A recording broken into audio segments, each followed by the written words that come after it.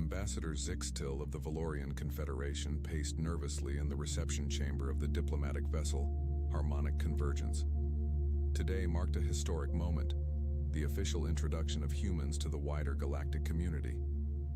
Zixtil's four hearts beat rapidly as he reviewed the briefing materials one final time.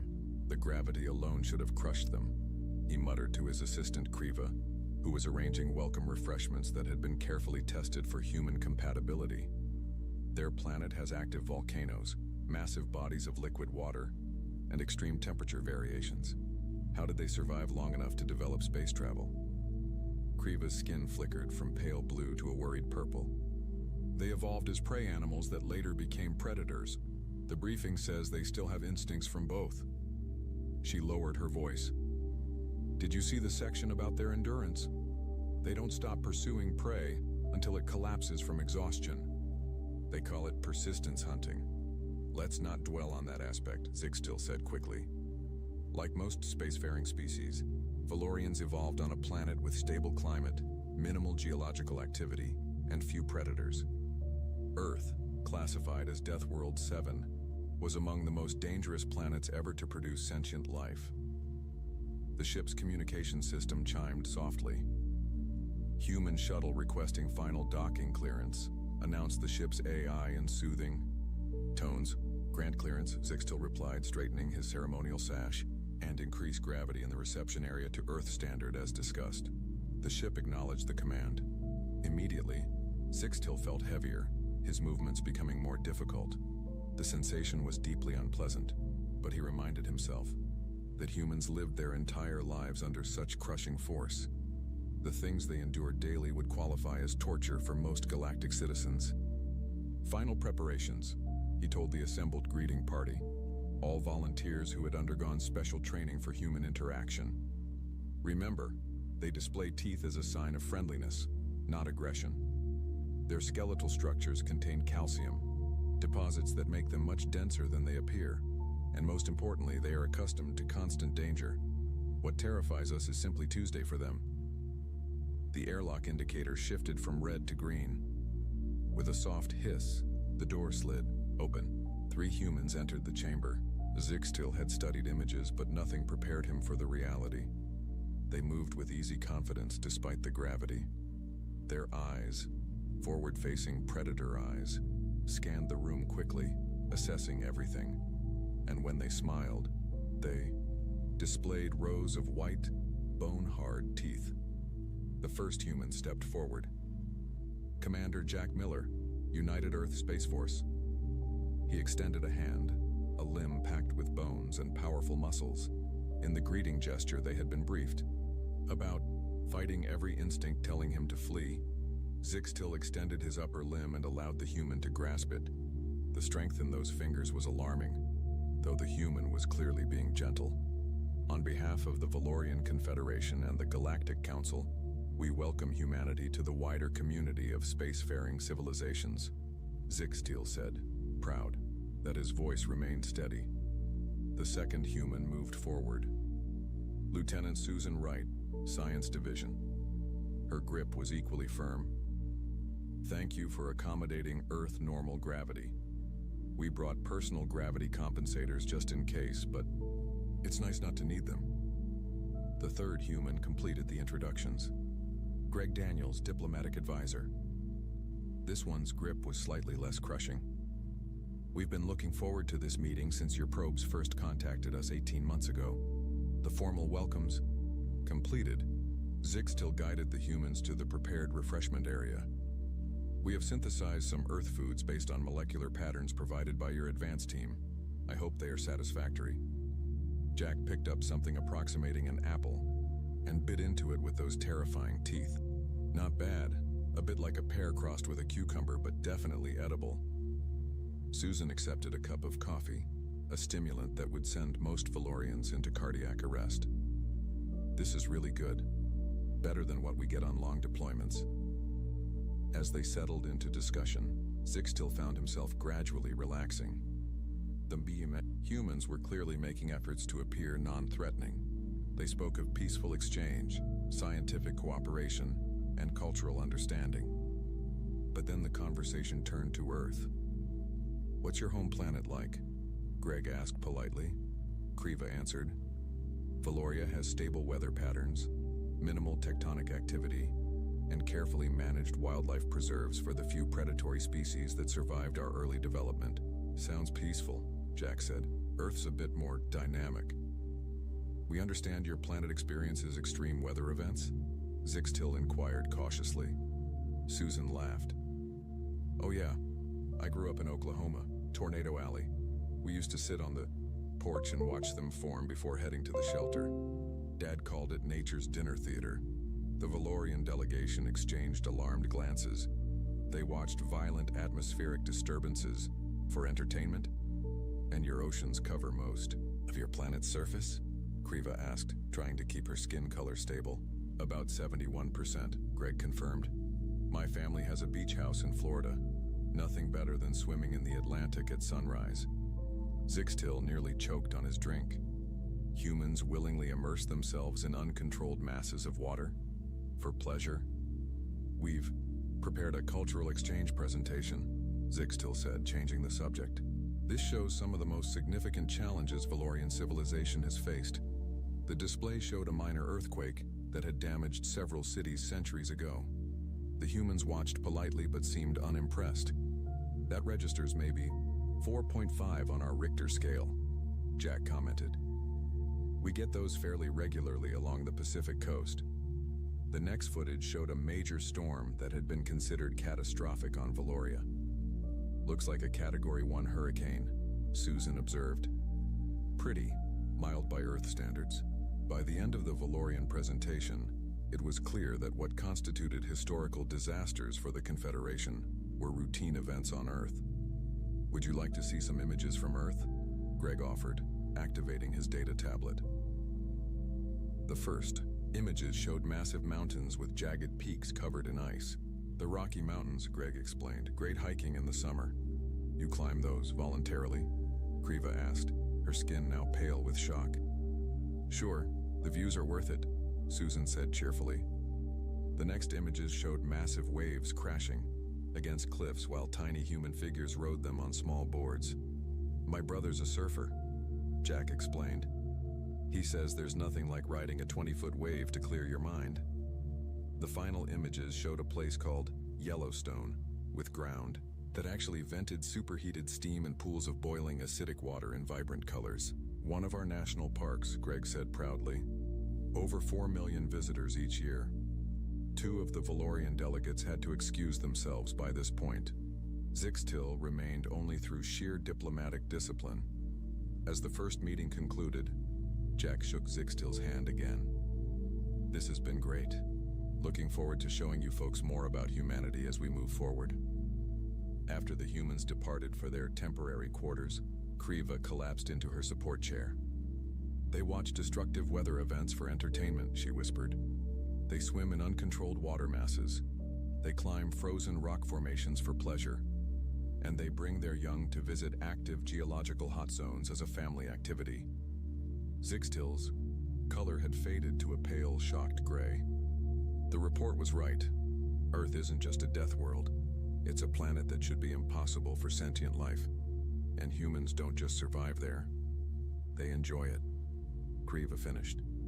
"What kind of species evolves to take pleasure in conditions that would kill post-sentient beings?" Zixtil looked at the closed airlock door. "I believe we're about to find out. And I'm not sure the galaxy is ready for the answer." 3 months after first contact, the Intergalactic Cultural Exchange Program officially began. 5 human representatives would live aboard the Valorian Station Peaceful Resonance for 6 months, while 5 Valorian diplomats would visit Earth. Both sides hoped this direct experience would build understanding between their vastly different species. The human team boarded the station on a quiet Tuesday morning. Dr. Olivia Martinez led the group as their scientific coordinator. She specialized in marine biology and was eager to learn about alien ocean life. Dr. Alan Powell, a geologist with a booming laugh, followed close behind. Dr. Diane Foster, a cultural anthropologist with a gentle smile, came next. Captain Ben Howard represented the military aspect of the exchange, his movements precise and watchful. Kelly Thompson, a chef and nutritionist, completed the team, carrying extra bags of Earth spices. Station Director Vorlon greeted them at the airlock. "Welcome to Peaceful Resonance. We've prepared a special section adjusted to Earth conditions." "Thank you for your hospitality," Olivia said with a warm smile that made Vorlon's skin ripple nervously. Even after months of preparation, those bone-filled human mouths were unsettling. The humans followed Vorlon through curved hallways to their quarters. The Valorian station consisted of connected spheres rather than straight corridors, reflecting their homeworld's natural architecture. "We've set the gravity in your section to 0.7 Earth standard," Vorlon explained. "Our systems cannot safely maintain full Earth gravity." Ben bounced slightly on his toes. "No problem, it's like being on the moon. Should be fun." Vorlon's translator struggled with the concept of fun applied to reduced gravity. The idea that humans would find physical danger entertaining still confused the Valorians. Meanwhile on Earth, the Valorian delegation was struggling to adjust. Despite extensive preparation and protective gear, Earth's conditions proved more challenging than anticipated. Ambassador Venril sent increasingly alarmed reports to the Confederation Council. The humans living near the place called Alaska endured temperature variations of over 40 degrees in a single season, one report noted. Many consider this invigorating rather than potentially lethal. Another report described humans in a region called Arizona who enjoyed outdoor activities in temperatures that would cause Valorian organ failure within minutes. The report included disturbing accounts of recreational activities called sunbathing and saunas, where humans deliberately exposed themselves to heat and radiation. Back on the space station, the human team settled into their routine. The recreation deck had been modified with Earth-type exercise equipment. Alan and Ben discovered they could jump nearly 3 meters high in the reduced gravity. "This is better than a trampoline park," Alan shouted as he somersaulted in midair. Several Valorian scientists observing from behind a safety barrier trembled at the reckless display. One activated an emergency medical alert before being assured that the humans were not in distress. Cultural exchange sessions took place daily. Today, Diane was explaining Earth entertainment to a group of fascinated Valorians. "Movies are moving pictures that tell stories," she explained. "We have many different types. Comedies make us laugh, dramas make us feel emotions, and action films excite us." "What about the category called horror?" asked junior researcher Tixara. "Our data suggests these are designed to create fear responses."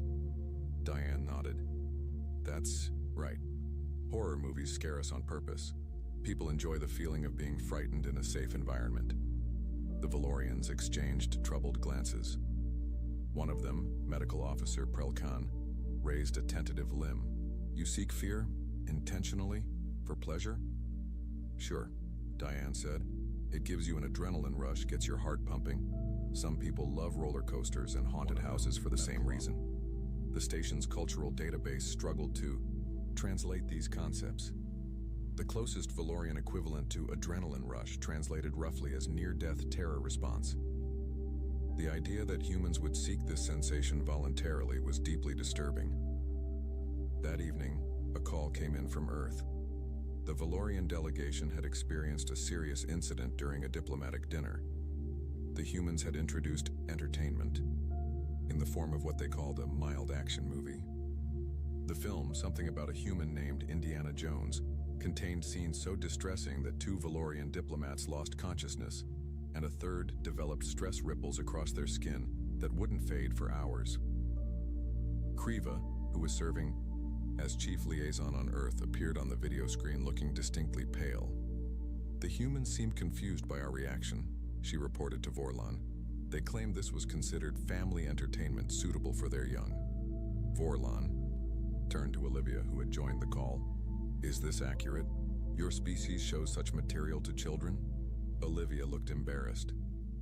"Indiana Jones is pretty tame by our standards. It's rated for general audiences. I watched those movies when I was 7 or 8 years old." After the call ended, Vorlon called an emergency meeting with the station's xenopsychology team. We need to better understand how humans process fear, he insisted. Their approach defies all established models of sentient behavior. The next day, Kelly organized a small dinner party to improve relations. She prepared simplified versions of Earth foods adjusted for Valorian digestion. As they ate, Ben shared stories about his military training. In survival school, they dropped us in the wilderness with just a knife, he explained between bites. No food, no water, no shelter. We had to live off the land for 2 weeks. The Valorians at the table froze in horror. This was punishment? Asked Security Chief Mezcan. Ben laughed. No, it was training. Actually kind of fun once you get past the hunger. I caught a fish with my bare hands on day 3. Best meal of my life. Dr. Zorbix, the station's xenopsychologist, made furious notes on his datapad. His research was beginning to form a theory. Humans didn't just tolerate danger. They had evolved to seek controlled forms of it as preparation for their hostile environment. Later that night, Alan suggested hosting a movie night for the human team. Just to unwind a bit, he said. Nothing too intense. Kelly agreed, selecting what humans considered mild entertainment, an action film with moderate suspense. The Valorians asked to observe remotely, part of their ongoing study of human behavior. As the humans relaxed and enjoyed the film, occasionally cheering during dangerous scenes or laughing at moments of tension, the Valorian observers watched, in scientific fascination. They're experiencing physiological fear responses, whispered Dr. Zorbix, monitoring their vital signs remotely. Elevated heart rates, increased adrenaline, pupil dilation, but their brain scans show pleasure centers activating simultaneously. How is that possible? Vorlon asked. I believe, said Zorbix slowly, we've discovered something profound. Deathworlders don't just survive terror, they've evolved to harness it. They deliberately seek controlled danger as a way to prepare for real threats.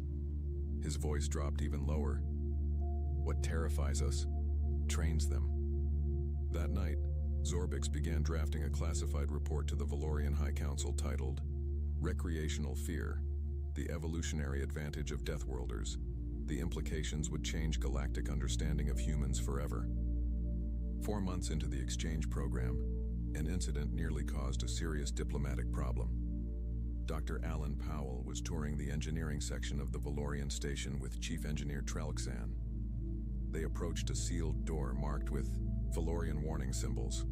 This area contains our secondary reactor cooling system, Trelxan explained through his translator. The radiation levels beyond this point would be harmful to Valorians. Alan glanced at the readout beside the door. The numbers displayed the radiation measurements in standard galactic units. He suddenly burst into laughter, a loud sound that echoed through the corridor. Trelxan's skin flashed bright orange in alarm. He slammed his limb against the emergency button on the wall. Sirens wailed throughout the section. Security barriers dropped from the ceiling, and evacuation alerts blared in Valorian. What's happening? Alan asked, his laughter stopping abruptly. Emergency containment protocols, Trelxan said, backing away from Alan. Please remain still until security arrives. Within minutes, security officers surrounded Alan. Dr. Zorbix and Station Director Vorlon hurried to the scene. Medical staff stood by with radiation treatment kits. I don't understand, Alan said, looking confused. Did I do something wrong? Vorlon's voice was tight with concern. You laughed at a severe radiation warning. We assumed you were experiencing the early symptoms of radiation poisoning, which include confusion and inappropriate emotional responses. Alan's eyes widened in understanding. Oh, no, I'm fine. I was laughing because... He paused, suddenly realizing how his reaction might seem. The radiation levels you're warning about are what we'd consider completely safe on Earth. Those readings are similar to what humans experience during a normal sunny day at the beach. A stunned silence followed his words. Impossible, whispered Trelxan. Those levels would cause cellular damage to Valorian tissue within minutes. Alan pulled out his personal tablet and quickly pulled up some Earth data. Look, here are the background radiation levels in major Earth cities.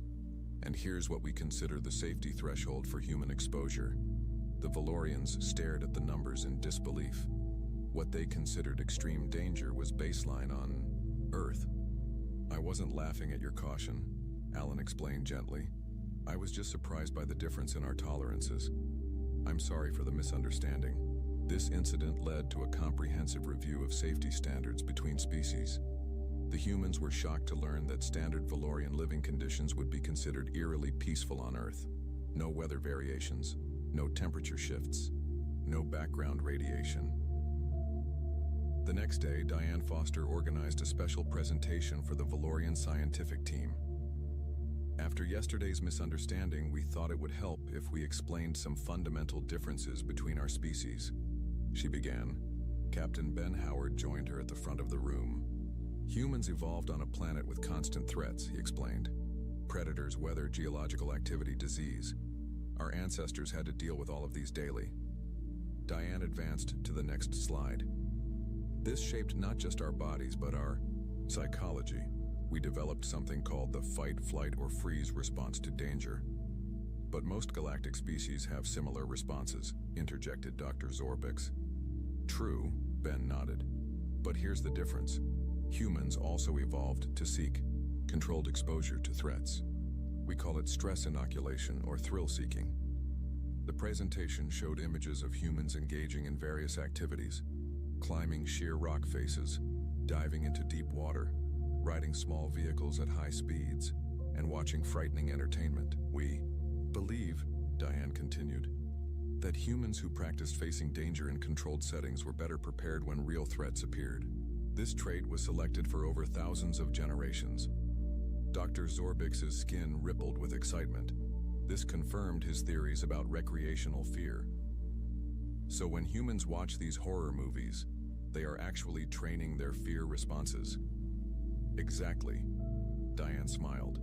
In a safe environment, we can experience fear, process it, and learn to function despite it. Later that evening, Kelly Thompson organized a small movie night for those Valorians brave enough to participate. She selected what humans considered extremely mild entertainment, a children's adventure film with very light peril. 5 Valorian scientists volunteered, including Dr. Zorbix. They were connected to medical monitors and given mild sedatives, as a precaution. As the film played, the humans watched with amusement as the Valorians reacted with gasps and skin color changes to scenes humans found completely tame. During one mild chase sequence, 2 Valorians had to leave the room to compose themselves. Dr. Zorbix remained, though his color fluctuated wildly. When the film ended, he turned to Kelly with new understanding in his large eyes. This was designed for your young? He asked, his voice wavering slightly. Yes, Kelly confirmed. Human children generally enjoy a little excitement in their stories. Fascinating, Zorbix said. I believe I understand now. You use these simulated dangers to prepare your offspring for your dangerous world. The next morning, an emergency message arrived from the Valorian delegation on Earth. They had been invited to attend something called a county fair and were requesting immediate consultation. What is a roller coaster? Asked Ambassador Venril, looking distinctly unwell even through the video feed. The humans describe it as entertainment, but the specifications they showed us appear to be some kind of torture device. Olivia tried not to smile. It's a thrill ride, a track with steep drops and tight turns that gives you a feeling of controlled danger. And humans enter these devices voluntarily? For pleasure? Venril seemed unable to process this concept. Many do, yes. Children especially love them. The ambassador's skin turned a deep blue of distress. They subject their young to this? As some form of endurance test? No, Olivia explained patiently. Because it's fun. The feeling of fear in a safe environment gives humans a rush of pleasurable chemicals in our brains. After the call ended, Olivia joined the others in the recreation room. I don't think the Earth delegation is enjoying their stay as much as we're enjoying ours, she said with a small laugh. Alan nodded. It's strange, isn't it? What they consider terrifying, we consider boring. What we consider fun, they consider traumatic. Dr. Zorbix has a theory about that, Ben said, bouncing a ball against the wall and catching it with ease in the low gravity. He thinks our entire entertainment industry is actually a sophisticated training system to prepare us for danger. Diane looked thoughtful. He might not be entirely wrong. Think about it. We pay good money to be scared in safe environments. Horror movies, haunted houses, extreme sports. Speaking of which, Kelly interrupted, checking her tablet. I just got permission to organize a haunted corridor for Halloween next month. She grinned mischievously. I wonder if any of our Valorian friends will be brave enough to try it. The humans laughed, not unkindly, but with genuine amusement at the cultural gap between their species. What the Valorians didn't yet fully grasp was that humans didn't just endure their dangerous world. They had learned to find joy in the very things that should terrify them. And that, perhaps, was the most alien thing about them of all. 6 months into diplomatic relations, disaster struck. An uncharted asteroid cluster damaged a Valorian science vessel, the Serene Discovery. The ship was now stranded in orbit around an unstable gas giant in the Proxima system. Its engines were damaged, and the vessel was slowly being pulled into the planet's crushing atmosphere. 19 crew members faced certain death. The Valorian High Council called an emergency meeting. The nearest Valorian rescue ships were 3 days away, too late to save the crew. However, the human vessel Northern Star, captained by Erica Nelson, was conducting a survey mission just 8 hours from the distressed ship. Council member Chillax looked deeply troubled. The conditions near that gas giant include high radiation, extreme pressure variations, and atmospheric toxins. We cannot ask humans to risk themselves in such conditions. Ambassador Zixtil, who had been working with humans since first contact, sighed. What is deadly to us may not be to them. I suggest we at least inform them of the situation. After much debate, the council agreed to contact the Northern Star. Dr. Diane Foster and Dr. Zorbix joined the call from the station to help with communication. When Captain Nelson received the distress call, her reaction surprised the Valorians. Instead of fear or hesitation, her expression showed focused determination. Send us the ship's exact coordinates and all data on the gas giant, she requested immediately. We can reach them in under 8 hours at maximum burn, council member Chillax spoke cautiously. Captain Nelson, I must inform you that the environment around the gas giant exceeds safety parameters for most species. The radiation alone is well within human tolerance, Nelson interrupted. I've reviewed the data you're sending through now. These conditions are challenging but not impossible for us or our ship, Diane added. The Valorians have different environmental tolerances than we do, Captain. What's deadly to them is often manageable for humans.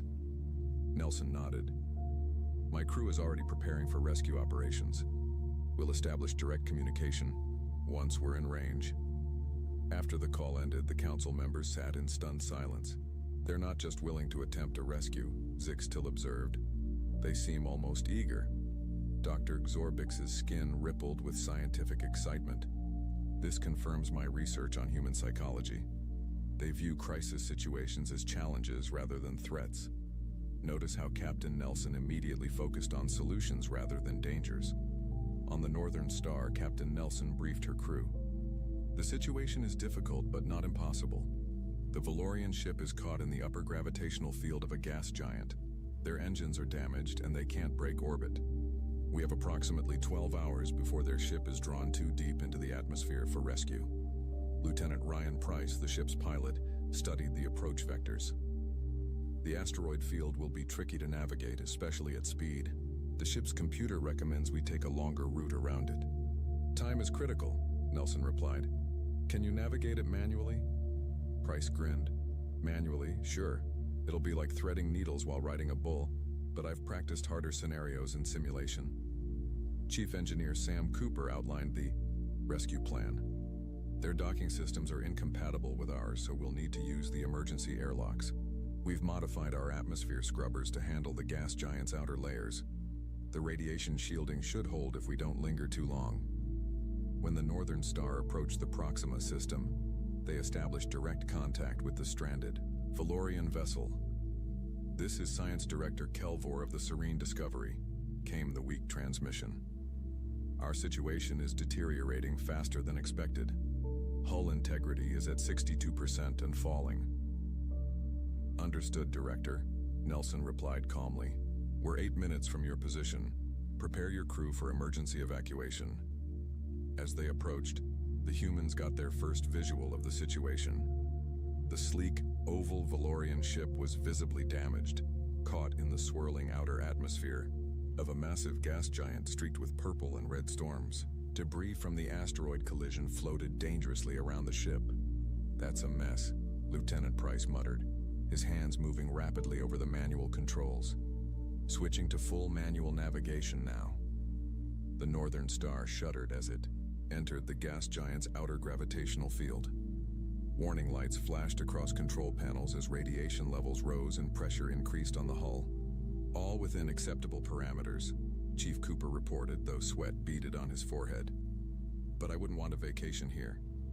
Price navigated the ship through the debris field with remarkable precision, occasionally making quick jokes about particularly close calls. The rest of the crew responded with tense laughter or encouraging comments. To an outside observer, they might have seemed strangely relaxed given the deadly situation. When they finally reached the Valorian vessel, they found its crew in a state of near panic. The Valorians had sealed themselves in emergency survival pods, their skin pale with terror. We need to move quickly, Nelson told them through the communication system. Your ship won't hold much longer. We'll attach to your emergency airlock and evacuate you one by one. The rescue operation was difficult. The two ships struggled to maintain position in the gas giant's turbulent atmosphere. Each time a Valorian was transferred between ships, both vessels shuddered dangerously.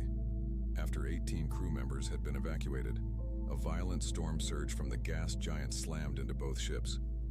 The impact broke the airlock seal before the final Valorian could cross. Warning alarms blared through both vessels. We've lost the connection, Chief Cooper shouted. The Valorian ship is being pulled deeper into the atmosphere. Without hesitation, Lieutenant Ryan Price grabbed an emergency spacesuit. I can reach them through the exterior guide cables. We haven't come this far to lose one. That's too dangerous, Nelson said firmly. I'll go. With respect, Captain, I'm the best zero-G maneuverer on the ship, Price replied, already sealing his helmet. And somebody needs to pilot us out of here once I get back with our guest. Before Nelson could object, further, Price had entered the airlock. The crew watched nervously on monitors as he launched himself across the gap between ships, using the remaining guide cables for direction in the violent atmospheric currents. The Valorians observed in stunned silence. One crew member had to be sedated after witnessing Price's suicidal spacewalk. To them, what the human was doing was beyond comprehension, deliberately exposing himself to conditions that should kill any rational being. Price reached the Valorian ship, found the stranded crew member, and began the perilous journey back. Twice, sudden atmospheric bursts nearly tore them from the cables. Each time Price adjusted with remarkable calm, even making a joke about cosmic rodeo that the ship's microphones picked up. When they finally returned safely to the Northern Star, the ship immediately began its escape burn. They cleared the gas giant's atmosphere just as the abandoned Valorian vessel imploded under the increasing pressure. As the rescued Valorians received medical attention, Science Director Kelvor approached Captain Nelson with trembling limbs. Your crew member deliberately exposed himself to deadly conditions, he said, his voice still shaking. He even seemed to derive pleasure from the extreme danger. How is this possible? Nelson smiled slightly. Lieutenant Price is one of our best. And yes, he probably did enjoy the challenge on some level. When humans face dangerous situations and overcome them, we often experience a feeling of accomplishment. But the risk was calculated, Nelson finished. Price knew his limits and capabilities. What looks like reckless behavior to you was actually a carefully assessed action to him. Later, as the Northern Star headed for the nearest Valorian space station with their rescued passengers, Dr. Zorbix received an urgent message from the High Council. They wanted his complete research on human psychology immediately. The successful rescue had profoundly shaken Valorian understanding of what was possible.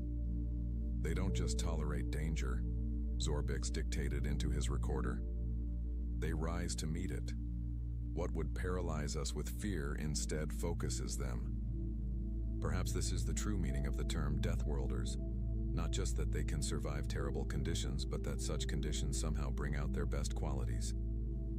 1 year after first contact, the Intergalactic Council convened a special session to discuss humanity's unique place in the galactic community.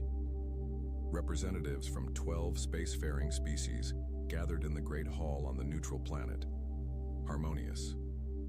The massive chamber hummed with nervous energy as delegates discussed humans in worried whispers. Ambassador Zixtil entered with the human delegation. Dr. Frank Willis, Earth's leading xenopsychologist, would present today.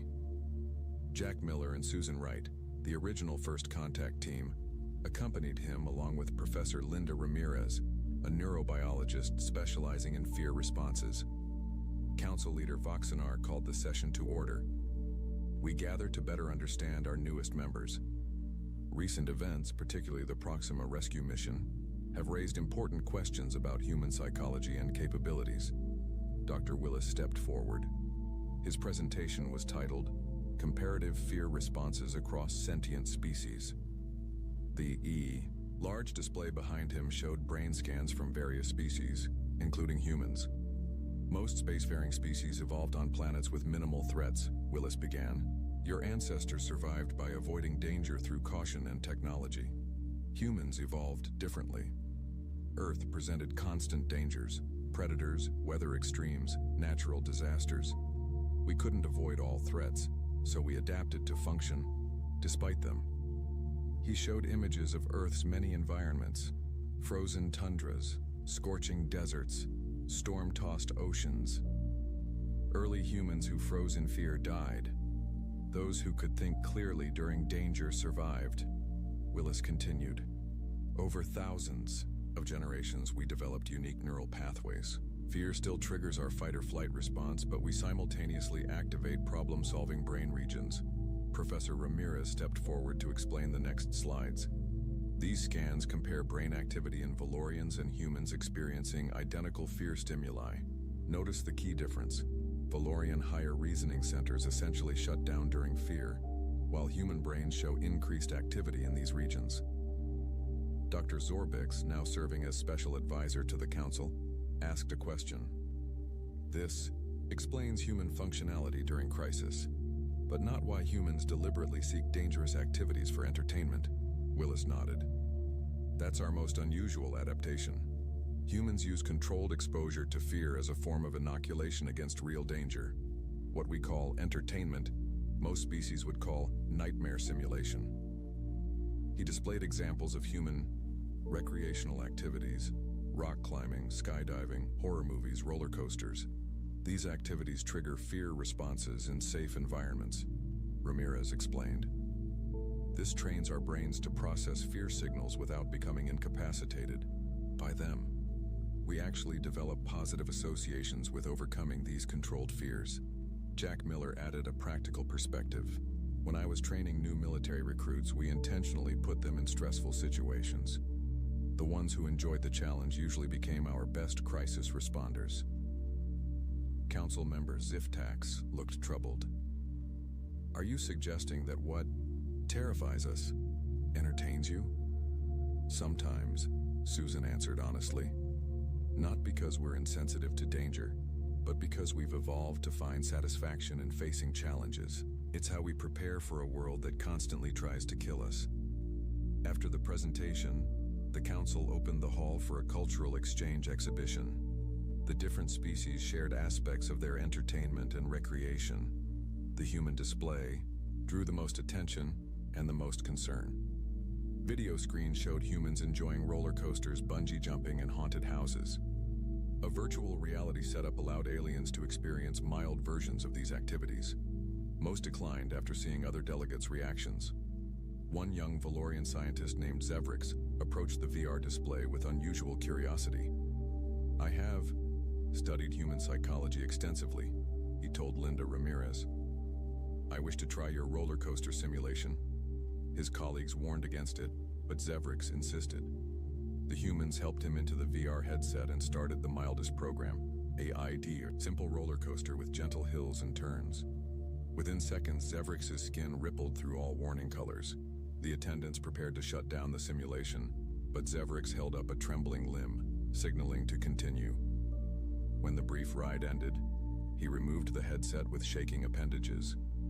The other Valorians rushed forward, expecting him to collapse. Instead, he turned to Ramirez with wide eyes. "That was terrible," he said, "yet also fascinating.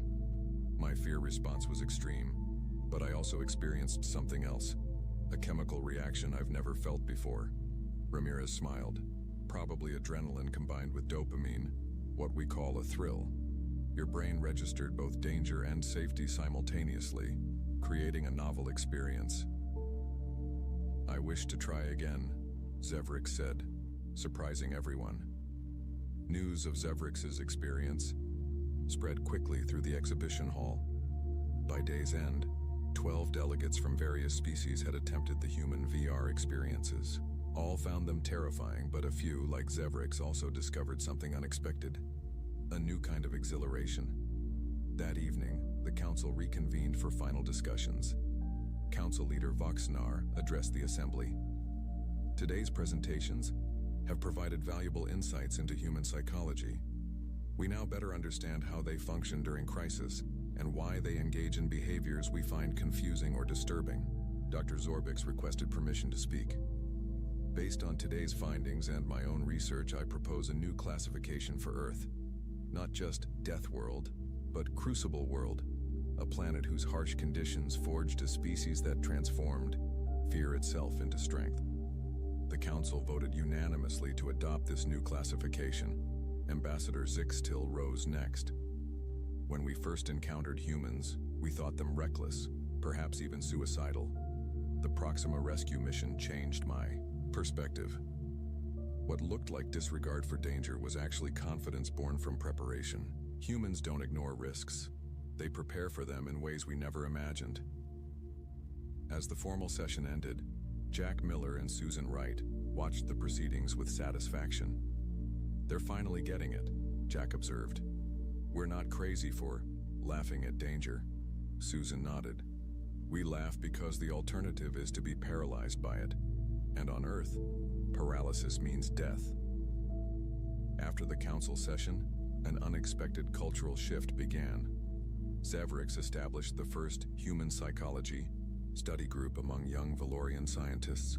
They cautiously experimented with mild forms of what humans called thrill-seeking, starting with slightly spicy foods and very gentle VR experiences. Other species began similar programs. No non-human would ever enjoy the extreme conditions humans thrived in, but many discovered they could expand their comfort zones through controlled exposure. Some even reported feeling exhilarated after facing minor fears and overcoming them. 6 months later, humanity celebrated another milestone: the first interspecies expedition to explore a marginally habitable planet. The team included members from 4 species, including Zevrix. The non-humans relied on protective gear, but they volunteered despite the risks, inspired by the human approach to challenge. At the mission launch ceremony, Ambassador Zixtil delivered a speech that captured the new understanding between species. "When we first encountered humans, we thought we knew terror, until we saw what Deathworlders were laughing at. Now we understand it wasn't madness we were seeing, but perhaps the highest form of courage in the galaxy. Humans don't just endure their harsh world, they find joy in overcoming its challenges." He raised his ceremonial cup in a toast. "To our human friends, who taught us that fear need not paralyze, that danger can be faced with determination, and that sometimes the best response to terror is laughter." The human delegation smiled, raising their cups in return. On the viewing platform, Dr. Zorbix watched with scientific satisfaction. His research had shown that while non-humans would never match humans' comfort with danger, they could learn from it. Already, emergency response rates had improved across several species thanks to training methods inspired by human practices. As the expedition ship launched toward the stars, Zorbix reflected on how much had changed in just 1 year. Humans had not only joined the galactic community, they had fundamentally altered it, challenging assumptions about fear and courage that had stood for millennia. And perhaps, he thought, That was exactly what the galaxy needed. Species who could laugh in the face of danger and teach others to do the same.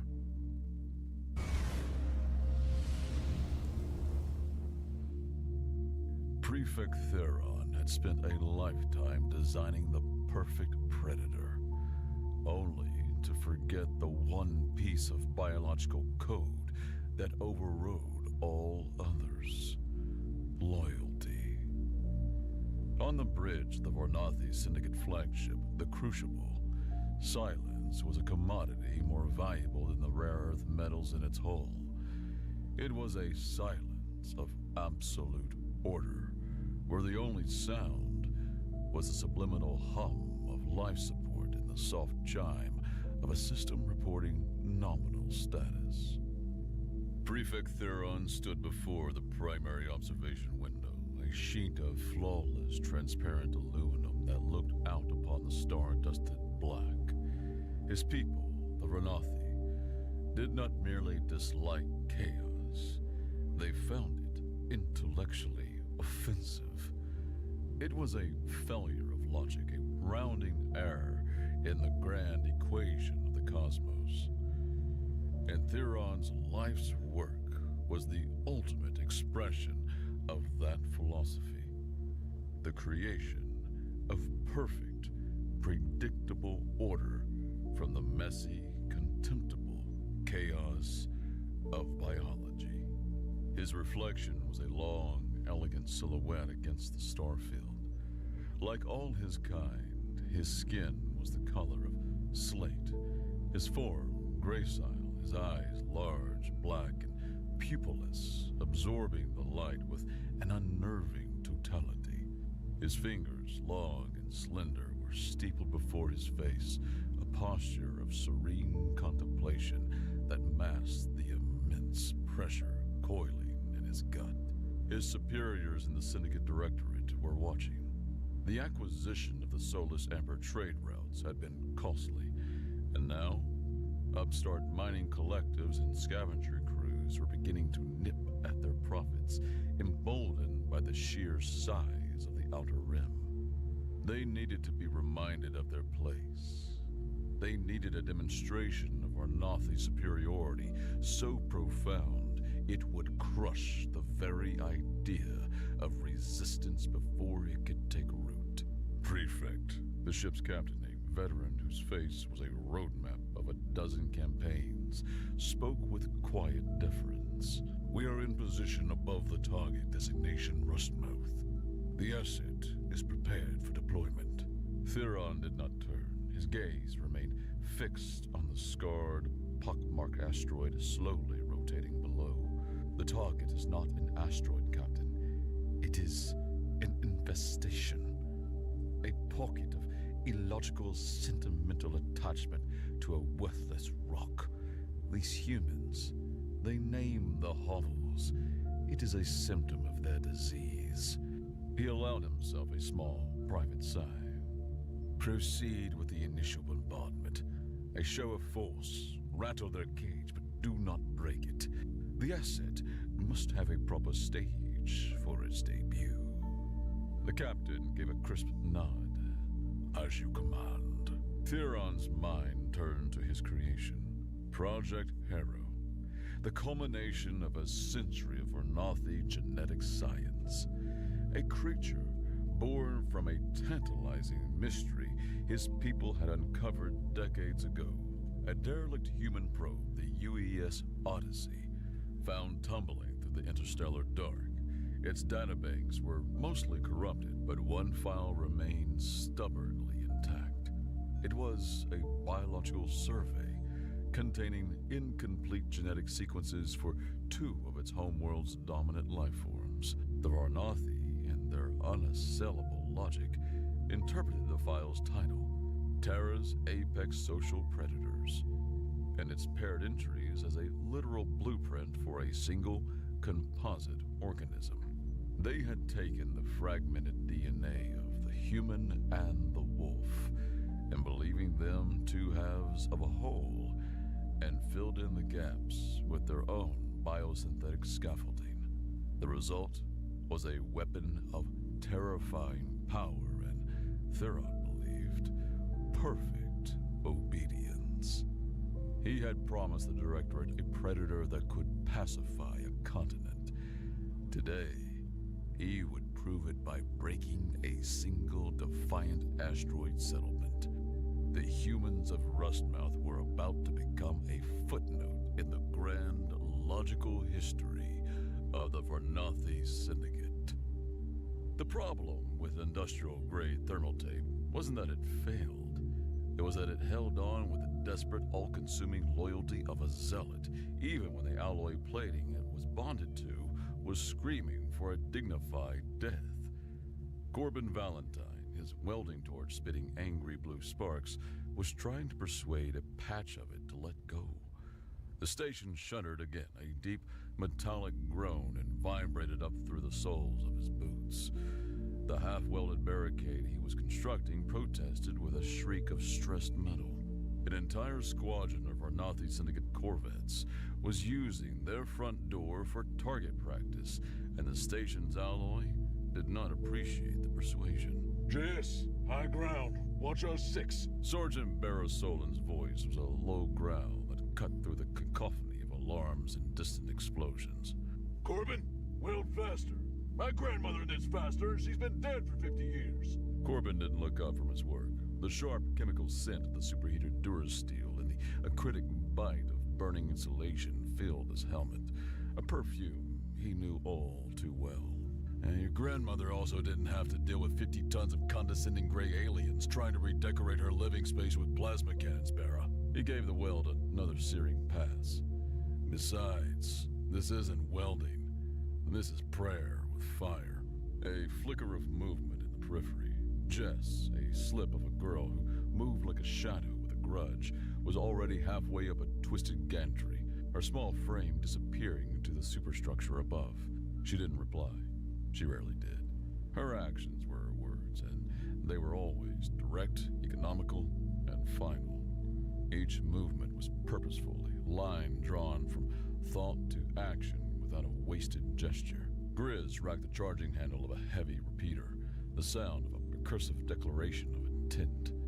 The weapon was a brutal piece of ex-Alliance hardware, as stubborn and reliable as the woman holding it.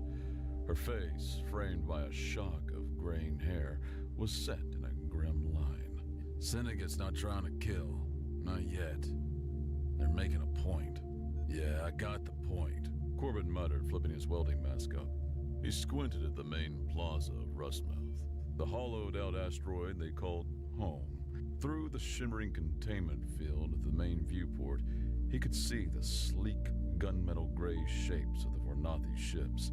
And the point is, they're rich, we're not, and they think our recent success in the soulless amber trade is a disruptive market anomaly. I call it good business. Grizz grunted, slapping a fresh power pack in the repeater's housing. They call it an excuse to show off. As if on cue, the barrage stopped. The sudden absence of noise was a physical pressure, a vacuum that sucked the air from Corbin's lungs. Every creak of the stressed station, every distant drip of a ruptured pipe became unnervingly loud. It was the quiet of a predator that had cornered its prey, and was now deciding how to play with it. And now? Corbin asked, his hand instinctively going to the grip of the modified pulse pistol holstered on his thigh. Now, Grizz said, her eyes fixed on the suddenly silent Vernathi ships hanging in the black outside the station's main viewport. Comes the punchline. A new shape detached from the belly of the largest Vernathi cruiser. It wasn't a bomb or a torpedo.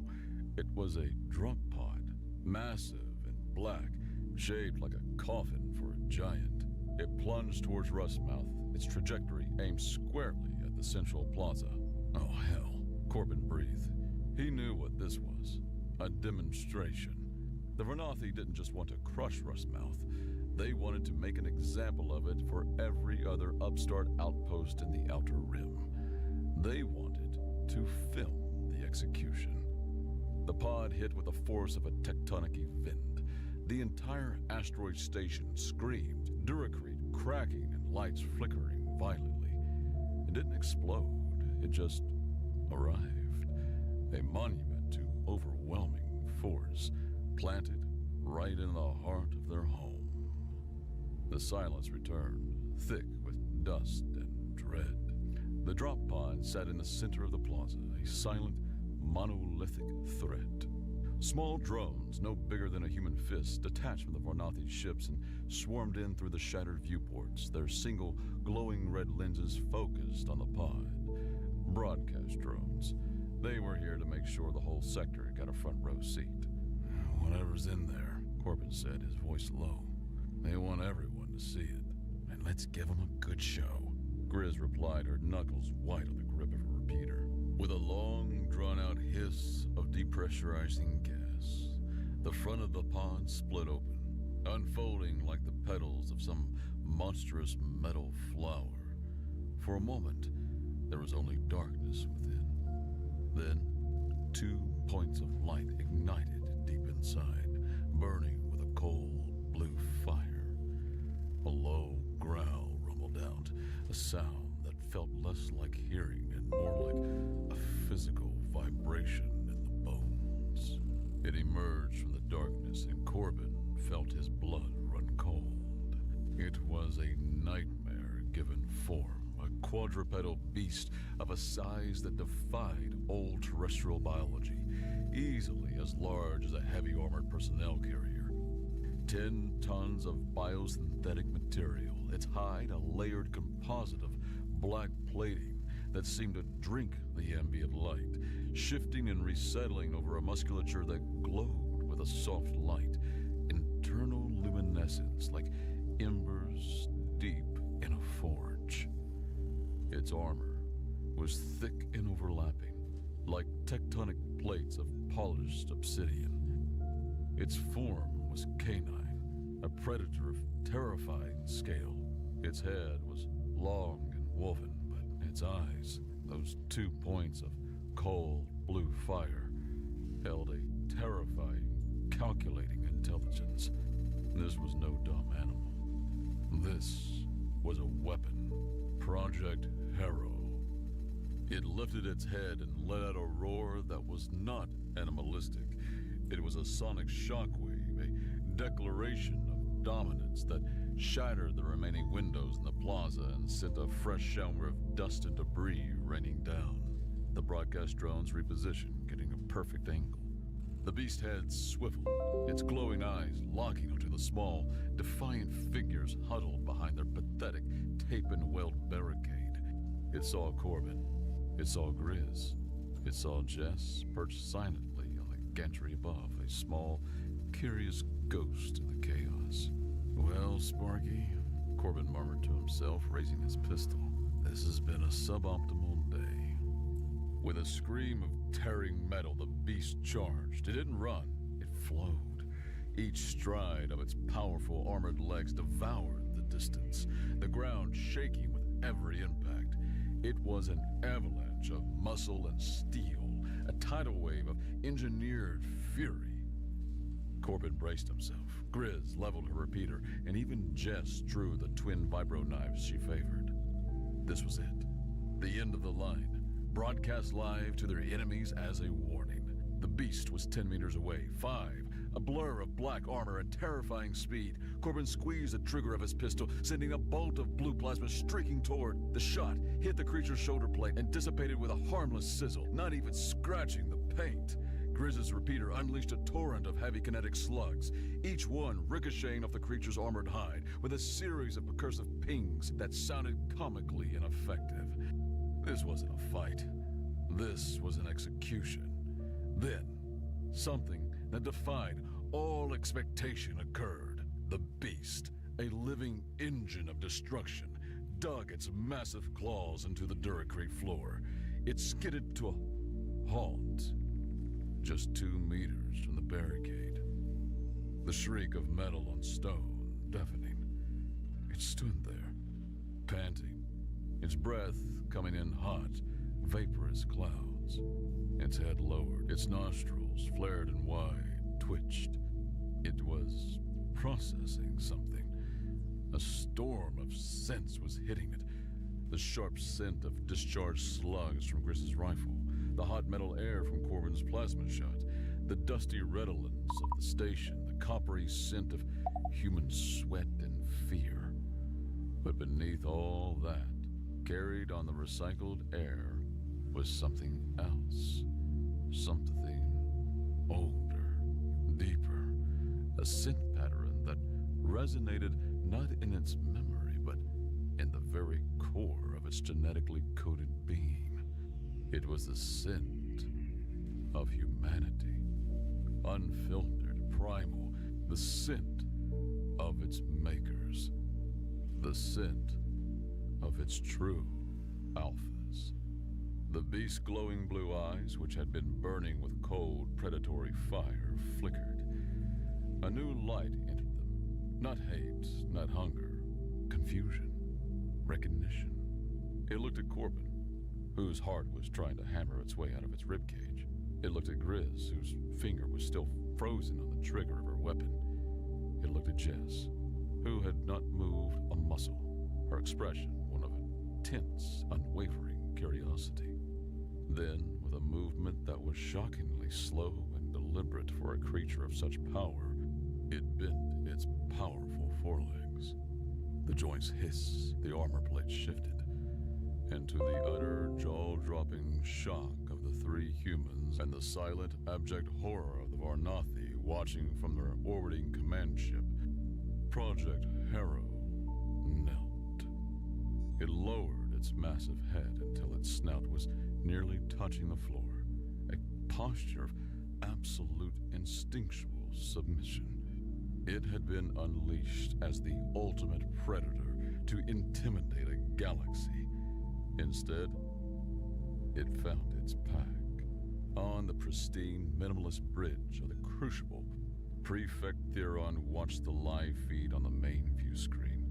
For a full 10 seconds, the only sound on the bridge was the quiet, ambient hum of the ship's systems as every officer stared, frozen, at the image of their creation bowing to a trio of what his culture deemed unevolved organisms.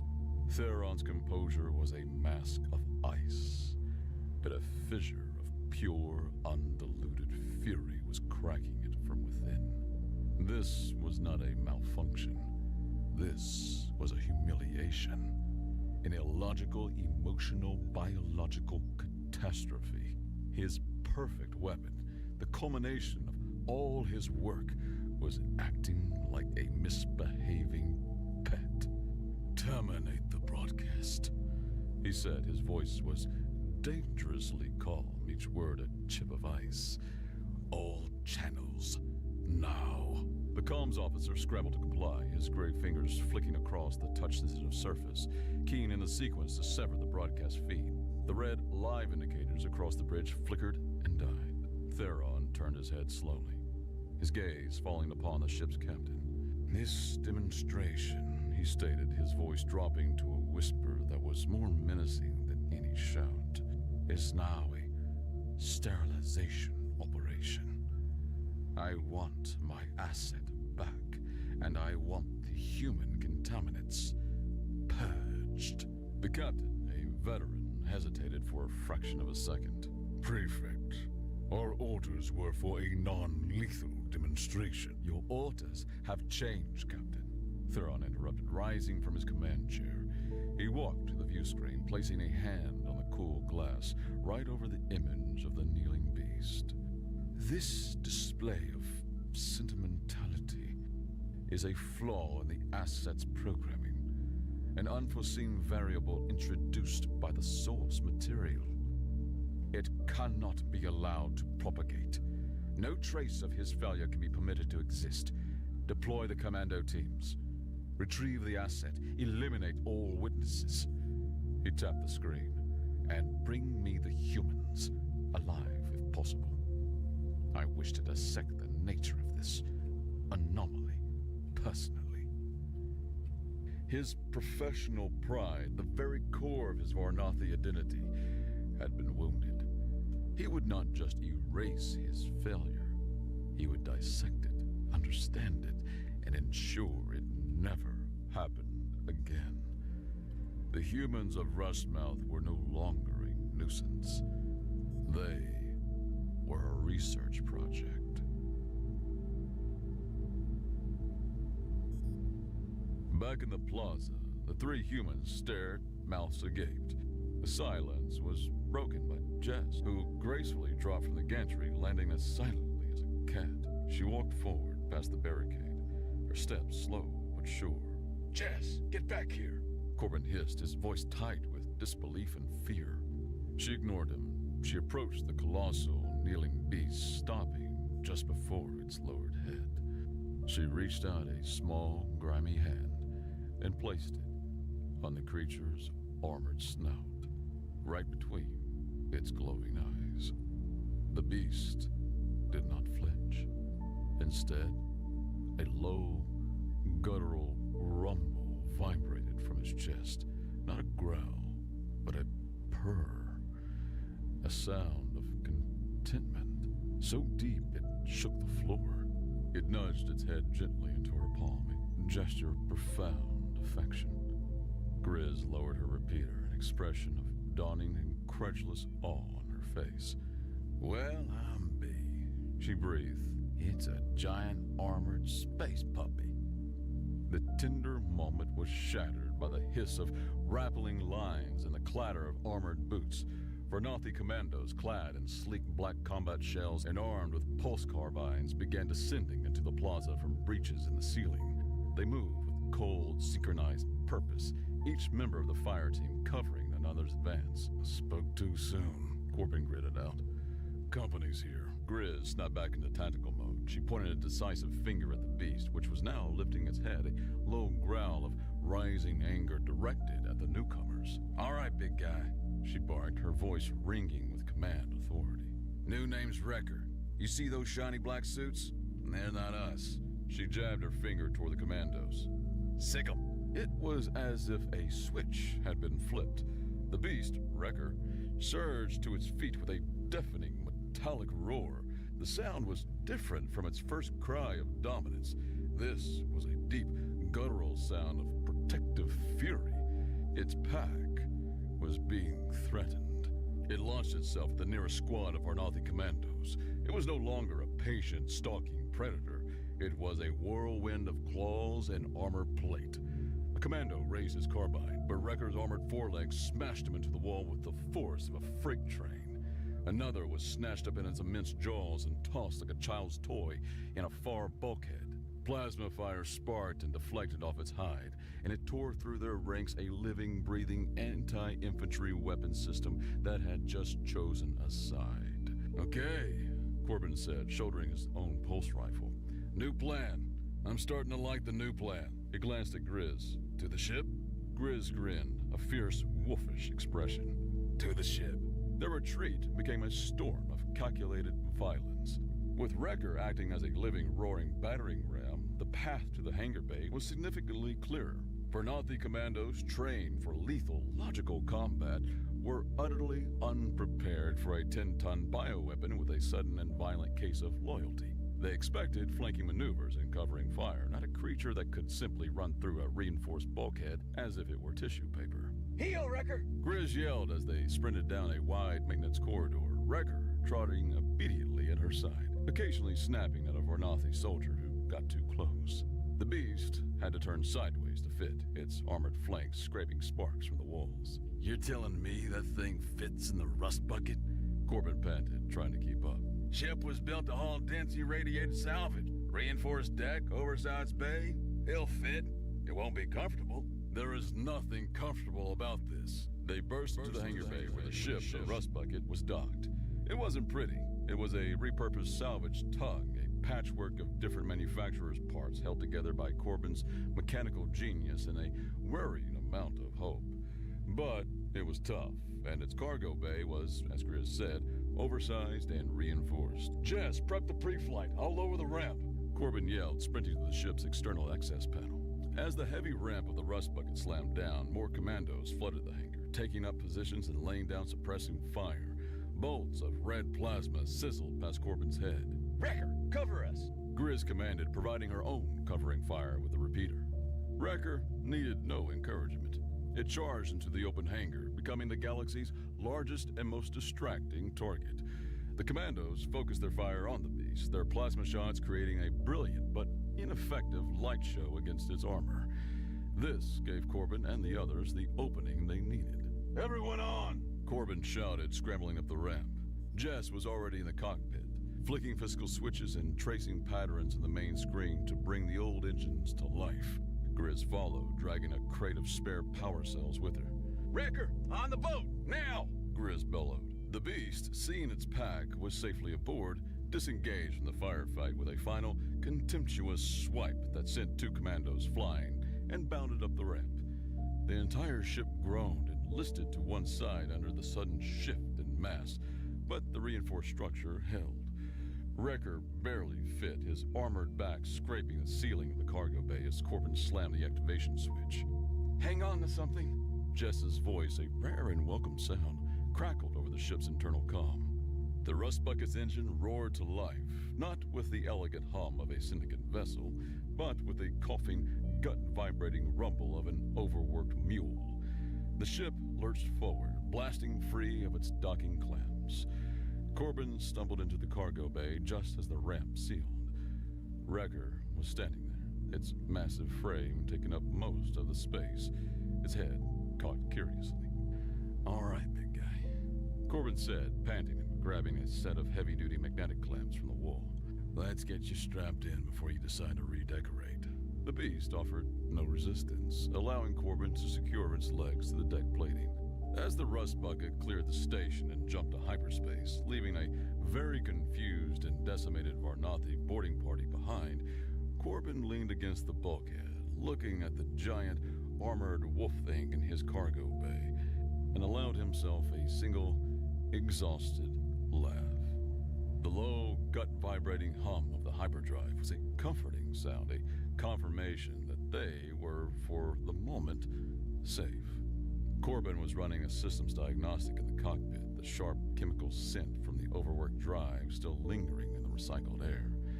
Grizz was chugging a nutrient paste that smelled vaguely of chicken and regret, while Jess was in the cargo bay with their new passenger. "She's been down there for an hour," Grizz noted, wiping her mouth with the back of her hand. "Think he ate her?" "Wrecker wouldn't eat Jess," Corbin said without looking up from his console. "He might try to groom her, which would be infinitely more terrifying." He tapped a few commands. "Ship's holding together. Barely. They did a number on the port stabilizer." A moment later, Jess appeared in the cockpit doorway. She was holding a small data chip. "Found something," she said, her voice quiet. Corbin swiveled in his chair. "Found what? Where?" Jess pointed a thumb back toward the cargo bay. "Under the armor, a seam. Diagnostic port." Corbin and Grizz exchanged a look. Of course, Jess, with her scavenger's eyes, would find a hidden maintenance port on a 10-ton biological war machine, while everyone else was still processing the fact that it existed. They followed her back to the cargo bay. Wrecker was lying down, its massive head resting on its paws. It watched them approach with its intelligent blue eyes, giving another one of its floor-shaking purrs when Jess patted its leg. She pointed to a nearly invisible seam just behind its shoulder plate. "Pried it open," she whispered, indicating the panel she'd found. Corbin knelt, plugging his personal data pad into the exposed port. "All right, let's see what makes you tick, Sparky." The screen lit up with a wall of text, a cascade of Varnathi military-grade encryption that made Corbin's eyes water. "Scrap.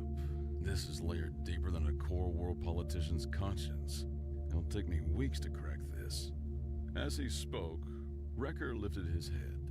It watched Corbin's frustrated tapping for a moment, then let out a soft whine. He nudged Corbin's datapad with its enormous snout, the gesture surprisingly gentle.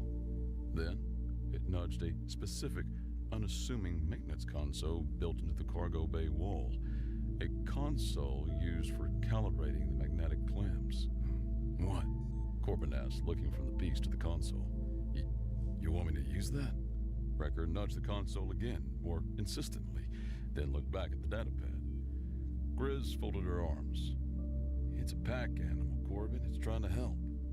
It's not a dog. It's a whatever it is. Corbin muttered, but he unplugged his datapad and connected it to the indicated console. He ran a diagnostic. The console wasn't just for the clamps. It was a redundant systems hub tied into the ship's main computer. And for some reason, the Varnathi port was reacting to it. A new window opened on his datapad, a back door into the encryption. No way. Corbin breathed. It's using the ship's architecture as a skeleton key. He started typing furiously as the data streams began to flow, corrupted and fragmented, but readable. He pulled up the first coherent file. It was a header, simple and stark. Project Harrow, Source Data, Archival Probe UES Odyssey, Human Origin. Another file, a classification manifest from the human probe, flickered onto the screen. It was written with a strange, poetic flourish that was completely at odds with typical military classification. Master file, Terra's apex social predators, sub-entries, Homo sapiens, Canis lupus. Archivist note. Let the record show that while we stand on two legs and they on four, we are bound by the same ancient pact. The warmth of fire, the loyalty of the pack, the thrill of the hunt. In our arrogance, we call them beast and ourselves man. But the wolf that runs in the dark of the wood runs also in the dark of our own hearts. They are our shadow kin, our other half, the song of the wild that we have almost forgotten how to sing. Corbin stared at the screen. Grizz leaned over his shoulder, reading. Apex social predators. One file. The final fragment was a Varnathi project note, cold and clinical. Genetic interpretation, single organism, incomplete sequences for both sub-entries, missing data compensated with Varnathi biosynthetic scaffold, intelligence and pack loyalty of human combined with predatory instinct of wolf. The horrifying, hilarious, galaxy-altering truth crashed down on them.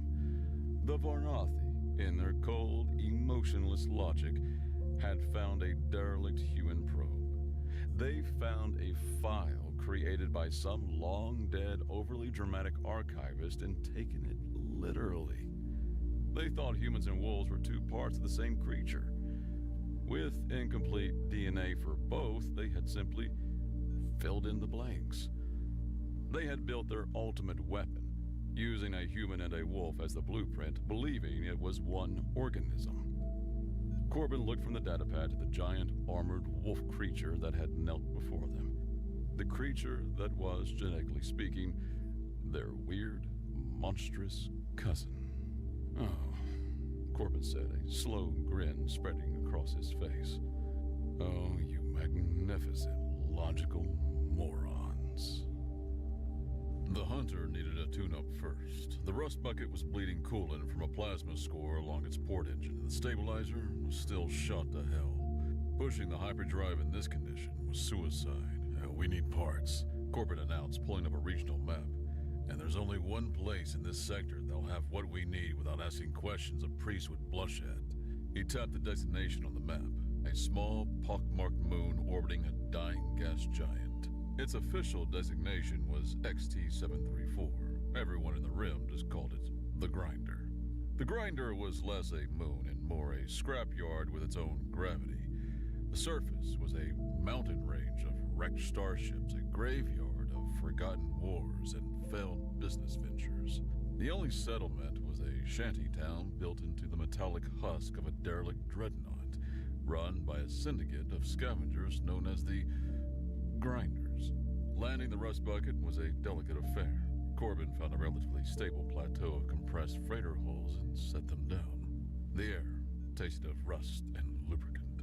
All right, Corbin said, grabbing a bag of tools and a few high-density credit chips. Grizz, you're with me. Jess, you stay here. Keep an eye on our boy in the ship. If anyone but us tries to get on board, you have my permission to get creative. Jess just grinned and tapped the hilt of one of her vibro knives. It was all the confirmation he needed. The bartering in Grinder's Central Market was a tense, ritualistic dance. Corbin, a master of deadpan hackle, argued with a four-armed, cybernetically enhanced grinder chief over the price of a refurbished plasma conduit, while Grizz stood silently behind him, her sheer imposing presence a form of negotiation all its own. This conduit has a microporosity rating of .03. It'll leak like a sieve under full load. The grinder chief chittered, his metallic arms crossing over his chest. .015, human. And that's my final offer. Take it or go weld your ship with mud and hope. They eventually settled on a price that felt only slightly like grand larceny. Hours blurred into a rhythm of grime and sparks. Corbin, cursing under his breath as he wrestled the new conduit into place, felt a familiar frustration with a roll of industrial thermal tape that refused to yield. Jess, a ghost in the machine's guts, rerouted the frayed power lines with a quiet focus. While Corbin's back was turned to grab a hydro spanner, Jess's hand darted out, snatching the same stubborn roll of hyperconductive thermal tape from his kit. She planned him with a silent, sly grin before he turned back, none the wiser. In the cargo bay, the clang of Grizz's thrown-to-koi drone was followed by Wrecker's immediate pounce, a 10-ton beast learning the art of restraint. She wasn't training a pet, she was drilling a soldier. She used sharp, clear hand signals, a closed fist for stay, a pointed finger for watch, a slashing motion for attack. Wrecker responded with stunning speed and comprehension, his intelligent eyes locked on her. The bond between the no-nonsense soldier and the bioengineered beast was solidifying, built on a shared language of tactical purpose. He's a fast learner, Grizz said, giving Wrecker's armored flank an approving slap as Corbin emerged from the engine room covered in grease. They better be, Corbin replied, wiping his forehead. as we're about to go kick the hornet's nest. Prefect Theron is a creature of ego, Corbin explained, pacing the rust bucket's small bridge. The star map glowed between them. We can't just show up at a secret lab. Even if we knew where it was, the place will be a fortress. We need to draw him out.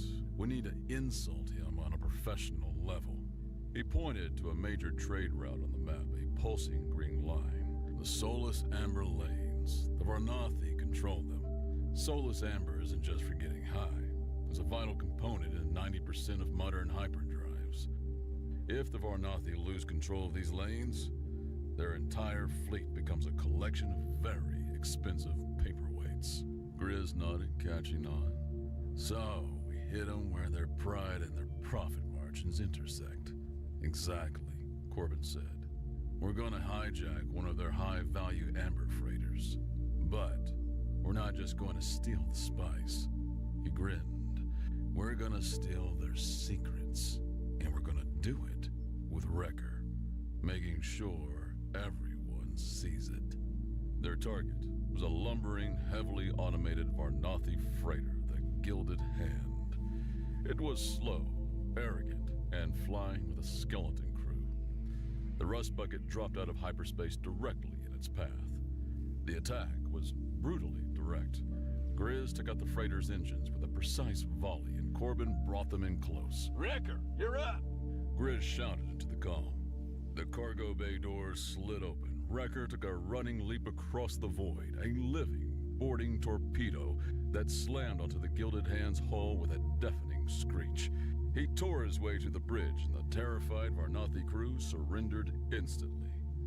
While Grizz and Jess secured the spice, Corbin went straight for the bridge's secure data terminal.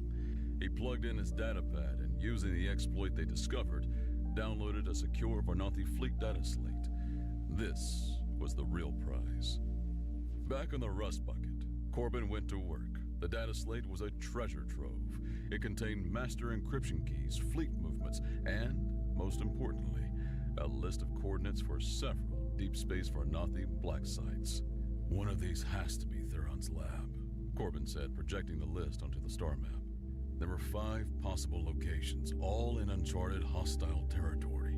But which one? Attacking the wrong one will get us killed. As he spoke, Wrecker, who had been lying quietly in the cargo bay, grew agitated. He padded onto the bridge, a low whine rumbling in his chest. He walked to the glowing star map and stared at it, his head cocked.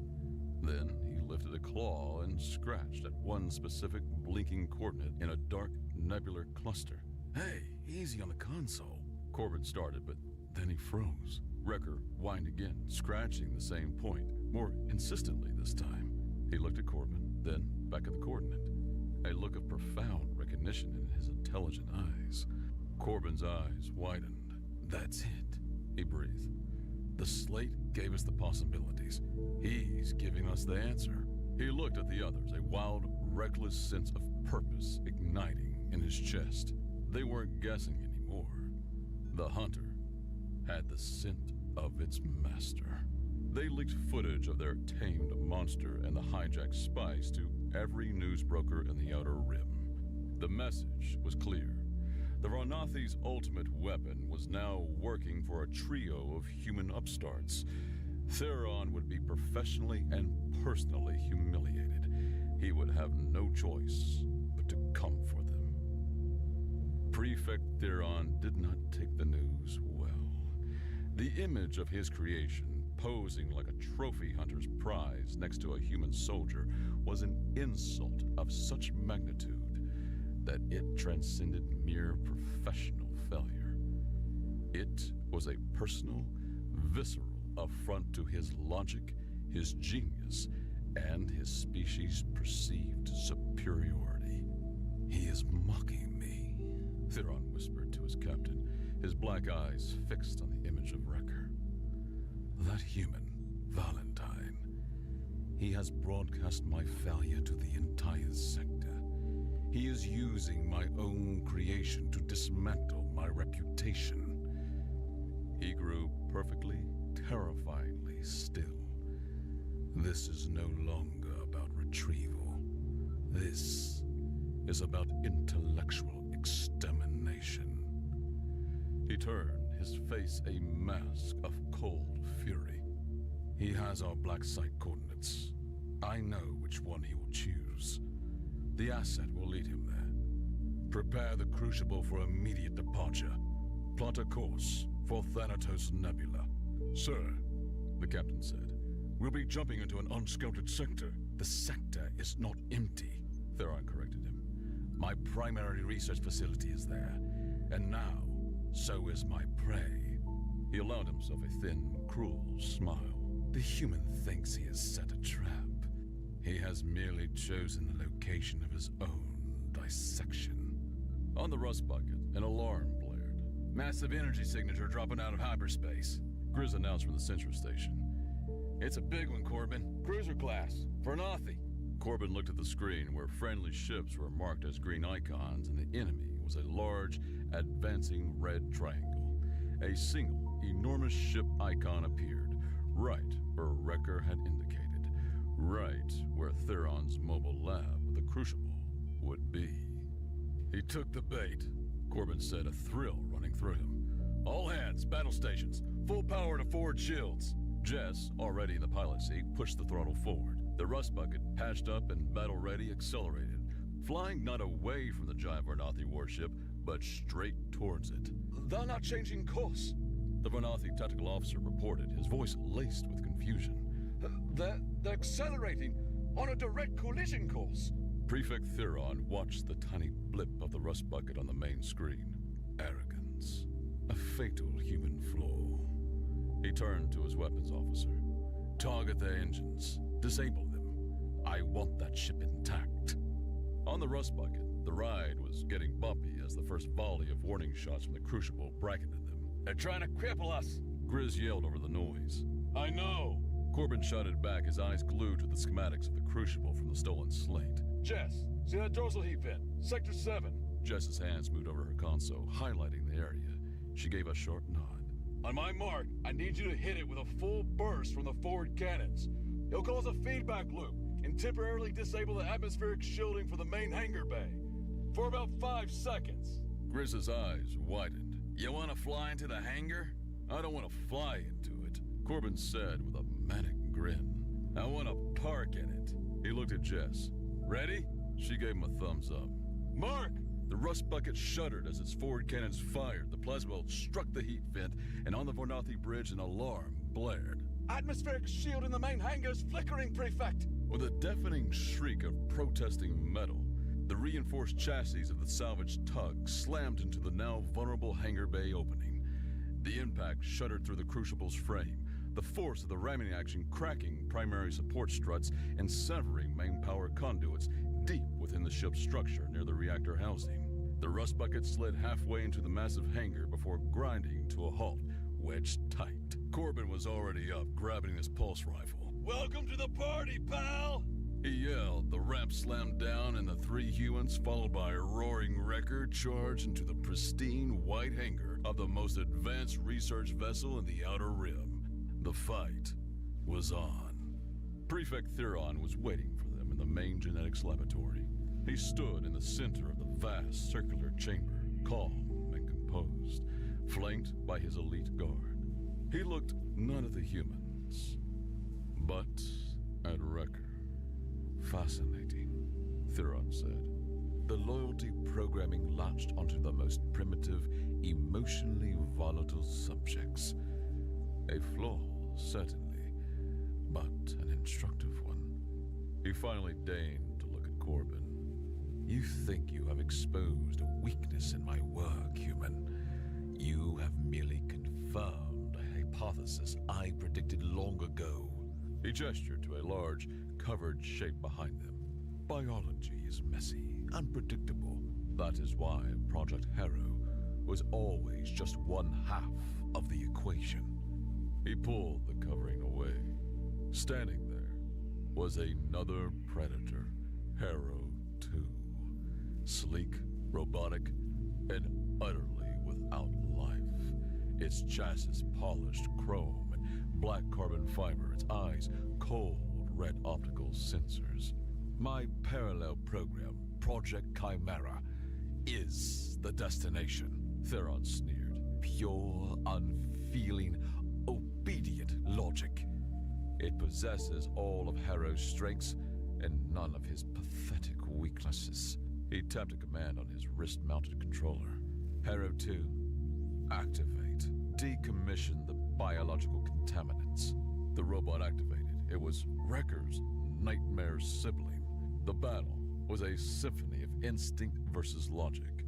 Harrow 2 was a flawless killing machine. Wrecker was a storm of primal cunning. Grizz, suppress those guards. I need a clear shot at the control interface on his wrist. Corbin yelled, laying down plasma bolts toward the prefect. Grizz's repeater roared, forcing Theron and his guards to dive for cover.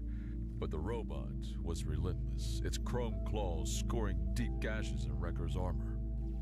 Its shields are eating my slugs. Grizz yelled, reloading. Jess, find me a power source. High above, clinging to a network of power conduits, Jess saw it. The thick, armored cable running from a large power junction directly into Harrow 2's back, feeding its shield emitter. She pulled the roll of industrial thermal tape from her belt. Harrow 2 had Wrecker pinned, a high-frequency blade extending from its jaws. Jess! Corbin screamed. A small, dark shape dropped from the ceiling. Jess landed silently on the power junction. With a speed born of 1,000 similar actions, she ripped off a long strip of the hyperconductive thermal tape and slammed it across two exposed terminals. Sparks erupted, a massive power surge, with nowhere to go thanks to primary conduits severed during their violent arrival, cascaded directly into the ship's already strained reactor containment field. Alarms blared across the ship. On the floor, the power feed to Harrow 2's shield emitter shorted out. For a single, critical second, its energy field died. Wrecker! Now! The neck joint! Corbin yelled. Wrecker lunged upward, his massive jaws closing around Harrow 2's unshielded neck. There was a horrific screech of twisting metal, and Wrecker tore the robot's head clean off.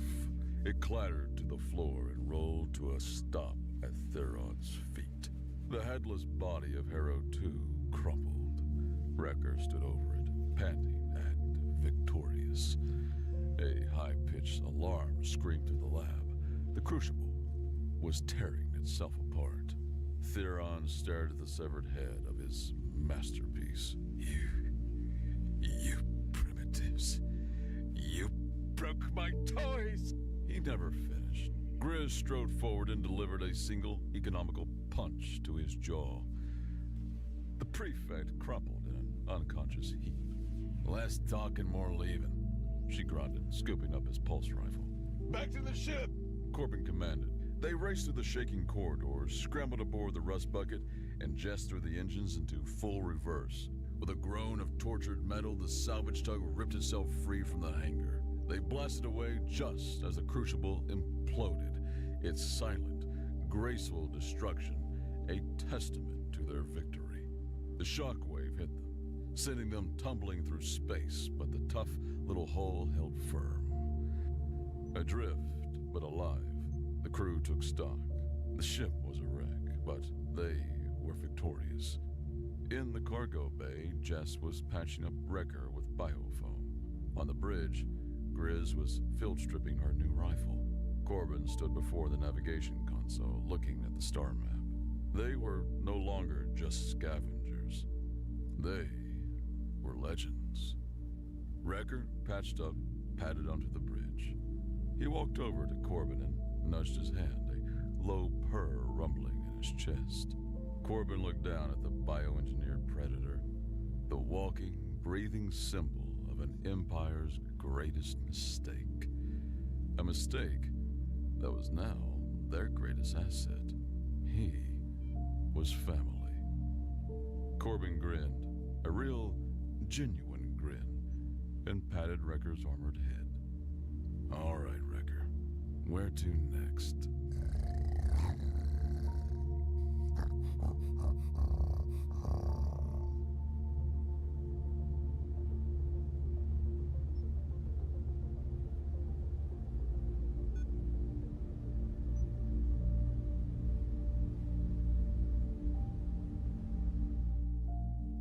The massive doors of the Galactic Council Chamber opened with a deep hum that vibrated through the bones of every creature present.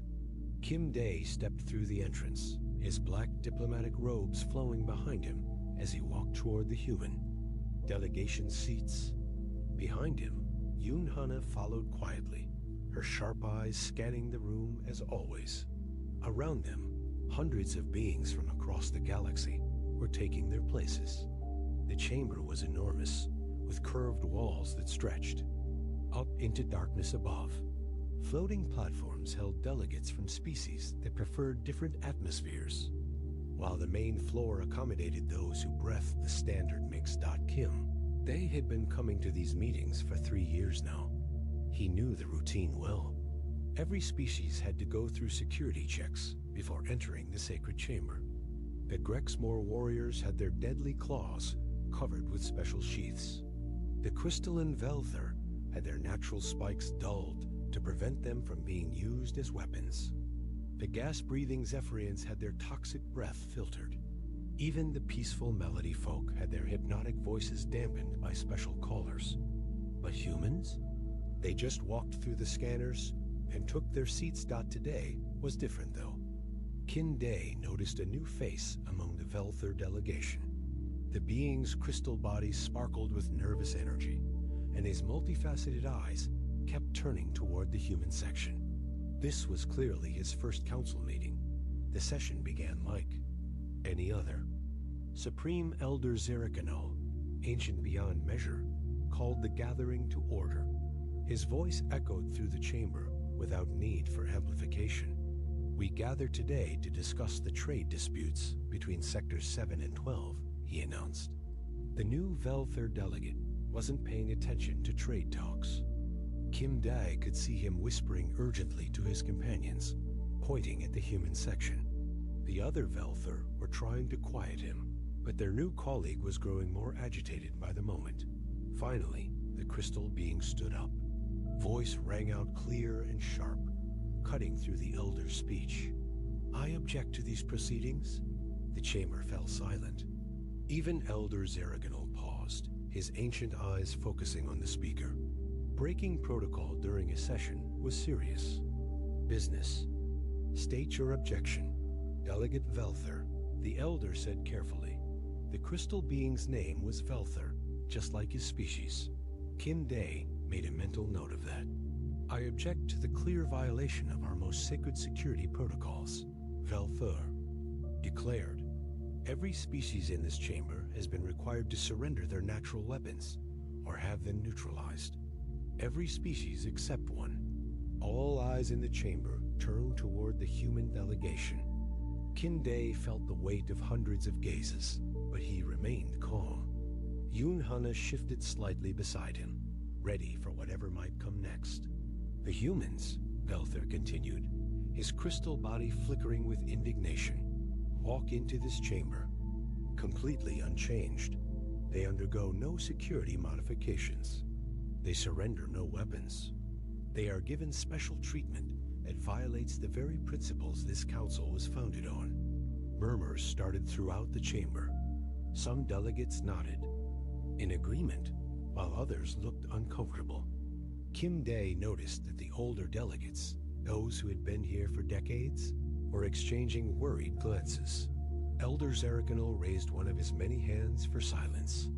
Delegate Velthur, you are new to our council. There are many protocols. You have yet to understand. Then explain them to me.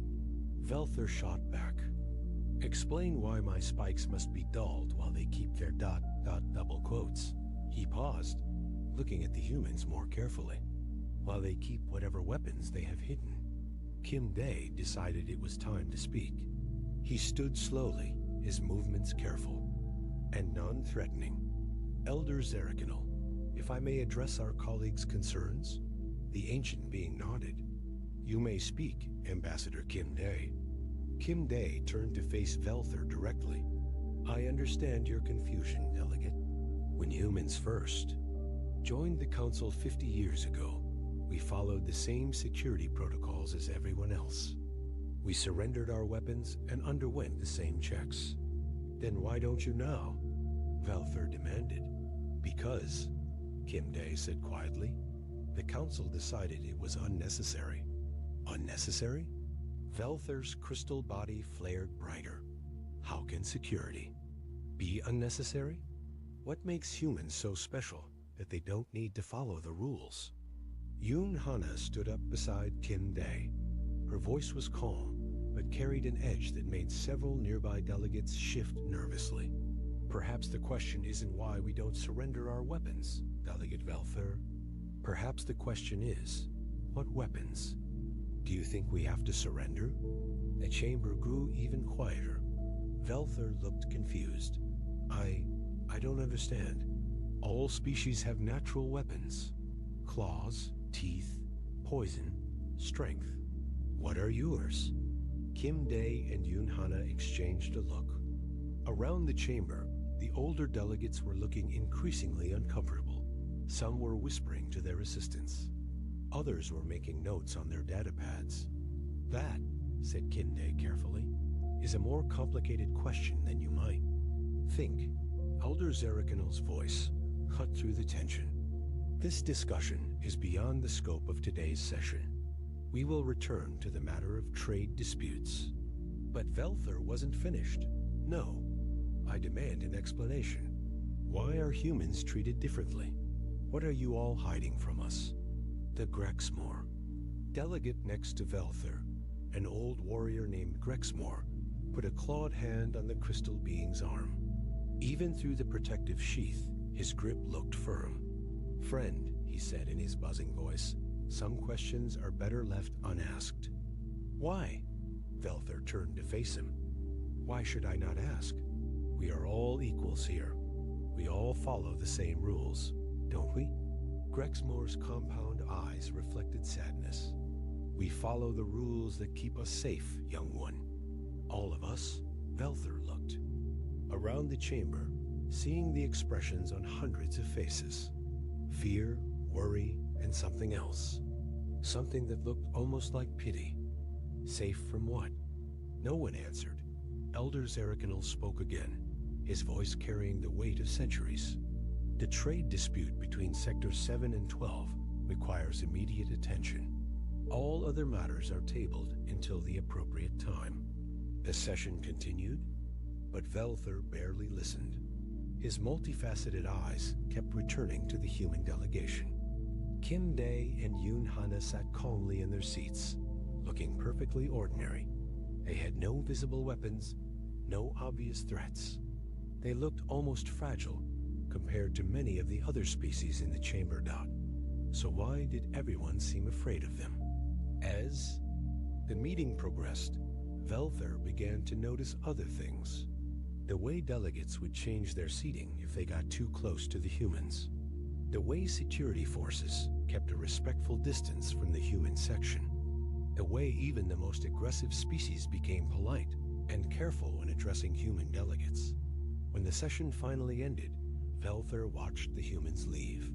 They walked out the same way they had come in, passing through the security.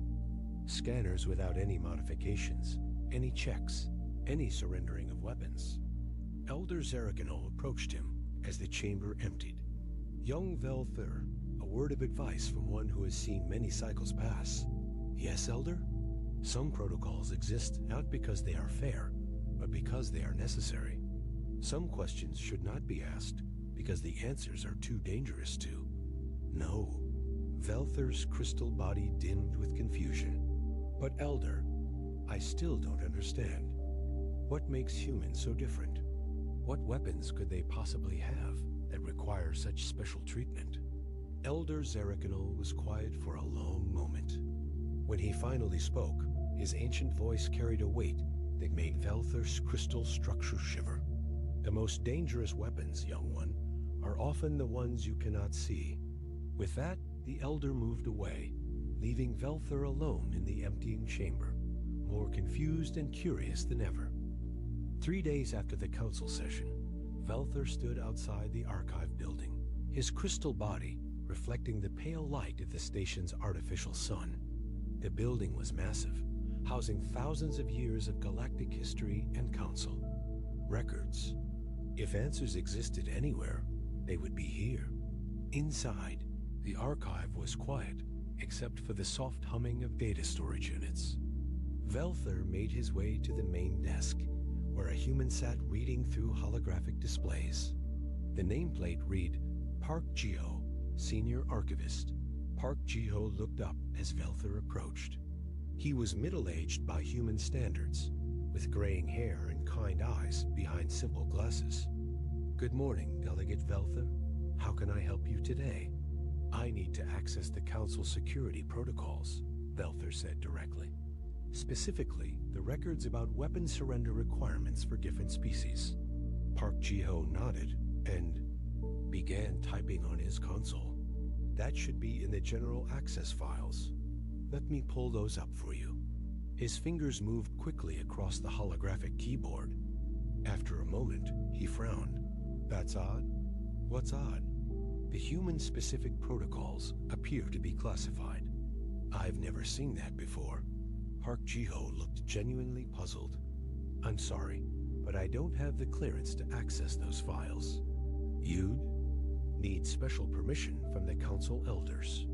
Velther felt frustration building in his crystal core. Classified?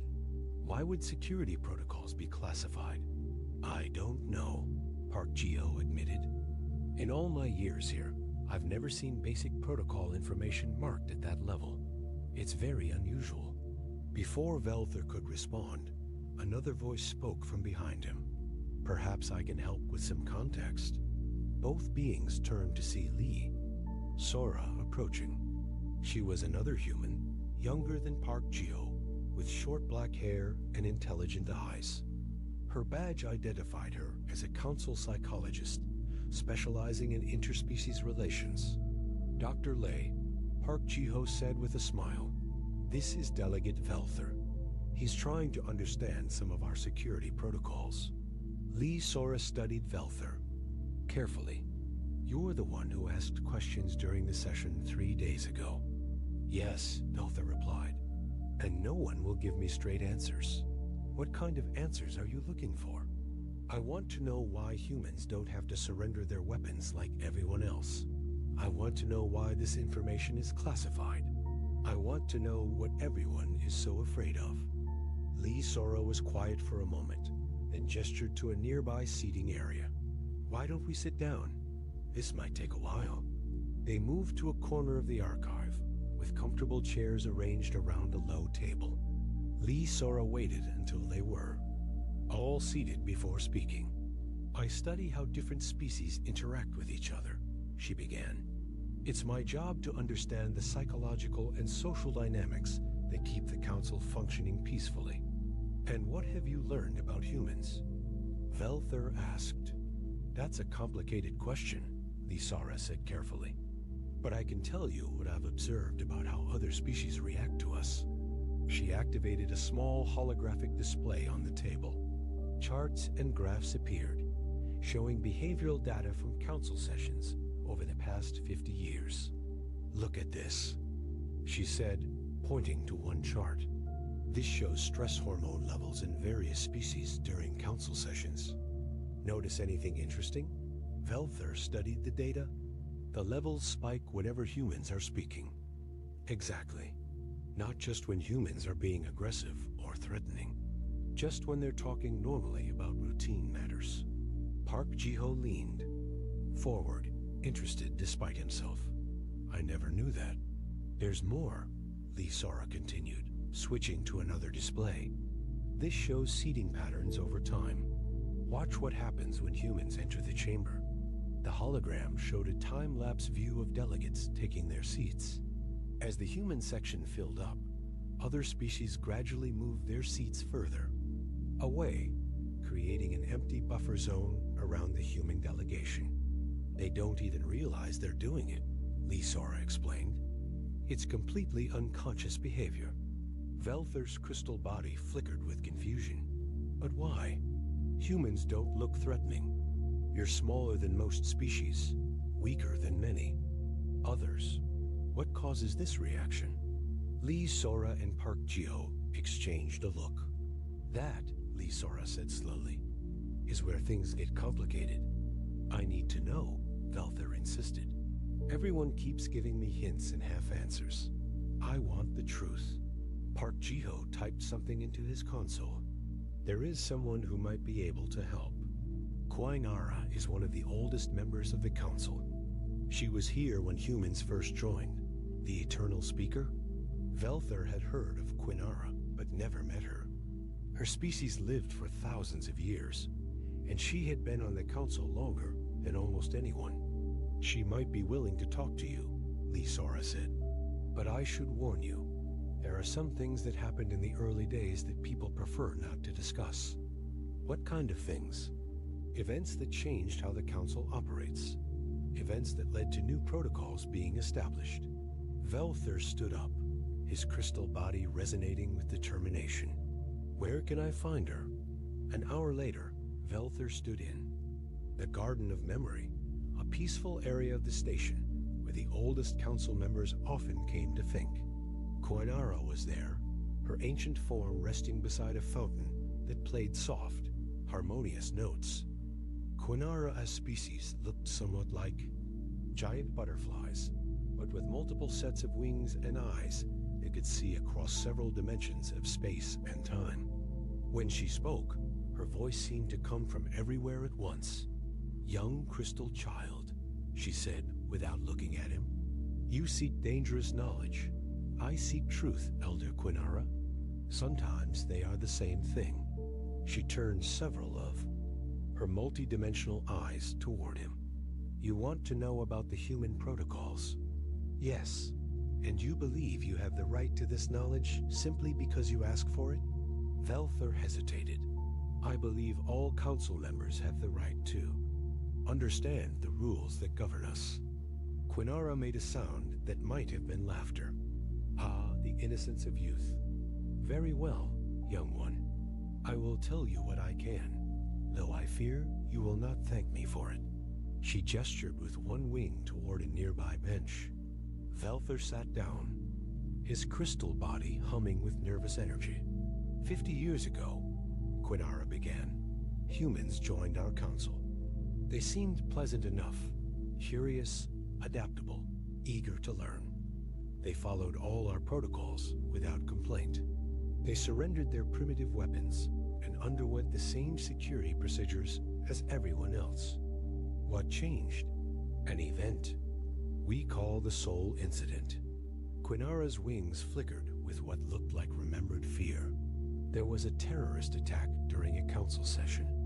A group of extremists from the Void cults managed to infiltrate the chamber with weapons that our scanners couldn't detect. Velther leaned forward. What happened? The attackers took hostages. They threatened to kill everyone in the chamber unless we agreed to their demands. Our security forces were helpless. The cultists had positioned themselves perfectly, using the chamber's own design against us. How were they stopped? Quinara was quiet for a long moment. When she spoke again, her voice was barely above a whisper. The humans stopped them. How? That, Quinara said, is where the classified information begins. She stood up, her multiple wings catching the artificial light. I will tell you this much, young Velther, because you seem determined to pursue this path, regardless of the consequences. The humans neutralized the threat using nothing but items that were already in the chamber. Everyday objects. Things that had passed through our security scanners without triggering any alarms. Velther felt a chill run through his crystal structure. What kind of objects? Ceremonial pens, decorative crystals, pieces of clothing, furniture components. Quinara's voice grew even quieter. They turned a diplomatic chamber into an arsenal in less than 10 minutes. But surely that was just luck. Improvisation under extreme circumstances. Quinara's laugh this time was not pleasant. That's what we thought too. Until we asked them to demonstrate how they did it. And they did it again, and again, and again. Each time using different objects, different methods. It became clear that what we had witnessed wasn't luck or desperation. It was simply how their minds work. Velther stood up slowly, his crystal body dimming with the weight of understanding. They see weapons everywhere. Not just weapons, Quinara corrected. They see potential in everything. Every object, every situation, every relationship. They don't just adapt to their environment. They transform it into whatever they need it to be. So the council decided they couldn't be disarmed. The council decided, Quinara said carefully, that attempting to disarm a human was like trying to disarm their mind. And a species that can turn anything into a weapon is far too dangerous to make an enemy of. Velther felt his world shifting around him. So we trust them. We trust them, Quinara agreed, because we have no other choice. And because, despite their terrifying capabilities, they have consistently chosen to use them in our defense, rather than against us. As Velther left the garden, his mind raced with new questions. But now he understood why the others had tried to warn him away from seeking answers. Some truths were indeed too dangerous to know. Velther couldn't sleep for 3 days after his conversation with Quinara.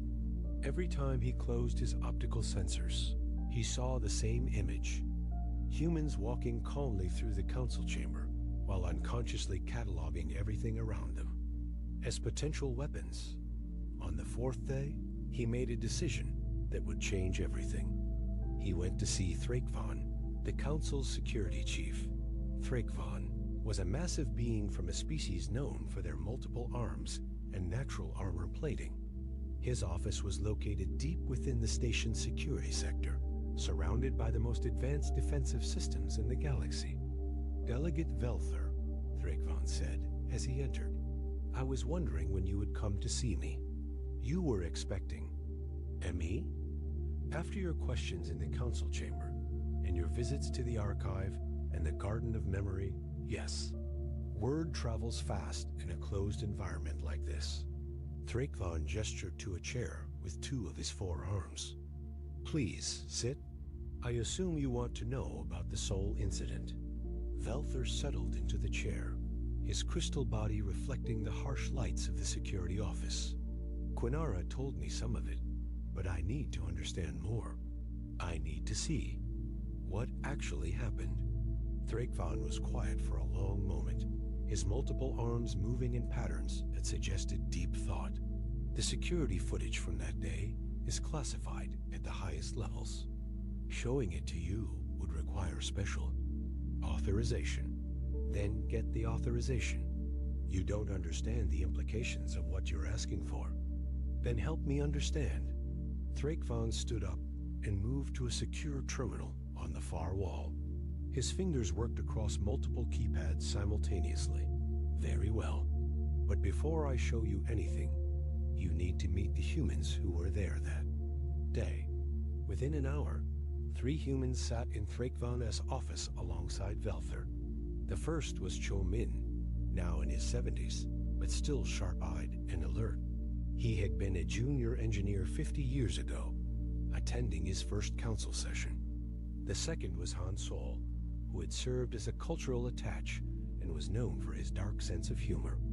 The third was a woman named Kang Wei, who had been working as a security liaison.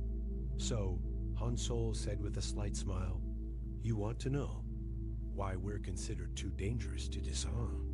"I want to understand what happened during the Seoul incident," Velther replied. Cho Min laughed, but there was no humor in it. "The Seoul incident. We've been living with that name for 50 years. Do you know why they called it that?" "No, because that's where I was born. Seoul, on Earth. The media decided that since I was the one who built the first device, the whole event should be named after my hometown." Cho Min shook his head. "My poor mother never got over the embarrassment." Kang Wei leaned forward. "Before we show you anything, you need to understand something. What we did that day wasn't planned. We didn't wake up thinking we'd have to fight terrorists with office supplies. We just did what came naturally." "What came naturally?" Velther asked. "Problem solving," Han Sol said simply. "Humans are very good at problem solving." Thrakvan activated a holographic display in the center of the room. "This is the council chamber on the day of the incident. The attackers entered during a routine session about mining rights. The display showed the chamber filled with delegates from hundreds of species. Everything looked normal until figures in dark clothing appeared from several entrances simultaneously. They moved with military precision, and Velther could see weapons that looked unlike anything he'd ever seen before. "Void cult technology," Thrakvan explained. "Made from materials that don't exist in normal space. Our scanners couldn't detect them because they literally weren't there until the moment they were used." On the display, chaos erupted as the cultists took control of key positions around the chamber. Velther watched in horror as they began selecting hostages from different species. "Now watch the humans," Cho Min said quietly. Velther focused on the human delegation.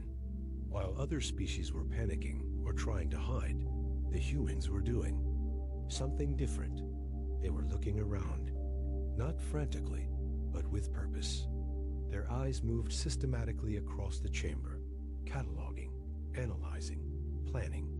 "There," Kang Wei pointed to her younger self on the display. "That's when I realized we were on our own. Security couldn't get to us because of how the cultists had positioned themselves. So we had to improvise." "Watch my hands," Cho Min said. The display, the younger Cho Min was calmly removing his ceremonial necktie. At the same time, he was reaching for items on the desk in front of him.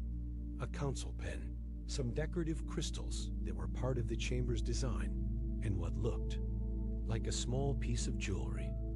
"What are you doing?" Velther asked. "Making a directed electromagnetic pulse device," Cho Min replied casually. The crystals were resonant frequency generators. The pen contained conductive materials, and my necktie had metallic threads woven into it for decoration. Put them together correctly, and you can overload the power systems in a localized area." Velther stared at him. "You built a weapon from a tie and some decorations?" "In about 3 minutes," Han Sol added helpfully, "while I was working on something else." The display showed Han Sol dismantling a chair, his movements quick and efficient. What were you making? Projectile launcher. The chair support struts. Made excellent barrel components, and the cushioning material could be compressed into high-density projectiles. Not lethal, but very effective for disorienting targets. Meanwhile, Kong Wei was doing something with her datapad and what looked like pieces of her own clothing. Chemical irritant dispersal system, she explained, seeing Velther's confused expression. My datapad's power cell, combined with certain synthetic materials in my clothing, could produce a gas that would affect the respiratory systems of most species. Harmless, but very unpleasant. You're telling me, Velther said slowly, that in the space of a few minutes, while under attack, you built 3 different weapons from random objects? 4 weapons, Chomin corrected. You missed what Han Sol did with the water fountain. Velther looked back at the display. In one corner of the chamber, Han Sol had somehow modified a decorative water feature. Sonic weapon, Han Sol explained with pride. Changed the frequency and amplitude of the water circulation system. Could produce sounds that would be extremely painful to most alien hearing systems. But that's impossible, Velther protested. You can't just improvise complex weapons from random materials. The 3 humans looked at each other and smiled. Show him the rest, Thrakvon said grimly. The display continued. Velther watched in amazement as the humans implemented their improvised plan with military precision. Cho Min's electromagnetic pulse disabled the cultists' exotic weapons. Han Sol's projectile launcher created confusion in their ranks. Kong Wei's chemical dispersal system forced them to retreat to specific positions, where Han Sol's sonic weapon could affect them most effectively. The entire engagement lasted less than 10 minutes. When it was over, all the cultists were unconscious or incapacitated, and not a single hostage had been seriously harmed. The Council's response was swift, Thrakvon said. They wanted to understand how humans had done what our professional security forces couldn't. So they asked us to demonstrate, Cho Min said. They brought us back to the chamber a week later, gave us different random objects, and asked us to show them how we built our weapons. And we did it again, Han Sol said simply. Different objects, different weapons, same result. So they tried again with completely different materials. And again, Kong Wei added. And again. Eventually, they realized that the specific objects didn't matter. We could work with whatever was available. Velther felt his crystal structure vibrating with shock. But surely this was just because you're engineers or security specialists. The humans laughed. I was a cultural attach, Han Sol reminded him. My job was to help other species understand human art and literature. I was a junior engineer, Cho Min said. I maintained air circulation systems. And I was a security liaison, not a weapons expert, Kong Wei added. My job was to make sure human delegates didn't accidentally offend anyone. Then how? Because, Cho Min said gently, this is just how human minds work. We see problems, and we automatically start thinking about solutions. We look at our environment, and we see potential, not just for weapons, but for tools, shelter, communication, transportation, anything we might need. Every human thinks this way? Every human, Kong Wei confirmed. It's not special training or unique talent. It's just human nature. Thrakvon deactivated the display. After the demonstrations, the Council faced a difficult decision. They could try to limit human access to materials, essentially keeping them in empty rooms, or they could trust them not to abuse their capabilities. They chose trust, Velther said quietly. They chose survival, Han Sol corrected. Because a species that can turn anything into a weapon is not a species you want to make angry. As Velther left the security office, his mind reeled with the implications of what he'd learned. Humans weren't just allowed to keep their weapons because they were trusted allies. They were allowed to keep their weapons because everything around them was already a weapon. only ones who knew how to use it. The revelation about the Soul incident was just the beginning. Over the next week, Velther found himself seeing humans differently everywhere he went on the station. What had once seemed like normal behavior now appeared far more complex and potentially dangerous. He was having lunch in the station's main cafeteria when he noticed Bayuna, a human xenobiologist, giving what appeared to be a casual presentation to a group of new council interns from various species. Velther moved closer to listen. Now, the Grexmore have fascinating respiratory systems, Bayuna was saying in a cheerful voice. They breathe through specialized slits along their thorax. These slits are incredibly sensitive to pressure changes. Even a small disruption can cause temporary paralysis. She gestured to a holographic display showing Grexmore anatomy. The interesting thing is how their nervous system connects to their respiratory function. A sharp sound at exactly 847 hertz will cause their breathing slits to close involuntarily. It's a defensive reflex, but it leaves them helpless for about 30 seconds. One of the interns, a young Velther like himself, asked, "Is this information useful for medical treatment?" "Oh yes," Bayuna smiled. "Very useful for understanding how to help them in emergencies. For instance, if a Grexmore was in distress, you could calm them by playing soft sounds at 200 hertz, which relaxes their respiratory system." She moved on to the next species. The crystalline Velther have a completely different vulnerability. Characteristic. Your crystal matrix can be disrupted by specific electromagnetic frequencies. It's not harmful, but it can cause temporary disorientation and loss of motor control. Velther felt his crystal body growing cold as he listened. The frequency is 15.7 kilohertz, pulsed at 3-second intervals. Bayuna continued conversationally. Interestingly, this frequency can be generated by modifying most standard communication devices. Just a small adjustment to the transmission. Settings. Another intern asked, "What about humans? What are your vulnerabilities?" Bayuna laughed. "Humans are wonderfully fragile. We can be incapacitated by impacts, toxins, extreme temperatures, oxygen deprivation, and dozens of other methods. But the interesting thing about humans is that we're aware of our vulnerabilities, so we've developed ways to protect against most of them."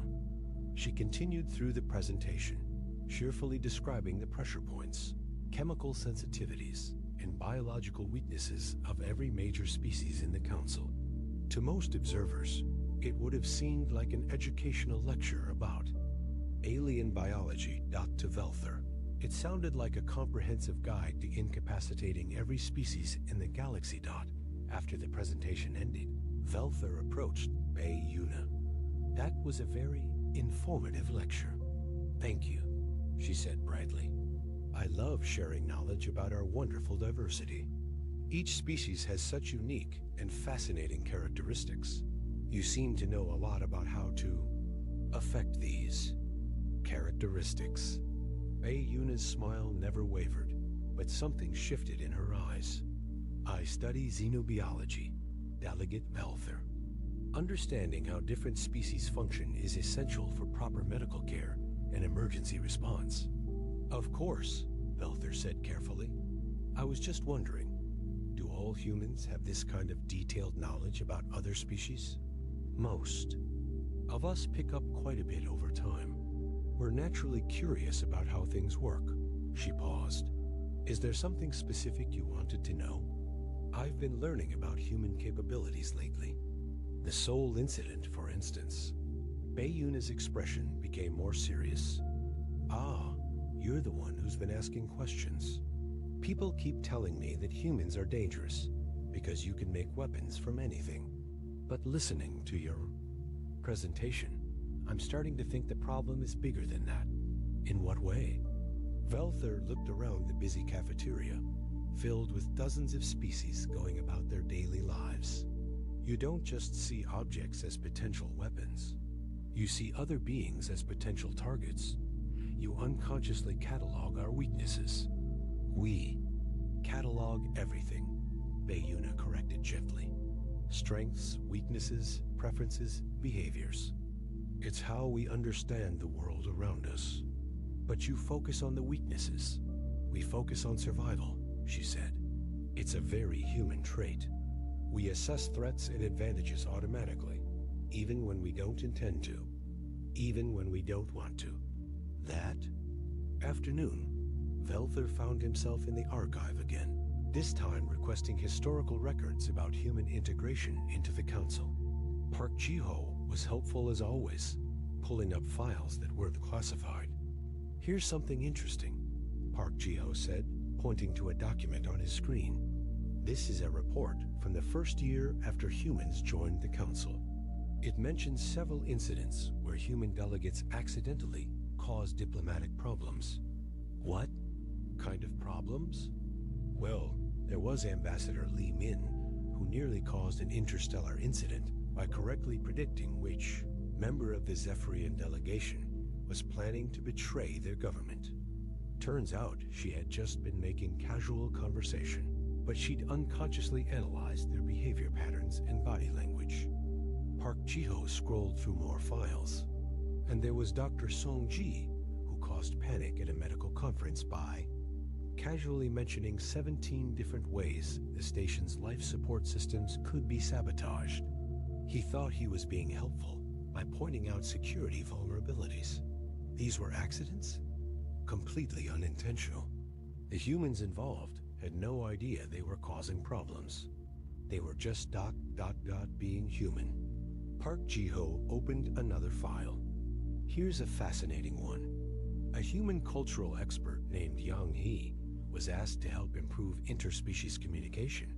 Her recommendations included detailed psychological profiles of each species, including their fears, motivations, and decision-making. Patterns. That sounds helpful. It was. But the other species realized that the same information could be used to manipulate them. Yang He had essentially created a manual for psychological warfare, and she thought she was just improving cultural understanding. Velther left the archive with a growing sense of unease. That evening, he attended a council social gathering, watching human behavior with new eyes. He saw Kim Dai engaged in friendly conversation with delegates from 6 different species. But now Velther noticed how Kin Day adjusted his tone, posture, and choice of words for each species.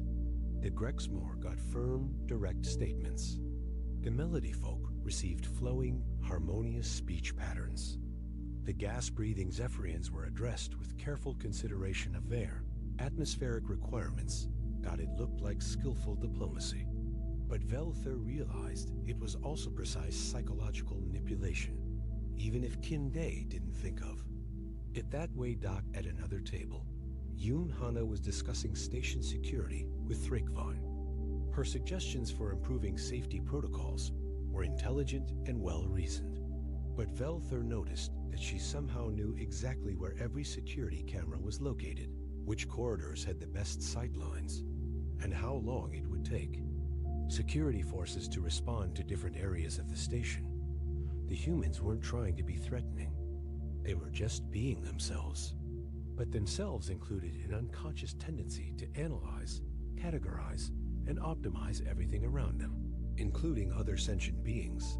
Late that night, Velther made his way to the observation deck where Quenara often came to think. He found her there, her multiple wings catching starlight from the windows. "You've learned more," she said without turning around.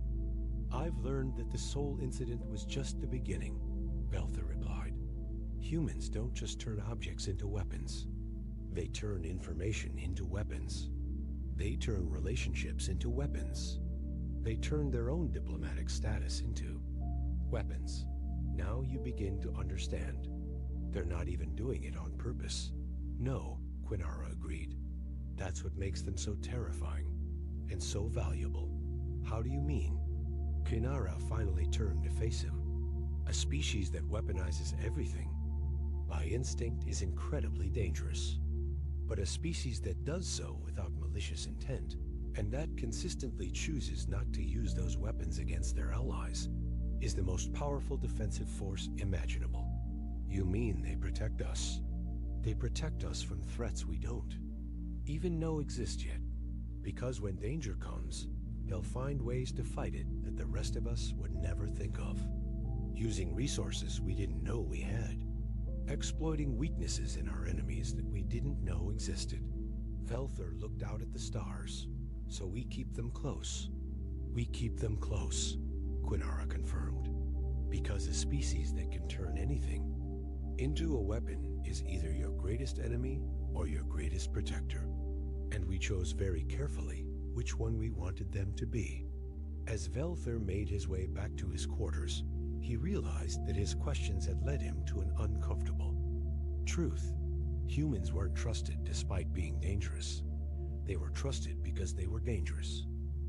2 weeks after his investigation began, Velthur found himself back in the council chamber for an emergency session. Reports had come in of pirate attacks on the Outer Rim, and several species were demanding military action. As he took his seat, Velthur noticed how different everything looked now that he understood what he was seeing. The human delegation sat in their usual section, looking calm and professional. But Velthur could now see what he had missed before. Kim Day wasn't just listening to the debates, he was analyzing them. His eyes moved constantly, reading body language, noting which delegates were nervous, which ones were lying, and which ones might be hiding something important.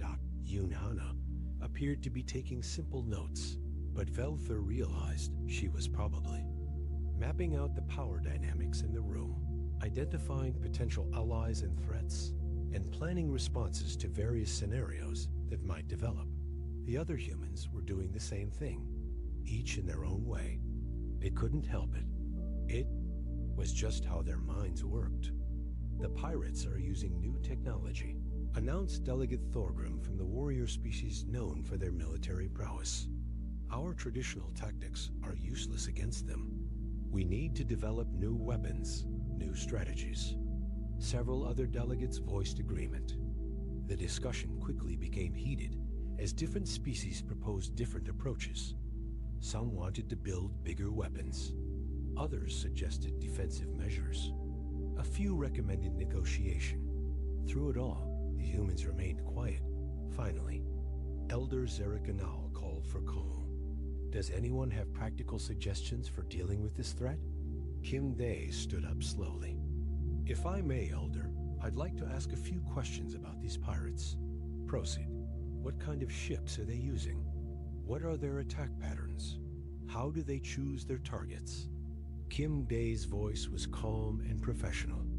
Also, where do they go after their attacks? How do they dispose of stolen goods? What do we know about their supply chains? Delegate Thorgrim looked confused. I don't see how those details matter. We need weapons to fight them. Fighting them is certainly one option, Kim Day agreed. But before we decide on any particular approach, it would be helpful to understand exactly what we're dealing with. Over the next hour, Kim Day asked dozens of questions, not about weapons or military tactics, but about logistics, economics, and behavior patterns. The humans took careful notes as other delegates provided answers. Velthur watched in fascination. As a picture emerged, the pirates weren't just random raiders. They were operating with sophisticated coordination, using advanced technology, and following patterns that suggested someone was organizing them. Based on this information, Kim Day finally said, I don't think we're dealing with ordinary pirates. What do you mean? Elder Zerikanal asked. The attack patterns, the technology, the logistics. This looks more like a military operation disguised as piracy. Someone is using these raids to test our defenses and gather intelligence. The chamber erupted in alarmed discussion. Several delegates demanded to know who would do such a thing. Yoon Hana stood up. If Ambassador Kim Day is correct, then the question isn't how to fight pirates. The question is how to stop a covert military operation without starting a full-scale war. Do you have suggestions? Elder Zeragadal asked.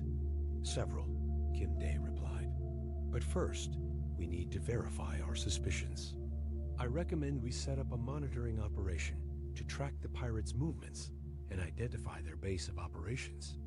How? Do we do that without them knowing? Kim Day smiled slightly. We use their own tactics against them. We make them think they're winning while we gather the information we need. Over the next several hours, the humans laid out a detailed plan. It was complex, multi-layered, and unlike anything the Council had ever attempted. Instead of direct, military confrontation, they proposed a strategy involving economics, psychology, and misdirection. They would allow the pirates to capture specific targets that had been prepared with hidden tracking devices. They would manipulate trade routes to force the pirates into predictable patterns. They would use the pirates' own communication systems against them by feeding false information through carefully chosen channels. This is incredibly elaborate, commented Delegate Thorgrim. Wouldn't it be simpler to just hunt them down and destroy them? Possibly, Kim Day admitted.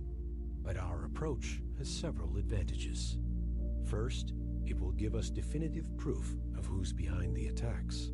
Second, it will allow us to capture the pirates alive for questioning. Third, it will demonstrate to whoever is organizing this that covert operations against the Council are futile. And if your plan fails, then we'll know more about our enemies than we did before, and we can adjust our strategy accordingly. Yoon Hana added, the beauty of this approach is that even if the pirates figure out what we're doing, the information we gather in the process will still be valuable. Velther realized he was witnessing something remarkable. The humans weren't just solving the immediate problem of pirate attacks. They were turning the entire situation into an intelligence-gathering operation that would make the Council stronger regardless of the outcome. After the session ended, Velther approached Kim Day in the corridor outside the chamber. That was impressive, he said. Thank you, Kim Day replied. Though I should point out that the plan will only work if the other species are willing to trust us with the implementation.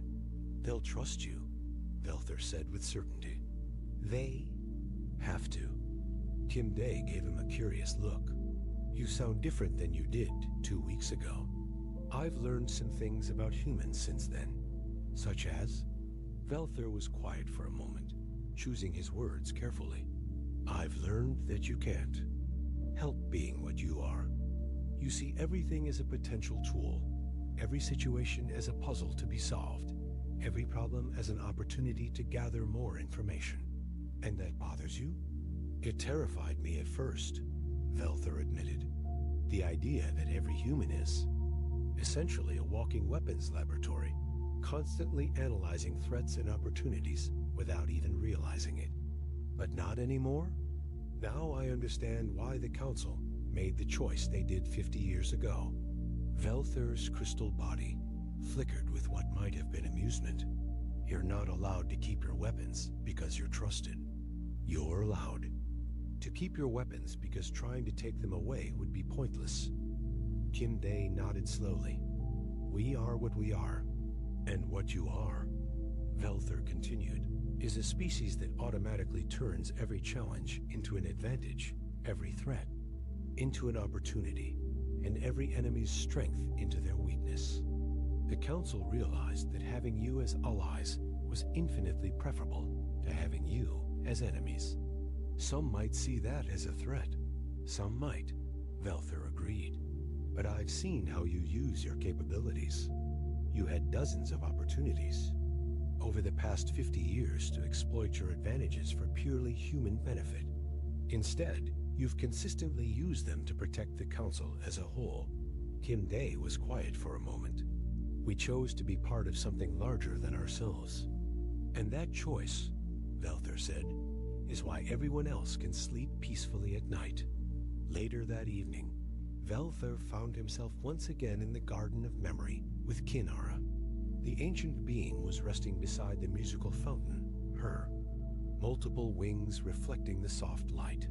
"Your investigation is complete," she observed. "Yes. And what have you concluded?" Velthur settled beside her, his crystal body resonating softly with the fountain's harmonies. "I've concluded that the Council's most important decision wasn't about weapons or security protocols. It was about trust."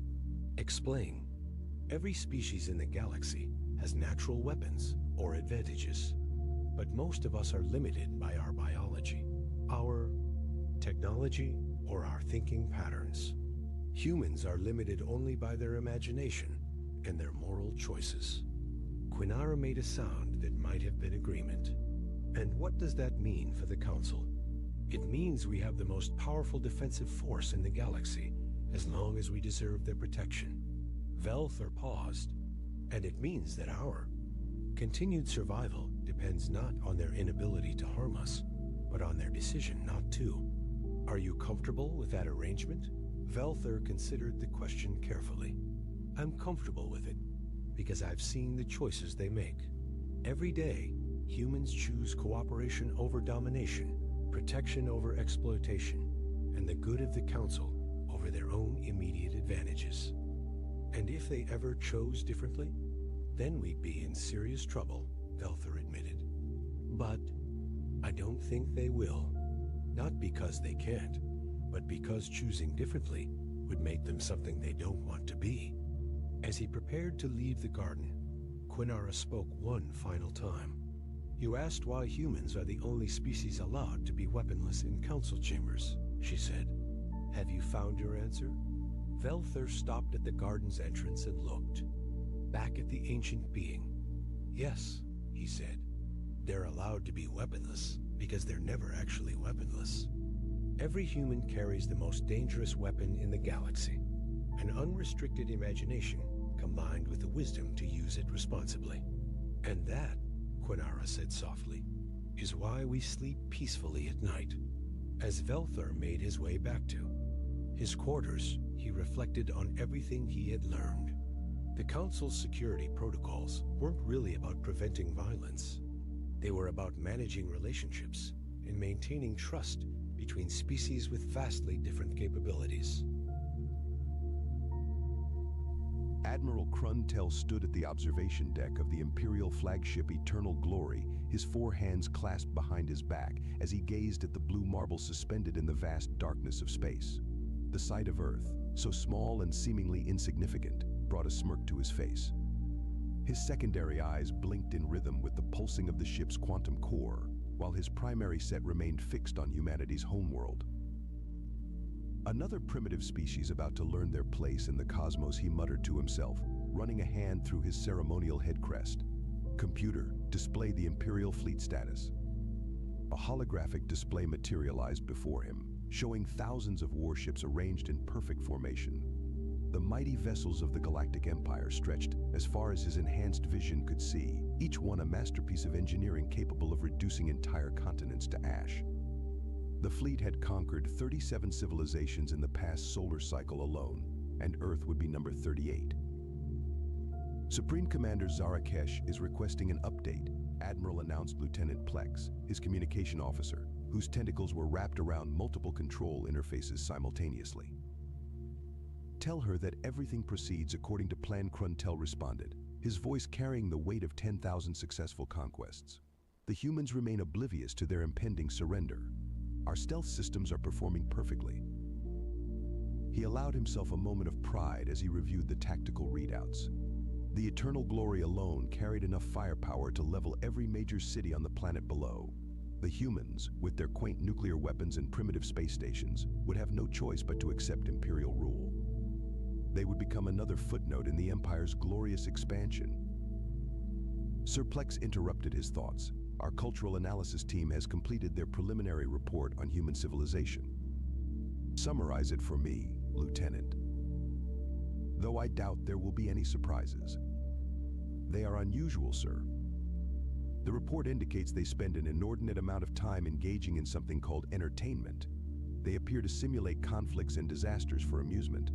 Our behavioral specialists are quite puzzled." Kruntel waved two of his hands dismissively. Primitive species often create elaborate distractions from their meaningless existence. Once they understand the true power of the Empire, they will abandon such foolishness. He turned to face his bridge crew, all members of various species that had already accepted the Empire's superiority. Each one represented a successful conquest, a civilization that had learned the futility of resistance. Humans would soon join their ranks. Begin the final preparations, he commanded. I want our formation to be visible the moment we drop our stealth fields. Let them witness the full might of the Imperial fleet before we demand their surrender. The bridge hummed with activity as his orders were relayed throughout the fleet. Kruntel returned his gaze to Earth, imagining how its inhabitants would react when they realized their insignificance in the face of galactic civilization. His victory was already written in the stars. Chillax spoke again, this time with a hint of confusion in his voice. We're detecting unusual energy signatures from the planet. They appear to be broadcasting entertainment signals at an increased rate. Irrelevant, Kruntel declared. They can distract themselves however they wish during their final hours of independence.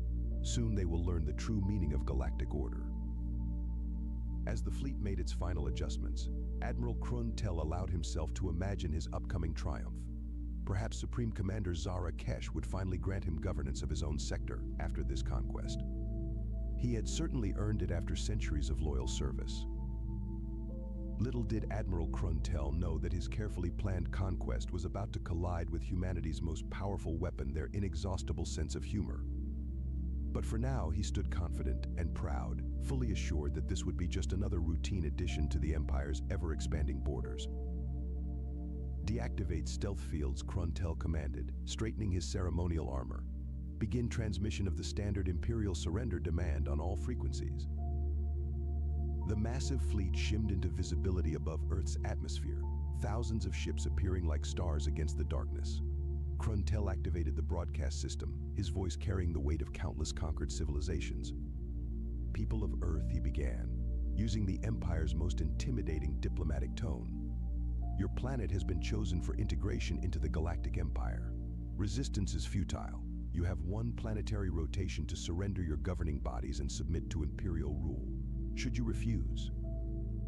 He paused for dramatic effect, but before he could continue, Lieutenant Plex's tentacles started writhing in confusion. Admiral, we're receiving thousands of responses, but they're not what we expected. Display them, Kruntel ordered, expecting to see the usual panicked reactions from planetary leaders. Instead, the main screen filled with what humans called memes. One showed his own image, expertly edited to wear something called a party hat, with text reading shows up to conquer Earth. Doesn't even bring snacks. Another displayed the Imperial fleet with the caption "Space Door Dash" looking kinda aggressive today. What is the meaning of this, Kruntel demanded, his secondary eyes twitching in confusion. Sir, humans are broadcasting these images across their global information network. They're turning our surrender demand into something called a trending topic. The communications officer displayed more responses. Someone had already created a parody song of the surrender demand, set to a catchy tune. It was rapidly gaining what humans called views. This is unprecedented, growled Kruntel. No species has ever responded to the standard Imperial surrender demand with entertainment. He straightened himself again. Send the follow-up threat. Show them our planet-cracking capabilities. The fleet moved into attack formation, and several ships demonstrated their power by vaporizing a small, uninhabited moon. Kruntel began his second speech, but was interrupted by Lieutenant Plex again. Sir, humans are now organizing what they call watch parties. They're gathering in open spaces with food and beverages to observe our display. Someone called an influencer is live streaming our formation with commentary about our ship's aesthetic design choices. Kruntel's face scales turned a deep shade of purple. They dare to critique our ship designs. The Imperial fleet architecture has struck fear into the hearts of countless species. They're not afraid, Sir Plex reported, scanning through more human broadcasts. They're rating our ships on something called space aesthetic vibes and discussing which ones would make good selfie backgrounds. A new transmission caught their attention. A human entertainment channel was providing live coverage of the invasion, complete with expert commentary and social media reactions. The hosts were debating whether the Imperial fleet's color scheme was a bit too last season. Enough, Kruntel bellowed. Launch the intimidation probes. Show them the consequences of their insolence. Thousands of probes descended toward Earth's major cities, designed to project fear-inducing holograms of planetary devastation. Within minutes, humans had somehow incorporated these projections into their entertainment. Street performers were using them as backgrounds for impromptu dance numbers. Admiral Plex said hesitantly, "The humans have started a competition to create something called memes about our invasion. The current top entry is an image of our fleet with text saying, 'Mom said it's our turn to play with the solar system.'"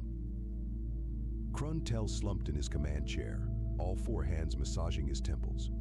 In all his centuries of conquest, he had never encountered a species that responded to imminent doom with jokes. The Empire's carefully crafted intimidation protocols were useless against opponents who turned threats into entertainment. Sir Plex ventured carefully. "Should we proceed with the next phase of the invasion?" "How can we invade a planet that's not taking us seriously?" Kruntel muttered. "The Empire's reputation for striking fear into the hearts of our enemies is currently being used as a template for something humans call a dance challenge." Plex finished. "It's quite popular on their social media platforms." Supreme Commander Zara Kesh's hologram materialized on the bridge, her crystalline armor glinting menacingly. "Admiral Kruntel, explain why I'm receiving reports of humans raiding our invasion on something called Invasion Advisor with only 3 stars. Kruntel's scales paled. "Supreme Commander, we are implementing the standard intimidation protocol. Phase 3 will surely. They've given our threatening messages poor reviews for being, quote, unacceptable, monotone, and lacking background music." She cut him off. "This is unprecedented. Deploy the Eternal Night Formation." The entire Imperial fleet began its carefully choreographed maneuver, thousands of ships moving in perfect synchronization to blot out Earth's sun. It was a sight that had made hardened warrior races beg for mercy. "Formation complete," Kruntel announced. "Now they will understand the true power of..." Sir Plex interrupted. "Humans are using our ships as a backdrop for an outdoor festival. They're calling it Spatiella. Attendance is in the millions." The main screen displayed crowds of humans gathering in open spaces worldwide. They lounged on blankets and chairs, sharing food and beverages while pointing at the fleet above. Vendors were selling something called glow sticks, designed to match the Imperial ship's engine signatures. "They're having picnics," Kruntel's voice cracked, "during an invasion." "Not just picnics, sir. They're hosting viewing parties with something called commentary tracks. Several humans calling themselves astronomers are giving detailed technical analyses of our fleet's positioning. One of them just called our formation, and I quote, 'aesthetically pleasing but lacking in originality.'" A new notification flashed across the screen. Someone had created a social media filter that let humans take pictures appearing to wear Imperial armor. It had gone viral in less than an hour. "Deploy the fear inductors," Kruntel ordered desperately. "All frequencies, maximum power." The fleet's most advanced psychological warfare technology activated, broadcasting subsonic frequencies designed to trigger panic in lesser species. The humans' response was not what anyone expected. "Sir, they're using our fear inductor frequencies as baselines for dance music," Plex reported, his tentacles trembling in disbelief. "Several human musicians are already releasing remixes. One of them has reached something called the top charts." Supreme Commander Zara Kesh's hologram flickered with barely contained rage.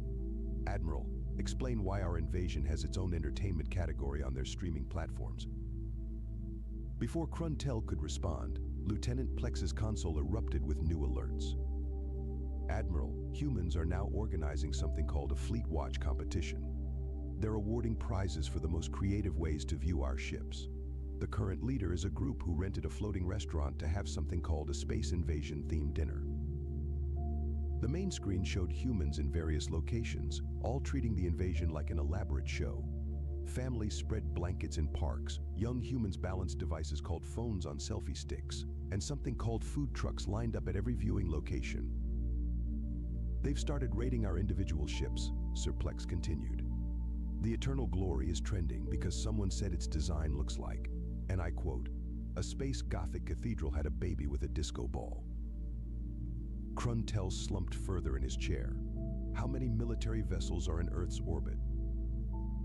None, sir. Their Space Force hasn't deployed, though they are using their orbital cameras to create something called a live stream documentary about our fleet's architectural influences. No military response at all. While Plex hesitated, they have launched several small devices toward our ships, but they appear to be camera drones. They're capturing close-up footage for something called an Imperial Fleet Instagram reel. A notification chimed, and Plex's tentacles curled in surprise. Sir, we're being invited to participate in multiple talk shows.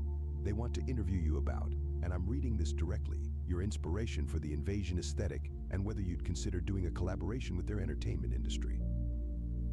Supreme Commander Zara Kesh's hologram loomed over the bridge. Admiral Kruntel, in all my centuries of conquest, I have never seen such a complete failure of intimidation tactics. These humans, they're making us look. Trendy Plex supplied helpfully. According to their social media metrics, Imperial fashion is now, as they say, all the rage. Several human clothing designers have already released collections inspired by our armor. Enough, Supreme Commander Zara Kesh roared.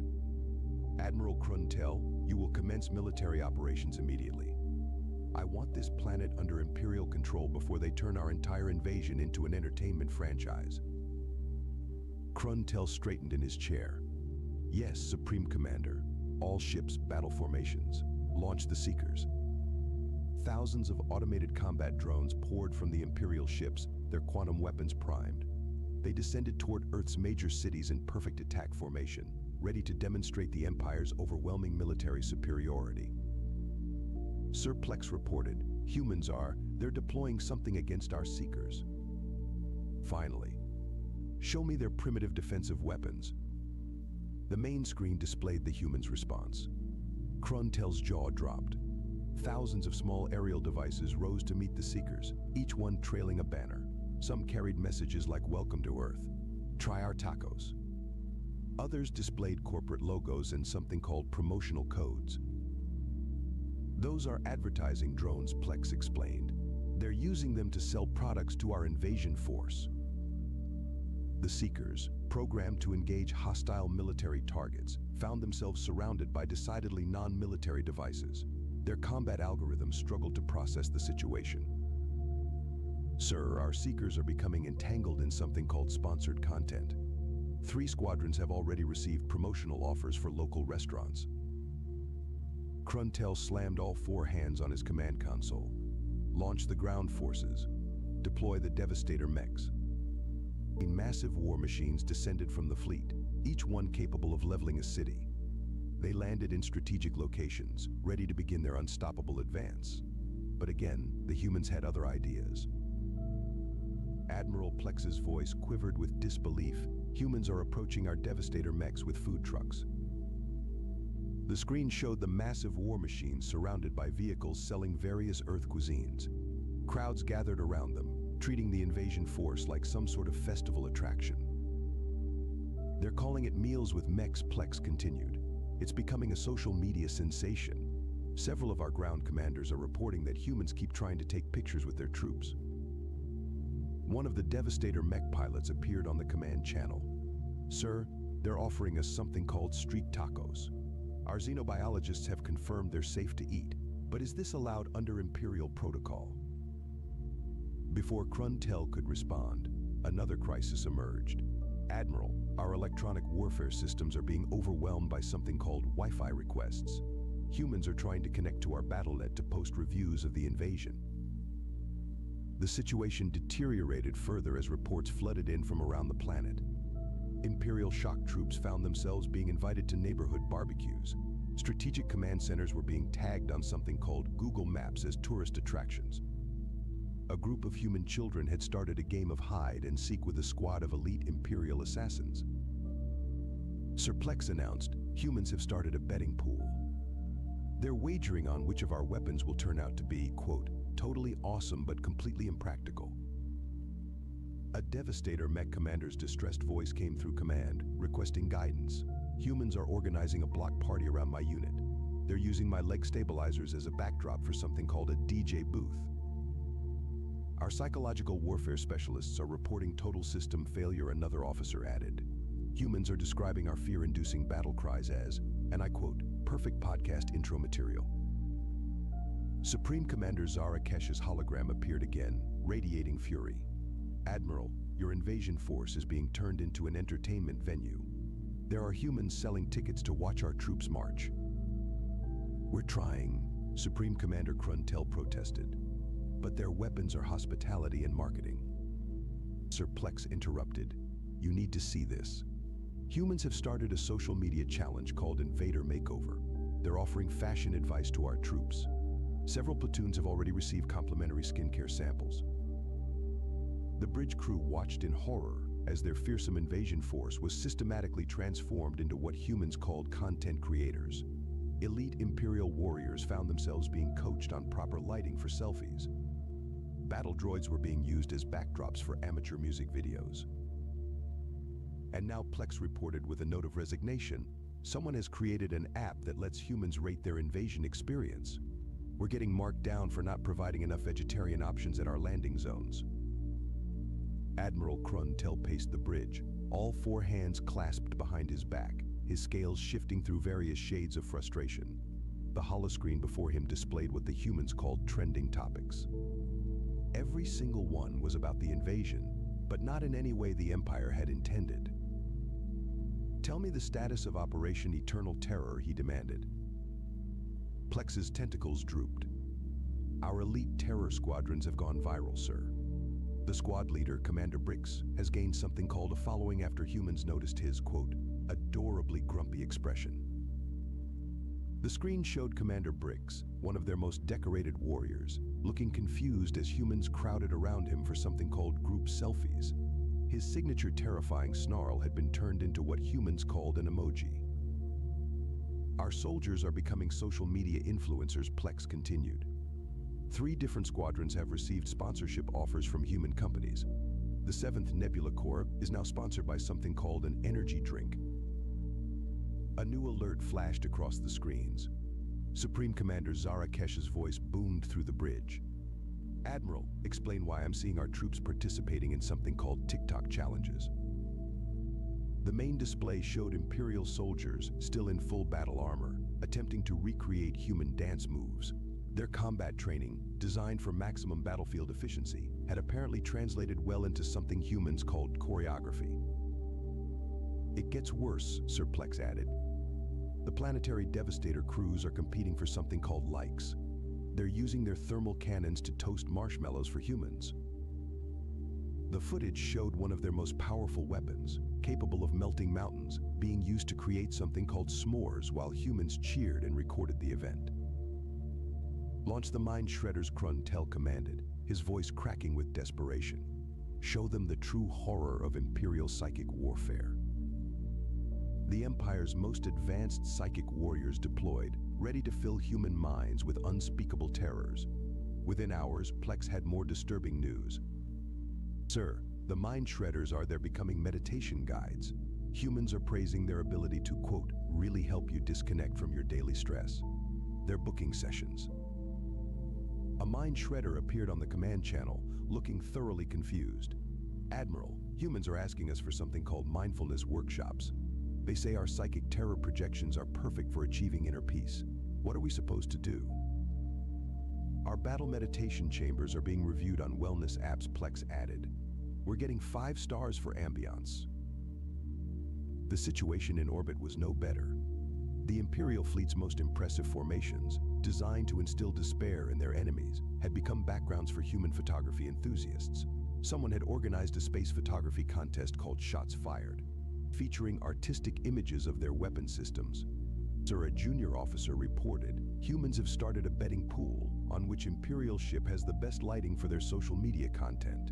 The Eternal Glory is currently in the lead, but the Doombringer is gaining popularity due to its quote, retro sci-fi aesthetic. Kruntel watched in horror as his invasion force transformed into what humans called content creators. Elite shock troops were giving makeup tutorials using their battle paint techniques. Stealth operatives were being asked for tips on how to take better shadow selfies. The humans have started a reality show, Plex announced, with a mix of awe and horror. It's called Invader Makeover, where they give style advice to our troops. The episode featuring the plasma corks got 10 million views in an hour. A particularly distressing report came in from the ground forces. Command, the humans have discovered that our battle robots are excellent at something called synchronized dancing. They're organizing competitions. 3 units have already received talent agent offers. Sir Plex's voice trembled. The Eternal Glory has just been tagged as an, quote, Instagram-worthy location. We're trending in something called travel blogs. The final straw came when the Empire's most feared assassin, Shadow Walker Prime, appeared on the command channel. Admiral, the legendary warrior said, sounding unusually uncertain, humans are requesting my presence at something called a comic convention.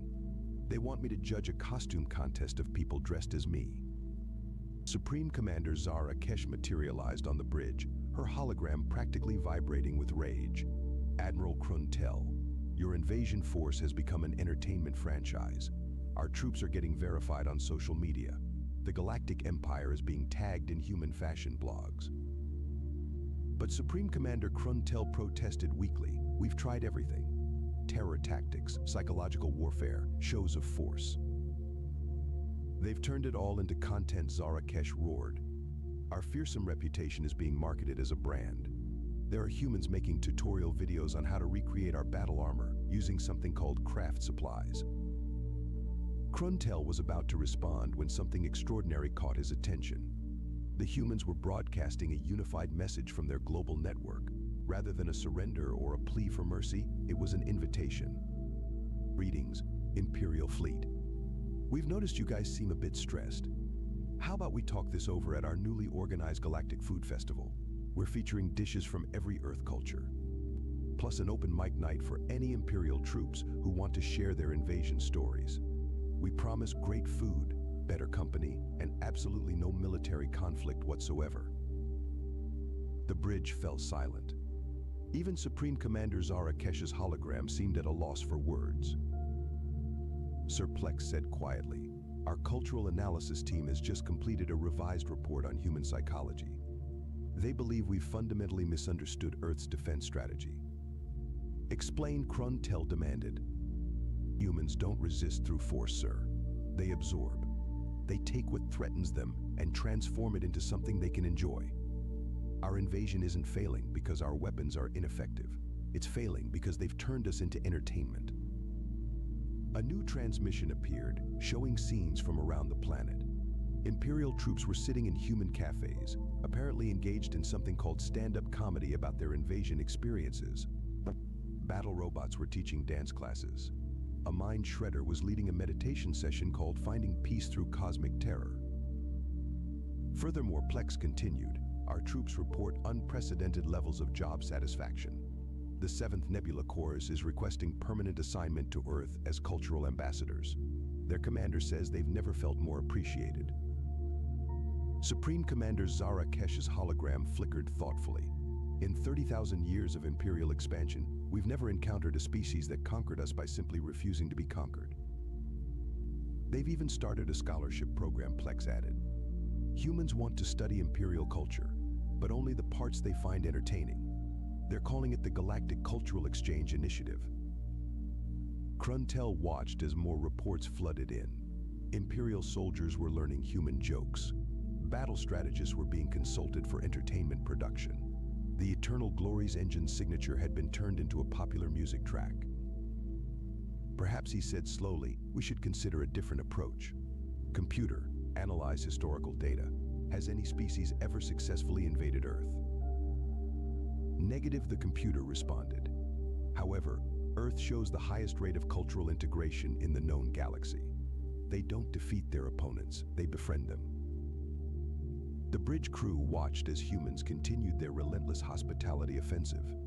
Food trucks had now reached even the most remote Imperial positions. The Doombringer's crew was participating in something called a potluck dinner. Supreme Commander Zara Kesh's expression shifted from rage to contemplation. Admiral, it appears we have a choice.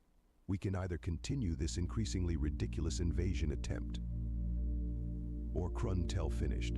We can accept their invitation and claim this was a cultural exchange mission all along. Precisely. After all, the Empire's reputation for adaptability is almost as legendary as its military might. Krun-Tel straightened his armor, which humans had dubbed totally retro chic, and made his decision. Lieutenant Plex, prepare a fleet-wide announcement. The Galactic Empire officially recognizes Earth as a premium entertainment partner, Plex suggested helpfully. Their marketing team already prepared the press release. 6 months later, Admiral Krun-Tel sat in his favorite Earth cafe, sipping something called a caramel macchiato, while reading the latest galactic news headlines on his datapad. The top story featured the unprecedented success of the Human Imperial Cultural Exchange Program.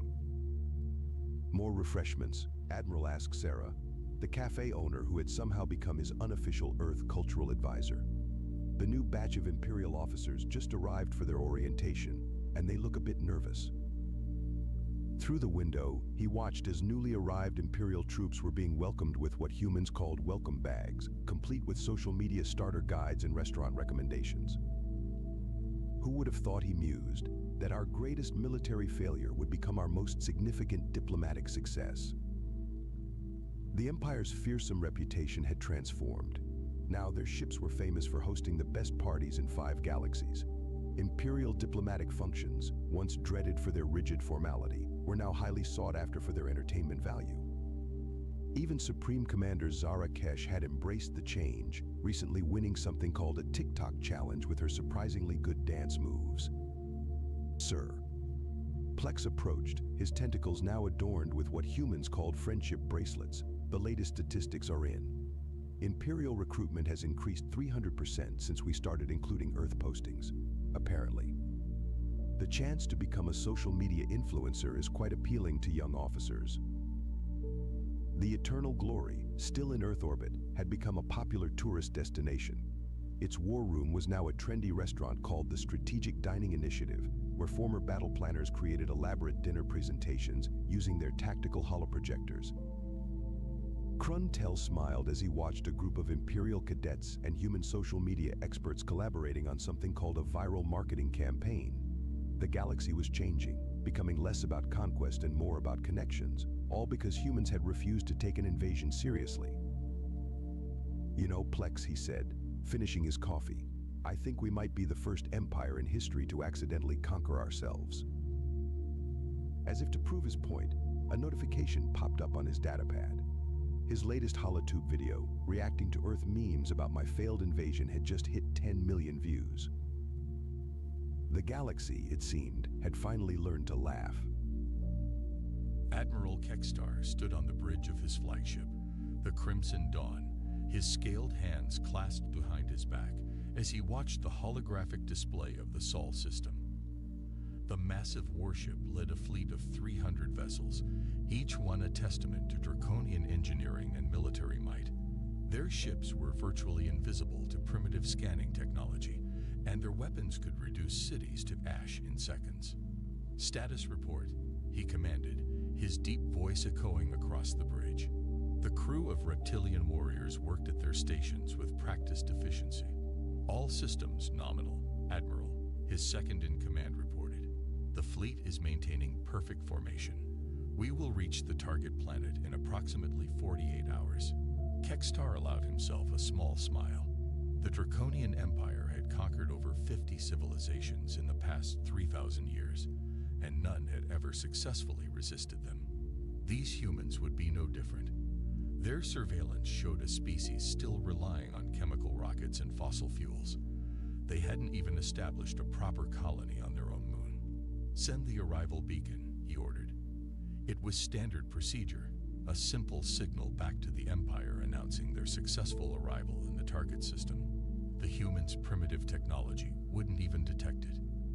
As the fleet passed the red planet the humans called Mars, Kekstar reviewed the invasion plans one final time. It would be simple, a show of force over their major cities, followed by demands for immediate surrender. Most species gave up without a fight once once they saw the true might of a draconian battle fleet. "Sir," one of his officers called out suddenly, "I'm detecting some unusual energy readings from the third planet." Kextar frowned.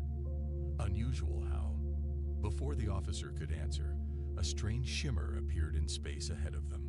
The Admiral squinted at it, trying to understand what he was seeing. It wasn't like any defense screen he'd encountered before. "All ships, full stop," he commanded, but it was too late. The shimmer expanded, enveloping the front of the fleet. Kextar watched in horror as his forward ships began to fade. There was no explosion, no debris. They simply became transparent, like ghosts, before disappearing completely. "Emergency maneuvers," he roared. "All ships, retreat." The Crimson Dawn's engines flared as they tried to turn around, but the strange effect was spreading faster than they could move. Kextar felt an odd sensation, as if time itself was becoming thick like honey. He tried to give another order, but his mouth moved in slow motion. The last thing he saw before everything went dark was the Earth hanging in space, appearing completely innocent and defenseless. How wrong they had been. In a coffee shop in Seattle, Sarah Chen sipped her latte and checked her phone. The morning news showed the usual stories: political debates, local events, and weather reports. Nothing about any aliens or invasions. Her phone buzzed with a message: "Operation Ember successful. Full containment achieved. No leaks." Sarah allowed herself a small smile, almost identical to the one Admiral Kextar had worn minutes ago. She typed back a simple "acknowledged" and deleted the message. Outside, people went about their daily lives, completely unaware that humanity had just captured the most powerful fleet in the galaxy. No one knew that deep beneath the Pacific Ocean, in temporal stasis chambers that defied conventional physics, 300 draconian warships had joined the growing collection of would-be invaders who had underestimated Earth. Sarah finished her coffee and headed to work. It was going to be an interesting day at the Sentinel Initiative's temporal containment facility. They had a lot of new exhibits to process. High Commander Zexlar paced in the grand war room of the Draconian Imperial Palace. His clawed feet clicked against the polished black stone floor as he moved back and forth. The massive holographic display in the center of the room showed their fleet's last known position: the edge of the Sol system. "Play it again," he ordered, his voice tight with tension. A young officer pressed a button, and the recording began once more. The simple beacon message flashed across the screen: "Crimson Fleet arrival at Sol system confirmed. Beginning final approach to target planet. Glory to the Empire." That was all. No victory announcement, no conquest declaration, no further communications of any kind. "It has been 15 days, one of his advisors said quietly. "The Crimson Fleet has never taken more than 3 days to conquer a primitive world." Zexlar stopped pacing and stared at the image of Earth rotating slowly in the hologram. "Send the investigation fleet," he commanded, "but tell them to maintain maximum safe distance from the target system." Across the galaxy, in a dimly lit bar on the trading station Nexus 7, different species gathered to discuss the shocking news. The station was a neutral meeting point where information and rumors flowed as freely as the drinks. "Did you hear?" A blue-skinned Centaurian whispered to his Arcturian friend. "The entire Draconian Crimson Fleet, just gone." "Impossible," the Arcturian responded, his crystalline body reflecting the bar's lights. "The humans don't even have proper space defenses. They're still using primitive satellite technology." At a nearby table, a group of merchant captains argued over their drinks. One of them, a veteran trader named Chillax, had visited Earth's solar system several times. "I'm telling you," she insisted, waving her tentacles for emphasis, "something's not right about that planet. 3 years ago, I saw a Nexan raiding party heading toward Earth. Never heard from them again. Everyone assumed they had engine trouble and got lost in deep space, but now..." The bar fell silent as the massive screen on the wall switched to an emergency broadcast. The investigation fleet had arrived at the edge of the Sol system and was transmitting their first reports. Initial scans confirmed no trace of the Crimson Fleet, the Draconian announcer stated, trying to keep his voice steady. Long-range observations show human civilization continuing normal activities. Their technology level appears unchanged. Chemical rockets, basic space stations, and primitive energy systems. The silence in the bar deepened. Everyone knew what this meant. Either the most powerful fleet in the galaxy had been completely destroyed without leaving any debris, or something even stranger had happened. Back on Earth, in a classified facility deep beneath the Rocky Mountains, Director James Chen reviewed the latest intelligence reports. Alien chatter was at an all-time high, and every major species was trying to understand what happened to the Draconian fleet. "Sir," his assistant reported, "we're detecting multiple observation vessels at the edge of the solar system. They're being very careful to stay beyond Mars' orbit." James smiled. "Let them watch. The more confused they are, the better our strategy works." He turned to the large window overlooking the temporal containment chamber. Inside, frozen in a moment of time, the mighty ships of the Crimson Fleet hung suspended like insects in amber. Their crews were perfectly preserved, caught between 1 second and the next, unaware that they had become part of humanity's greatest defensive masterpiece. "Send word to all stations," James ordered. "Operation Ghost Shield is entering Phase 2.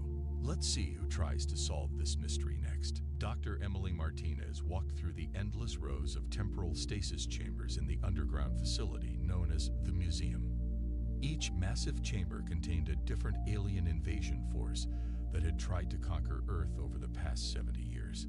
The newest addition, the Draconian Crimson Fleet, took up an entire section by itself. She stopped at Control Station 7 and placed her hand on the scanner. A holographic screen appeared, showing the history of the Sentinel Initiative.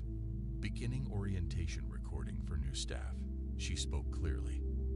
The computer started recording. "The year was 1962, Emily began. "During the Cuban Missile Crisis, our early warning systems detected something strange. It wasn't Russian missiles. It was a small alien scout ship observing the conflict. The ship crashed in New Mexico, and what we found inside changed everything." She walked to an old display case containing twisted pieces of alien metal and strange devices. The scout ship's quantum sensors could detect ships traveling through hyperspace. We realized Earth wasn't alone, and we weren't safe. More importantly, we learned that multiple alien civilizations were planning to invade Earth once we reached a certain level of space technology. The lights dimmed as Emily approached a large window overlooking the temporal containment grid.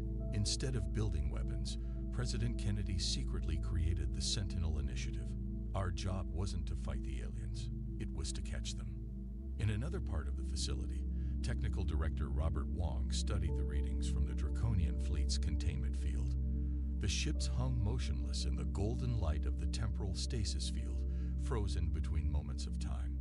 "Status report," he called out to his team. "All systems normal, sir," Sarah Chen replied from her station. After her morning coffee shop visit during the capture, she had returned to her real job as lead temporal engineer. "The Draconians are perfectly preserved. No sign of temporal decay."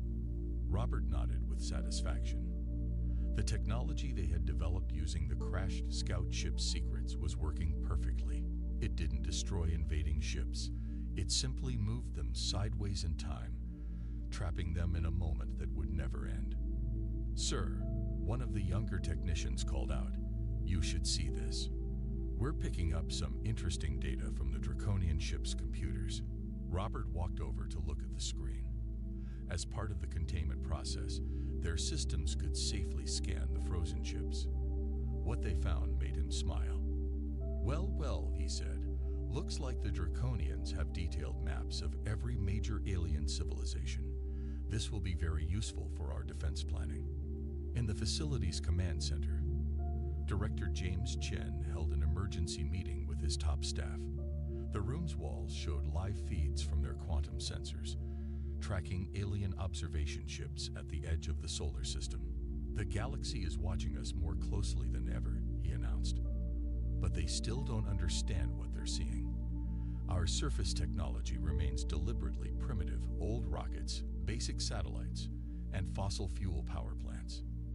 Meanwhile, our real technology stays hidden, protecting Earth without anyone knowing how we do it. He pressed a button, and a new hologram appeared showing Earth's complete temporal defense network. Thousands of hidden satellites and stations formed an invisible web around the planet, ready to catch any invasion force in its golden stasis field. For decades, aliens have seen Earth as an easy target, James continued. They never realized that every failed invasion attempt made us stronger. Each captured ship, each preserved alien army, taught us more about the galaxy and its technology. The Draconians won't be the last to try, but like all the others, they'll only make our collection more complete. The meeting room fell silent as everyone considered this truth. Earth wasn't just defending itself. It was building the greatest museum of alien military might the galaxy would never know about. At least, not until humanity was ready to reveal its true power. John Martinez wiped the sweat from his forehead as he guided his mining rover across the lunar surface. Working on the moon was boring most days, just collecting rocks and maintaining equipment. The Earth hung in the black sky above him, beautiful and blue. "Base, this is Rover 7, he called over the radio, starting my final sweep of Section K before heading back. That's when his rover's sensors started beeping. Something metal was buried in the moon dust ahead of him. John checked his maps. There shouldn't be anything in this area. "Base, I'm picking up an unusual reading," he reported. "Going to check it out." As he got closer, his lights revealed something that made his heart stop. Half buried in the gray dust was a piece of metal that definitely wasn't human technology. Its surface was covered in strange symbols, and it had an odd scale-like pattern. "Base, you need to see this." 6 hours later, the lunar discovery site was crawling with Sentinel Initiative personnel in disguised mining suits. Dr. Emily Martinez stood next to the excavated object, an alien escape pod from the Draconian fleet. "It's intact," she said into her secure communicator, "and there's someone inside." The pod's window showed a single Draconian officer, unconscious but alive. Unlike his fleet, he wasn't frozen in time. He had somehow escaped the temporal stasis field. Director James Chen's voice crackled over the radio. "Bring him in. Maximum security. We need to know what he saw." Commander Vexthor woke up in a strange room. The walls were white, and he was lying on some kind of medical bed. To his surprise, he wasn't restrained. A human female stood nearby, watching him carefully. "You're safe," Dr. Martins said in perfect Draconian language. "We have questions, and I think you do too." Vexthor sat up slowly, his scaled head pounding with memory. "My fleet," he said. "What did you do to them?" "We preserved them," Emily replied simply. "They're not dead. They're just waiting." The commander's yellow eyes narrowed. "I saw it happen. We entered your gravity well, and reality itself began to break apart. Ships started disappearing, but not like normal cloaking technology. They became like ghosts, fading away section by section. My emergency pod activated automatically, and here I am." He looked at Emily with a mixture of fear and respect. "You're not primitives at all, are you?" Emily smiled. "No, we just prefer to keep certain technologies private." In the observation room next door, Director Chen watched the interview with growing concern. The escape pod was a complication they hadn't planned for. Now they had a living witness who had seen Earth's temporal defense grid in action. "Sir," Sarah Chen said, entering the room with a datapad. "The pod's computer records confirm his story. It had a special shield designed to protect against time distortions. The Draconians created it by accident, trying to defend against a completely different weapon." James nodded thoughtfully. "So they accidentally made the one thing that could partially resist our temporal stasis field. Interesting." He turned to the window. watching as Dr. Martinez continued talking with Vexthor. The galaxy's going to learn about us sooner than we planned. The question is, how do we control what they learn? Sarah studied the Draconian commander through the glass. Maybe we don't need to hide anymore. Maybe it's time to show the galaxy exactly who they've been trying to invade all these years. Outside the base, disguised as a normal mining operation, the moon continued its quiet orbit around Earth. Somewhere below them, in secret underground chambers, the mighty Crimson Fleet floated in golden stasis, waiting for the day humanity would decide to wake them up. The news spread across the galaxy like wildfire. A survivor from the Crimson Fleet had been found. Within days, ships from 20 different alien civilizations arrived at the edge of the solar system, demanding answers. Inside the United Nations building in New York, humanity prepared to reveal its true nature to the galaxy. The room looked normal to the public watching on TV, but hidden quantum technology let alien ambassadors attend as holograms. Ambassador Chen, Sarah's mother and Earth's chosen speaker, stood at the podium. Around her, the air shimmered with the forms of alien representatives. Some looked like insects, others like crystals, and some were just clouds of light. "Welcome to Earth," she began simply. "For centuries, you've watched us, thinking we were primitive. Today, that story ends." She pressed a button, and the room transformed. The walls became transparent, showing massive underground chambers filled with captured invasion fleets from throughout history. "We didn't just stop the Draconian fleet," she continued. "We've been collecting Zubi invaders for generations. This is our museum of failed conquests." The alien delegates erupted in chaos. In a secure room beneath the UN building, Commander Vexthor watched the meeting on a screen. Dr. Martinez stood beside him, observing his reaction. "Your people have been incredibly patient," he said, shaking his scaled head in wonder. "All these years, pretending to be weak while building this incredible defense system." Emily smiled. "Humans are good at playing the long game. When we found that first crashed scout ship, we realized something important. We couldn't fight the whole galaxy, but we could make invasion impossible." Vexthor turned to her. "The temporal stasis technology.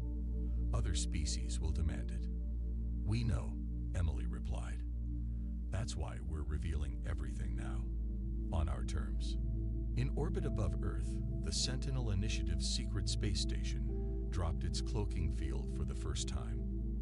The massive structure had been invisible for decades, coordinating the temporal defense grid that protected Earth. Director James Chen stood at the station's main window, watching Earth below. Sarah worked at a control panel nearby, monitoring the reactions of the alien ships that could finally see them. "3 ships are charging weapons," she reported calmly. "Looks like the Arcturians want to test our defenses." James nodded. "Let them. It's time for demonstration number 2. The Arcturian ships fired energy beams at Earth, but halfway to their target, the beams froze in space, caught in the temporal stasis field. They hung there like golden ribbons, harmless and beautiful. "Send the message," James ordered. Sarah pressed a button, broadcasting to all alien ships. "As you can see, hostile actions are pointless. We offer friendship to peaceful visitors. Those who choose violence will join our museum collection." Back in the UN, Ambassador Chen revealed humanity's final surprise. With another button press, she showed them the true Earth, a planet ringed with invisible quantum technology, protected by temporal fields, and far more advanced than anyone had imagined. "We don't want war," she told the shocked delegates. "We never did. That's why we chose to preserve rather than destroy. Every ship in our temporal vault can be restored. Every crew can be awakened. We offer you all a choice. Continue seeing us as targets, or accept us as equals." The alien representatives fell silent, finally understanding the truth. They hadn't been watching a primitive civilization at all. They had been watching a patient predator, waiting for the perfect moment to reveal its true power. Red warning lights flashed throughout the Sentinel Initiative's underground facility. Sarah Chen's fingers flew across her control panel As she tried to stabilize the temporal containment field, something was going wrong with the Draconian fleet's stasis chamber. Status report, Director Chen demanded, rushing into the control room. The temporal field is fluctuating, Sarah replied, her eyes fixed on the readings. It's like they're trying to wake up. Through the observation window, they could see the golden stasis field around the Crimson Fleet flickering. Parts of ships would become solid for a moment, then fade back into the temporal stasis. Get Dr. Martinez and Commander Vexthor down here now, James ordered. We need to understand what's happening. Inside the temporal field, Admiral Kextar experienced something impossible. His consciousness flickered between moments in time. 1 second, he was ordering his fleet to retreat.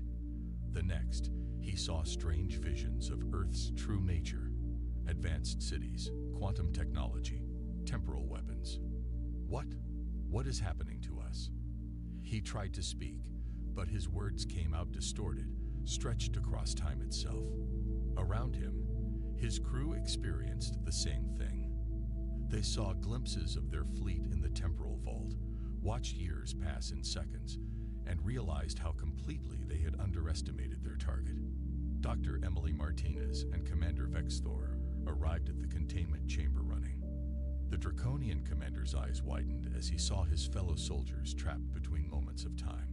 This shouldn't be possible, Emily said, checking the readings. The stasis field is completely stable. They shouldn't be able to perceive anything. Unless... Vexthor moved closer to the window. Unless our ship's temporal shielding is stronger than we thought. The same technology that let my escape pod survive might be letting them resist the stasis field. Sarah's console beeped urgently. The temporal distortion is spreading. If we don't stabilize it soon, it could affect other exhibits. We could have every captured fleet waking up at once. In the observation room above, Ambassador Chen met with the alien delegates who had demanded to see the problem for themselves. They watched in fascination as the mighty Crimson Fleet flickered between existence and temporal stasis. Your containment technology isn't perfect after all, one of the delegates said smugly. The ambassador smiled. Actually, this proves how advanced it is. The Draconians are experiencing centuries of time and moments, learning everything about us. When they fully awaken, if we let them, they'll understand exactly why attacking Earth was a mistake. Back in the control room, Sarah suddenly sat up straight. Wait, I have an idea. Instead of fighting the temporal distortion, what if we use it? She quickly explained her plan. By carefully controlling the flickers in the stasis field, they could communicate with the trapped fleet, show them exactly what they needed to see. It's risky, James said, but do it. Sarah's fingers danced across the controls, carefully adjusting the temporal field. Through the window, they could see the Draconian ship stabilizing.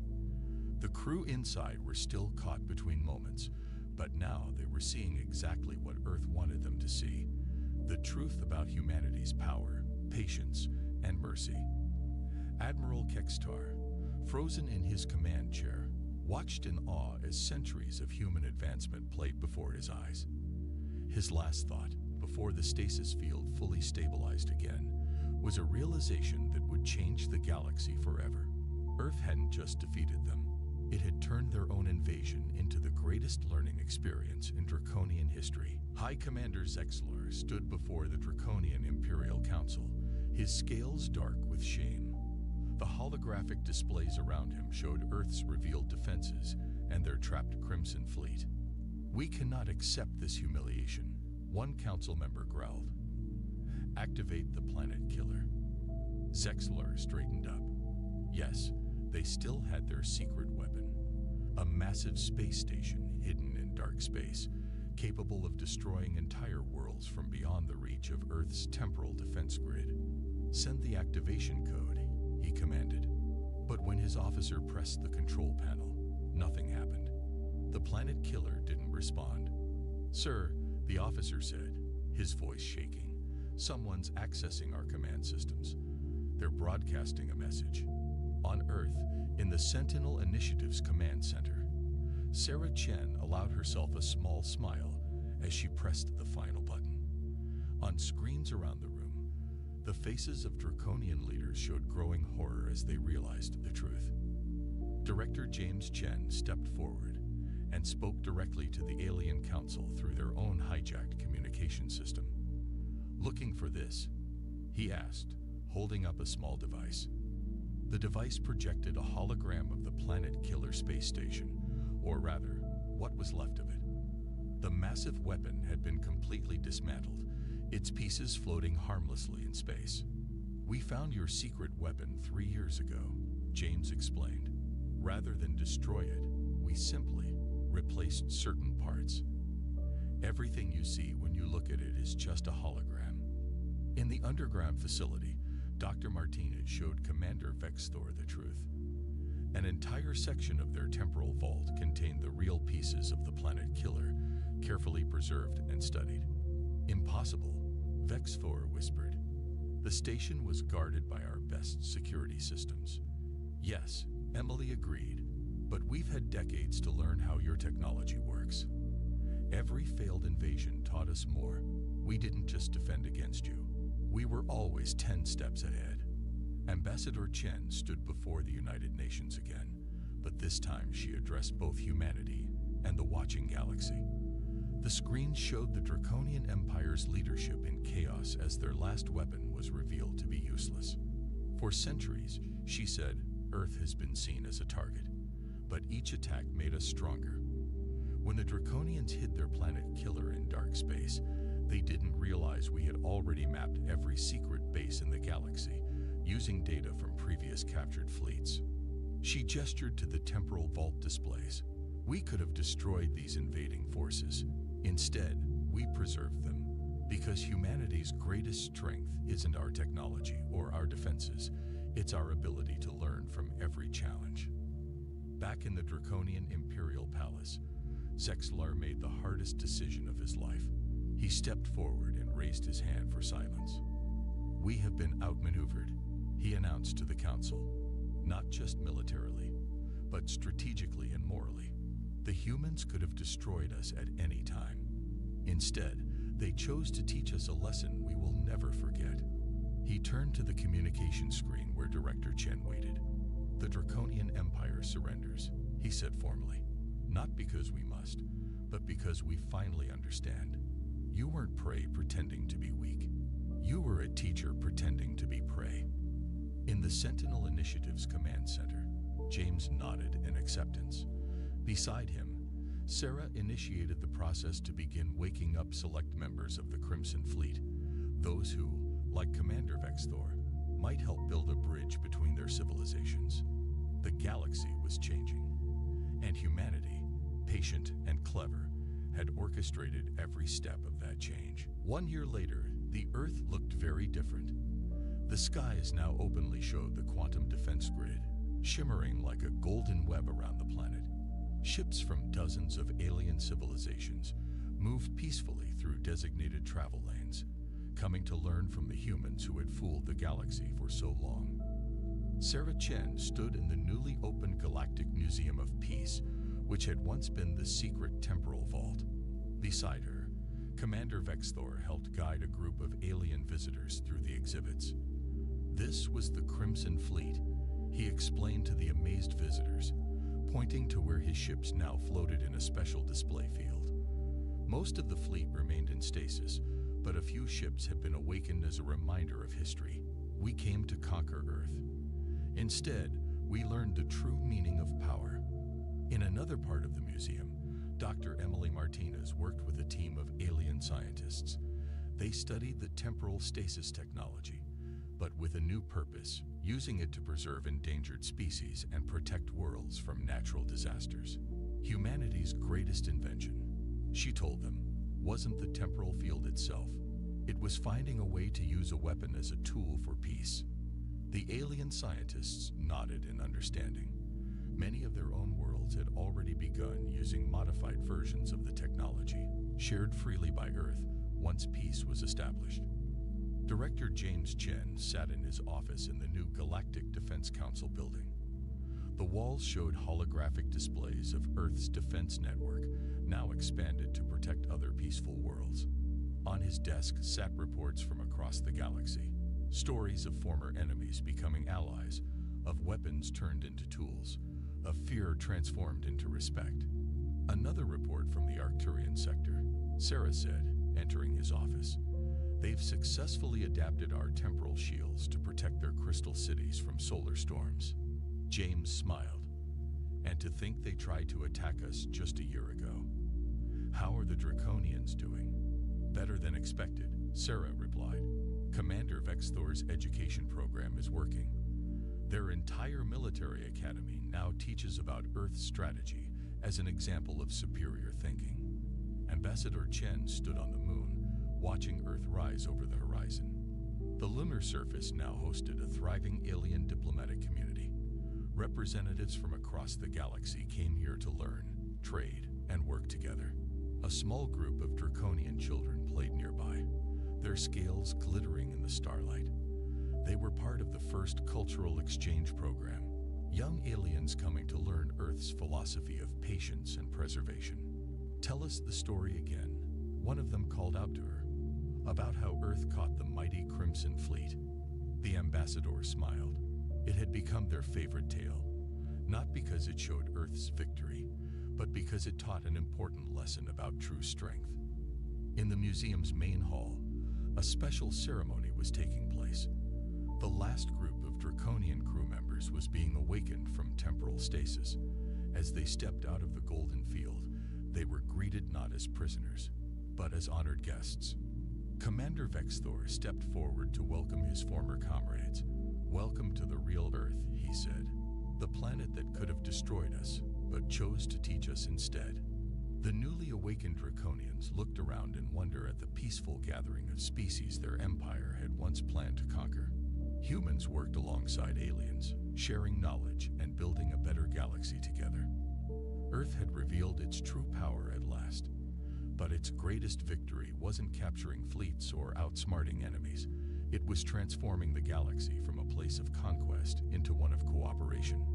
The Temporal Vault, once a secret museum of defeated invaders, had become a public reminder that the strongest weapon of all was patience, and the greatest victory was turning enemies into friends. Aliens mocked Earth's predators until humans released the honey badger, HFY. A short sci-fi story captain, Lisa Brooks, stood at the viewing window of the Earth diplomatic vessel Curiosity. Stars stretched endlessly before her, but her attention was fixed on the 6 tall insect-like aliens examining the ship's main computer display.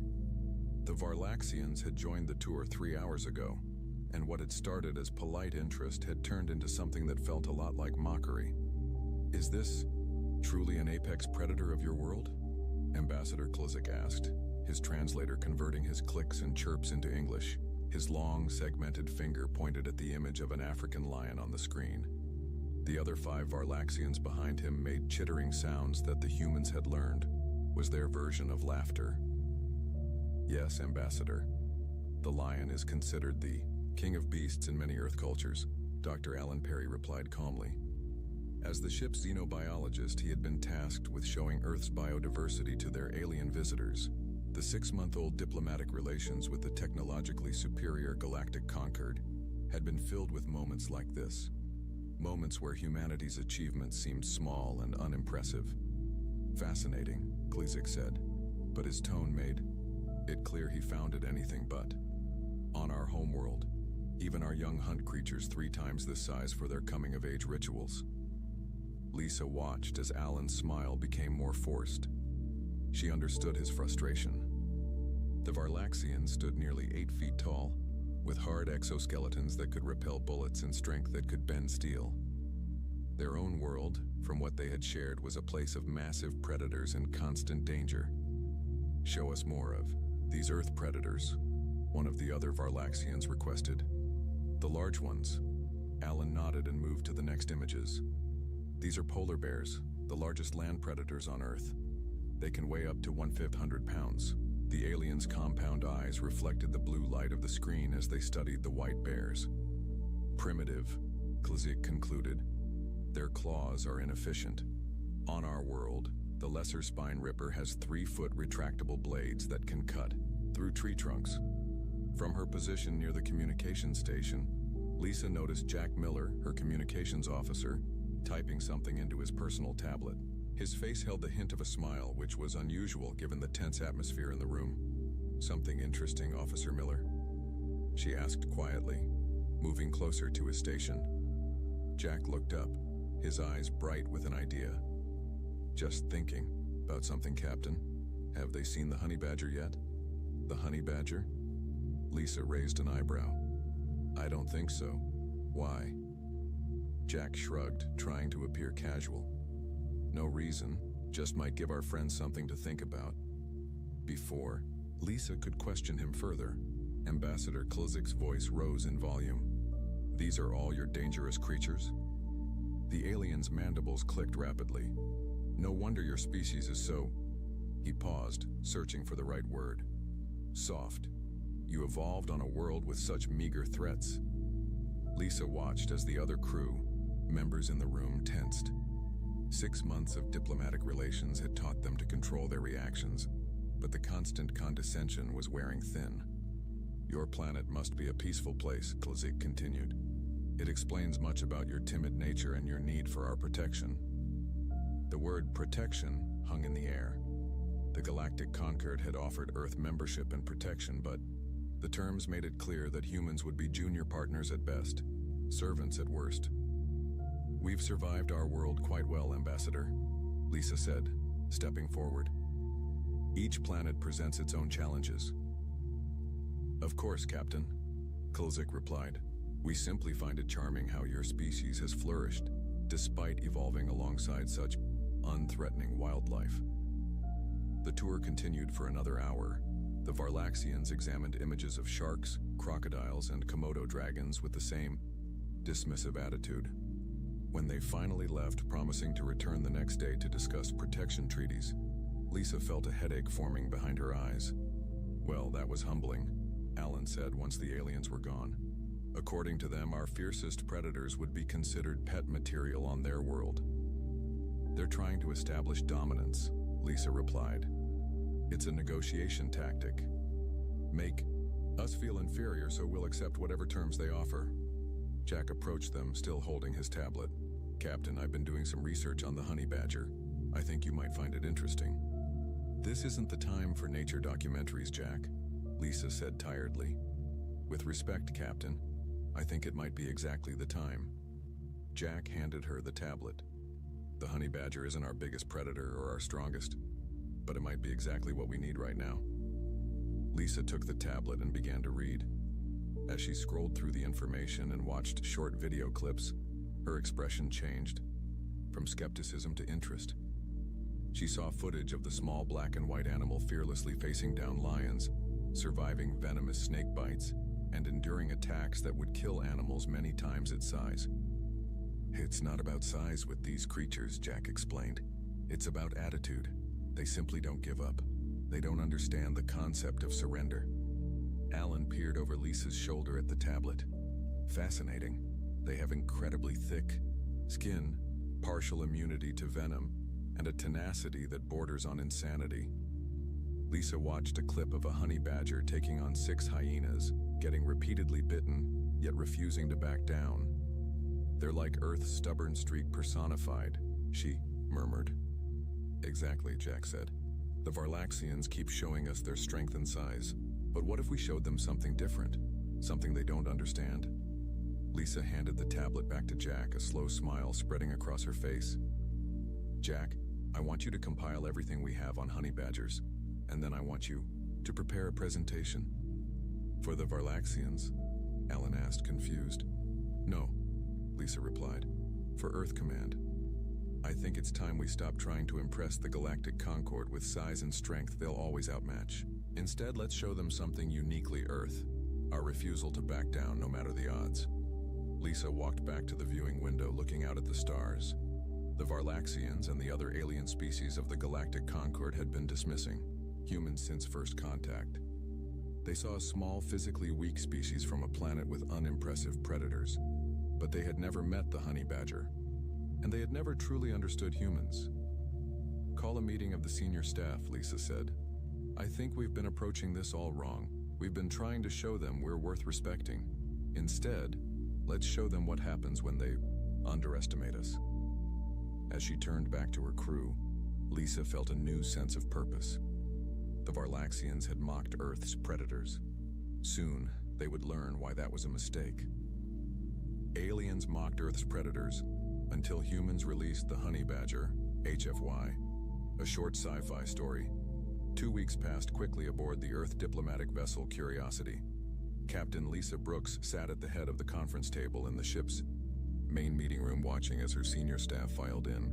The atmosphere was tense but excited, a stark change from the defeated mood that had followed most interactions with the Varlaxians. "Is it confirmed?" Lisa asked as Jack Miller took his seat. Jack nodded, his eyes bright with excitement. "Yes, Captain. The Galactic Concord just made the official announcement. They're calling it the Grand Predator Exhibition." Dr. Alan Perry let out a low whistle. "So they're really going through with it? A galactic zoo show and tell?" "Not just a show and tell," Jack corrected. "It's being framed as a cultural exchange, but everyone knows what it really is. A chance for the established species to show off their biological superiority." Lisa tapped her fingers against the polished surface of the table. "And they specifically requested that Earth participate? That we bring examples of our apex predators?" "The message was quite clear," Jack replied. "Though Ambassador Kulzik did mention that we shouldn't feel pressured to participate if we felt our wildlife was too, what was the word he used? Modest, soft." Laughter rippled around the table, but it held no humor. "They're trying to humiliate us," said Chief Security Officer Rita Bennett. "Put our lions and tigers next to their nightmare creatures and make us look pathetic." Lisa stood up and walked to the room's main display screen.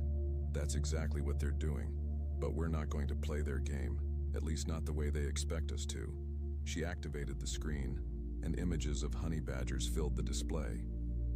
Video showed the small animals facing down much larger predators, stealing kills from lions, and surviving attacks that should have been fatal.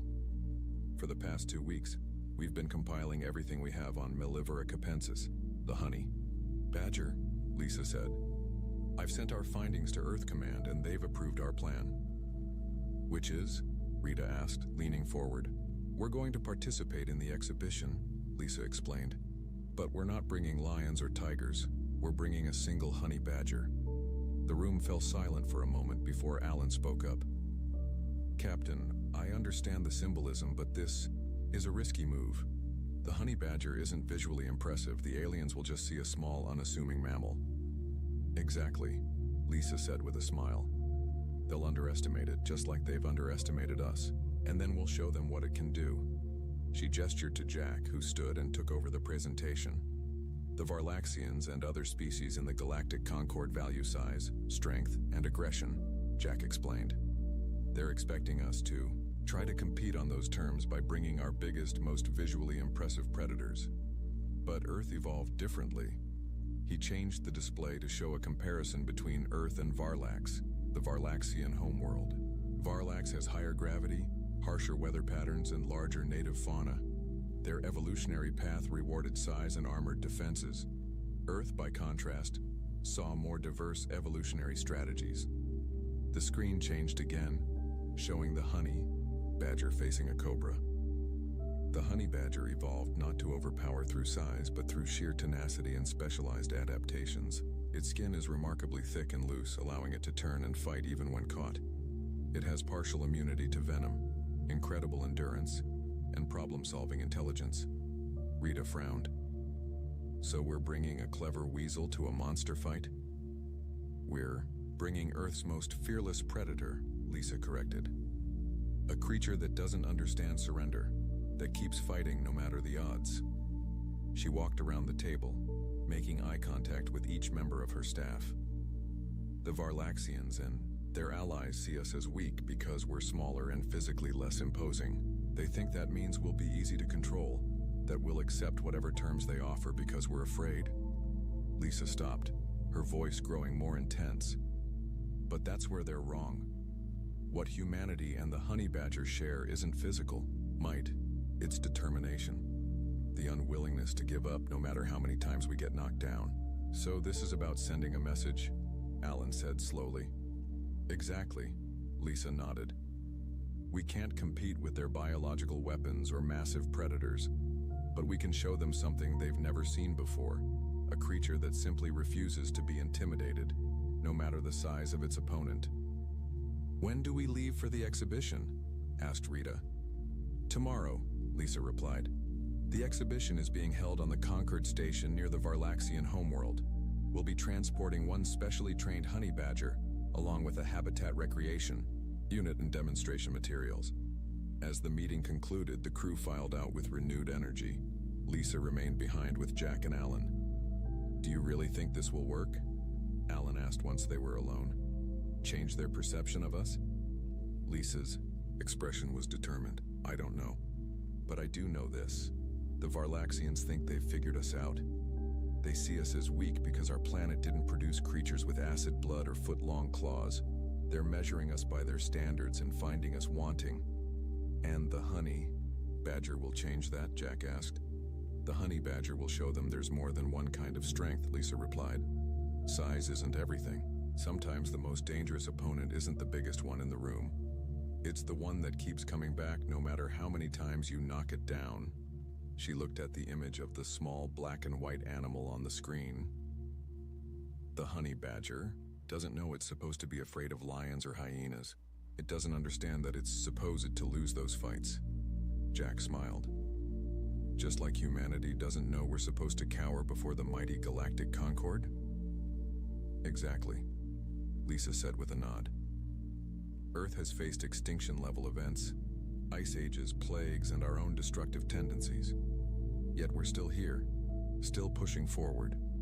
We're small compared to the Varlaxians, but like the honey badger, what we lack in size, we make up for in sheer stubborn persistence. As the ship prepared for departure the next morning, Lisa stood on the bridge watching her crew work with newfound purpose. For 6 months, they had tried to impress the alien species of the galactic Concord. They had shown off human technology, art and culture, only to be met with condescension. Now they would try a different approach. The honey badger wouldn't win a beauty contest against the nightmarish predators of other worlds. It wouldn't impress with size or venom or armored plates, but it would show the galaxy something uniquely Earth, the power of never, ever giving up. Course laid in for the Concord station, Captain, reported the helmsman. Take us out, Lisa ordered, her eyes fixed on the stars ahead. Let's go introduce the galaxy to the honey badger way. Aliens mocked Earth's predators until humans released the honey badger. HFY, a short sci-fi story. The galactic Concord station hung in space like a massive metal flower, its 5 enormous petals extending from a central hub. Each petal housed representatives from different member species, with the newest and least important members located at the tips, furthest from the center of power.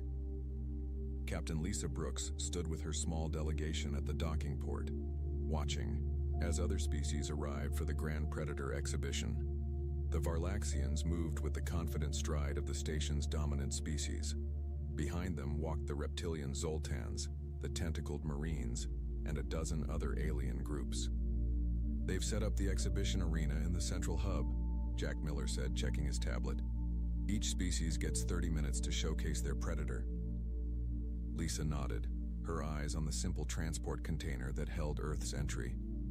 Unlike the massive reinforced cages of the other delegations, the human container was modest, just large enough for a single medium-sized mammal. How's our contestant? She asked Dr. Alan Perry, who monitored the container's life support systems. Alert and ready, Alan replied. The honey badger remains in perfect health. The sedation wore off as planned, and he's had a meal of eggs and meat. Ambassador Klzik approached, his insectoid form towering over the humans. 4 of his assistants followed, carrying a massive containment unit that occasionally shuddered from impacts within. Captain Brooks, Klzik's translator conveyed, his clicking speech. I see Earth has decided to participate after all. How brave of you. Lisa smiled diplomatically. We wouldn't miss this cultural exchange, Ambassador. Klizik's compound eyes shifted to the small transport container. Is that your predator? It must be very small. Size isn't everything, Ambassador, Lisa replied. As I believe the exhibition will demonstrate. The Varlaxian made a dismissive gesture with his upper limbs. We shall see. The Varlaxian spine slicers are eager for their demonstration. They have not been fed in 3 days to ensure an enthusiastic performance. As Klizik moved away, Chief Security Officer Rita Bennett leaned close to Lisa. His confidence is annoying. It's about to be tested, Lisa replied. The Grand Exhibition Hall was a vast circular arena with transparent walls separating the display area from tiered seating. Representatives from 27 species filled the seats, with the most senior delegates occupying the prime viewing sections. Lisa noted that the human delegation had been assigned seats near the back, a not-so-subtle reminder of their low status in the Concord hierarchy. The exhibition will proceed in order of Concord membership seniority, announced the Master of Ceremonies, a tall, willowy alien with silver skin. First, the Varlaxian delegation. The audience watched as 6 massive arachnid creatures were released into the arena, which had been configured to resemble the rocky terrain of the Varlaxian homeworld. The spine slicers moved with frightening speed, their blade-like limbs slicing through solid metal targets as if they were paper. Their multiple eyes glowed with predatory intelligence as they coordinated their attacks, bringing down simulated prey 3 times their size. The crowd chittered and hummed with appreciation. Next came the Zoltans, whose phase hunters could partially shift between dimensions, appearing to move through solid objects to ambush prey. The Marines showcased their deep leviathans, aquatic predators that required water-filled containment fields and could generate electrical discharges powerful enough to stun creatures from 50 feet away. As each demonstration concluded, Lisa could feel the mood of her team sinking. Earth's entry would seem painfully mundane after these spectacular alien predators. We're next, Jack whispered, as the 19th demonstration ended. Last place. Lisa stood. Then let's make it count. The silver-skinned announcer's voice held a note of boredom as he said, Finally, the human delegation from Earth presents their apex predator. Lisa walked to the control podium while Alan and Rita prepared the transport container.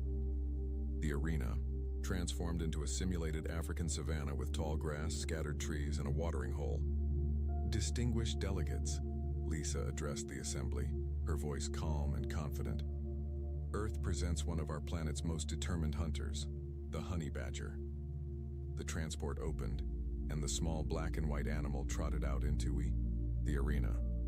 It was unassuming, about 3 feet long including its tail, muscular but not visibly threatening.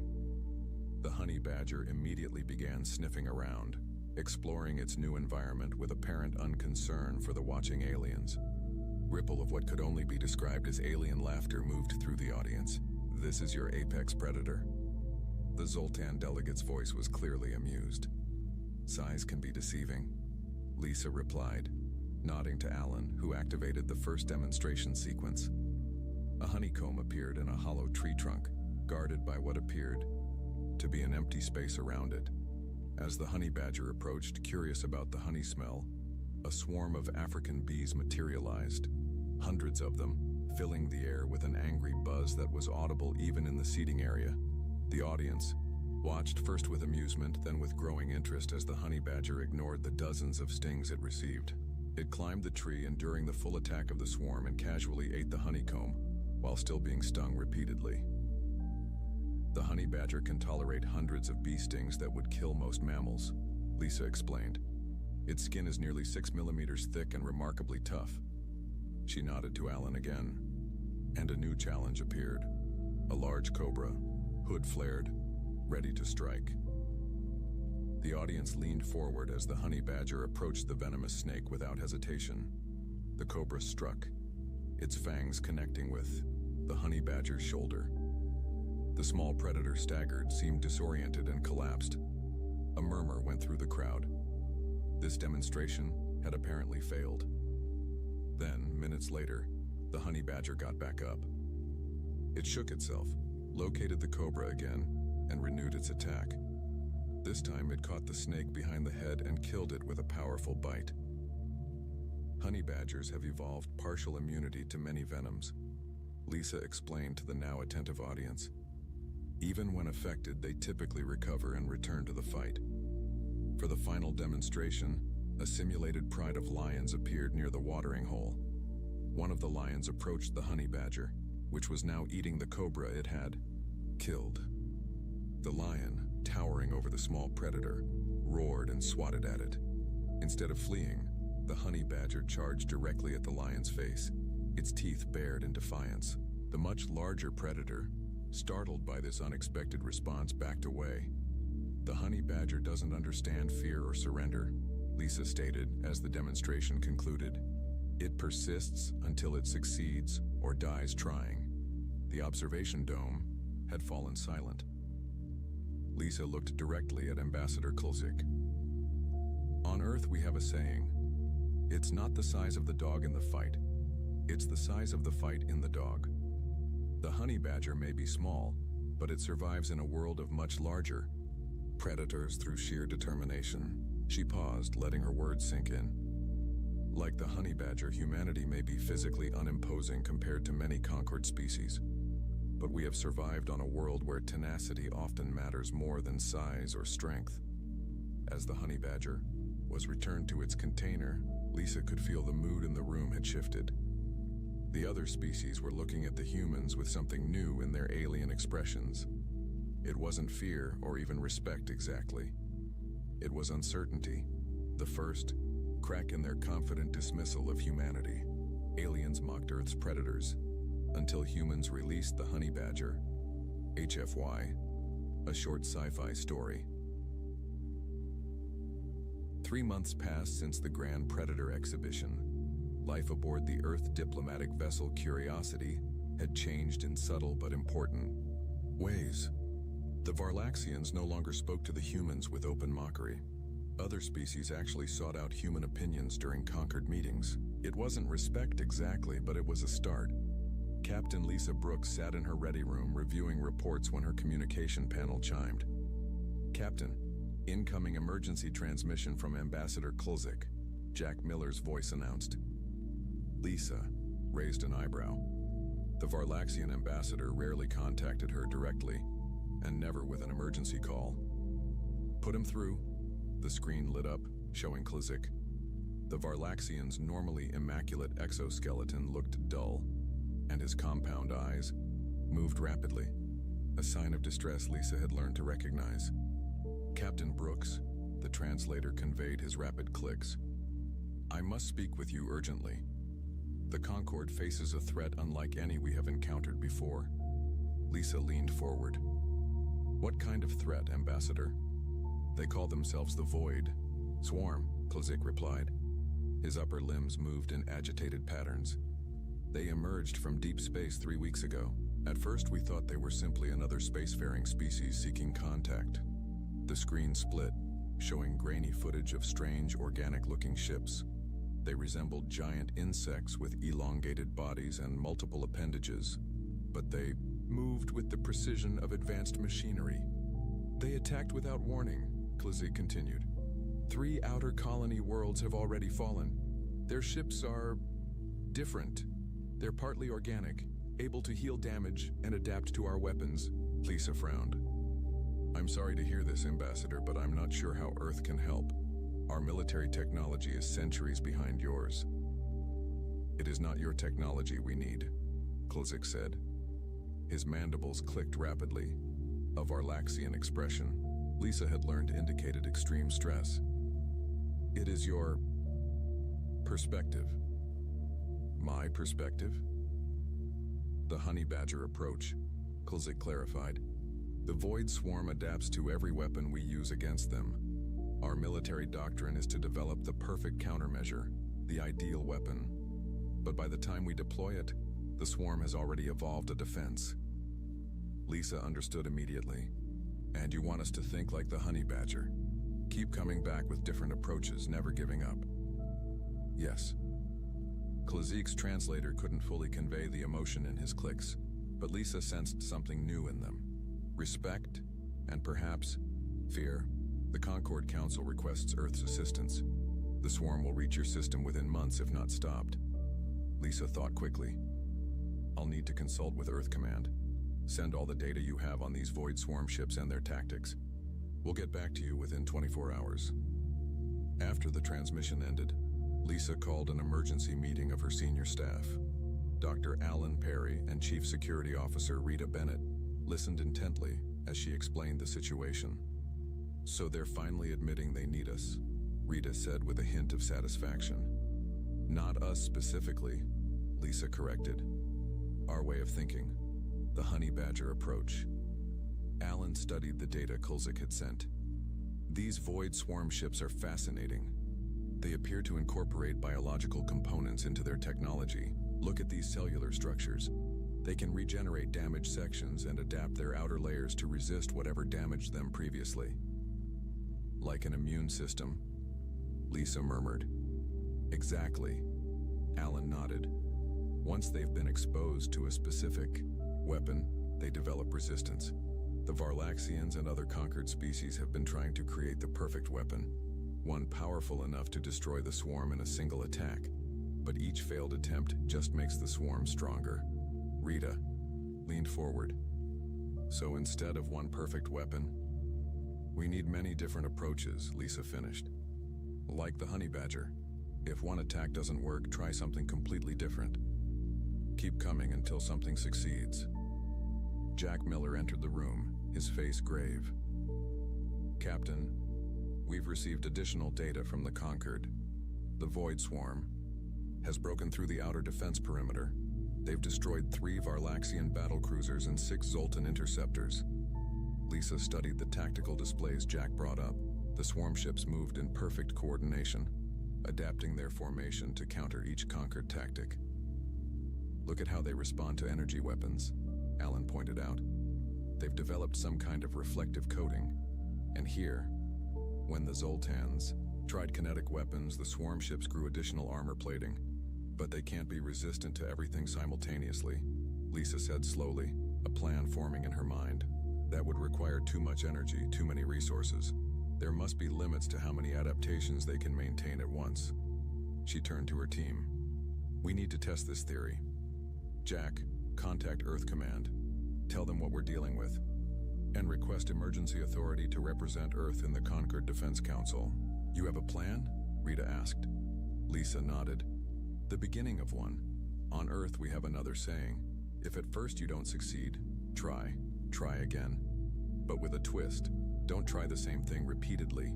Try everything until something works. 2 days later, Lisa stood in the Concord Council chamber. Representatives from all member species crowded the room, their usual political rivalries set aside in the face of the common threat. The Void Swarm has adapted to all our conventional weapons. A Mertine admiral gurgled through its translator. Our energy beams, our kinetic projectiles, our phase disruptors, all ineffective now. They learn from each encounter, added a Zoltan general. Our scientists estimate that within 6 more engagements, they will be completely immune to our entire weapons catalog. Lisa stepped forward. All eyes turned to her, the human, representing the newest and seemingly weakest species in the Concord. You're approaching this problem from the wrong angle, she said calmly. You're trying to find the perfect weapon, the one attack that will destroy the swarm completely. But what if there isn't one? She activated the central display, showing footage of the honey badger from the exhibition. On Earth we have predators like this. They don't win because they're the biggest or strongest. They win because they never give up, and they never try the same failed approach twice. The footage shifted to show the honey badger facing different challenges, bees, snakes, larger predators, and using different strategies for each. The Void Swarm adapts like an immune system, Lisa continued. But all immune systems have limits. They can't maintain defenses against everything simultaneously. We need to stop looking for the perfect weapon and instead use every weapon, all at once. Ambassador Kulzik's mandibles clicked thoughtfully. Explain your strategy, Captain. Instead, of developing more powerful versions of the same weapons, we attack with completely different approaches simultaneously, Lisa explained. Energy weapons, kinetic projectiles, biological countermeasures, gravitational disruption, all at once, forced the swarm to prioritize which adaptations to maintain. She looked around the chamber, meeting the alien gazes. We need to be like the honey badger, relentless, impossible to discourage, and constantly changing our approach until we find the combination that works. A murmur went through the council chamber. Lisa could see the doubt in many alien faces, but she also saw something new: hope. Ambassador Chillax stepped forward. The Concord Council will consider Captain Brooks' strategy. In the meantime, I propose we designate Earth as the coordination center for our counteroffensive. Their unique perspective may be exactly what we need. As the meeting adjourned, Chillax approached Lisa privately. Your honey badger has made quite an impression, Captain. Lisa smiled. The honey badger doesn't care about impressions, Ambassador. It only cares about results. Let us hope it achieves them against the Void Swarm, Chillax replied. Because if not, we may all share the same fate as those who underestimated your small but determined predator. Aliens mocked Earth's predators until humans released the honey badger, HFY, a short sci-fi story. The renamed Earth vessel Tenacity, formerly the Curiosity, moved at the center of the combined Concord fleet. The ship had been quickly refitted, with Varlaxian defensive systems and Zoltan communication arrays. Its bridge now served as the command center for the entire operation against the Void Swarm. Captain Lisa Brooks studied the tactical display, where hundreds of Allied ships formed a protective barrier around the Varlaxian homeworld. The Void Swarm approached from 3 directions, their organic ships moving in perfect harmony like a school of deadly fish. All ships report ready, Captain, Jack Miller announced from his station. Honey Badger protocol is in place, Chief Security Officer Rita Bennett added. All ships have their assigned weapon systems and attack patterns. Lisa nodded. Open a channel to the fleet. The view screen showed faces from a dozen different species, all waiting for her command. 6 weeks of preparation had led to this moment. 6 weeks of studying the Void Swarm's adaptations, developing new weapons, and training the combined forces to work together in ways they never had before. This is Captain Brooks, Lisa began. The Void Swarm has demonstrated its ability to adapt to any single attack. Today we don't give it that chance. Every ship knows its role. Every weapon has its purpose. Remember the honey badger? If one approach fails, we switch immediately to another. We keep coming back no matter how many times we're beaten down. She paused, looking at the alien faces. The swarm adapts quickly, but our research shows it can only maintain immunity to 3 different attack types simultaneously. We have 12. Good luck. As the transmission ended, Lisa turned to Ambassador Chillax, who stood beside her on the bridge. The Varlaxians' normally intimidating presence now felt reassuring. Your species continues to surprise me, Captain Brooks, Chillax's translator conveyed. A few months ago, I would not have imagined following a human battle strategy. A honey badger battle strategy, Lisa corrected with a small smile. We're about to see if it works. The Void Swarm entered weapons range, and the battle began. The first wave of Concord ships launched energy weapons, lasers, plasma beams, and ion disruptors. As expected, the swarm ships quickly adapted, developing reflective surfaces that sent the energy attacks harmlessly into space. Energy weapons ineffective, Rita reported. Moving to attack pattern beta. The second wave moved in, launching kinetic weapons, solid projectiles, explosive torpedoes, and metallic fragmentation bombs. The swarm ships grew additional armor plating, absorbing the impacts with minimal damage. Kinetic attacks neutralized, Rita announced. Proceeding to gamma pattern. The third wave deployed gravitational disruptors, creating localized gravity, wells to tear the swarm ships apart.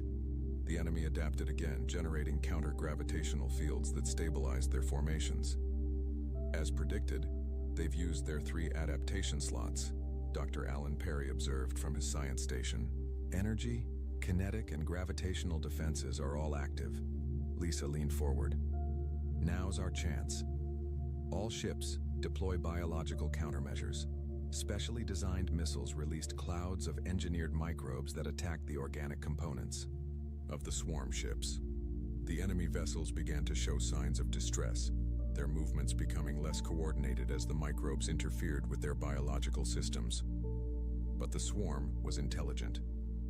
Within minutes, the ships began to shed their outer layers, discarding the infected tissue and growing new protective membranes. They're adapting to the biological attack, Alan reported. But look, they've dropped their energy shielding to do it. All ships with energy weapons, fire immediately, Lisa ordered. The renewed energy attack tore through several swarm ships, but the rest quickly reactivated their energy defenses, at the cost of their gravitational protection. Gravitational disruptors, fire now, Lisa commanded. The battle continued, in this pattern for hours. Each time the swarm adapted to one type of attack, they had to drop their defense against another. The Concord forces kept rotating their approach, never allowing the enemy to develop a stable defense against all threats. They're learning, Rita warned after the fourth rotation. They're prioritizing defenses against our most effective weapons and accepting damage from the less dangerous ones. Lisa nodded. Then we need to surprise them again, prepare the dimensional disruptors. This new weapon, developed in secret and never before used against the swarm, created brief tears in the fabric of space-time. When activated, the disruptors caused parts of the swarm ships to exist in slightly different dimensions, tearing them apart from the inside. Dimensional disruptors online, Jack reported, but we only have enough for one coordinated attack. Lisa met Klizik's compound eyes. One chance. The Varlaxian's mandibles clicked in what Lisa now recognized as determination. The honey badger only needs one chance if it's the right one. Lisa took a deep breath. All ships activate dimensional disruptors on my mark. 3, 2, 1, mark.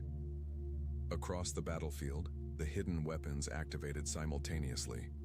Space itself seemed to ripple and fold around the swarm ships, unable to adapt to a weapon they had never encountered before. The organic vessels began to tear apart, their biological components unable to maintain cohesion across multiple dimensional planes. It's working, Alan exclaimed. 80% of the swarm ships are showing critical damage. The Void Swarm, for the first time since they had appeared, began to retreat. Their perfect formation broke apart as damaged ships limped away from the battlefield. Shall we pursue? Rita asked. Lisa studied the tactical display. No, we've hurt them badly, but we haven't destroyed them completely. If we chase them now, we risk falling into a trap or giving them time to adapt to our dimensional weapons, she turned to Kulzik. The honey badger knows when to press an advantage and when to consolidate a victory. We've protected the Varlaxian homeworld. Now we need to prepare for the next encounter. 2 days later, Lisa stood with Klizik in the observation lounge of the Tenacity, watching as repair ships tended to damaged Concord vessels. The Concord Council has officially recognized Earth's contribution to our victory, Klizik said. Your status has been upgraded. You will no longer be housed at the outer tips of the station, Lisa smiled. Moving up in the world. Your honey badger strategy saved many lives, the Varlaxian continued. We had become complacent in our power, believing that superior strength and technology were all that mattered in conflict. He turned, his alien gaze to her. We were wrong. The Void Swarm was stronger than us in many ways, with technology that could heal and adapt, yet they still lost to a strategy inspired by a small Earth predator. The honey badger doesn't win because it's the strongest, Lisa replied. It wins because it refuses to accept defeat, and because it's willing to try anything to succeed. Kulzik's mandibles clicked in what Lisa now recognized as thoughtful amusement. Much like humans themselves. We had good teachers, Lisa said, thinking of all the times throughout human history when persistence had overcome greater strength. Earth may not have the biggest or most visually impressive predators in the galaxy, but what we lack in size, we make up for in determination. As she looked out at the stars, Lisa knew the Void Swarm would return. They would adapt and evolve, and try again. But next time, they wouldn't be facing a galaxy that thought bigger was always better. That strength always defeated tenacity. Next time, they would face a galactic concord that had learned the honey badger way. A concord that included humanity as true partners, not dismissed subordinates.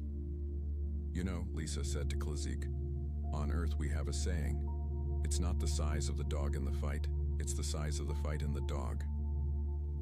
The ambassador's translator was silent for a moment before he responded, I believe the Conquered may need to study more of Earth's small but determined creatures, and perhaps more importantly, learn from the humans who think like them. The Tenacity continued its orbit around the Varlaxian homeworld, its human crew no longer seen as weak or primitive, but as valuable allies who had brought something new to the galaxy. The Honey Badger approached the power of never giving up no matter the odds. Vexstar stood at the observation deck of the luxury cruise ship Stellar Majesty, his four eyes scanning the crowd with the practiced patience of an apex predator. At 7 feet tall, with razor-sharp claws and teeth that could punch through titanium plating, he was what the Korthak species called a perfect killing machine. The other passengers called him that terrifying guy we really hope doesn't sit near us at dinner. The ship was packed with the usual mix of wealthy tourists from across the galaxy, all here to enjoy a pleasant 3-week cruise through the scenic Andromeda sector. Perfect hunting grounds, really. Vexstar had booked this particular cruise specifically because of its reputation for attracting soft, pampered prey who had never seen real violence outside of holographic entertainment. His gaze swept over a group of fliblins near the pool deck, their jellyfish-like bodies wobbling as they sipped fruity drinks through specialized straws. Too easy, and honestly, where was the sport in hunting something that was already 90% water? Plus, they tasted like disappointment and regret. A cluster of Zeppians caught his attention next, their crystalline forms glittering in the artificial sunlight. Now those might provide some challenge, given their ability to refract light and create illusions. But Vexstar had hunted their kind before, and once you figured out the pattern of their light tricks, they were just very expensive paperweights, with attitude problems. He flexed his claws unconsciously, feeling the familiar thrill of the hunt beginning to build in his chest. The Korthak had been apex predators for over 10,000 years, and Vexstar came from a particularly distinguished lineage of killers. His great-grandfather had single-handedly wiped out an entire species of warrior poets, though admittedly they had been terrible at both poetry and warfare. The ship's artificial gravity hummed beneath his feet as he continued his survey. This was always his favorite part, the selection process. Any fool could kill randomly, but it took true artistry to choose the perfect prey. Someone challenging enough to make the hunt interesting, but not so dangerous as to actually pose a threat to someone of his caliber. Vexstar's mandibles clicked in anticipation. By the time this cruise was over, he would have added another trophy to his collection, and another story to tell at the predator bars back home. The galaxy was full of species who thought they were tough, but when it came down to it, there was always a bigger fish.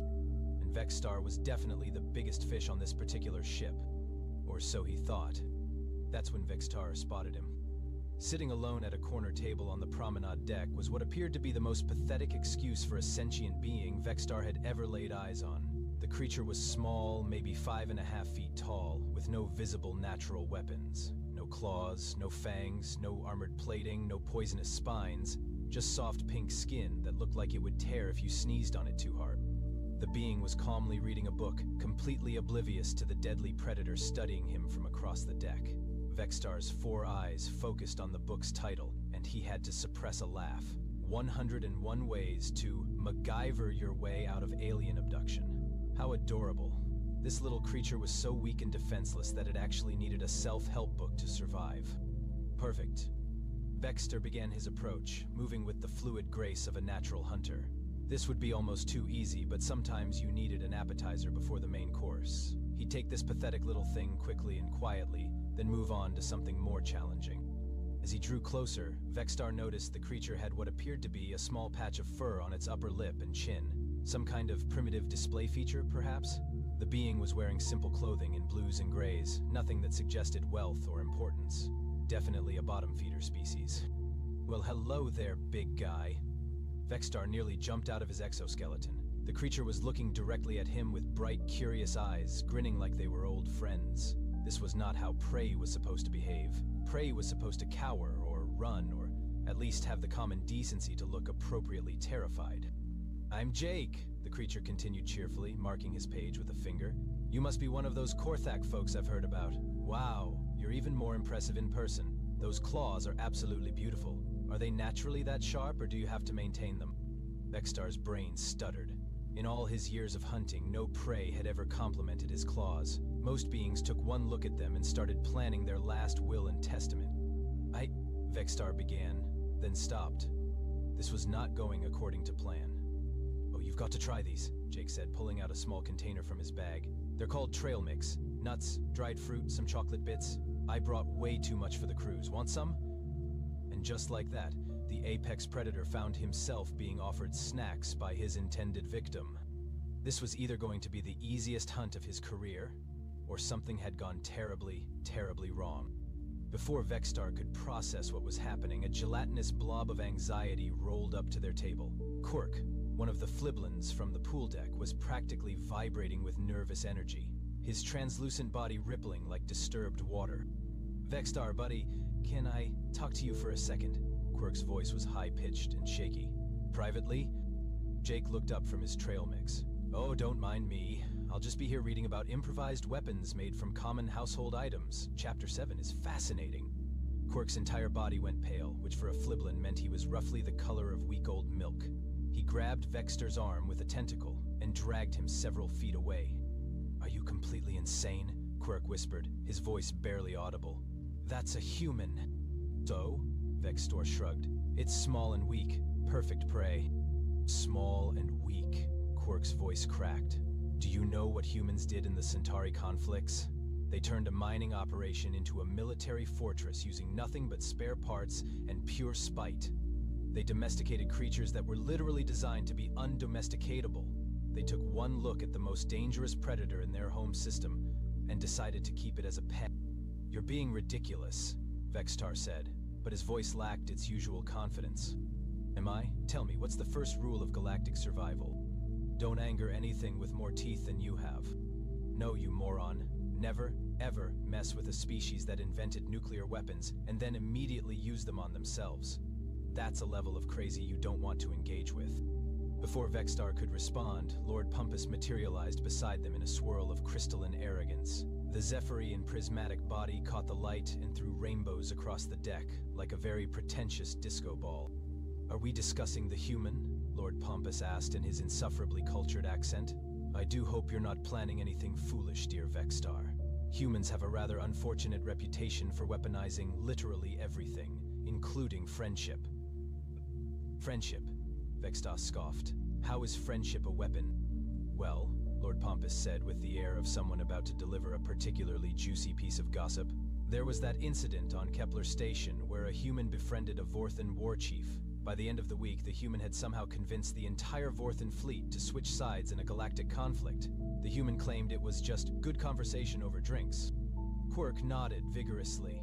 "And don't get me started on their military tactics. They have something called human wave attacks, where they just keep coming at you until you run out of ammunition, or the will to live, sometimes both. Plus," Lord Pompous added, "they're persistence hunters. They don't have to be faster than you, they just have to be more stubborn. And trust me, nothing in the galaxy is more stubborn than a human with a goal." Vexstar looked back at Jake, who was still reading his book and occasionally munching on trail mix. The human looked about as threatening as a particularly docile houseplant. "You're both paranoid," Vexstar said, but even he could hear the uncertainty creeping into his voice. Against his better judgment, and ignoring the increasingly frantic gestures from Quark and Lord Pompous, Vexstar returned to Jake's table. The human looked up with that same unsettling friendly smile. "Sorry about that," Jake said, closing his book. "Your friends seemed a bit worried about something. Everything okay?"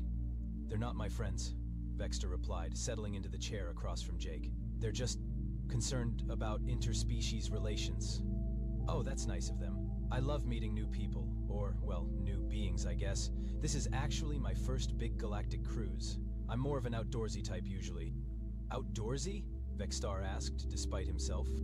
"Yeah, you know, hiking, camping, rock climbing, base jumping, shark diving, bear wrestling, that sort of thing." Jake said this with the same casual tone most people use to discuss the weather. I've been trying to get into more extreme sports lately. Last month I went alligator wrestling down in the Florida swamps. Man, those things have some serious bite strength. Vextar's claws involuntarily extended slightly. You wrestle alligators? Well, not professionally or anything, it's just a hobby. Though I did place third in the regional championships. Lost to this guy who had been doing it for like 40 years. Respect to the veterans, you know? Right, Vextar said slowly. And these alligators, they're dangerous predators on your world? Oh, absolutely. Apex predators, really. Been around since the dinosaurs. They can death roll and everything. Super cool animals. I've got some pictures if you want to see. Before Vextar could process what was happening, Jake had pulled out a small device and was scrolling through images. The first photo showed Jake with his arm around something that looked like a living nightmare with teeth. Both Jake and the creature appeared to be smiling? That's Snappy, Jake said fondly. He's a rescue. Lost his left leg in a boat propeller accident, so the wildlife preserve couldn't release him back into the wild. I volunteer there on weekends. Snappy's actually pretty gentle once you get to know him. The next photo was Jake riding on the back of what appeared to be a massive fur-covered death machine, with claws the size of dinner plates. That's from my trip to Alaska. Kodiak bear, about 800 pounds. His name is Mr. Waffles. I know. I didn't name him. The park rangers have a weird sense of humor. Vextar stared at the image. The bear looked like it could tear through starship hull plating, and Jake was casually sitting on its back like they were old drinking buddies. You befriended a Kodiak bear? Well, I mean, befriended might be strong. We have an understanding. I bring him salmon, he doesn't eat my face. It's a pretty good arrangement. Jake swiped to the next photo, which showed him standing next to a sleek black and white creature in what appeared to be an ocean setting. That's Killer. He's an orca, 26 feet long, about 6 tons, smartest hunter in Earth's oceans. We met when I was doing some underwater photography work. He kept following me around, so I started bringing him treats. Now, whenever I'm in the area, he shows up. Sometimes he brings his family. His family, Vextar repeated weakly. Yeah, about 12 other orcas. They're pack hunters, you know. Incredibly sophisticated hunting techniques. They can beach themselves to catch prey, work together to create waves, even launch seals 30 feet in the air just for fun. Absolutely brilliant animals. Vextar was beginning to understand why Quirk had looked so terrified. This wasn't just a small, weak creature. This was a being that looked at apex predators and thought, you know what? We should be friends. Of course, Jake continued, completely oblivious to Vextar's growing horror. Most of my hobbies are pretty tame compared to my day job. Your day job? Vextar's voice was barely a whisper. Yeah, I work for the Terran Diplomatic Corps. You know, helping establish peaceful relations with new species we encounter. It's really rewarding work. We specialize in cultural exchange and conflict resolution. Something about the way Jake said conflict resolution made Vextar's survival instincts start screaming. The Terran Diplomatic Corps was legendary throughout the galaxy, though not exactly for their diplomacy. They were the ones who had peacefully negotiated the surrender of the Vegan Empire by parking a fleet of human dreadnoughts in their capital system and asking very politely if they'd like to discuss terms. So you're military, Vextar said. Oh, not really. I mean, I have some training, but mostly I just talk to people. Well, beings. You know what I mean. Though I did do a stint with the Marines before I got into diplomatic work. Semper Fi and all that. Vextar's blood ran cold. He'd heard stories about human Marines. Entire star systems had surrendered rather than face them in combat. The Marines, he repeated. Yeah, good times. Really builds character.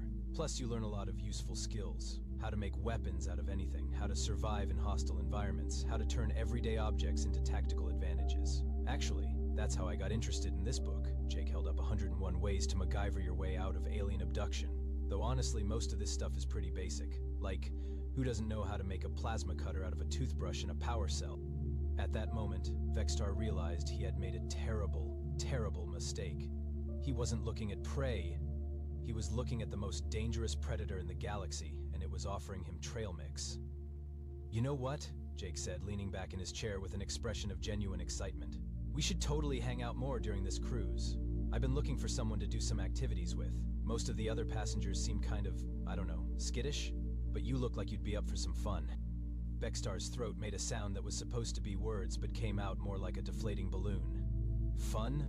Yeah, I was thinking we could hit the ship's combat simulation deck. They've got this amazing setup where you can hunt holographic creatures from different worlds. I've been dying to try it, but it's designed for team play, 2-person minimum. The word hunt sent a chill down Vexter's spine. When humans talked about hunting, it usually involved tactics that would make seasoned warriors weep into their ration packs. Or, Jake continued, his eyes lighting up like a child on Christmas morning, we could check out the zero-gravity sports complex. I've been wanting to try 3-dimensional combat maneuvers. Back on Earth, we call it aerial dogfighting, but I bet it's even more fun when you can move in all directions at once. Combat maneuvers? Vextar managed to squeak out. Oh, it's fantastic. See, the key to 3-dimensional combat is understanding that your enemy expects you to think in terms of up and down. But in 0G, those concepts become meaningless. You can attack from any angle, use momentum to your advantage, turn your opponent's strength against them. It's all about persistence and adaptability. Vextar was beginning to understand something truly terrifying about humans. They didn't just fight to survive. They fought for entertainment. They had turned warfare into recreation. The really cool thing about persistence hunting, Jake went on, apparently not noticing that Vexter was slowly backing away from the table, is that it doesn't matter if your prey is faster or stronger than you. All that matters is that you don't give up, ever. You just keep coming, and coming, and coming.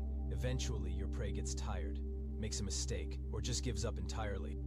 Gives up entirely, Vexter repeated in a voice that sounded like it was coming from someone else's throat. Yeah, it's actually pretty effective. We humans aren't the fastest or strongest species, but we're stubborn as hell. Plus, we're really good at adapting. You know how they say, when all you have is a hammer, everything looks like a nail? Well, humans are the species that looks at everything and thinks, how can I turn this into a hammer? Jake picked up a decorative napkin from the table and began folding it absent-mindedly. Within seconds, he had somehow transformed it into what appeared to be a small, sharp projectile. See? Napkin dart. Probably wouldn't kill you, but it would definitely sting. And if you put the right spin on it, you could take out someone's eye from across the room. It's all about understanding the physics of the situation and working with what you have. Vextar watched in horror as Jake casually demonstrated the aerodynamics of his improvised weapon by tossing it at a nearby waste receptacle. It hit dead center with a satisfying thunk. Of course, that's just basic stuff. Back in my Marine days, we had this instructor who could kill a man with a plastic spoon. Not because the spoon was sharp, mind you, but because he understood leverage and pressure points. Give a human the right knowledge and enough motivation, and they can weaponize literally anything. Anything? Vextar's voice was barely a whisper. Oh, absolutely. I once saw a guy take down an entire squad of hostile combatants using nothing but a roll of duct tape and a really bad attitude. Humans are basically the galaxy's most dangerous MacGyver species. We see a problem, we find a solution, and we don't really care if that solution is technically impossible or violates several laws of physics. Jake paused to take a sip of his drink, which Vextar now realized was probably some kind of human combat stimulant disguised as a fruity beverage. That's actually why I love working in the diplomatic corps, Jake continued. People think diplomacy is all about talking and compromise, but really, it's about understanding your opposition and finding creative solutions to complex problems. Sometimes the most peaceful resolution is to make sure everyone understands exactly how much they don't want to fight you. Don't want to fight you, Vextar repeated, his voice getting higher with each word. Right, like take the situation with the Andromedan Trade Alliance last year. They were being really aggressive about expanding into human space, making all sorts of threats. So we sent a diplomatic mission to their capital. Just one ship, small crew, totally peaceful. Jake's smile took on a quality that made Vextra's survival instincts scream louder than a fire alarm in an ammunition depot. The ship was called the Friendship. Cute name, right? What the Andromedans didn't know was that the Friendship was actually a prototype stealth vessel with enough firepower to crack a moon in half. We didn't threaten them or anything. We just showed up, had some tea, talked about the weather, mentioned how much we appreciated their beautiful capital city and how terrible it would be if anything ever happened to it. And they backed down? Vextar asked, though he already knew the answer. Babel's backed down. Turned out they weren't nearly as eager to fight once they realized that humans consider mutually assured destruction to be a perfectly reasonable negotiating tactic. We're funny that way. We'll be your best friend in the galaxy, but if you threaten us or our friends, we'll show you exactly why we're the only species that ever looked at nuclear weapons and thought, hey, let's make bigger ones. At that moment, Vextar noticed something that made his blood freeze in his veins. Other passengers were leaving the area. not just moving away, but actively avoiding the entire section of the deck where he and Jake were sitting. A group of Regelian traders had taken one look at them and immediately changed course. A cluster of Centauri diplomats had suddenly remembered urgent business elsewhere. Even the service staff seemed to be giving them a wide berth. "Jake," Vextar said carefully, "are you aware that everyone seems to be avoiding us?" Jake looked around and chuckled. "Oh, that. Yeah, that happens sometimes. Humans have kind of a reputation in certain circles. Most species are cool with us, but some of the more predatory types tend to get nervous when they realize what we are." "Who are you?" Vextar's voice cracked. "Apex predators, who evolved from prey animals. We're basically the galaxy's ultimate contradiction. We look harmless, we act friendly, we offer to share our snacks, but deep down, we're the species that climbed to the top of the food chain on a planet that was actively trying to kill us every single day." Jake leaned forward conspiratorially. "Between you and me, I think that's what really scares people. It's not that we're aggressive or violent, it's that we're nice. We genuinely want to be friends with everyone. But if you threaten us or our friends, we'll end you with a smile on our faces and offer to help your next of kin with the funeral arrangements." Vextar realized with the crystal clarity that comes with absolute terror that he had gone from hunter to hunted without even realizing it. The human hadn't threatened him, hadn't shown any aggression, hadn't even raised his voice. He had simply existed in Jake's presence long enough to understand the fundamental truth about humanity. They weren't just apex predators. They were apex predators who had weaponized friendship itself. And Jake had already decided they were friends. Vextar attempted what he hoped would be a casual retreat, slowly pushing his chair back from the table. "Well, Jake, this has been enlightening, but I should probably get back to my cabin and—" "Oh, come on!" Jake's face lit up with genuine disappointment. "The cruise is just getting started. We've got 3 whole weeks to hang out. I've already planned out some awesome activities for us." "Us?" Vextar's voice came out as a strangled whisper. "Yeah, buddy. I mean, what are the odds? I come on this cruise hoping to meet some interesting people, and I end up sitting next to one of the galaxy's most renowned apex predators. This is like Christmas morning and my birthday rolled into one." Jake pulled out what appeared to be a small planning device and began scrolling through it enthusiastically. "Okay, so tomorrow we've got the combat simulation deck from 10 to noon. Then I thought we could hit the zero-gravity sports complex. Oh, and there's a cultural exchange dinner where I can introduce you to some traditional human foods. Ever had Carolina Reaper peppers? They're fantastic. We bred them specifically to be as painful as possible to eat." "You bred food to cause pain." Vextar felt his survival instincts giving up and writing their resignation letters. "Oh, absolutely. Humans love that stuff. We're the only species that looks at capsaicin, a literal plant defense mechanism designed to prevent consumption, and thinks, let's make this even stronger and put it on everything. We've turned self-inflicted suffering into a competitive sport." Jake continued scrolling through his plans with the focused intensity of a military strategist. "Then on Wednesday there's that shore excursion to the Kepler mining colony. I heard they've got some really dangerous wildlife there, something called razor wolves that hunt in packs and can supposedly chew through titanium armor. That sounds fun, right?" "Fun," Vextar repeated, his voice completely devoid of any emotion except existential dread. "And get this, Friday night is predator and prey-themed costume party. I was thinking we could go as a team. You're already perfectly dressed as a predator and I could go as prey. Then we could really blow everyone's minds when they realize we've got it backwards." Vextar tried to stand up, but his legs seemed to have forgotten how to function. "Jake, I appreciate the offer, but I really should—" "Oh, and I almost forgot!" Jake jumped up with the enthusiasm of someone who had just remembered where they left a winning lottery ticket. "There's a species exchange program where we can teach each other about our homeworlds. I brought a whole presentation about Earth's ecosystem. Did you know we share our planet with something called honey badgers? They're these small, furry creatures that are basically concentrated rage and poor life choices. They'll fight anything, including animals 50 times their size, and they literally do not care if they die in the process." "Concentrated rage and poor life choices," Vextar muttered, wondering if Jake was actually describing honey badgers or humans in general. "Plus, I've got videos of Australian wildlife, which is basically what happens when evolution decides to run a beta test on biological warfare. Everything there is either venomous, poisonous, or has figured out how to be both simultaneously. And humans decided to colonize it anyway, because apparently we looked at a continent covered in death incarnate and thought perfect vacation spot." Jake was now pacing excitedly, gesturing with his hands as he spoke. Oh, and we could do some team-building exercises. I know this great one, where we're handcuffed together and have to escape from a locked room using only improvised tools. It's fantastic for building trust and testing creative problem-solving skills. Handcuffed together, Vexstar repeated, realizing that his fate was sealed.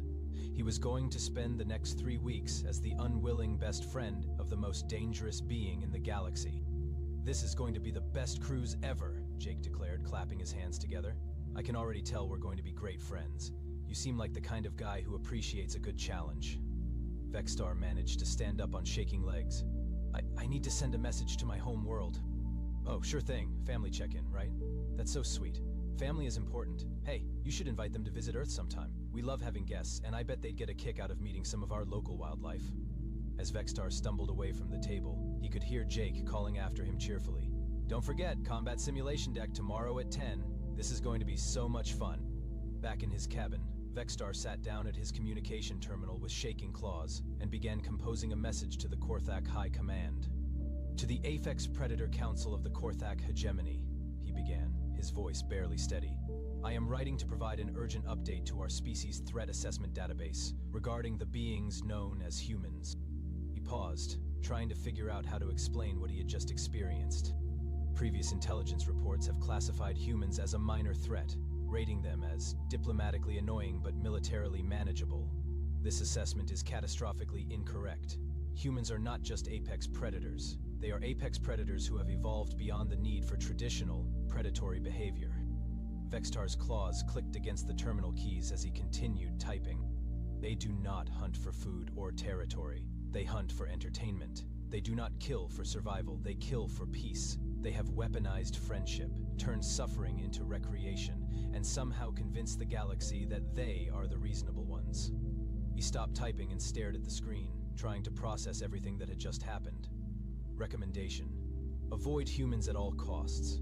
If contact cannot be avoided, do not, under any circumstances, accept their offers of friendship. I repeat, do not accept their friendship. It is not friendship as we understand it. It is adoption. And once a human has adopted you, you belong to them forever. Vexstar was about to send the message when his door chimed. He opened it to find Jake standing in the hallway, holding a plate of what appeared to be small, colorful confections.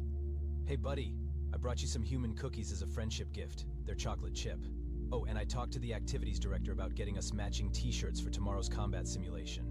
I hope you like the color blue.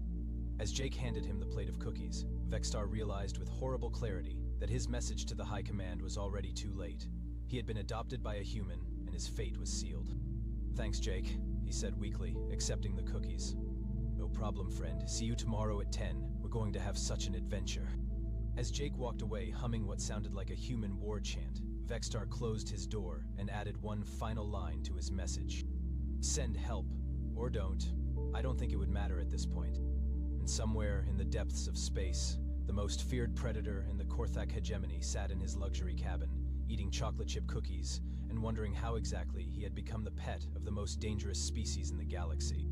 The worst part was, the cookies were actually pretty good. So here's the thing about the Galactic Survival Academy. When every spacefaring civilization in the known universe agrees that your training program is absolutely insane, you're either doing something very right or very wrong. The jury was still out on which one applied to the Crucible. The Crucible was the Academy's final test, held on Kragath 7, a planet that had somehow achieved the impressive distinction of being classified as actively malicious by the Galactic Survey Corps. Not dangerous, not hazardous, malicious. As in, the planet appeared to have personal beef with the concept of life itself. The statistics were not encouraging.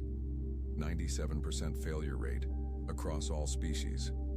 The galaxy's best warriors, survival experts, and elite soldiers sent their candidates here to prove they had what it took. Most of them tapped out within the first 6 hours, using their emergency beacons to summon evacuation shuttles while weeping softly and questioning their life choices. Commander Vrektar, a four-armed reptilian with scales like burnished copper and a perpetual expression that suggested he'd seen way too much, stood at the landing pad reviewing the latest batch of recruits. 37 candidates from 20 different species. He gave them a week, tops, before they were all back on their homeworlds, traumatized but alive. Then Marcus Webb walked off the transport shuttle. Rekthar blinked all three of his eyes in sequence, which was his species equivalent of a double take.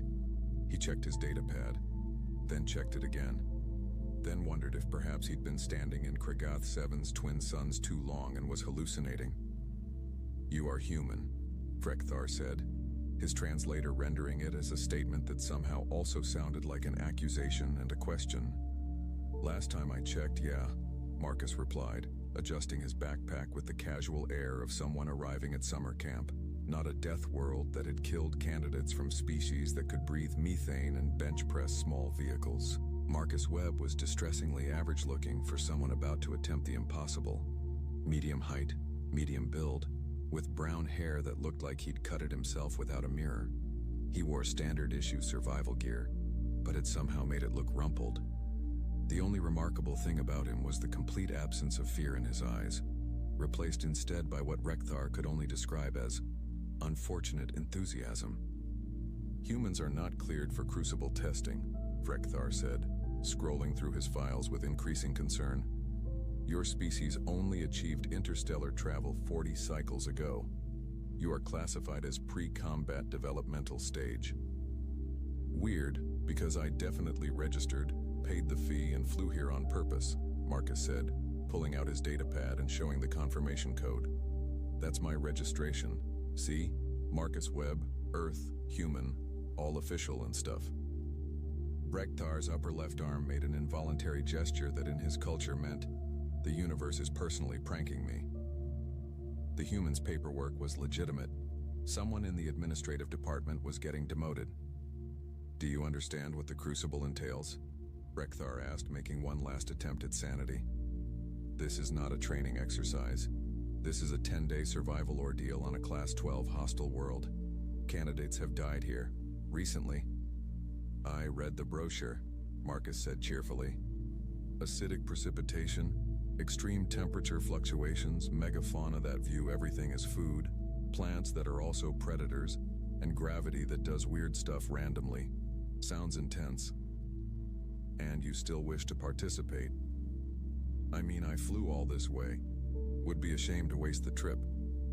Rekthar pulled up the human data file, something he should have done before this conversation. His eyes widened as he scrolled. "Origin planet classification, Death World 9. Native predators, numerous and varied. Atmospheric composition, highly reactive oxygen-nitrogen mix. Weather patterns, catastrophic. Tectonic stability, poor. Microbial life, aggressively hostile. Oh no." "Your planet is trying to kill you," Rekthar said slowly. "Yeah, Tuesdays are the worst," Marcus agreed, completely missing the point. "So where do I sign?" 20 minutes later, Marcus had signed more liability waivers than most species had words for doomed. He did so while humming and occasionally asking clarifying questions like, "Does dismemberment include fingers or just whole limbs? And are the predators venomous or just regular poisonous?" As if there was an acceptable answer that would make either option fine. The other candidates watched this exchange with expressions ranging from confusion to outright horror. A massive insectoid named Krell, who stood 3 meters tall and had armor plating that could deflect plasma rounds, leaned toward his neighbor. "Is that human broken?" Krell clicked in his native language. "I think they are all like that," replied Yara, a telepathic strategist whose species had conquered fear through generations of mental conditioning. "I scanned their homeworld data. They climb mountains for recreation, mountains that kill them sometimes. That is not rational." No, it is not." Marcus finished signing, gave Rekthar a thumbs up that the commander's translator couldn't quite parse, and joined the other candidates. He introduced himself with the casual friendliness of someone at a social mixer, not someone about to be dropped into hell with a survival knife and bad odds. Rekthar watched him go and made a note in his personal log. "Human candidate displays either extraordinary courage or extraordinary stupidity. Possibly both, possibly neither. And I am simply too evolved to understand Death World logic. Recommend full monitoring. Expect rapid evacuation request." He He had no idea how wrong that last part would be. The dropships deposited all 37 candidates at random locations across Kragath 7's northern continent. Standard protocol, designed to prevent cooperation and ensure individual survival skills, were tested. The ships vanished into orbit, leaving everyone alone with their supplies, their training, and their rapidly increasing sense that this had been a terrible mistake. Marcus landed in a valley between two ridges, where the ground had the consistency of angry pudding and smelled like a wet dog had been marinated in vinegar. The sky was the color of a bruise, and the twin suns provided light but very little comfort. In the distance, something roared. Something else answered. Neither sound suggested friendly wildlife. Huh, Marcus said, checking his compass. So that's north. Probably. His fellow candidates were having more structured reactions. Krell had immediately begun establishing a defensive perimeter, using his natural armor and considerable strength to overturn boulders and create a fortification. Yara was telepathically scanning the area for threats, her consciousness ranging across kilometers to identify danger zones and safe routes. Borin, a crystalline being whose species could survive in vacuum, had planted himself in bedrock and was cycling through his internal systems to adjust to the atmospheric composition. Marcus ate a protein bar and named a nearby rock Steve. The first challenge arrived within an hour. The sky opened up, but what came down wasn't water. It was rain with a pH that could etch glass, turning the landscape into a sizzling, steaming nightmare. Candidates deployed emergency shelters, used chemical neutralizers, or found cave systems to hide in.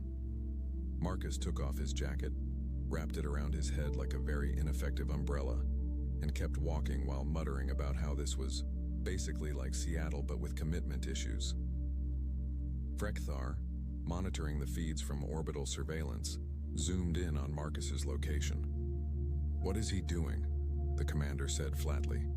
"The human appears to be mobile during acid precipitation, sir," reported his assistant, a multi-tentacled analyst named Gorbin, who had seen 17 years of crucible tests and thought he'd seen everything. "I can see that he is mobile, Gorbin." The question was rhetorical horror. Marcus, unaware he was being watched, had discovered that the carnivorous plants that lined the valley floor were less interested in eating him during the rain.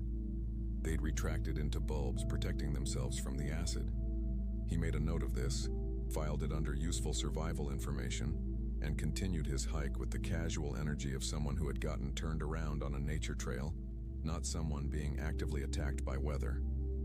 By the time the rain stopped 3 hours later, 4 candidates had already tapped out. One had panicked when his shelter started dissolving. 2 had suffered chemical burns severe enough to require medical evacuation. The 4th had simply decided this was not worth the prestige and had activated his beacon while screaming, "I changed my mind," in 5 different languages simultaneously. Marcus had found a cave, wrung out his jacket, and was attempting to start a fire using local vegetation. The vegetation was fighting back, which he found more amusing than alarming. "Come on, just burn," he told the writhing plant matter. "Work with me here." Day 1 continued its assault. The gravity began fluctuating, a quirk of Kragath 7's weird geology and magnetic field. One moment, everything felt normal. The next, you weighed 3 times as much. Then you were nearly floating. Then you were heavy again. Most species found this disorienting at best and utterly debilitating at worst. Marcus treated it like a theme park ride and timed his movements to the shifts. When gravity went light, he'd jump and cover more ground. When it went heavy, he'd rest. He wasn't graceful about it, but he was effective in a way that suggested humans might have evolved on a planet that regularly insulted physics. Krell encountered him on day 2, and the massive insectoid stopped mid-step, his antennae twitching in confusion. "Human, you are still in the test," Krell observed. "Yep, you doing okay?" "You look a little stressed," Marcus said, offering a ration bar that Krell's biology couldn't even digest. "I am experiencing optimal performance within acceptable parameters," Krell replied, which was his species' way of saying he was hanging on by a thread and questioning every decision that had led to this moment. "Cool, cool. Hey, you see any water sources around here? Not the acid rain stuff, like actual water." Krell pointed toward a canyon with 3 of his arms. "There is a stream. It contains microorganisms that cause rapid cellular degeneration in most species. Most species? Yes. So you're saying there's a chance, Marcus said with a grin that Krell found deeply unsettling. That night, Marcus made camp near the toxic stream, boiled the water, and drank it while Krell watched from a safe distance. The human didn't die, didn't even get sick. He just complained that it tasted like pennies and made a face. By day 3, Marcus had befriended one of the local predators, a 6-legged reptilian thing with too many teeth, by sharing his ration bar. The creature, which Rekthar's database listed as approach with extreme caution, aggressive territorial behavior, followed Marcus around like a confused puppy. Marcus named it Trevor. "Sir, the human has domesticated a ravager," Gorbin reported. Rekthar drank something from a flask that wasn't technically legal in 17 systems. Of course he has. When Yara tapped out on day 3, her telepathy overloaded by scanning a predator's mind, and discovering something so fundamentally alien and hostile that it broke her conditioning, she passed Marcus on the way to the evacuation point. "How are you doing this?" she asked, her voice shaking. Marcus, currently scratching Trevor behind what might have been ears, looked up. "Doing what?" "Surviving. Enjoying this. You are not afraid." "Oh, I mean, it's definitely not safe or anything. But like, compared to Australian wildlife, this is kind of tame. Haven't even seen a spider yet." Yara stared at him, then activated her beacon with more force than necessary. The galaxy, she decided, was not ready for humans. Might never be. By day 4, the Crucible had claimed 28 of the original 37 candidates. This was actually above average. Most years, everyone was gone by day 5. The survivors were the elite of the elite, the ones with enough skill, luck, or sheer biological advantage to push through conditions that violated several conventions on ethical warfare. And then there was Marcus, who'd started rating the local predators on a scale of 1 to 10 and left reviews like this was a hiking trail. Trevor's a solid 7. Teeth situation is aggressive, but good temperament. That flying thing yesterday was maybe a 4. Too screechy, not enough follow-through on the attack. The plant that tried to eat my boot? Generous 5, points for effort. Rekthar had stopped questioning it. He'd entered a state of acceptance, the kind that monks achieved after years of meditation, but which he'd reached through watching one human treat a nightmare planet like a theme park with bad food. The temperature extremes of day 4 and 5 pushed things to a new level. Kragath 7's axial tilt and atmospheric composition meant that daytime temperatures could hit 60 degrees Celsius, while nights dropped to -40. Most species required thermal gear that weighed half their body weight. The survivors hunkered down, rationed their energy, and moved only when absolutely necessary. Marcus had figured out that if you buried yourself in the sand during the day and slept in the caves at night, you could mostly avoid the worst of it. He also discovered that the local fauna had similar strategies, which meant he kept accidentally sleeping next to things that could kill him. "Morning, Trevor," he'd say, waking up next to the Ravager. Trevor would make a sound like a garbage disposal choking on silverware, which Marcus had decided meant good morning back. Krell lasted until day 5. The massive insectoid had been holding strong, using every ounce of his training and natural resilience.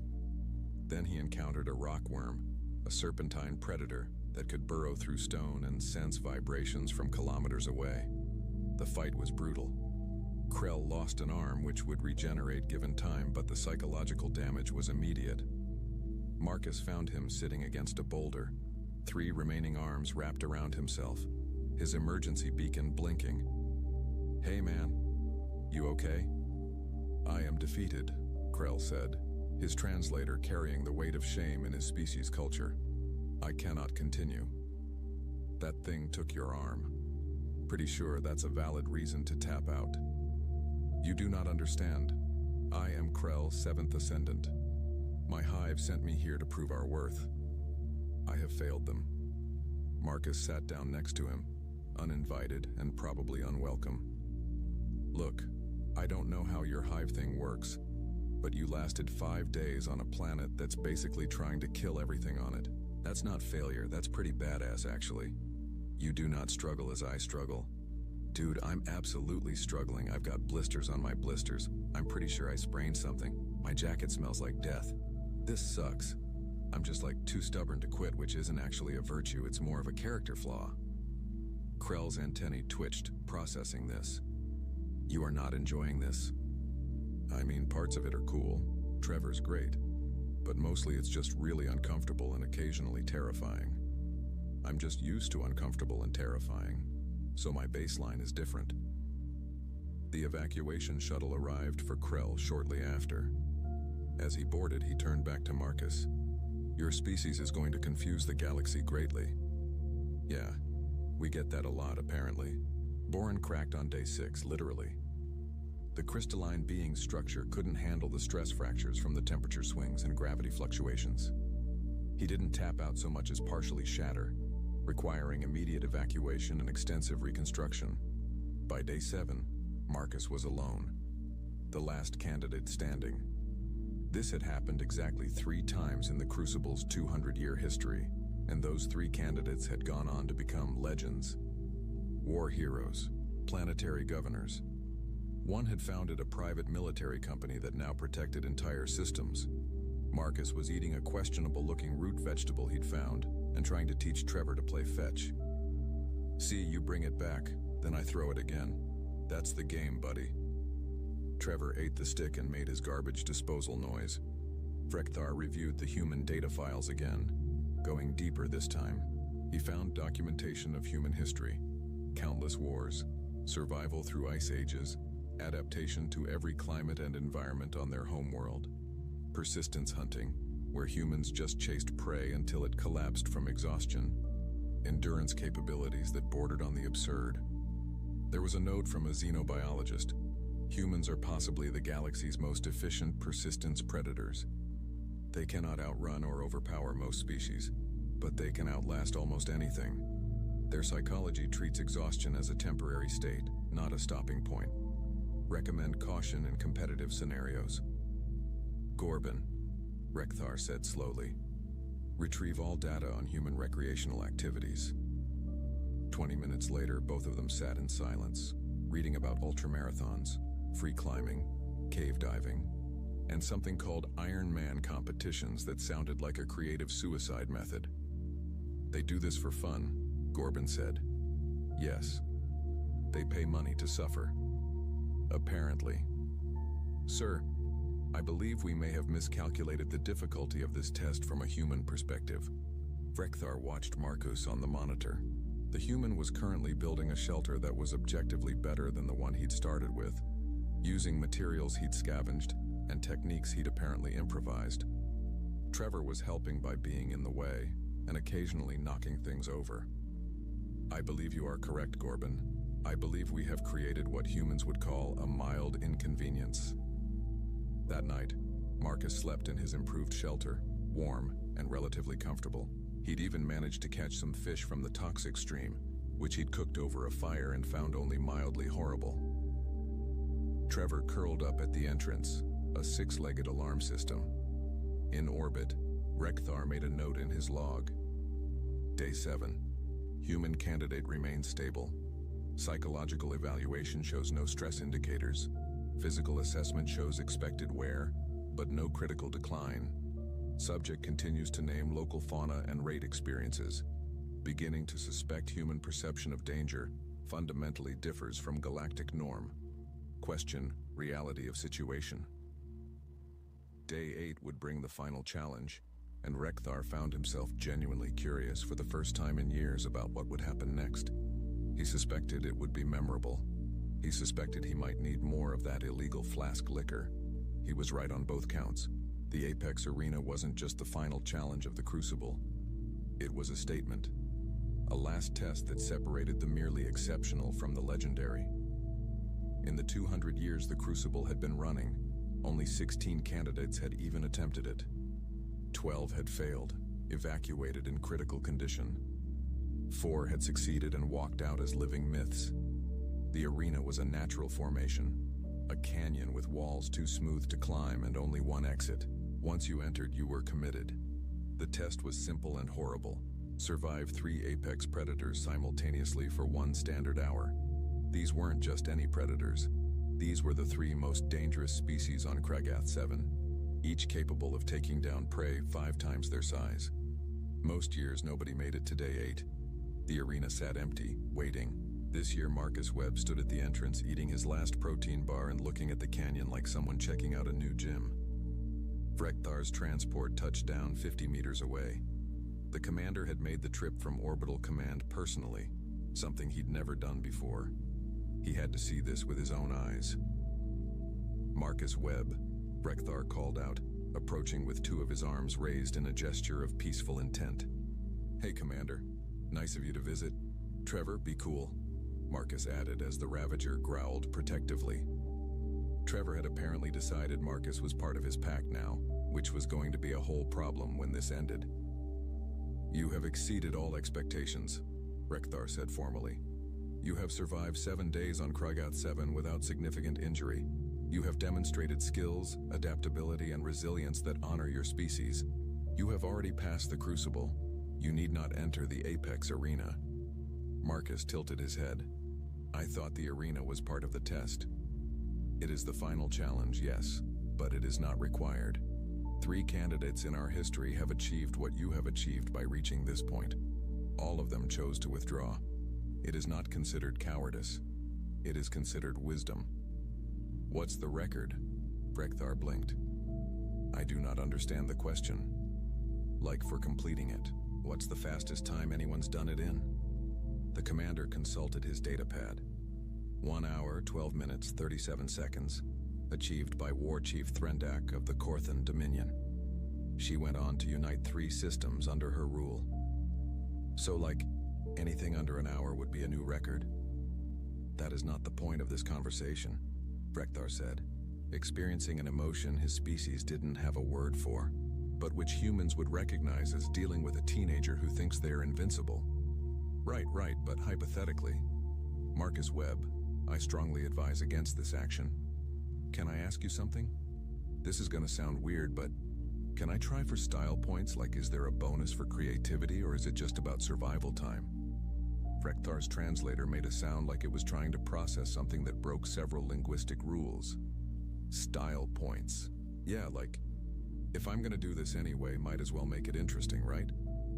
You are genuinely planning to enter the Apex arena and attempting to optimize for entertainment value. I mean, when you say it like that, it sounds bad. Vrekhtar made a decision that would haunt him for years. If you survive, I will personally ensure your creativity is noted in the official record. Sweet. Okay, I'm gonna do it. Trevor, you gotta stay here, buddy. This one's a solo run. Trevor made his garbage disposal noise, which sounded sad this time. Marcus checked his gear one last time. A survival knife, some rope, his mostly empty backpack, and a whole lot of unearned confidence. He stepped into the arena. The entrance sealed behind him with a grinding of ancient stone. 1 hour. 3 apex predators. No escape. The first predator announced itself with a scream that could shatter glass. It was a razor hawk, a flying nightmare with a 4-meter wingspan, talons that could punch through armor plating, and a beak designed for removing large chunks of prey. It dove from the canyon walls, moving at speeds that made it nearly invisible. Marcus rolled left, and the razor hawk's talons gouged lines in the stone where he'd been standing. It wheeled around for another pass. Okay, so we're starting with aerial combat. Classic, Marcus muttered, pulling out his rope. What happened next would be analyzed by military strategists for years. Marcus didn't try to fight the Razorhawk directly. Instead, he used the canyon's geometry, letting the creature's attack pattern reveal its blind spots. When it dove again, he waited until the last possible second, then threw himself flat while whipping the rope up and over. The rope, weighted with a chunk of rock, caught in the Razorhawk's wing. The predator screeched and crashed into the canyon wall. Not dead, not even seriously injured, but confused and angry. Marcus used those 3 seconds to sprint to a boulder field. 1 down, kinda. 2 to go, he panted. The second predator was a tunneler, a segmented worm thing the size of a bus that could sense vibrations and erupt from underground with a mouth that was mostly teeth. It announced its presence by making the ground beneath Marcus unstable. "Oh, come on, that's not even fair," Marcus complained, jumping from rock to rock to avoid the patches of ground that were about to become a tunneler's front door. The tunneler erupted anyway, jaws snapping closed on empty air where Marcus had been a heartbeat earlier. It was fast, but it was also predictable. Every attack had a tell, a slight tremor before it surfaced. Marcus noticed something else too. The Razorhawk, recovered from its crash, was circling again, and the two predators, despite being apex hunters, had a problem. They were territorial. They didn't cooperate. They competed. "Oh, that's interesting," Marcus said, an idea forming that was either brilliant or the last thought he'd ever have. He positioned himself between a rock formation and an area of loose soil. He waited for the tunneler's telltale vibration. Then he moved. The tunneler burst up, massive jaws open. The Razorhawk dove at the same moment, and Marcus, with timing that was 10% skill and 90% luck, dropped flat. Both predators collided with each other in a tangle of talons, teeth, and extremely aggressive confusion. They immediately began fighting, forgetting entirely about the weird little creature that had somehow tricked them into attacking each other. "Style points," Marcus wheezed, scrambling away while the two predators attempted to murder each other. The third predator had been watching all of this with what might have been the reptilian equivalent of disbelief. It was a siege bear, which wasn't actually a bear but was called that, because the galactic translator couldn't find a better term for armored quadruped with claws that can tear through titanium and an attitude problem that spans geological epochs. The siege bear waited until Marcus was catching his breath, then charged with the subtlety of a freight train having a bad day. Marcus looked up, saw 800 kilograms of angry muscle and armor plating bearing down on him, and made a decision that later analysis would classify as questionable at best. He charged back while screaming at the top of his lungs. The siege bear, accustomed to prey that ran away, hesitated for a fraction of a second. Marcus used that fraction to slide under its charge, drag his knife along its underside where the armor was weakest, and roll clear. The siege bear roared and spun with surprising agility, but now it was bleeding, confused and dealing with a creature that didn't behave like food should behave. Behind them, the Razorhawk and Tunneler were still fighting, their battle tearing up the arena floor. Marcus spent the next 43 minutes in what could only be described as aggressive evasion, using every trick he'd learned in 7 days on Kragath 7. He didn't try to kill the predators. He just kept them confused, angry at each other, and mostly focused on threats that weren't him. When the hour timer sounded, Marcus was sitting on a rock, covered in dust and blood, mostly not his, watching 3 apex predators eye each other warily in a standoff. The exit opened. Marcus stood, gave the predators a casual salute, and walked out.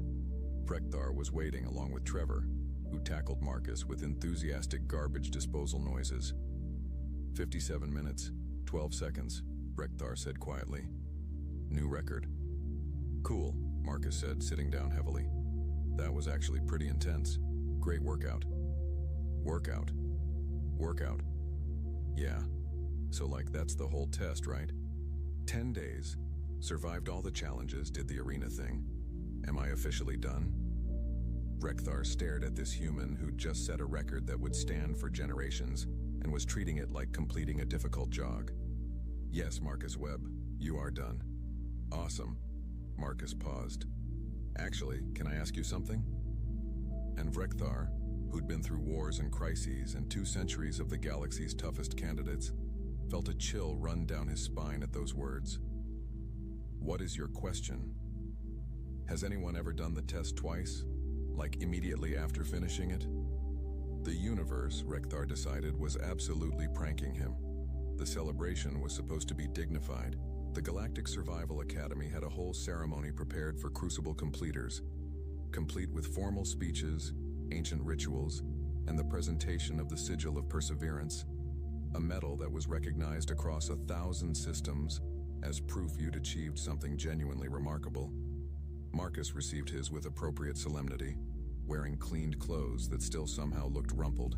Trevor had been sedated and was currently in a wildlife relocation program that was very confused about why a human had paperwork claiming a Krigath 7 Ravager as a emotional support animal. The assembled commanders and officials from across the galaxy stood in attendance, representing their respective species and trying very hard not to stare at the human like he was a biological impossibility. Commander Vrekthar gave the traditional speech, which he'd given 4 times before over his long career. To survive the Crucible is to join an elite brotherhood that transcends species and conflict. It is to prove that willpower, skill, and determination can overcome any challenge. Marcus Webb of Earth, you have earned your place among legends. Marcus accepted the medal with a smile and a thumbs up that several species found culturally confusing. The ceremony concluded. People mingled. Someone had brought refreshments that were safe for approximately 60% of the species present. Marcus found himself surrounded by commanders and officials who had questions ranging from how to why to please explain your planet. That's when Marcus made his mistake. Or maybe it was on purpose. With humans, Rekthar was learning. It was hard to tell. You know, Marcus said, accepting a beverage that was technically alcoholic for humans but acted more like a mild juice. I gotta say, that was fun. A Korthan admiral, a species that had evolved from persistence ambush predators and considered themselves the galaxy's premier warriors, fixed Marcus with a look.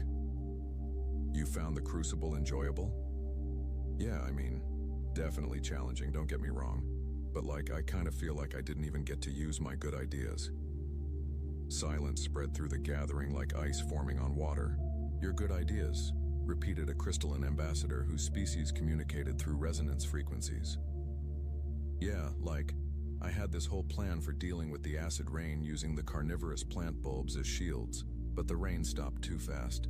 And I wanted to try befriending a siege bear, but there wasn't really time in the arena. Just felt like I missed some opportunities, you know?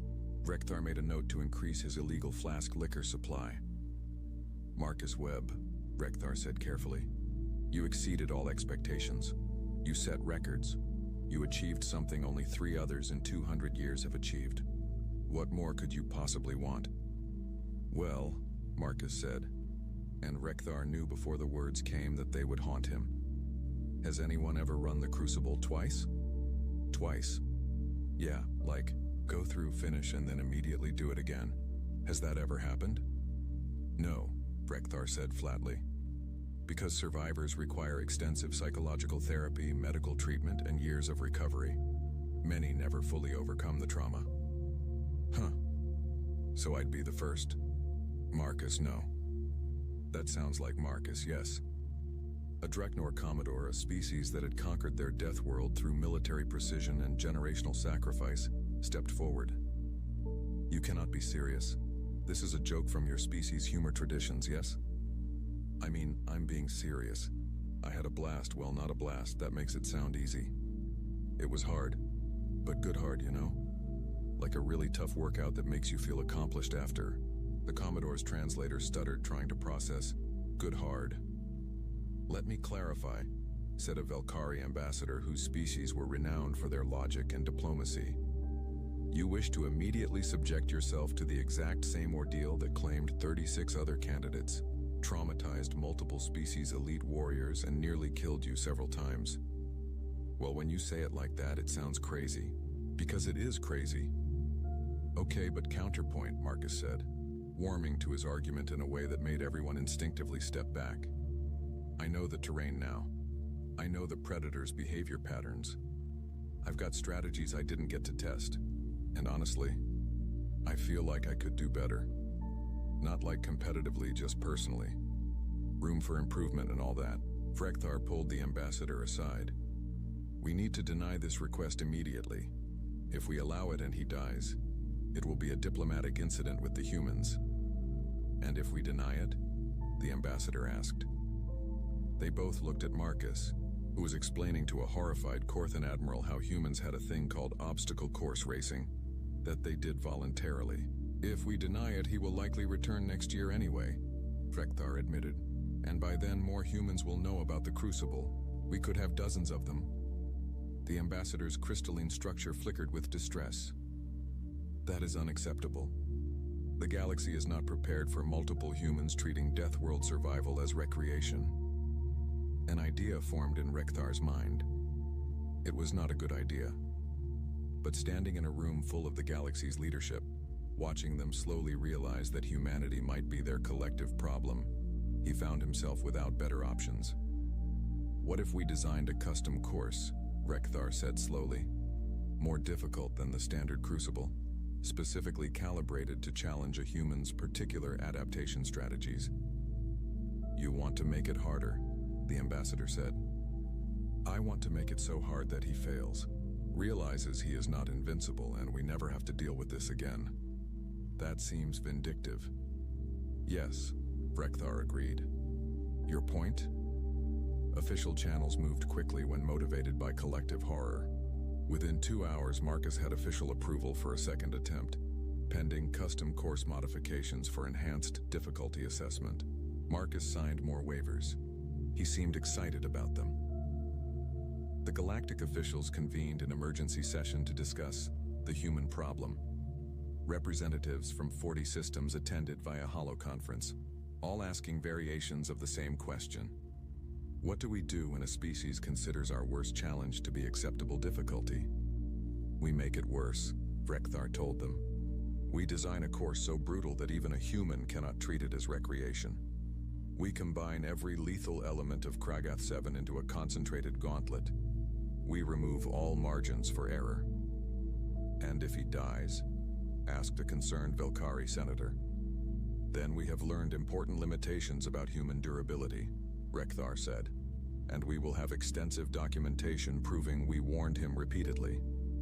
And if he succeeds? Silence fell over the conference. Nobody wanted to finish that thought. Then we acknowledge that humans might be the galaxy's apex persistent species, Rekthar said quietly, and we adjust our threat assessments accordingly. The vote passed unanimously, partly because they wanted to see the human fail, partly because they were genuinely curious, and partly because the alternative was telling their respective governments that they'd lost control of the situation to one enthusiastic Death Worlder with poor self-preservation instincts. Marcus spent the 3 days before his second attempt hanging around the academy, befriending staff and asking increasingly specific questions about Kragath 7's ecosystem that made the xenobiology team both impressed and concerned. Can the tunneler sense electromagnetic fields, or is it purely vibration-based? Marcus asked over lunch. Why do you need to know this? Asked Dr. Velkris, the head researcher. Just seems like useful information. If it's purely vibration, then moving during windstorms would mask my presence, right? Dr. Velkris made a note to request hazard pay. On the morning of the second attempt, a crowd gathered. News had spread. The human who'd conquered the Crucible was going to try again, on a harder course. Species from across the galaxy tuned in to watch, placing bets in currencies that ranged from credits to favors, to one species' traditional offering of elaborate interpretive dances. Rekthar had personally overseen the custom course design. It was beautiful in a horrible way. All of Kragath 7's worst elements compressed into a 5-day gauntlet with no rest periods, no safe zones, and environmental hazards that triggered on randomized timers. The Apex arena had been modified to include 5 predators instead of 3, with the addition of a pack-hunting species and something the researchers just called the Whole Nightmare, because its official name was unpronounceable and terrifying. This will break him, Rekthar said with confidence. Gorbin, who'd been reviewing Marcus's performance data, made a non-committal sound. You doubt this plan? Rekthar asked. Sir, I have analyzed the human's decision-making patterns. He does not process danger the way we do. Where we see lethal threat, he sees interesting problem. Our attempts to make this harder may simply make it more engaging for him. That is not possible. There is a limit to biological tolerance. Yes, sir. I hope we find it before we accidentally create something worse. Marcus entered the custom course with a wave to the observation drones and a cheerful, "See you on the other side," that multiple species found culturally ominous. The first 12 hours were designed to be impossible, Simultaneous acid rain and heat waves, gravity fluctuations timed to disorient, and packs of predators driven into a feeding frenzy by chemical attractants in the atmosphere. Marcus improvised a shelter using materials he'd noted from his first run, moved during gravity shifts, and accidentally discovered that the chemical attractants made him smell unappealing to one predator species, which then defended him from other predators thinking he was part of their territory. "He has formed an alliance with the Goreclaws," Gorban reported, his voice hollow. "That is not possible. Goreclaws are solitary apex predators incapable of socialization." On screen, Marcus was sharing dried meat with a Goreclaw, while they both hid from acid rain in a cave. Frekthar drank from his flask. The course continued. Marcus adapted, improvised, and occasionally succeeded through sheer accident that looked like skill. When the thermal vents activated ahead of schedule, threatening to cook him alive, he used them to signal Trevor's pack, who'd somehow followed him and were causing havoc with the course's predator management. "The Ravagers are off script," reported a frantic course manager. "Recapture them," Frekthar ordered. "Sir, they are protecting the human. We cannot approach safely." "Why are they protecting the human?" "Unknown, sir. Possibly pack bonding behavior. Possibly they think he is a very strange Ravager. Possibly we no longer understand our own planet." By day 3, the galactic audience was divided into 3 camps. Those horrified by Marcus's continued survival, those taking notes for their own militaries, and those who'd started a betting pool on what he'd befriend next. Marcus completed the custom course in 4 days, 18 hours. He walked out covered in mud, accompanied by Trevor and 2 other Ravagers waving to the cameras. "That was great," Marcus said enthusiastically. "Way better than the first run. Really felt the difficulty increase. Can I get a copy of my performance metrics? I want to see where I can improve." Frekthar met him at the exit. The commander looked like he'd aged 10 years in 5 days. "No," Frekthar said. "No what?" "No, you cannot run it a 3rd time. No, we will not design a harder course. No, we will not accommodate any further requests. You have made your point. Humanity is terrifying." "We acknowledge this. Please stop." Marcus looked genuinely confused. "I wasn't trying to make a point. I just thought it was fun." "You thought a custom-designed course intended to break your will and test the absolute limits of human endurance was fun?" "Yeah, I mean, good kind of hard. Made me think creatively. Really got the blood pumping, you know?" Frekthar's translator made a sound like it was giving up. The official report took 3 weeks to compile. It included performance data, biological assessments, psychological evaluations, and a lengthy appendix from the xenobiology team titled Recommendations for Future Human Interaction, Threat Assessment and Management Strategies. The summary was brief and concerning. Humans appear to have evolved on a planet so hostile that they perceive extreme danger as normal operating conditions. Standard threat assessment models are insufficient. Recommend immediate reclassification of human capability estimates. Marcus's second performance had actually been better than his first, which violated several assumptions about exhaustion, learning curves, and common sense. The footage of him completing the modified Apex arena in 43 minutes while providing running commentary had gone viral across 6 systems. His casual friendship with multiple Apex predators had spawned 3 different research projects and 1 philosophical movement about reconsidering the nature of predation. The Galactic Council convened to discuss findings. The mood was tense. "The humans survived conditions that should have been lethal," reported the Velkari ambassador. "Not through superior technology or physical capability, but through adaptability and psychological resilience we did not anticipate. They do not perceive danger correctly," added the Korthan admiral. "Where any rational species sees mortal threat, humans see challenge. This is not confidence, this is fundamental psychological deviation." "Fun. We have reviewed their homeworld data more thoroughly," said a new voice, a Draknor xenobiologist who'd spent the 3 weeks studying Earth. "Their planet killed 99% of species that ever lived there. The humans are descendants of survivors who persisted through multiple mass extinction events. They evolved alongside diseases, predators, and environmental conditions that would be classified as warfare in any other context. What are you saying? Asked the council moderator. I am saying that humans did not conquer a death world. They are the death world's apex product. They are what happens when a planet spends billions of years asking, how hard can I make survival? And one species answers, harder. The council chamber fell silent.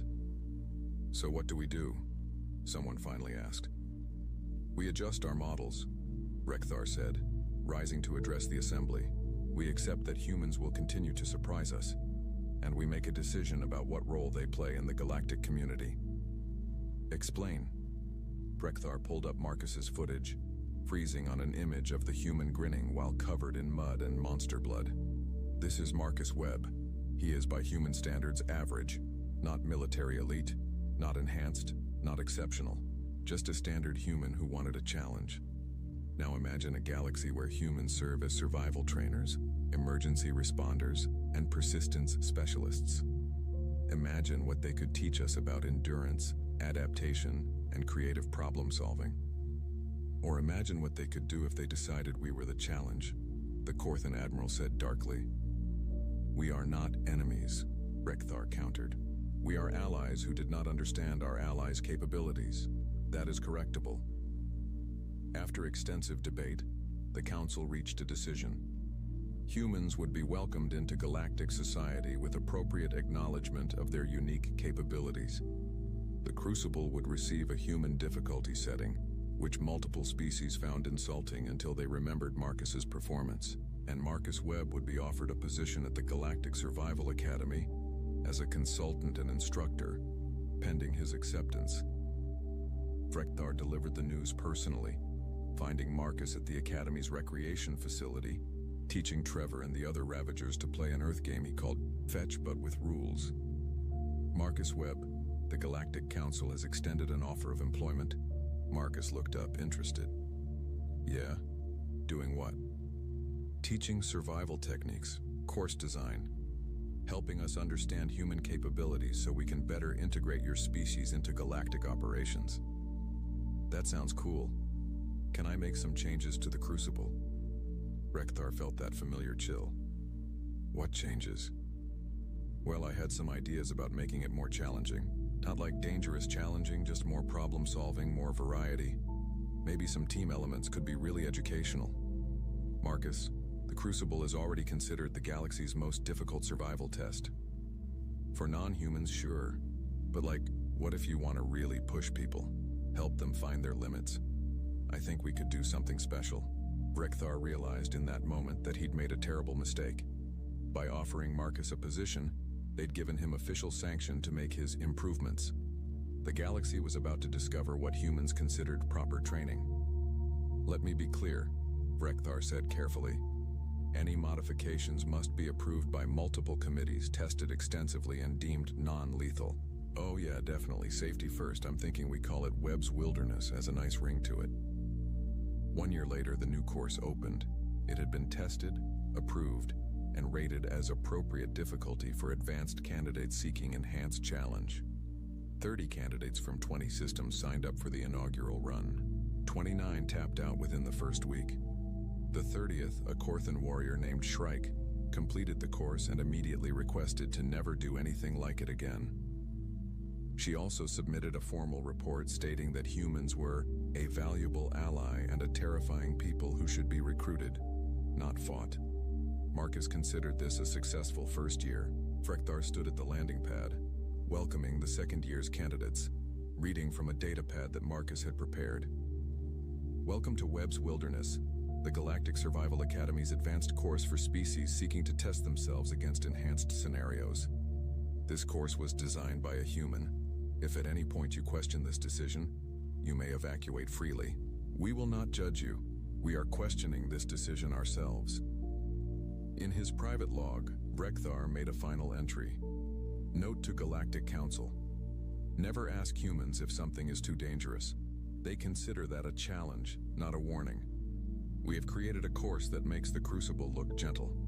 Marcus Webb thinks it is a good starting point. I have requested reassignment to a nice quiet logistics position. Request denied. Apparently, I understand humans better than most, and am perfectly suited to continue this role. I am updating my will. The universe had learned an important lesson. When a species evolves on a planet that actively tries to kill everything, they develop a very different perspective on what constitutes danger. And when you give them the opportunity to share that perspective, they will create training programs that redefine suffering. Marcus Webb had passed the crucible twice, befriended apex predators, set records that would stand for generations, and fundamentally changed how the galaxy viewed both the test and his species. He considered it a fun vacation and was already planning improvements. The galaxy would never be the same. Trevor was fine with this. He'd gotten really good at fetch. And somewhere in the Galactic Council chambers, a new protocol was being written. Human Interaction Guidelines, Addendum 7. When a human says something is not that hard, proceed with extreme caution. They are either lying, insane, or operating on a threat assessment scale we do not comprehend. Possibly all three. Marcus had already submitted designs for Advanced Death World Training Level 2. Rekthar drank from his flask and wondered if it was too late to fake his own death and retire to a peaceful agricultural planet. It was. He'd been promoted to Director of Human Integration Programs. The galaxy, he reflected, had a twisted sense of humor. But at least the Death Worlders were on their side. Allow me to introduce myself. Professor Claxon Beeblebrox, Head of Galactic Educational Standards, holder of 14 advanced degrees, and the most insufferably brilliant being this side of the Andromeda Galaxy. At least that's what I thought until a sticky-fingered human child with a juice box completely destroyed my worldview in the span of 23 minutes. But I'm getting ahead of myself. Picture, if you will, the most prestigious academic event in known space, the annual Impossible Puzzle Gauntlet at Centauri Academy. For 847 years, this test has been the ultimate measure of intellectual superiority. We're talking about a challenge so brutally complex that it's reduced grown Centaurian scholars to blubbering messes, caused entire geodite crystal matrices to crack under pressure, and made even the smugly logical calculons admit defeat, while muttering about insufficient processing parameters. The gauntlet isn't just difficult, it's legendarily, mythically, soul-crushingly impossible. Every species in the galaxy has thrown their best minds at it. The tentacled squidlings with their 16 interconnected brains. The hive mind collectivists who can literally think as one organism. The crystalline geodites who process information at light speed. Even those insufferable calculons who treat conversation like a mathematical equation. All of them failed, spectacularly. Naturally, this made us Centaurians feel rather superior. After all, if beings with multiple brains and collective consciousness couldn't crack it, clearly the puzzle was designed to showcase the inherent intellectual supremacy of our species. We'd been preparing our finest minds for this year's attempt, confident that 847 would finally be our lucky number. Then the humans showed up. Now don't get me wrong, humans are quaint. They count on their fingers, solve problems with something they call common sense, and have an inexplicable obsession with a hot beverage made from bean water. Charming in their own primitive way, really. Their delegation was led by Dr. Maria Rodriguez, a perfectly respectable xenobiologist who'd earned her place at the table through years of solid, if unspectacular, research. The problem was, Dr. Rodriguez had apparently confused Bring Your Child to Work Day with Bring Your Child to the most important academic event in Galactic History Day. Enter Tommy Rodriguez, age 8, armed with a Superman lunchbox and the kind of boundless energy that makes adults question their life choices. While the greatest minds in the galaxy prepared for intellectual combat, Tommy was more concerned with whether the cafeteria had chocolate milk. I watched this tiny human with barely concealed horror as he skipped through the Academy's halls, leaving sticky fingerprints on priceless artifacts and asking if the floating meditation crystals were bouncy balls. His mother kept apologizing, explaining that her usual babysitter had fallen through, and surely he'd just sit quietly in the corner. Quietly, in the corner, during the most challenging intellectual examination in galactic history. I should have known right then that the universe was about to play the cruelest joke imaginable, on my carefully constructed sense of academic superiority. The impossible puzzle gauntlet isn't just a test, it's a monument to the limits of consciousness itself. Imagine, if you can, a 47-dimensional quantum logic maze that exists simultaneously in theoretical space, temporal flux, and what our best mathematicians have termed emotional algebra. The puzzle requires its solver to navigate paradoxes that shouldn't exist, calculate probabilities in imaginary number systems, and somehow reconcile the fundamental contradictions between logic and intuition. Most beings can't even look at it without getting a migraine. The challenge chamber itself is a marvel of engineering, a crystalline amphitheater that extends into dimensions most species can't perceive. The puzzle materializes in the center, a shimmering construct of pure mathematics and impossibility that seems to mock anyone brave enough to approach it. As the ceremony began, representatives from each major species stepped forward with the kind of solemn dignity reserved for funeral processions and tax audits. The squidlings were first, their lead scholar gracefully gliding toward the puzzle with all 16 brains firing in perfect synchronization. For exactly 12 minutes, it looked like they might actually make progress. Tentacles danced through the air, manipulating variables that existed only in theoretical space. Then they got confused, started arguing with themselves, and literally tied themselves into a knot so complex it took 3 maintenance droids and a spatial engineer to untangle them. The collectivists came next, their hive mind consciousness approaching the puzzle like a wave of coordinated thought. 5,000 individual beings thinking as one, processing information at speeds that boggled the imagination. They lasted 18 minutes before their collective consciousness started fragmenting under the strain. Individuals breaking away from the hive to argue about completely unrelated topics like proper dining etiquette and whether the number 7 was feeling particularly moody today. One by one, each species attempted the gauntlet. The crystalline geodites shattered under the pressure, literally. The calculons calculated themselves into a logical loop so tight they had to be rebooted. The floating gas beings of Nebula Prime dispersed themselves across the chamber in what I can only assume was existential despair. Each failure was more spectacular than the last, and I confess I was feeling rather smug about the whole affair. After all, if beings with natural advantages like multiple brains, collective consciousness, and processing speeds that made quantum computers look like pocket calculators couldn't succeed, what hope did anyone else have? Meanwhile, Tommy Rodriguez sat in the designated observation area, completely oblivious to the academic carnage unfolding before him. He'd finished his juice box, devoured a package of animal crackers with the kind of focused determination that would have impressed the calculons, and was now building a small fort out of his mother's research papers. Dr. Rodriguez kept shooting apologetic glances around the chamber, clearly mortified that her son was treating the galaxy's most prestigious academic event like an extended daycare session. She'd whisper urgent instructions about sitting still and being quiet, which Tommy would acknowledge with solemn nods before immediately returning to whatever 8-year-old chaos he'd been orchestrating. The tears started around the 15th failed attempt. Proud beings who'd spent centuries perfecting their intellectual capabilities were reduced to sobbing messes, their confidence shattered against the immovable object of the puzzle's impossibility. The chamber began to fill with the sound of sniffling, frustrated wailing, and the occasional angry shriek from species who'd never experienced failure on this scale. I was preparing my own attempt, naturally. As a Xantorian, I possessed the perfect combination of analytical rigor and creative thinking necessary to crack this ancient challenge.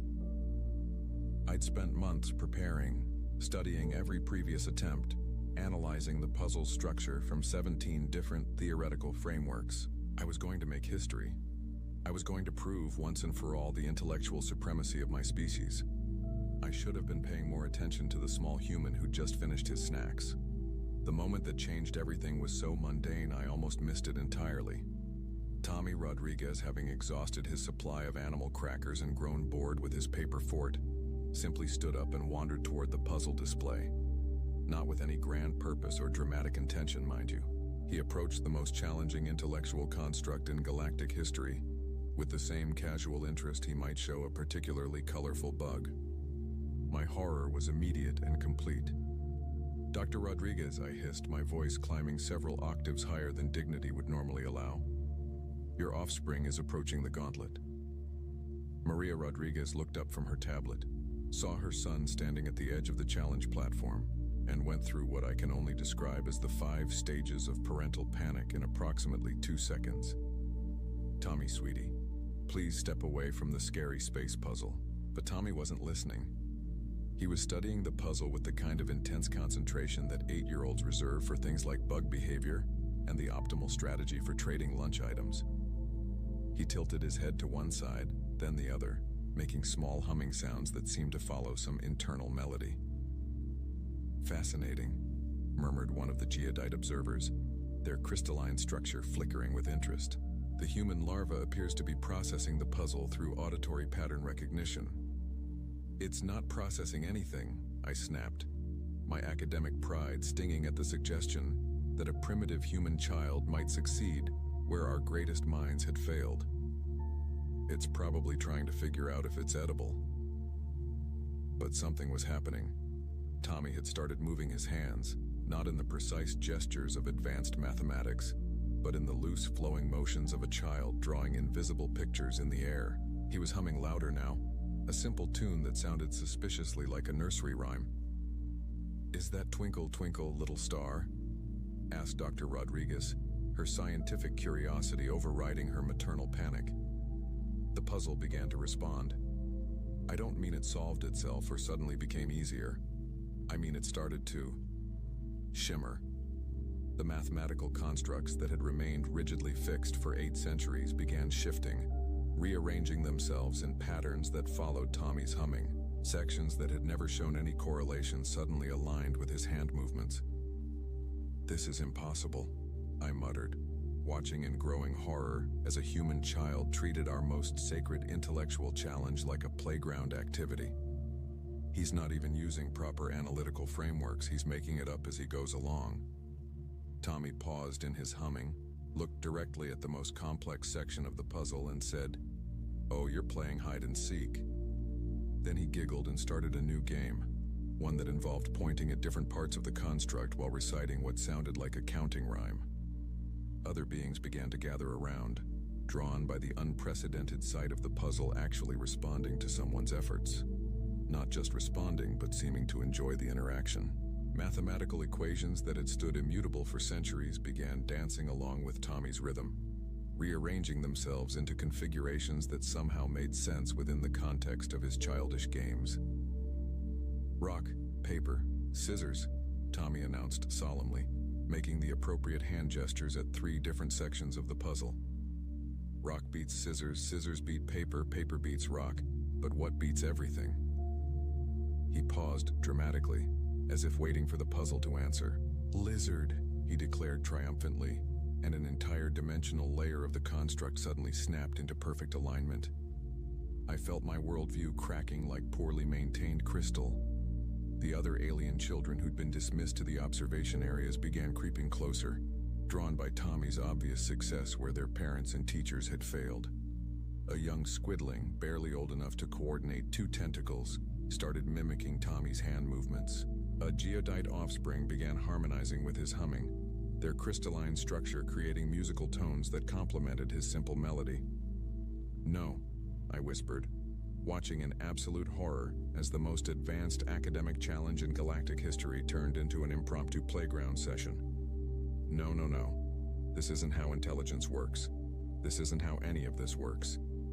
But the puzzle was responding to all of them now, sections lighting up, and rearranging as the children approached it with the kind of fearless curiosity that adults had long since educated out of themselves. Tommy looked up at me with the satisfied expression of a child who'd just successfully completed a particularly challenging jungle gym. "It's not really impossible," he said matter-of-factly. "It just wanted someone to play with it." That's when I realized the universe had just played the cruelest joke in cosmic history on every advanced civilization in known space. What happened next will haunt my academic dreams for the rest of my considerably long life. Tommy Rodriguez, with the casual confidence of someone who'd never been told that something was impossible, began treating the 47-dimensional quantum logic maze like it was a perfectly normal playground challenge. "See, this part right here," he explained to the growing crowd of fascinated aliens, pointing at a section that had stumped theoretical mathematicians for 8 centuries. "It's like when you're on the monkey bars. You can't think too hard about it or you'll fall. You just have to trust that the next bar will be there." He reached out and touched a mathematical construct that existed in 17 dimensions simultaneously.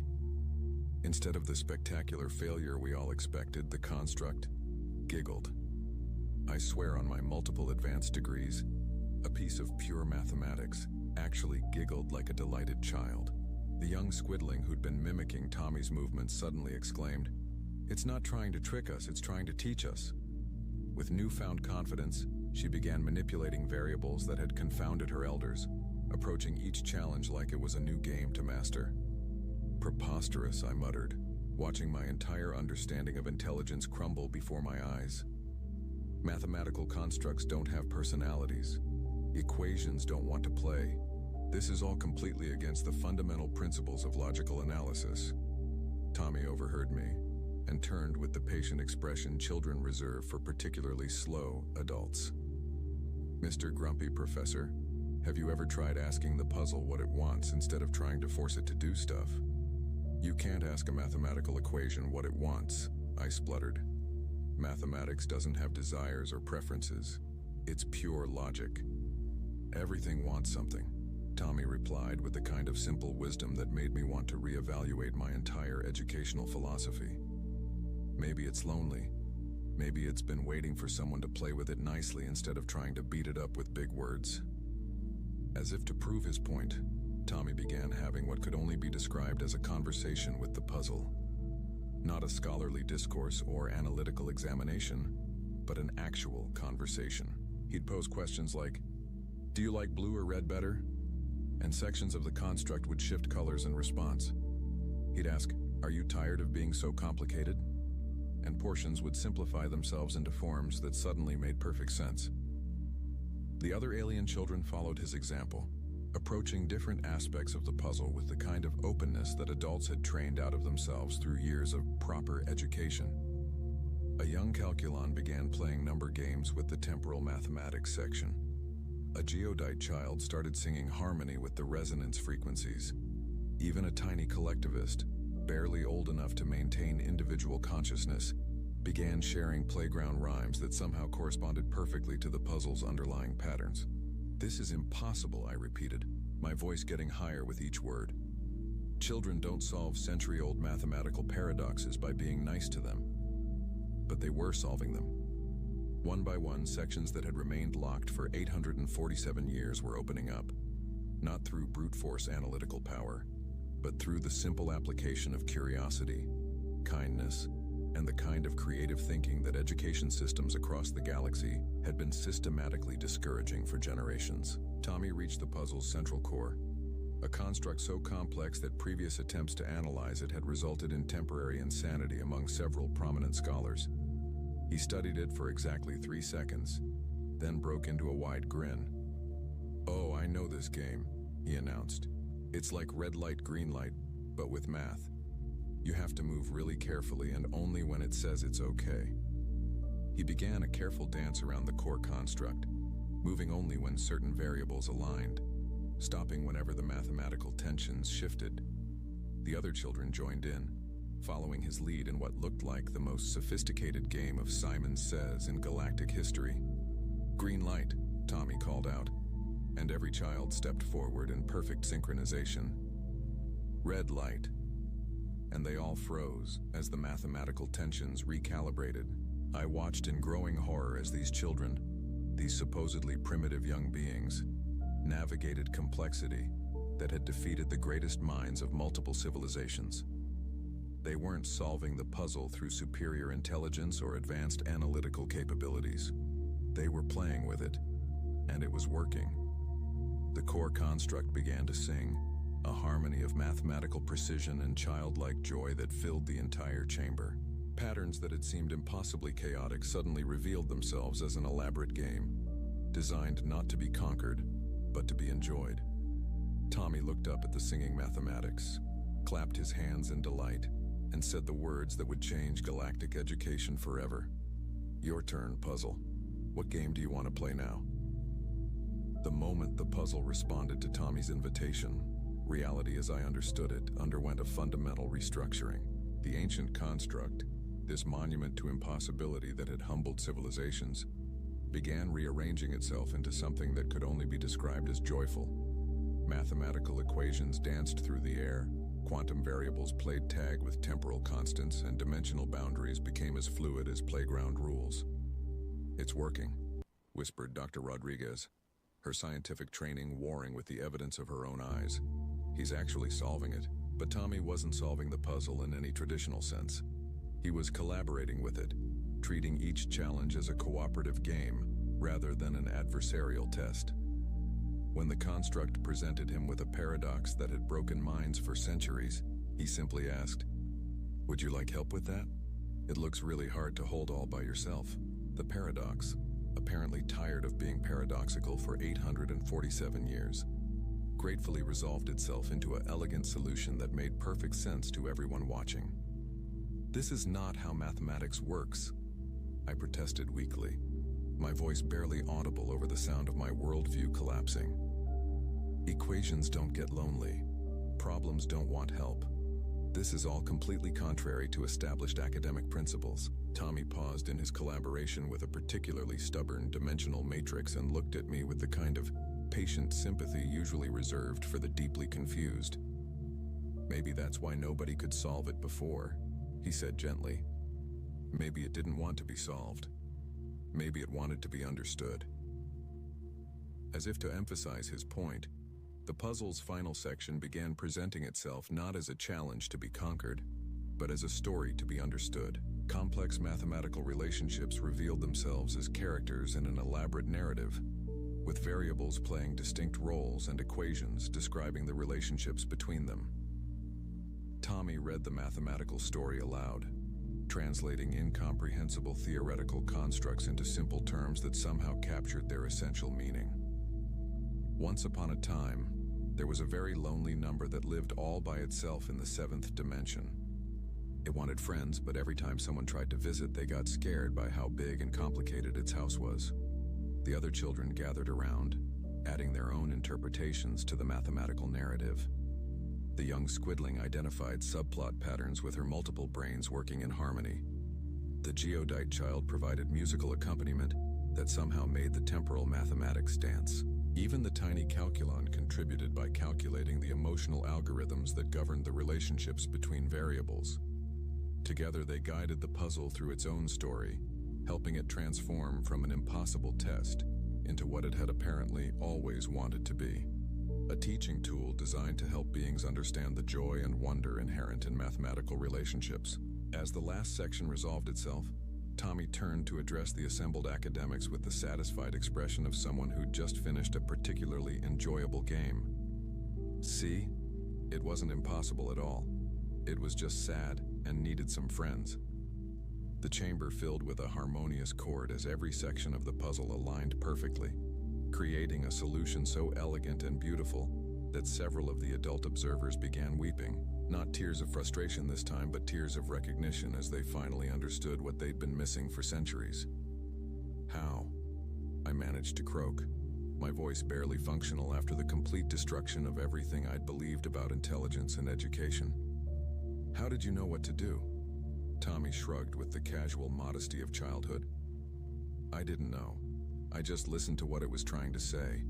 Adults always want to tell everything what to do, but sometimes things just want to be heard." He looked around the chamber at all the alien children who'd helped him, their faces glowing with the satisfaction of shared accomplishment. "Plus, it's more fun when everyone plays together. Games are always better with friends." The puzzle, as if sensing that its long isolation was finally over, began projecting holographic congratulations in every language known to galactic civilization. Mathematical formulas spelled out, "Thank you for playing," in elaborate script, while dimensional equations arranged themselves into smiley faces and hearts. Tommy checked his watch, a simple plastic device that looked absurdly primitive compared to the quantum chronometers worn by other delegates. Oh, cool. Recess is over. Are there any more fun puzzles? Or is it time for lunch? I hope they have those little triangle sandwiches. Those are the best. I stared at this small human who just casually revolutionized our understanding of intelligence, consciousness, and the fundamental nature of mathematical reality. He was already looking around for the next interesting thing to explore, completely unaware that he'd just made every advanced degree in the galaxy obsolete. Somewhere in the distance, I could hear the sound of my academic career crashing into a million pieces. The aftermath of what historians would later call the Recess Revolution unfolded with the kind of bureaucratic chaos that makes grown administrators weep into their efficiency reports. Within hours of Tommy's success, emergency sessions were being called across the galaxy, as educational institutions grappled with the horrifying realization that they'd been approaching intelligence completely backwards for millennia. I found myself in the uncomfortable position of having to write official reports explaining how an 8-year-old human with sticky fingers had solved a puzzle that had defeated the combined intellectual might of galactic civilization. My preliminary draft, which began with everything we thought we knew about intelligence is wrong, was rejected by the review board as insufficiently diplomatic. The second draft, which opened with, "Perhaps our educational methodologies require minor adjustments," was deemed more appropriate for interdisciplinary discourse.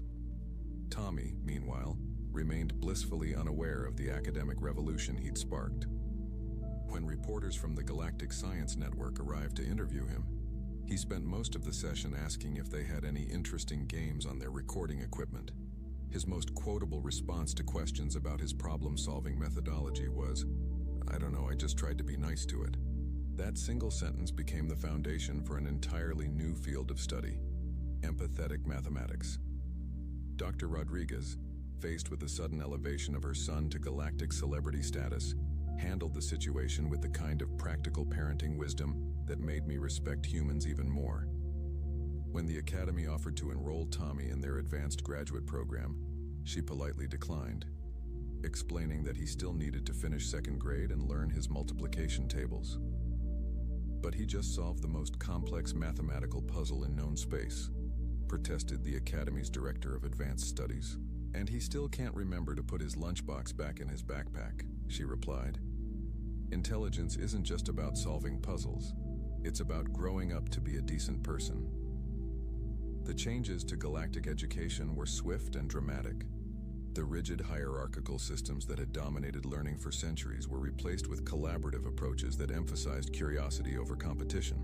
The concept of impossible was removed from academic vocabularies across multiple species, replaced with "not yet understood" or "waiting for the right approach." Most surprisingly, standardized testing scores across the galaxy began improving dramatically once educational institutions started incorporating what became known as human method teaching techniques. These included such revolutionary concepts as asking questions to understand rather than to test, treating problems as puzzles to enjoy rather than obstacles to overcome, and remembering that learning should be fun.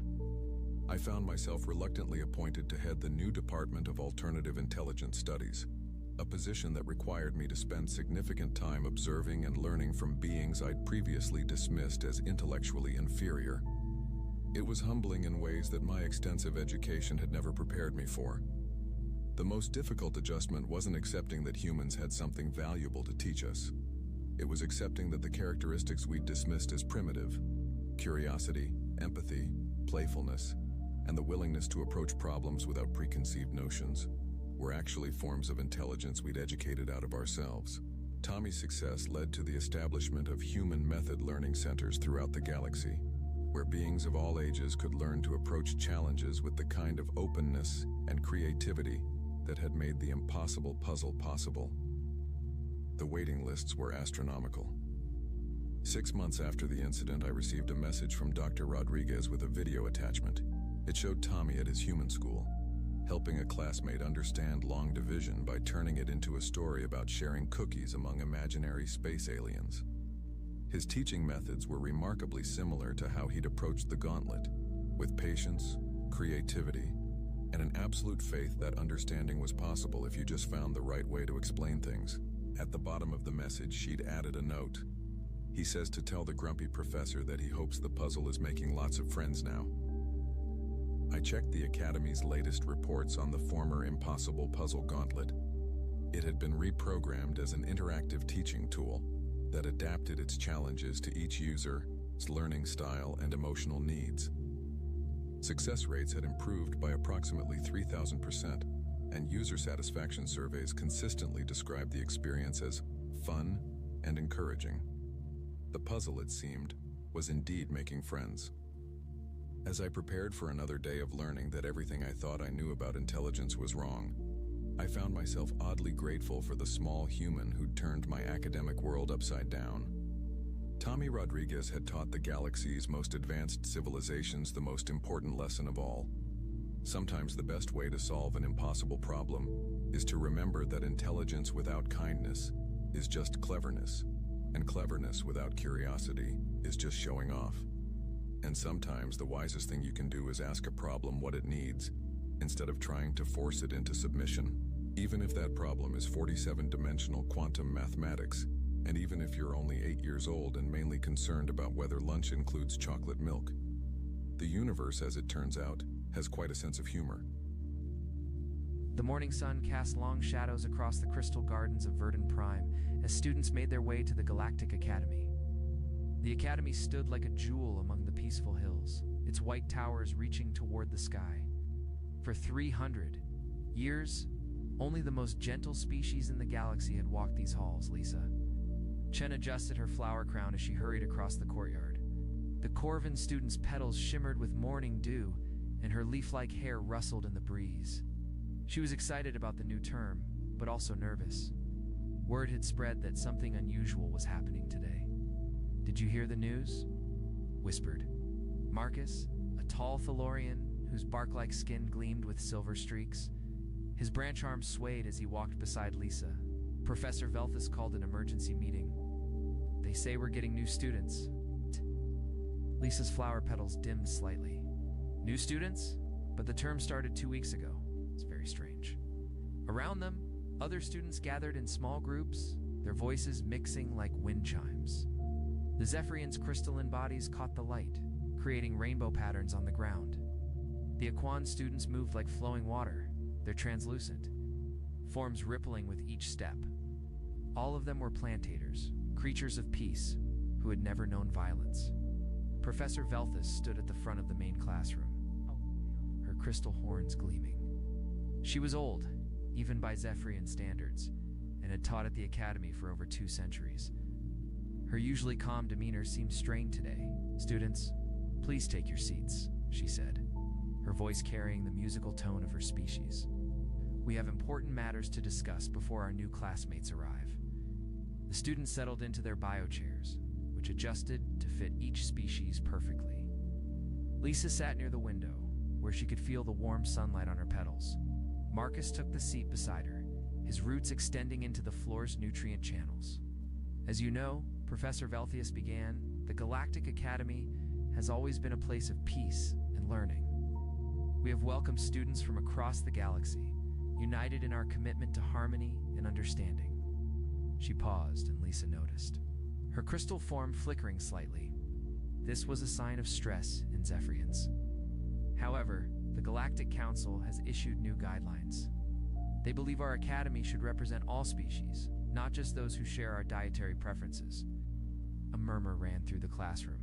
Amy, a young Florian whose stem-like body was covered in soft moss, raised her hand.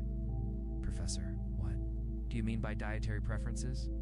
Professor Velthus's light dimmed further. "Today we will be joined by 2 new students. One is from a species that has never attended our academy before. The other is from a world that the Galactic Council has classified as extremely dangerous."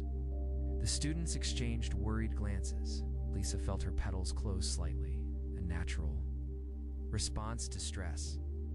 She had never encountered anything dangerous in her entire life. Corvin Prime was a world of endless gardens and gentle rains. "I want you all to remember our core teachings," Professor Velthus continued.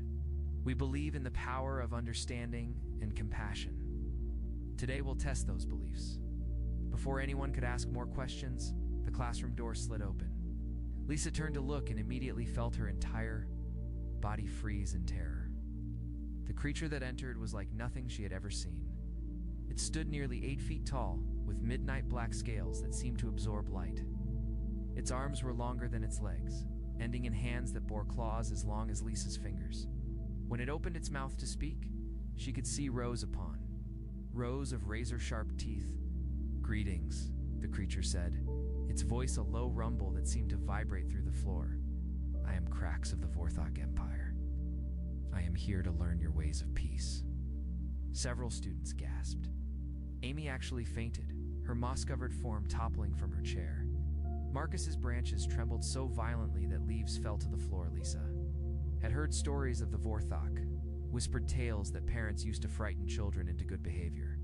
They were hunters, killers who stalked their prey across entire star systems.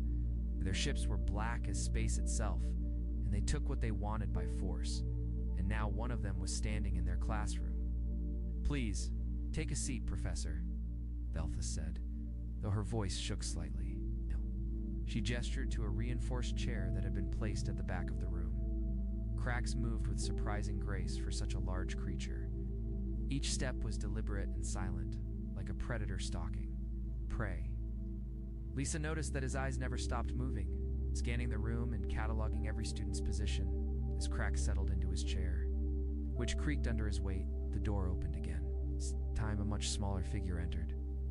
The new student was barely 5.5 feet tall, with smooth pink skin and brown hair that fell in waves around his face. Unlike Krax, he looked completely harmless. His teeth were small and blunt, his hands soft and lacking any claws. He wore simple clothes and carried a worn leather bag. "Hi everyone," he said with a warm smile. "I'm Jake Martinez from Earth. I'm really excited to be here." The contrast was so stark that Lisa almost laughed.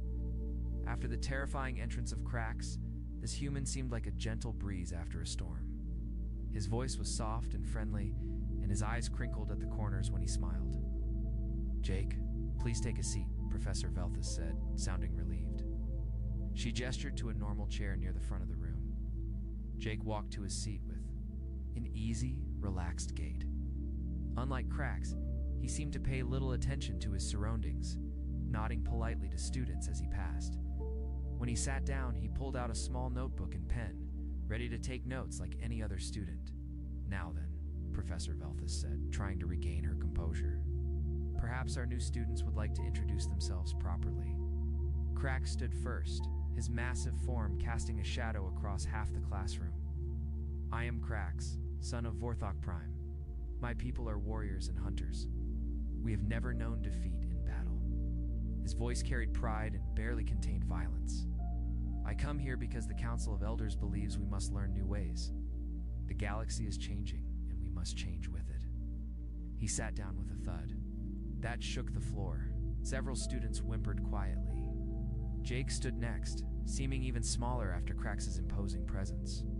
"I'm Jake Martinez," he said again, his voice gentle and calm. "I come from a place called Earth. It's a pretty planet with lots of different environments and creatures. I'm here because I want to learn how different species can work together peacefully." He smiled again, and Lisa felt herself relaxing slightly. This human seemed kind and thoughtful, nothing like the dangerous creature she had expected. "My people have always been curious about other worlds and cultures," Jake continued. "I hope I can learn from all of you and maybe share some things about humans too." As Jake sat down, Lisa noticed something odd. While his words were friendly and his manner relaxed, his eyes had briefly met those of every student in the room. It was subtle, but she had caught it. For just a moment, she had felt like he was studying her, but the feeling passed quickly. She decided she must have imagined it.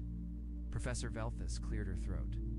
"Thank you both. Now let's begin today's lesson on interspecies communication. We'll start with the basic principles of peaceful dialogue." As the lesson progressed, Lisa found herself stealing glances at the two new students. Krax sat perfectly still, his predator's eyes fixed on the professor. Occasionally he would nod or grunt agreement, but he never spoke unless directly asked. Jake, on the other hand, was the perfect student. He took detailed notes, asked thoughtful questions, and seemed genuinely interested in every topic. When Professor Velthus discussed the importance of understanding other cultures, Jake nodded enthusiastically. "That's so important," Jake said during a discussion break. "My grandmother always said that the best way to avoid conflict is to understand what the other person really needs." The other students began to warm up to him. His friendly manner and obvious intelligence made him easy to like. By the end of the class, several students had already invited Jake to join their study groups. Cracks, meanwhile, remained isolated. As the students filed out of the classroom, they gave the massive Vorthok a wide berth. His very presence seemed to radiate danger, and nobody wanted to get too close. Lisa walked out with Marcus and Amy, who had recovered from her fainting spell. They talked quietly as they headed to their next class. "The human seems nice," Amy said, her voice still shaky from the earlier shock. "Much better than I expected." Marcus agreed, his bark rustling thoughtfully. "He's very polite and seems genuinely interested in peace. I think you'll fit in well." Lisa nodded, but something nagged at her mind. She couldn't shake the feeling that there was more to Jake Martinez than met the eye. But compared to the obvious threat that Cracks represented, her small doubts seemed silly. As they walked toward their next class, Lisa glanced back at the classroom. Through the window, she could see Jake helping Professor Velthus clean up some papers that had fallen during Amy's fainting spell. He was smiling and chatting pleasantly, every inch the helpful, harmless student. But for just a moment, as Jake handed the papers to Professor Velthus, Lisa saw something in his eyes that made her petals close slightly. It was gone in an instant, replaced by that same warm, friendly expression. Still, she couldn't shake the feeling that the human was not quite what he seemed. 3 days had passed since the new students arrived, and the academy had settled into an uneasy routine. The herbivorous students moved through the halls in tight groups, whispering nervously whenever Cracks appeared. The massive Vorthok seemed to fill every space he entered, his dark scales absorbing light like a walking shadow. Lisa sat in the cafeteria with her usual friends, picking at her morning nutrients. The specialized food dispensers provided perfect meals for each species, but today her appetite was poor. Across the room, Cracks sat alone at a reinforced table, methodically consuming what looked like raw meat from his homeworld. "Look at those teeth," whispered Amy, her moss trembling slightly. "How can something that dangerous be allowed here?" Marcus nodded, his bark-like skin darkening with worry. Yesterday in conflict resolution class, he talked about honor through combat. He actually said that sometimes violence is the only answer. The professor looked terrified, added Ben, a young Aquan whose water form rippled with anxiety. "I think she's afraid he might attack someone." Lisa watched Cracks eat, noting how he held his food with those terrible claws. Every movement was controlled and precise, like a machine built for killing. When other students walked past his table, he would pause and watch them with those predator eyes until they were gone. "At least the human is normal," Amy said, sounding relieved. "Jake is so nice and friendly. He helped me with my botany homework yesterday." Lisa looked around the cafeteria until she spotted Jake at a corner table. He was eating what appeared to be fruits and vegetables from the standard herbivore selection. His table was surrounded by several students who seemed completely at ease in his presence. Jake was telling some kind of story, and the students around him were laughing. His hands moved as he spoke, and his face was animated with expression. Everything about him suggested warmth and friendliness. "He asked me about Florian music traditions," Amy continued. "He was so interested in how we use sound to help plants grow. He said humans have music too, and he'd love to share some with us." "See?" Marcus said, his branches swaying with relief. "That's exactly what a peaceful species should be like. Curious about others. Wanting to share knowledge. Nothing like that monster." As if summoned by their conversation, Cracks stood up from his table. The scraping of his chair against the floor created a harsh sound that made several students flinch. He walked toward the food dispensers. Students scrambled to get out of his way. Lisa watched nervously as the massive creature approached their section of the cafeteria. For a moment, it looked like he might stop at their table, and she felt her petals begin to close in fear, but Cracks simply walked past them without a glance, got his food, and returned to his isolated table. Still, the encounter left Lisa's heart beating rapidly. "Did you see that?" Ben whispered. "He didn't even acknowledge us. It's like we're just prey animals to him. Professor Velthus says we should try to understand him," Amy said doubtfully. "But how can you understand something that only thinks about hunting and killing?" Their conversation was interrupted by a cheerful voice. "Mind if I join you?" Jake stood beside their table, holding a tray of colorful fruits and vegetables. His smile was warm and genuine, and Lisa felt herself relaxing immediately. "Of course," she said, making room on the bench. "Please sit down." Jake settled beside them, and the atmosphere at the table immediately improved. His presence seemed to push away the dark mood that Krax had created. "I hope you don't mind me asking, Jake," said, "but I'm really curious about your homeworlds. Earth only has one type of intelligent species, so this is all fascinating to me." Amy perked up immediately. "What's Earth like? Is it as peaceful as it sounds?" "Oh, it's beautiful," Jake replied, taking a bite of what looked like a purple fruit. "We have huge forests, deep oceans, mountains that touch the sky. Lots of different environments and creatures." "Oh, what kind of creatures?" Marcus asked, genuinely interested. Jake's eyes seemed to light up. "All kinds. We have animals that swim, fly, run, crawl. Some are tiny, some are enormous. We have creatures that live in the deepest parts of the ocean and others that soar high. Above the clouds? Are they dangerous?" Lisa asked, then immediately felt silly for the question. Jake laughed, but it was a gentle sound. "Some of them can be, but mostly they just want to live their lives like everyone else. Humans have learned to coexist with them. We study them, protect them, and they're part of what makes Earth special." Ben leaned forward, his water form shimmering. "With curiosity, do humans ever fight with each other?" For just a moment, something flickered across Jake's face. It was gone so quickly that Lisa thought she might have imagined it. "Sometimes," Jake admitted, "but we're always working to find better ways to solve problems. That's actually why I'm here. I want to learn how other species handle disagreements peacefully." The conversation continued pleasantly as Jake asked thoughtful questions about each of their cultures. He seemed genuinely fascinated by Amy's description of the singing forests on Florian Prime, and he listened intently as Marcus explained how Thalorians communicated through root networks. "That's amazing," Jake said. "On Earth, we have to rely on sound and visual signals to communicate. The idea of connecting directly through biological networks is incredible." Lisa found herself warming to the human. He was nothing like the terrifying stories she had heard about Deathworld species.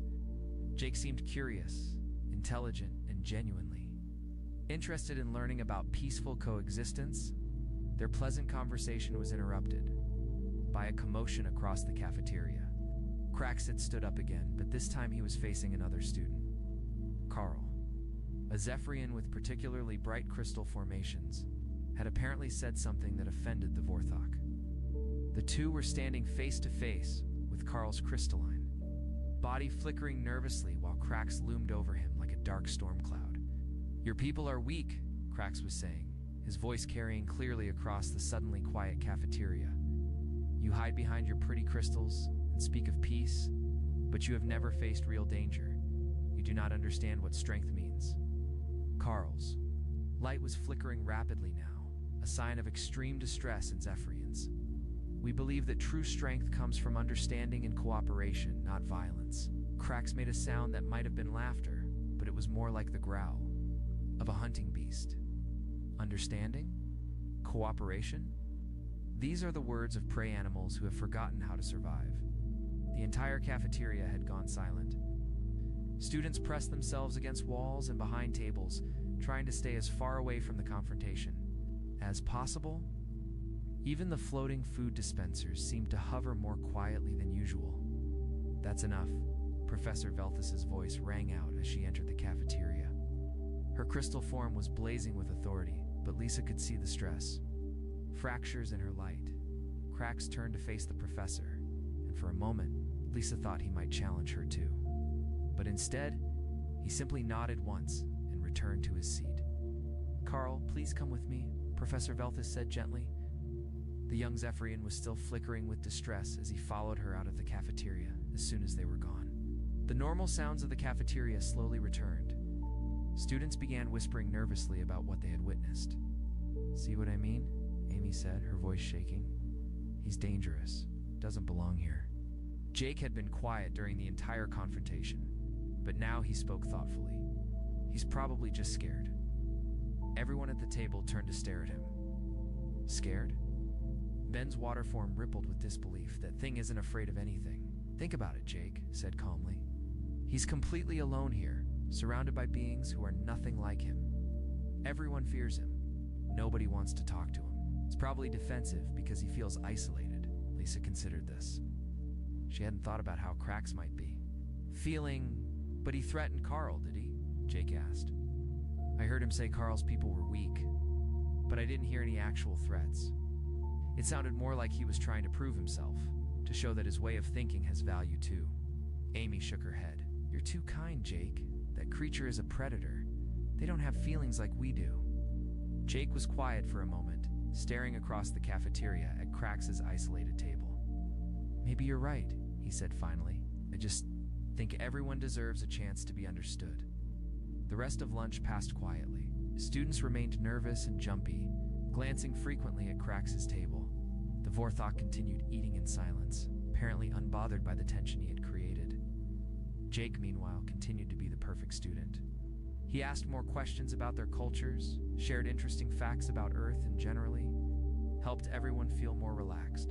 By the time lunch ended, the students at Lisa's table were laughing again as they prepared to leave for afternoon classes. Lisa noticed something odd. While Jake had been talking and laughing with them, his eyes had occasionally drifted toward Krax's table.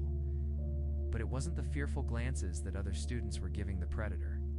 Jake's looks seemed more like he was studying the Vorthok, analyzing him the way a scientist might study an interesting specimen. But whenever someone at their table spoke to him, Jake's attention immediately returned, and his friendly smile never wavered. Walking to their next class, Ermi chatted happily about how nice it was to have Jake at the academy. 2 weeks later, Professor Velthius announced the field exercise that would change everything. The class would travel to Nexus Station, a neutral trading post where beings from across the galaxy came to do business. Their assignment was simple: use diplomacy in peaceful negotiation to gather resources for a hypothetical colony. "This is your chance to put theory into practice," Professor Velthius explained as they boarded the transport ship. "You'll be given credits to trade with, but remember, no violence, no threats, only peaceful persuasion." Lisa felt excited but nervous as she settled into her seat. This would be her first time off Verdun Prime since starting at the academy. Beside her, Amy was practically glowing with anticipation, her moss shimmering with bright colors.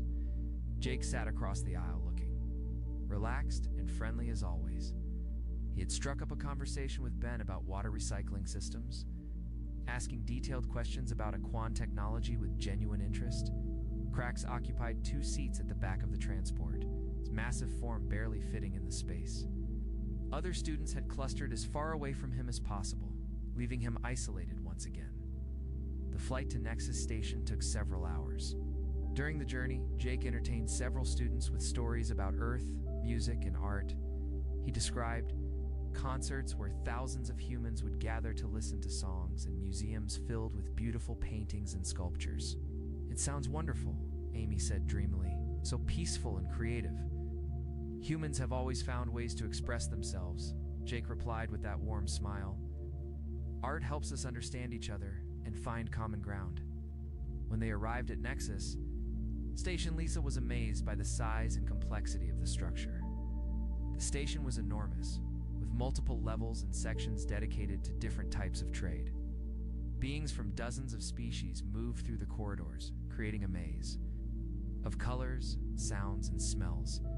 Professor Veltis gathered the students in the main concourse. "Remember, you have 6 hours to complete your trading assignments. Each of you has been given a list of resources your colony needs and credits to acquire them. Meet back here when you're finished." She handed out data pads with their individual assignments and credit chips. Lisa looked at her list: food supplies, medical equipment, and and communication devices. The credits seemed like a reasonable amount, but she had never actually traded for anything before. "Good luck, everyone," Jake said cheerfully. "I'm sure we'll all do great." The students scattered in different directions, eager to begin their assignments.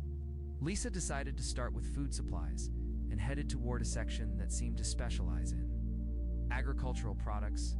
The first few hours went reasonably well for most of the herbivorous students.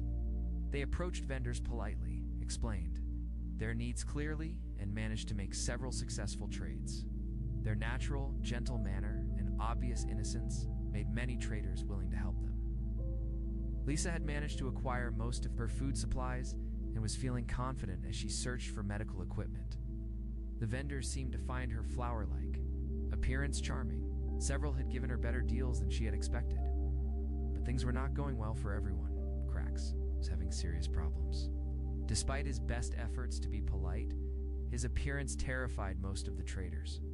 When he approached stalls, vendors would either flee immediately or refuse to deal with him entirely. His deep, rumbling voice and massive claws made even his friendliest attempts at conversation sound threatening. Lisa watched from across a marketplace. Krax tried to negotiate for mining equipment. The trader, a nervous Quillen with feathered skin, kept backing away from Krax's table. "I do not wish violence," Krax was saying, his voice carefully controlled. "I offer fair trade for these tools." But the Quillen trader was too frightened to listen. "Please, honored predator, I have family. Take what you want, just don't hurt me." Krax's shoulders sagged with frustration. "I do not want to take. I want to trade. This is the way of peace." "Yes," the trader fled, leaving his goods behind. Krax stood alone at the abandoned stall, looking lost and confused. For the first time since meeting him, Lisa felt genuinely sorry for the Vorthok. Meanwhile, other students were running into different problems. Amy had been swindled by a smooth-talking Nexon trader who sold her medical supplies that turned out to be decorative crystals. Ben had been convinced to trade all his credits for what he thought was advanced water purification equipment, but was actually a children's toy. Marcus had fallen for an elaborate story about rare seeds that would supposedly grow into trees that produced every type of fruit imaginable. He had spent most of his credits on what were obviously ordinary plant seeds from some trader's garden. The herbivorous students' trusting nature and sheltered upbringing made them easy targets for unscrupulous dealers. They believed every sob, story accepted every claim at face value, and rarely questioned prices that were obviously inflated. But Jake was having remarkable success. Lisa first noticed it when she saw him completing a complex trade with a group of Korthok merchants. The Korthok were known throughout the galaxy as shrewd business people who rarely gave anyone a good deal. Yet Jake was walking away from their stall with everything on his list and credits left over, curious. Lisa followed Jake discreetly as he moved through the station. What she saw made her increasingly uncomfortable. Jake seemed to know exactly what to say to every trader he met. With the proud Zenthran merchants, he spoke respectfully about their culture and traditions. With the profit-focused Nexans, he discussed business opportunities and mutual benefits. With the family-oriented Qualians, talked about community and caring for loved ones.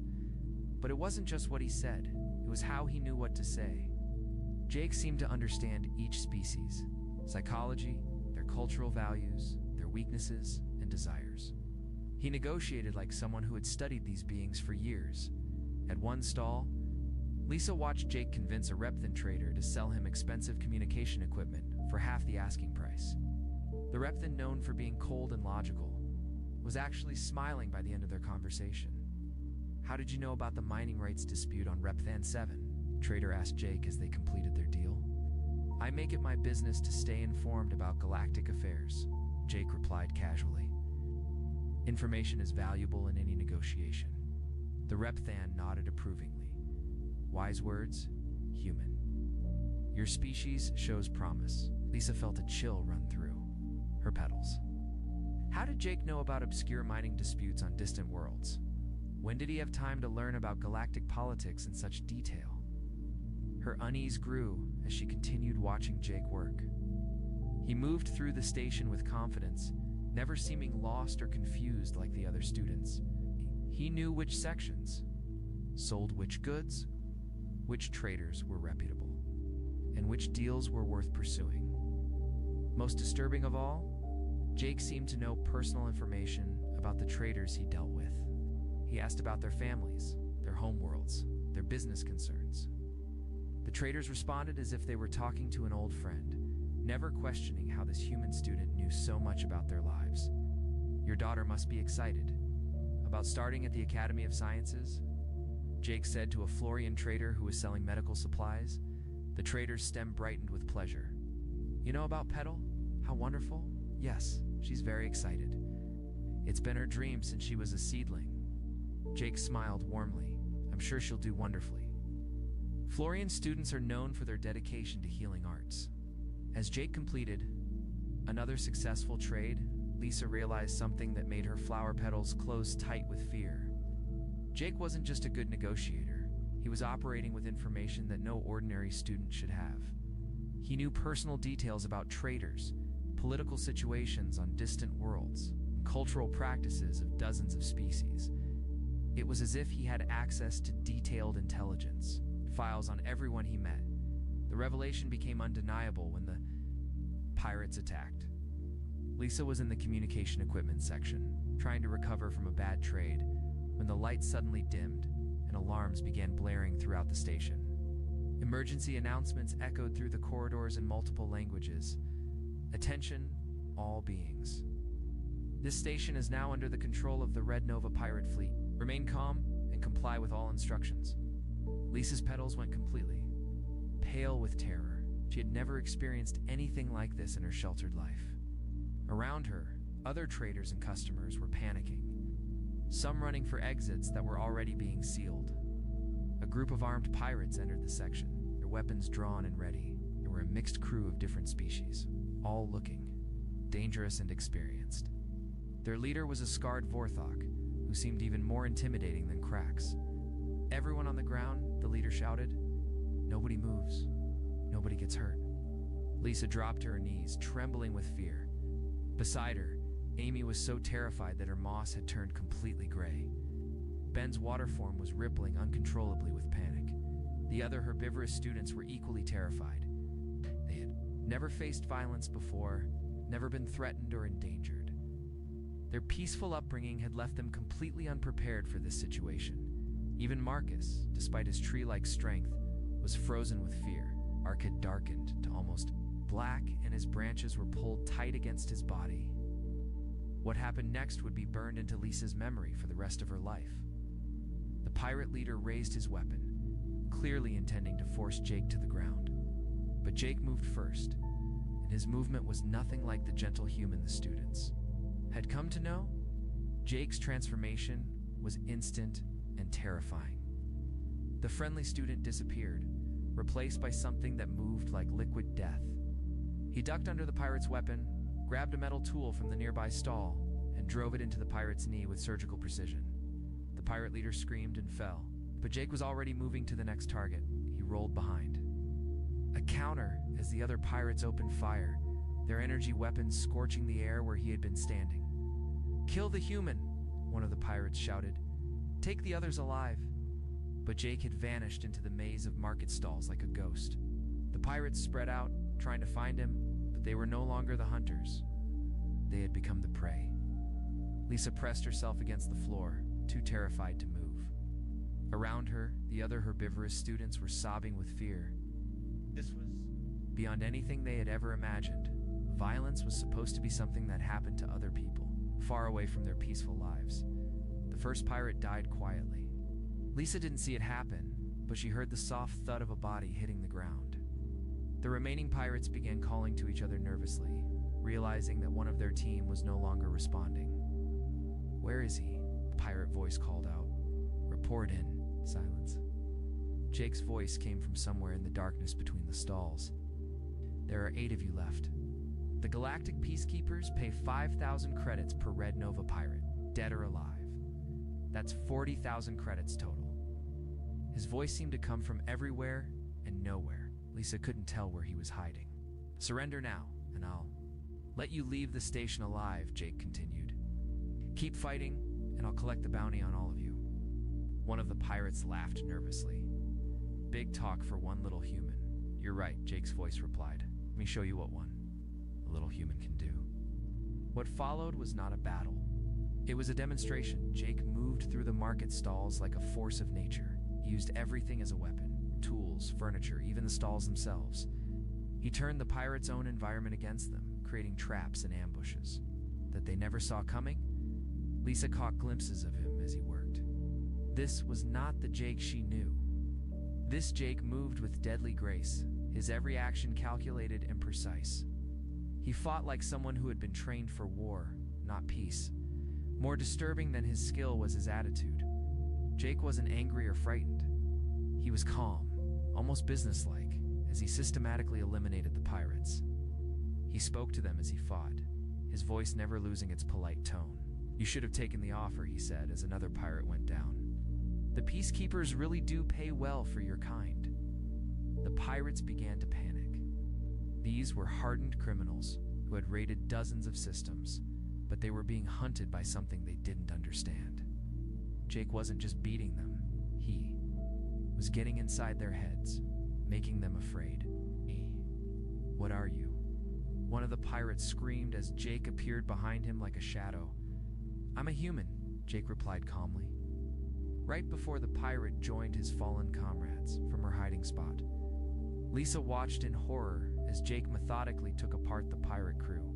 He didn't just defeat them, he anticipated their every move, turned their own tactics against them, and made them helpless. The worst part was how easily he did it. Jake wasn't struggling or fighting desperately for his life. He was in complete control, dismantling the pirates like a technician repairing a broken machine. In the distance, Lisa could hear Cracks fighting his own battle. Unlike Jake's silent efficiency, Cracks' approach was direct and loud. His roars echoed through the station as he charged his enemies head-on, using his natural weapons and warrior training. But even Cracks, with all his size and strength, was having trouble. The pirates had better weapons and more numbers. Lisa could hear him being driven back, his roars becoming more desperate.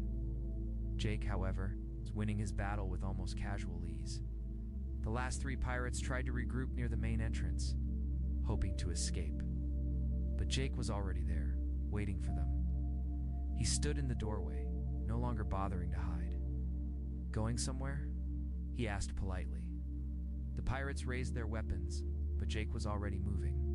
He disarmed the first one with a move so fast that Lisa barely saw it happen. The second pirate tried to shoot, but Jake used the first pirate's body as a shield. While closing the distance, the third pirate, seeing his companions fall, dropped his weapon and raised his hands. Please, don't kill me. I surrender. Jake paused, considering. Smart choice. You can tell your friends in the Red Nova fleet that Nexus Station is under galactic peacekeeper protection now. The pirate nodded frantically. Yes, I'll tell them. We won't come back. See that you don't, Jake said, and he did something. That chilled Lisa to her core. He smiled his old friendly smile. Have a safe trip home. Surviving pirate fled through the emergency exit, leaving his fallen comrades behind. The market section fell silent, except for the sound of alarms and distant fighting from other parts of the station. Jake walked back to Ward where the students were hiding. And Lisa got her first good look at him since the fighting began. His clothes were torn and dirty, but he wasn't injured. He moved with the same easy grace he had always shown, but now Lisa knew what that grace really meant. Is everyone okay? Jake asked, his voice full of genuine concern. He was back to being the caring, friendly human they thought they knew, but Lisa could see traces of what he really was in his eyes. There was a coldness there that hadn't been present before, calculating intelligence that measured everything and everyone around him. Amy was still too terrified to speak. Marcus had pulled his branches so tight against his body that he looked like a dead tree. Don't be afraid, Jake said gently. The danger is over. Help is coming. As if summoned by his words, station security forces began pouring into the area. But they weren't coming to rescue the students. They were coming to arrest Jake. Drop your weapons and get on the ground. The security chief shouted, pointing his gun at Jake. Jake raised his hand slowly, but he didn't seem worried. I'm Jake. Martinez, student at the Galactic Academy. These pirates attacked the station. I was defending myself and the other students. The security chief looked around at the bodies scattered through the market stalls. You did this? All of this? They attacked first, Jake said calmly. I have witnesses. Professor Velthus arrived with the security team, her crystal form blazing with stress and confusion. She looked at the scene of destruction, then at Jake standing calmly in the middle of it all. Jake, she said, her voice shaking. What happened here? Pirates attacked the station, Jake replied. I neutralized the threat to protect the other students. Neutralized. Professor Velthus stared at the fallen pirates. You killed them, some of them, Jake agreed. The others chose to surrender, or flee. I gave them the option. Cracks appeared in the doorway, supported by 2 security officers. The mighty Vorthok was injured and exhausted from his own battle, his dark scales marked with burn marks from energy weapons. He looked at the scene before him, the dead pirates, the uninjured human, the terrified herbivorous students, and his eyes widened with recognition. Human, Cracks said, his voice filled with something like awe. You are Deathworlder, yes? Jake turned to look at the wounded Vorthok. For a moment, something passed between them, an understanding that the herbivorous students couldn't grasp. Jake said quietly, I'm from Earth. Cracks nodded slowly. This explains much. My people have stories of your kind. We thought they were legends. What stories? Professor Velthius demanded. What is a Deathworlder? Jake sighed, and for the first time since Lisa had known him, he looked tired. It's complicated, Professor. Maybe we should sit down for this conversation. The security chief was still pointing his weapon at Jake, clearly unsure what to do. The human had technically saved the station, but the casual efficiency with which he had killed the pirates was deeply disturbing. Are you going to arrest me? Jake asked politely. I don't know, the security chief admitted. This situation is beyond my experience. I understand, Jake said. Maybe I should explain what humans really are. He looked around at the frightened faces of his classmates, the confused security officers, and the stressed professor. When his eyes met Lisa's, she saw a sadness there that she hadn't noticed before. I never wanted you to see this side of me, Jake said quietly. I came to the academy to learn about peace, not to fight. But you're so good at it, Amy whispered, her voice barely audible. Jake nodded sadly. That's the problem. Humans are very good at fighting. We're very good at a lot of things that most species would rather not think about. Professor Velthus stepped forward, her crystal form flickering with confusion and fear. Jake, I need you. To explain what just happened here, I need you to tell me the truth about what humans really are.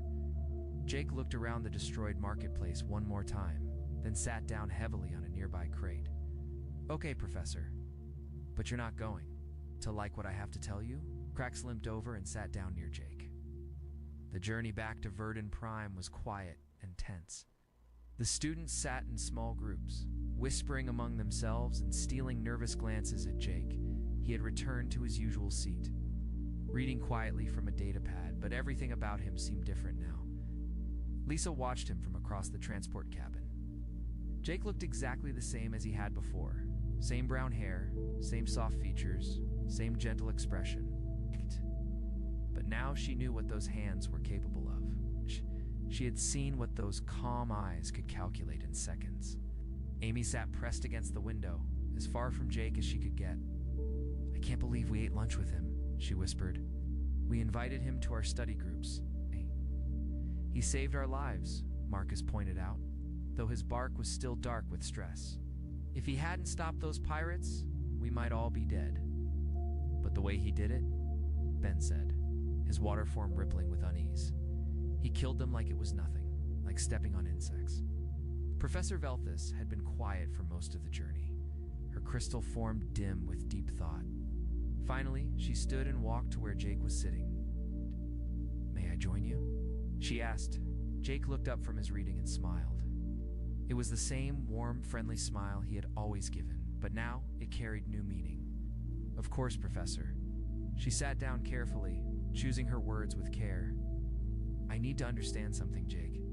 When you applied to our academy, did you lie about your intentions? Jake set down his datapad and considered the question seriously. No, Professor. I came here because I genuinely want to learn about peaceful cooperation between species. That's the truth. But you knew what you were capable of course. Jake's voice was matter-of-fact. Every human knows what they're capable of. Have to know. It's part of our survival programming. Professor Velthus flickered with confusion. Survival programming? Jake nodded. Humans are constantly aware of threats, escape routes, potential weapons, and tactical advantages. We can't turn it off any more than you can stop your crystals from growing. It's just how our minds work. So when you were being friendly with the other students, you were also evaluating them as potential threats. Not threats, Jake corrected gently. I was learning about them, understanding their capabilities, their weaknesses, their needs. But not because I wanted to hurt them, because I wanted to understand how to work with them effectively. From across the cabin, Lisa could hear their conversation. She found herself listening despite her fear. Think about it this way, Jake continued. If you wanted to be friends with a Florian, wouldn't you learn about their need for sunlight and water? If you wanted to trade with a Repthon, wouldn't you study their cultural values? Would humans just take that process further? How much further? Professor Velthus asked. Jake was quiet for a moment. We know that Zephyrians become sluggish in low-light conditions. We know that Aquans lose cohesion at high temperatures. We know that Thalorians are vulnerable to certain frequencies of sound. We know that Corvins become dormant when separated from plant life for too long. The professor's crystal form began flickering rapidly. You're talking about military intelligence? No, Jake said firmly. I'm talking about basic information that any human child learns in school. We study other species the same way we study Earth animals, not to hunt them, but to understand how to coexist safely. Safely for whom? Professor Velthus asked. Jake looked directly at her. For everyone, Professor. Humans learned a long time ago that the best way to avoid conflict is to understand exactly what everyone is capable of. When you know someone's strengths and limitations, you can work with them more effectively. Their conversation was interrupted by Krax, who had been listening from his seat at the back of the transport. The wounded Vorthok limped over to join them. May I sit? He asked politely. Professor Velthus nodded, though she looked uncomfortable having both predators near her. Krax settled his massive form into a seat that creaked under his weight. Human Jake speaks truth, he said. My people have legends of Deathworlders. We thought they were myths. What kind of legends? Jake asked, seeming genuinely curious. Stories of beings who could hunt the hunters, who could track Vorthok across star systems and defeat them, not with strength, but with patience. Every human does. We just don't call it training. What do you call it? The Vorthok asked. Education, Jake replied. We learn history, which teaches us about conflict and strategy.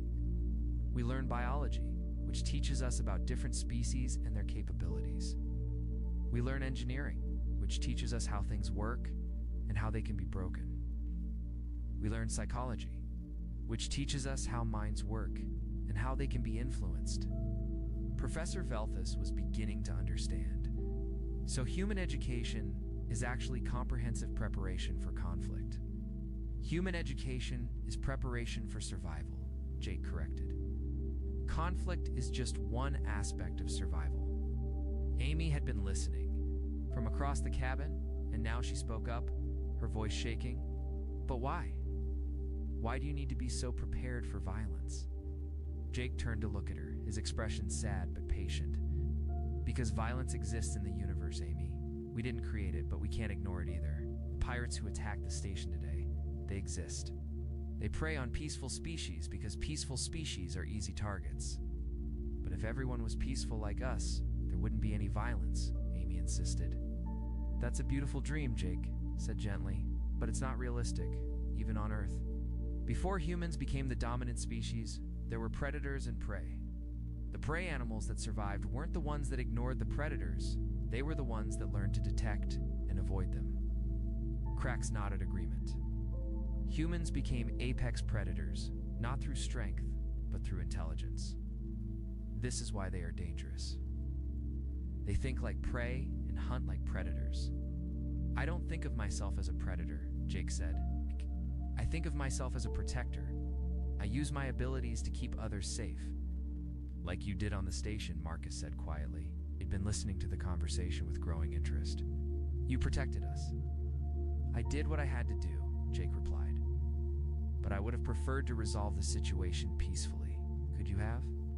Professor Velthus asked. Could you have negotiated with the pirates? Jake considered this seriously. Maybe. Pirates are usually motivated by profit, not violence. If I had something valuable to offer them, or if I could have convinced them that attacking the station would cost them more than they could gain, they might have left peacefully. But you chose violence instead. I chose the option that guaranteed your safety, Jake corrected. Negotiation might have worked, but it also might have failed. When other people's lives are at stake, humans don't gamble with uncertain outcomes. The transport was nearing Verdun Prime now, and the peaceful planet grew larger in the viewports. Looking at the gentle world below, Lisa tried to imagine how it must appear to Jake, not as a safe haven, but as a place where potential threats needed to be identified and neutralized. Jake, she said suddenly, finding her courage, when you look at us, do you see friends, or do you see weaknesses to exploit? Jake turned to her with that same gentle expression he had always worn. I see friends with weaknesses that I want to protect. And when you look at Cracks, Jake glanced at the massive Vorthok. I see a fellow predator who chooses to use his strength to protect others instead of dominating them. Crax's scarred face showed what might have been a smile. Human sees clearly.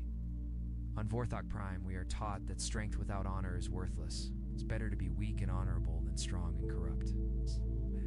That's something humans and Vorthok have in common, Jake said. We both understand that power comes with responsibility. Professor Velthius had been listening to this exchange with growing amazement. You two are more alike than I realized. In some ways, Jake agreed. We're both products of dangerous worlds. We both learned that survival requires strength and intelligence. But we also both learned that strength without purpose is meaningless. So what is your purpose? She asked. Jake looked out at Verdun Prime as the transport prepared to land. To learn how to use human capabilities to build something better. To find ways for predators and prey to coexist peacefully. And my purpose, Crax added, is to prove that predators can be more than just hunters. We can be guardians. As the transport touched down at the academy, Lisa realized that everything had changed.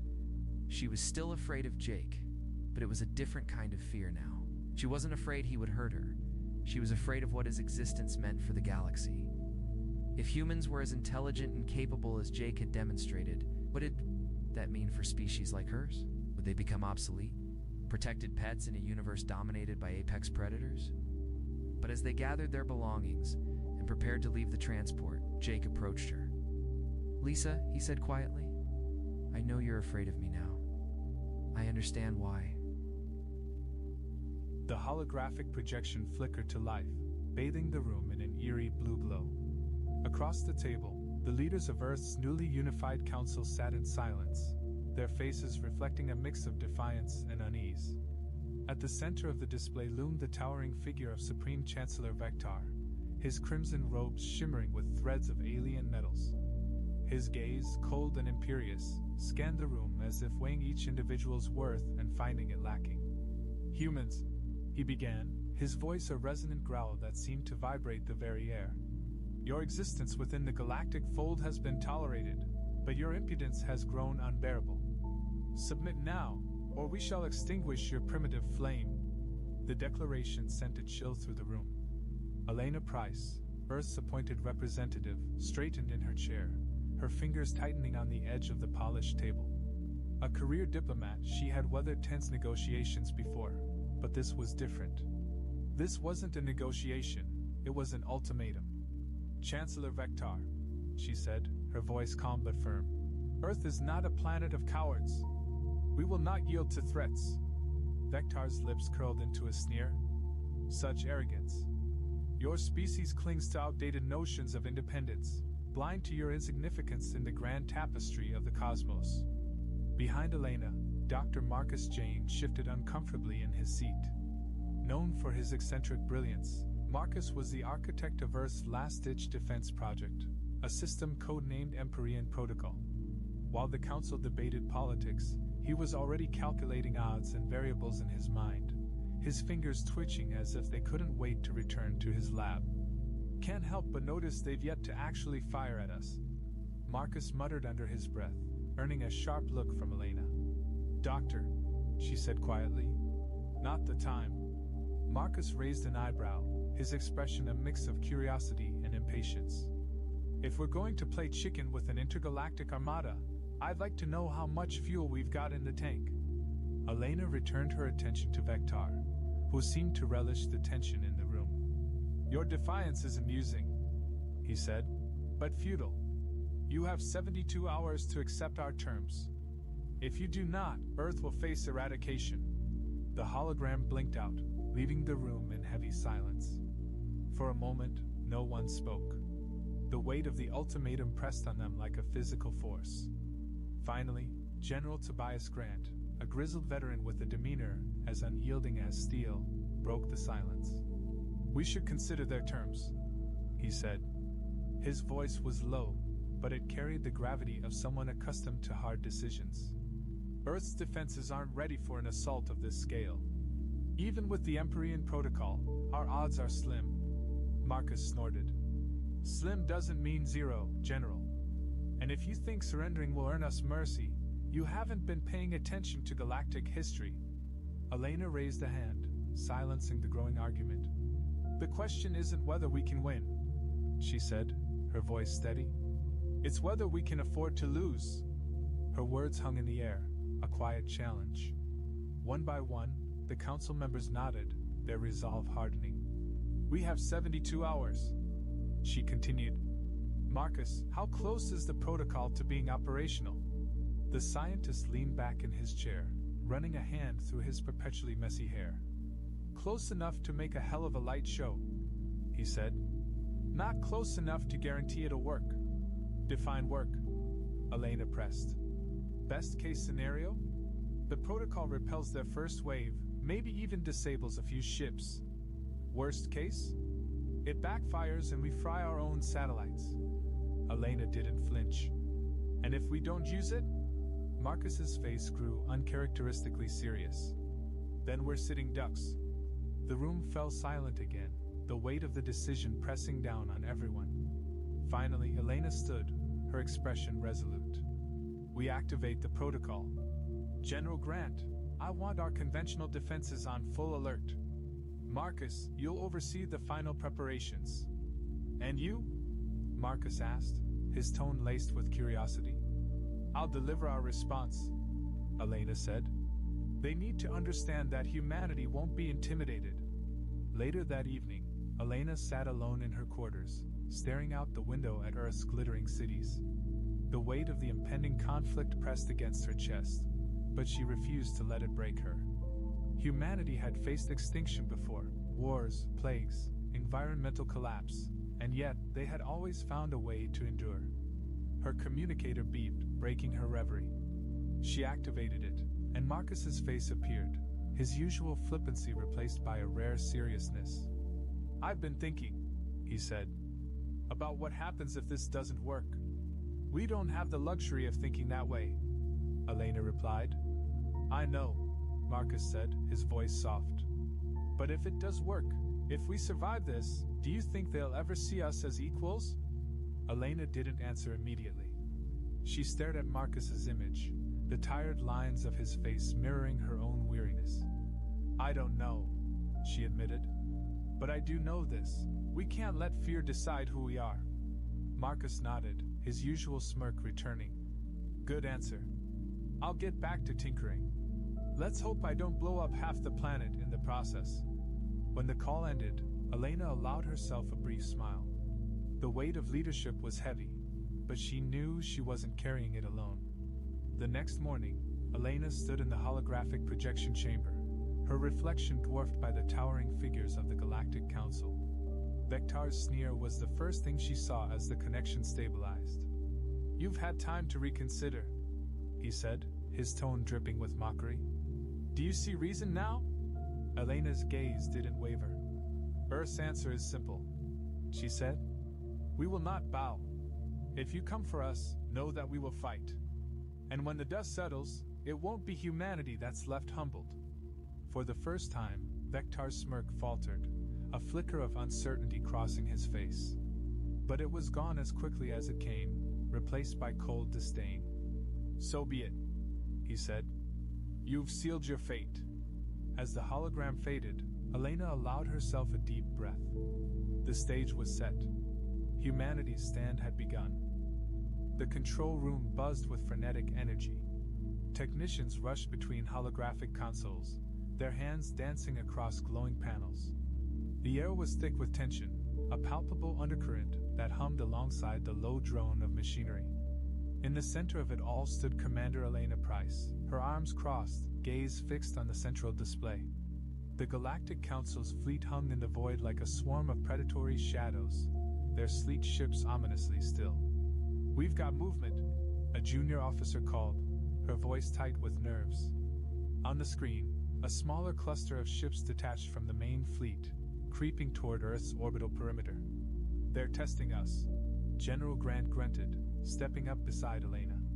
His scarred hands rested on his belt, his eyes cold and calculating. Seeing if we'll blink. Elena didn't respond immediately. Her mind churned through possibilities, weighing every angle. Finally, she turned to Dr. Marcus Jane, who was perched on the edge of a nearby console, scribbling equations onto a translucent tablet. Marcus, she said, her voice cutting through the noise like a blade. Are we ready to deploy the protocol? The scientist glanced up, pushing his glasses higher on his nose. Define ready, he said, a hint of dry humor in his tone. If by ready you mean likely to work without catastrophic failure, then maybe. Not reassuring, Grant growled, his patience wearing thin. It's the best we've got. Marcus shot back, his tone sharpening. Unless you've got a secret weapon hidden in your back pocket, General, this is our only shot.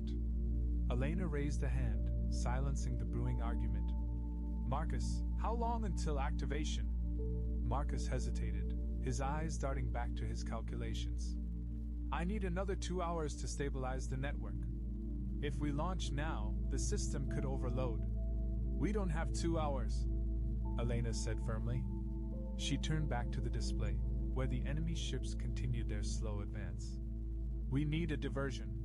Something to buy us time.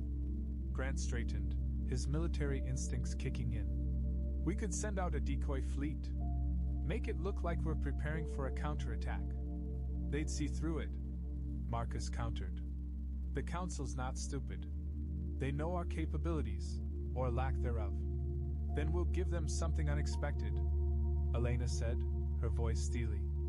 Marcus, is there any part of the protocol we can activate now? Even as a bluff? The scientist hesitated, his mind racing.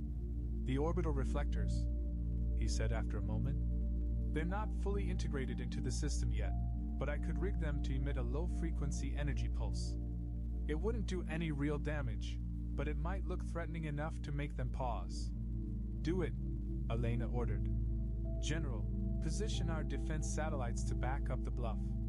I want them to think we're more prepared than we are. Grant nodded, already barking orders to his team. Marcus disappeared into the chaos, muttering to himself as he hurried toward the engineering bay. In the engineering bay, the air was stifling with heat and the tang of ozone. Marcus slid under a tangled mess of wires, his hands working with practiced precision. Sparks flew as he connected the final relay, and the hum of the orbital reflectors intensified, reverberating through the station. Marcus, status? Elena's voice crackled over his comm. Give me 30 seconds, he replied, his voice strained. And pray this doesn't fry the entire grid. He finished the connection with a final twist of his wrist, and the reflectors roared to life. From Earth's surface, they appeared as shimmering rings of light encircling the planet, their energy fields pulsating like the heartbeat of a sleeping giant. Back in the control room, Elena watched the enemy fleet hesitate. The smaller cluster of ships halted, their formation tightening as they assessed the unexpected display. They're holding position, the junior officer reported, relief evident in her voice. Elena allowed herself a brief moment of satisfaction. Good. Let's keep them guessing. Hours passed in a tense stalemate. In the lull, Elena retreated to her private quarters, her exhaustion catching up with her. She sank into a chair by the window, staring out at the stars. The vastness of space was both beautiful and terrifying, a constant reminder of humanity's fragility. Her thoughts were interrupted by a knock at the door. Marcus entered without waiting for permission, his expression a mix of excitement and frustration. "Got a minute?" he asked, holding up a datapad.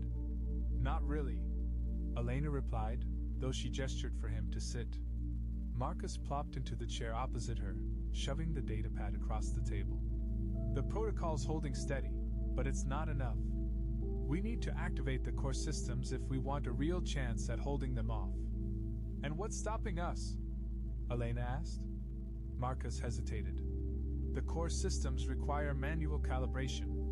On-site." Elena frowned. "You're saying someone has to go up there?" He nodded. "The satellites weren't designed for remote operation. We can do the basics from here, but for a full-scale activation, someone needs to be on the array." Silence stretched between them as the implication sank in. The satellite array was in low Earth orbit, within range of the Council's fleet. Sending a team would be a suicide mission. "I'll do it," Marcus said suddenly, breaking the silence. Elena looked at him sharply. "Absolutely not. You're the only one who understands the protocol well enough to keep it running from here." "Then who?" he challenged. "We can't ask anyone else to take that risk." Elena didn't answer immediately. Her mind raced, weighing options and consequences. Finally, she stood, her expression resolute. "We'll find someone," she said. "But not you. You're too valuable here." Marcus opened his mouth to argue, but Elena cut him off. "That's an order, Doctor." He leaned back in his chair, muttering under his breath. "You're as bad as the General." "I'll take that as a compliment," Elena said, her lips twitching in a faint smile. The next morning, the control room was a hive of activity once more. Elena stood at the center, issuing orders with practiced efficiency. The satellite mission had been assigned to a team of seasoned astronauts, their faces grim but determined as they prepared for launch. "Team Alpha, you are go for departure," the mission commander announced over the comm. The room fell silent as the shuttle lifted off, its engines roaring. On the central display, the satellite array came into view, its gleaming structure a beacon of humanity's ingenuity and fragility. Elena watched the screen intently, her chest tight with anticipation. She knew the mission was a gamble, but it was a risk they had to take. The fate of Earth depended on it. As the shuttle approached the array, an alarm blared, shattering the tense silence. The junior officer's voice was panicked as she called out, "Enemy ships are moving! They've spotted the shuttle! Activate the reflectors!" Elena ordered, her voice cutting through the chaos. The room erupted into a frenzy of activity as the reflectors powered up, their energy pulses flaring brighter than ever. On the screen, the enemy ships slowed, their movements hesitant. But not for long. "They're charging weapons," the officer reported, her voice shaking. Elena clenched her fists, her heart pounding. "Team Alpha, complete the mission. No matter what." As the enemy ships closed in, the tension in the room reached a breaking point. And then, without warning, the screen went dark. "Commander," Marcus said quietly, his face pale. "We're out of time." The control room was a cacophony of urgent voices and blaring alarms, each sound layering over the other like the discordant notes of a grim symphony. Commander Elena Price stood motionless, her eyes fixed on the central display as the black void of space erupted into chaos. The Galactic Council's fleet had surged forward, their sleek vessels cutting through the darkness like predatory blades. On the screen, the flicker of Team Alpha's shuttle indicated their precarious position near the satellite array. "Commander, the Council fleet has targeted the shuttle," the junior officer reported, her voice edged with panic. "Impact in 20 seconds." Elena's voice was steady, slicing through the room's tension like a scalpel. Deploy countermeasures. Redirect the reflectors to intercept. Dr. Marcus Jane was already at his station, his fingers a blur across the controls.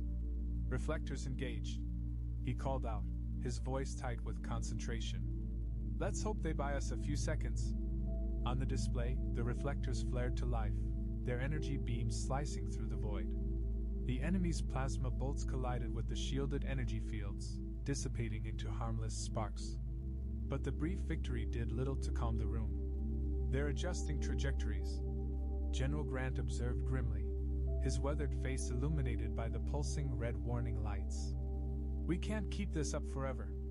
Elena didn't respond immediately. Her mind raced, calculating probabilities, searching for an edge in a seemingly hopeless situation. Finally, she turned to Marcus. How close is the team to completing the calibration?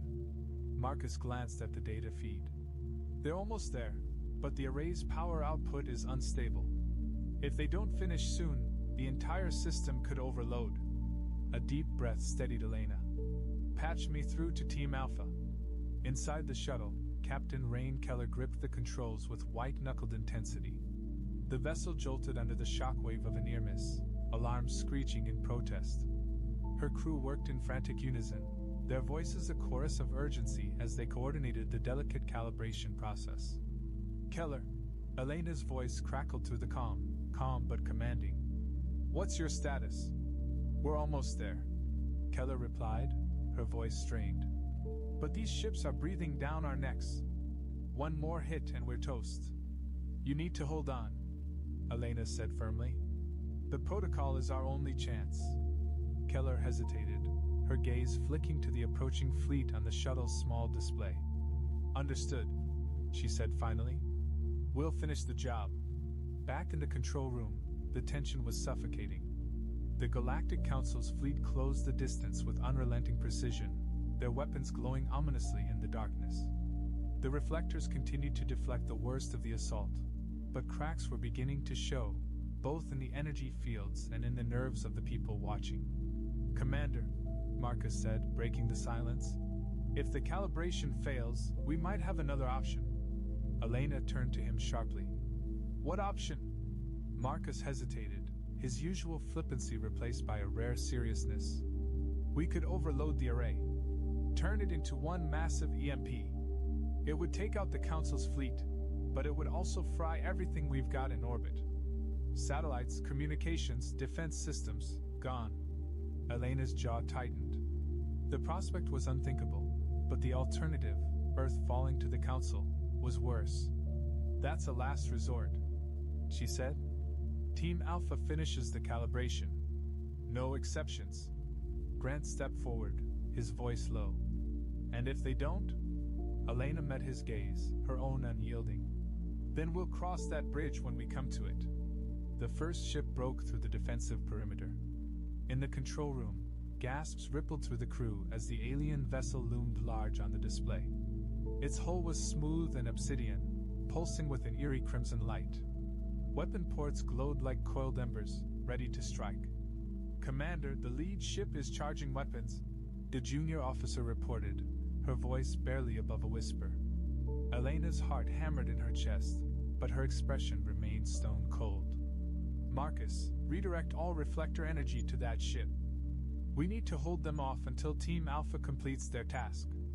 On it, Marcus replied, his hands flying over the controls. The reflectors flared brighter, their energy converging on the advancing vessel. The alien ship shuddered under the assault, its glowing weapons dimming momentarily. But the reprieve was short-lived. They're adapting, Marcus said grimly. These ships are smarter than they look. Then we outsmart them, Elena said. General Grant, prepared to deploy drone swarms. Keep them occupied. Copy that, Grant said, already issuing orders to his team. Moments later, the control room's main display lit up with hundreds of small, agile drones launching from Earth's orbital defense stations. The drones weaved through the Council's fleet, harassing the larger ships with bursts of concentrated plasma fire. It was a desperate, chaotic dance, Earth's ingenuity pitted against the Council's overwhelming power. On the shuttle, Captain Keller's crew was in the final stages of calibration. Sparks flew from a console as one of the systems overheated, but the team pressed on. "We're almost there," one of the engineers called out. "Just a few more seconds." Keller's comm crackled. "Keller, this is Price. What's your status?" "We're finishing up," Keller replied. "But the fleet's pressing in hard. We're not going to make it out." "You'll make it," Elena said firmly. "Just finish the job." The first alien ship broke apart. In the control room, a cheer erupted as one of the Council's vessels succumbed to the combined assault of the reflectors and drone swarms. But the victory was tempered by the grim reality. There were dozens more ships closing in. "Commander," Marcus said urgently. "Team Alpha's feed just went dark." Elena froze. "What do you mean?" "I mean their signal's gone. Either their systems failed or..." Marcus didn't finish the thought. The room fell silent, the weight of the moment crashing down on everyone. Elena clenched her fists, her nails biting into her palms. "We need confirmation," she said finally. "Keep scanning for their signal." Minutes stretched into an eternity. The enemy fleet pressed closer, their weapons lighting up the dark void like a deadly storm. Earth's defenses were crumbling, the drone swarms thinning under the relentless assault. And then, amidst the chaos, Marcus's console lit up. "They did it," he said, his voice barely above a whisper. "The protocol's active." On the main display, the satellite array pulsed with energy. A shockwave rippled outward, cascading through the void. One by one, the Council's ships faltered, their systems shorting out as the protocol's energy disrupted their circuits. Cheers erupted in the control room, a wave of relief and triumph washing over the crew. But Elena's gaze remained fixed on the display, her heart heavy.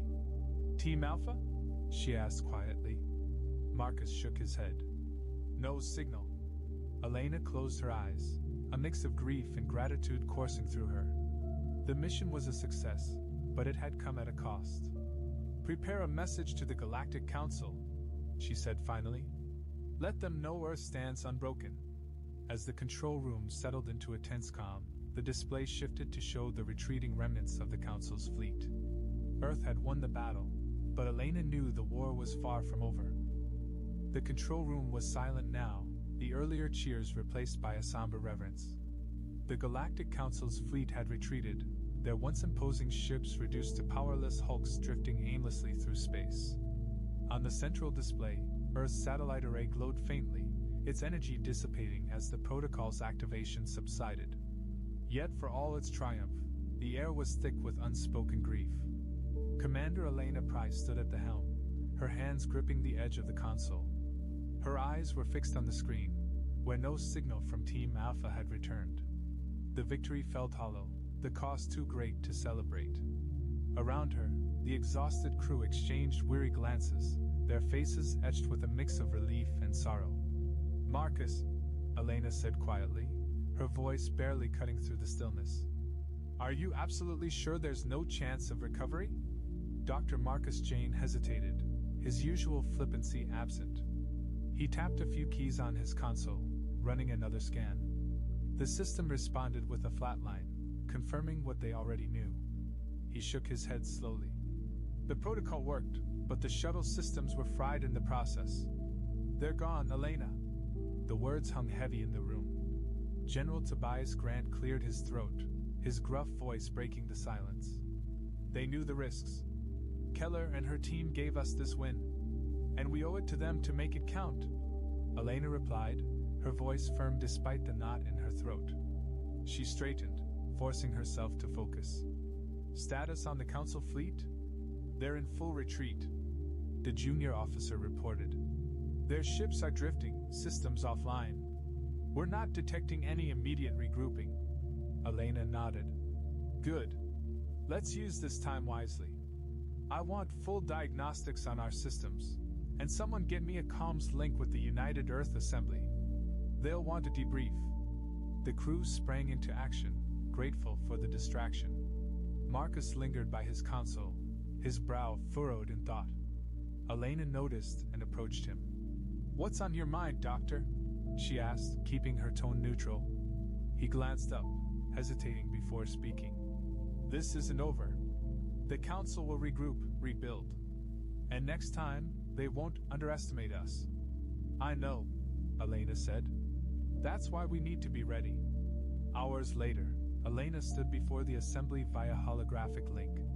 The room was filled with faces, some familiar, others less so, all watching her with a mix of admiration and apprehension. The United Earth Assembly Chamber was vast, its vaulted ceiling giving it the air of a cathedral. The representatives sat in tiered rows, their expressions solemn.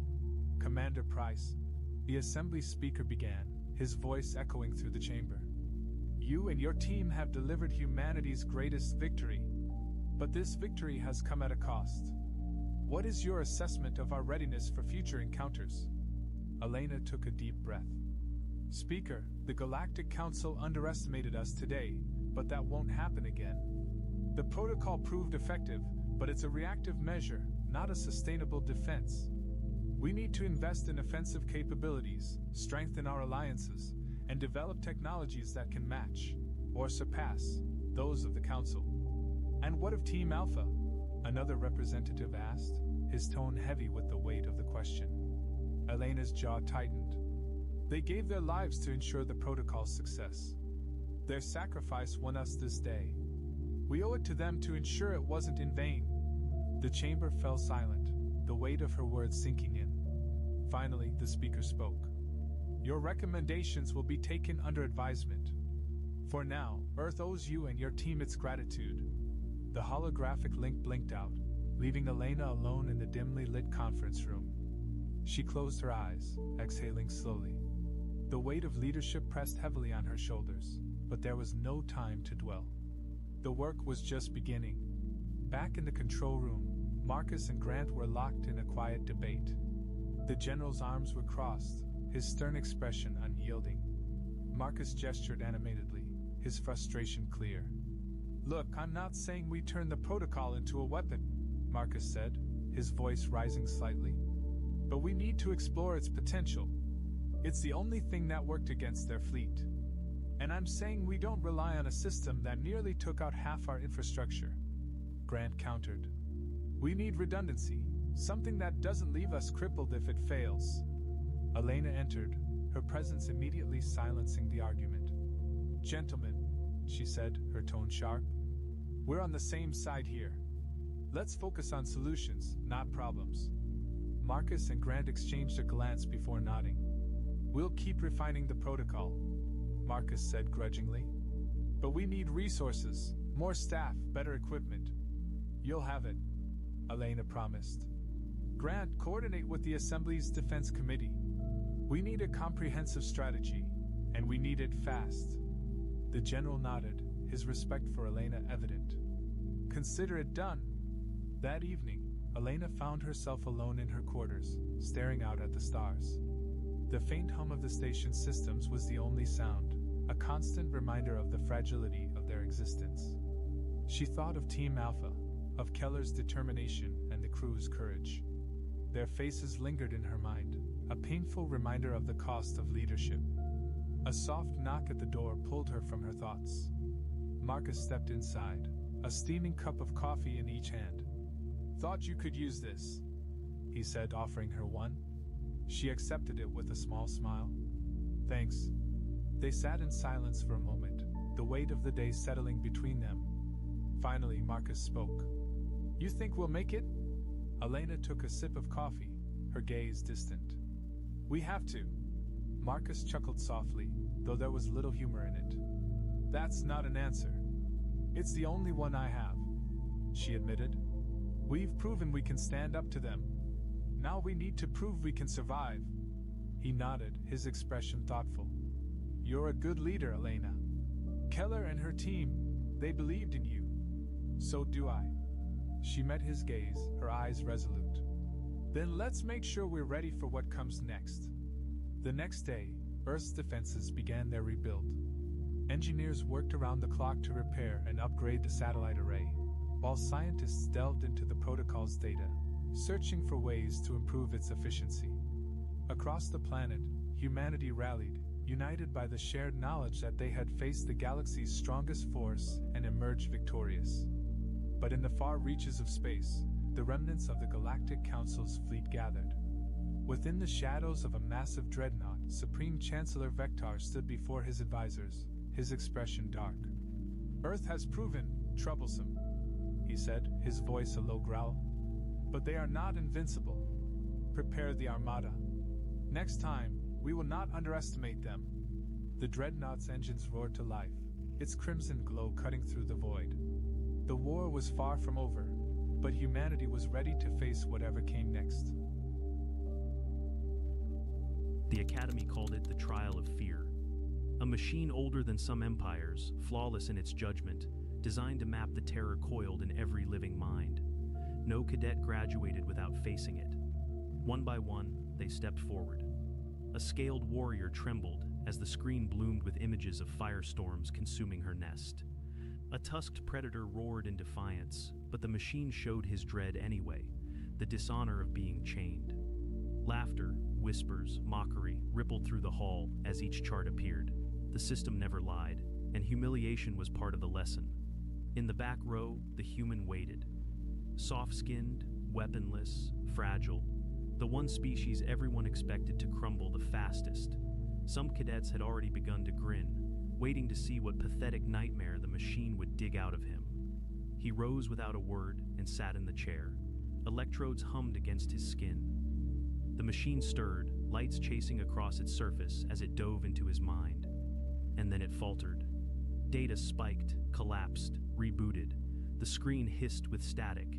Medics barked orders. Technicians scrambled to check the wiring. The human only sat still, calm eyes fixed ahead. Finally, the chaos ended. The projector froze, and across the wall in burning letters appeared a single word: unknown. The room, which had moments before been vibrating with laughter and mocking tension, fell into a vacuum of silence. The air felt too thick. Even the insectoid instructor, who had spent the last half-cycle boasting the machine's reliability, stared as if his optical cluster might be malfunctioning. "Run it again," someone barked. A technician sprinted toward the console, fingers working feverishly over luminescent glyphs. They reattached the sensors, recalibrated resonance filters, purged memory caches. Vitals are stable. Neural interface is clean. No feedback loops. "The machine is functional," one of the engineers muttered. "It's just refusing to classify." They ran the test again, then again. Each time, the same cascade: spike, crash, reboot, freeze, unknown. The human, still seated, looked neither confused nor smug. Just there, present, waiting. His name tag read Eric Malone. No rank embellishment, no cultural flair. Just a name. Around him, cadets shifted uneasily. The Luxorians, built like tower-limbed arachnids, stepped back with their usual clicking grace. The Ruark twins, all muscle and tusks, now sat quietly instead of exchanging bets. Even Kairesh, whose species claimed no concept of fear at all, tilted her crown of tendrils in visible confusion. It wasn't just that the machine couldn't read the human. That might have been a fault, a calibration issue. No, the machine had read something, then rejected it. Repeatedly. The implication was worse than error. It was deliberate omission. "Medical," called the lead instructor, his throat sac pulsing anxiously. "Check his neural response. Look for artificial blockers, dampeners, anything." A medical team surrounded Eric, attaching fresh bioscans. They ran EEGs, cardiac monitors, reflex tests. One of the assistants took a full blood sample, not just a prick, but a full vial from the median cubital vein. He flinched slightly at the needle, no more than anyone would. His blood pressure was a little high, heart rate slightly elevated, unsurprising under pressure, but there were no signs of pharmacological interference. "He's not suppressing anything. This is a standard human stress pattern. Elevated cortisol, normal range, no foreign agents in the bloodstream." The chief medic stepped back. "He's clean." Instructor Chillax leaned closer, his breath fogging faintly against the chill recirculators. "Cadet Malone, did you experience anything during the scan?" Eric looked up at him. "It didn't show me anything. Maybe your machine's broken." A low ripple passed through the cadets again, this time not laughter, but something tighter. Fear with a new face, uncertainty. The next cadet was called. A silent from a water world. He hesitated at the chair, eyeing it like it might bite. His readout showed a dark abyss being pulled from the ocean, suffocating in open air. It passed. The class exhaled. But no one really paid attention after that.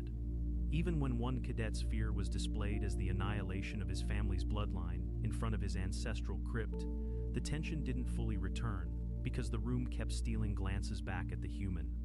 The one whose mind couldn't be read, the one who hadn't blinked. Later that day, while other cadets nursed their embarrassment or basked in the relief of having passed the trial, Eric walked alone through the outdoor training yard. No one approached him.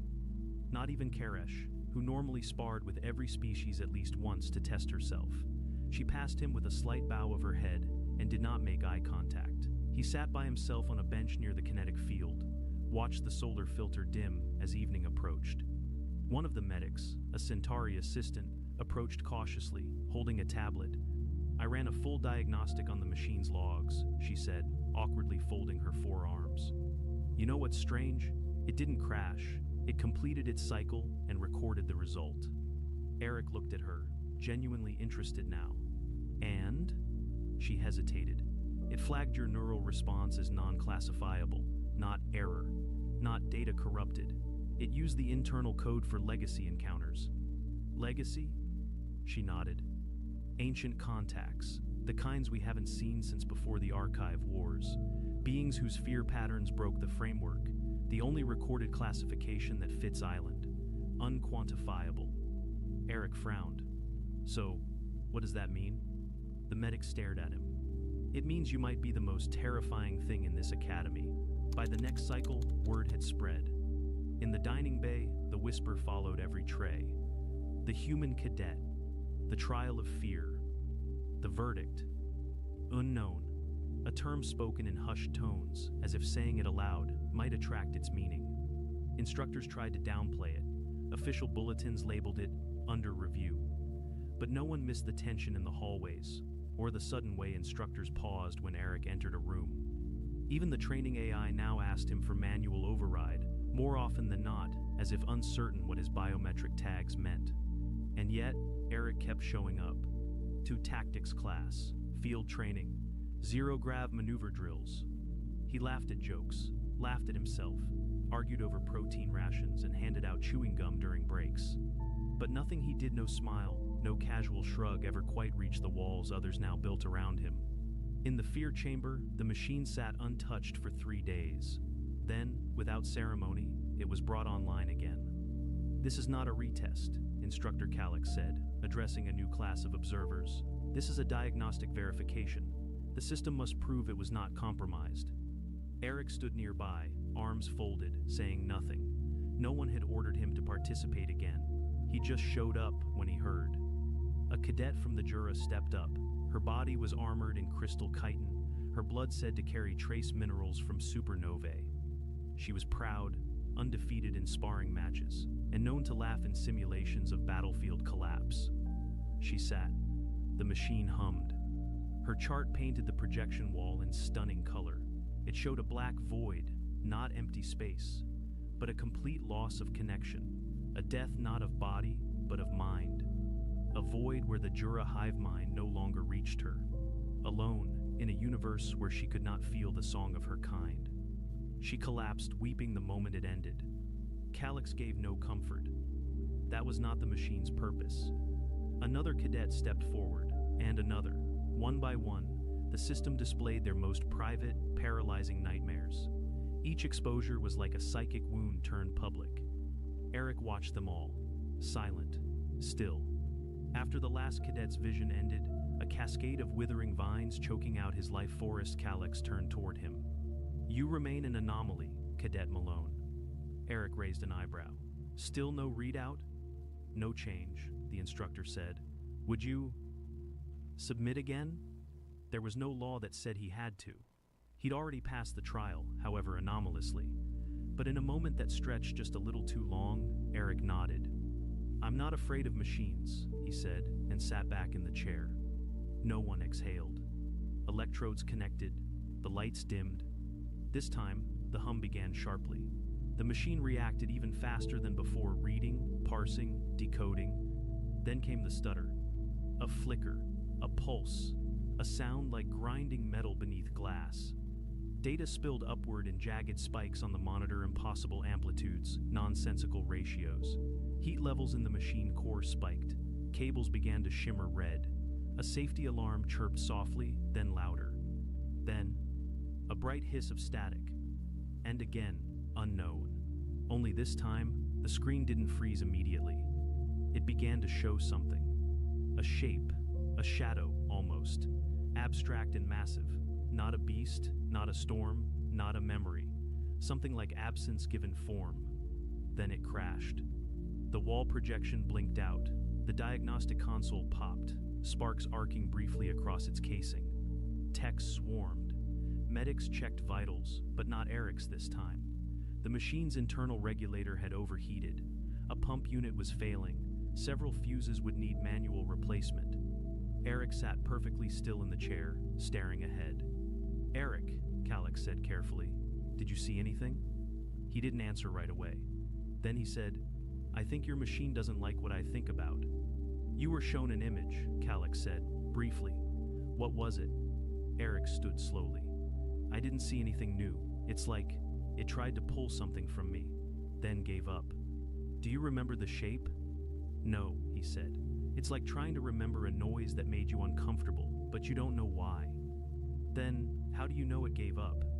Eric turned, looked at Chillax, then the other instructors.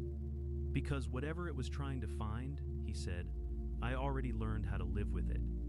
Later, they tried to explain it away. They said the machine reacted poorly to human brain patterns, that it needed a different baseline. They proposed rewriting parts of the scanning software to use primate neurology maps, like they had for the early sapiens of Oxra 5. But that didn't explain the projected shape, or why the internal logs showed it wasn't a software error. The Academy's head of psychometric diagnostics, a gray-shelled Tavalik, ran a full neural trace of Eric that evening. They used non-invasive mapping, real-time neuroimaging, combined with a cold light EEG shell. Eric didn't resist. He was cooperative, even curious. After 4 hours, the Tavalik returned the results. Eric's brain structure was well within human range, active, responsive, even highly adaptable. But there was one section deep within the limbic system that lit up with unusual consistency under stress mapping. "It's not abnormal," she told the assembled faculty, "but it's efficient." "What does that mean?" asked Chillax. The Tavalik hesitated. "It means he's felt fear before, likely profound fear. But the brain adapted to carry it without triggering collapse. In humans, the amygdala sometimes rewires how fear integrates with reasoning. It doesn't shut it down, it reassigns it. To what purpose? Survival. It keeps moving, even if it's terrified." They reviewed the data again. The diagnostic signature wasn't blank. It was layered, a maze. Every path started as fear, abandonment, mortality, guilt, pain. But instead of paralyzing him, each emotion had been rerouted, processed, redirected into calculated action. The machine hadn't failed.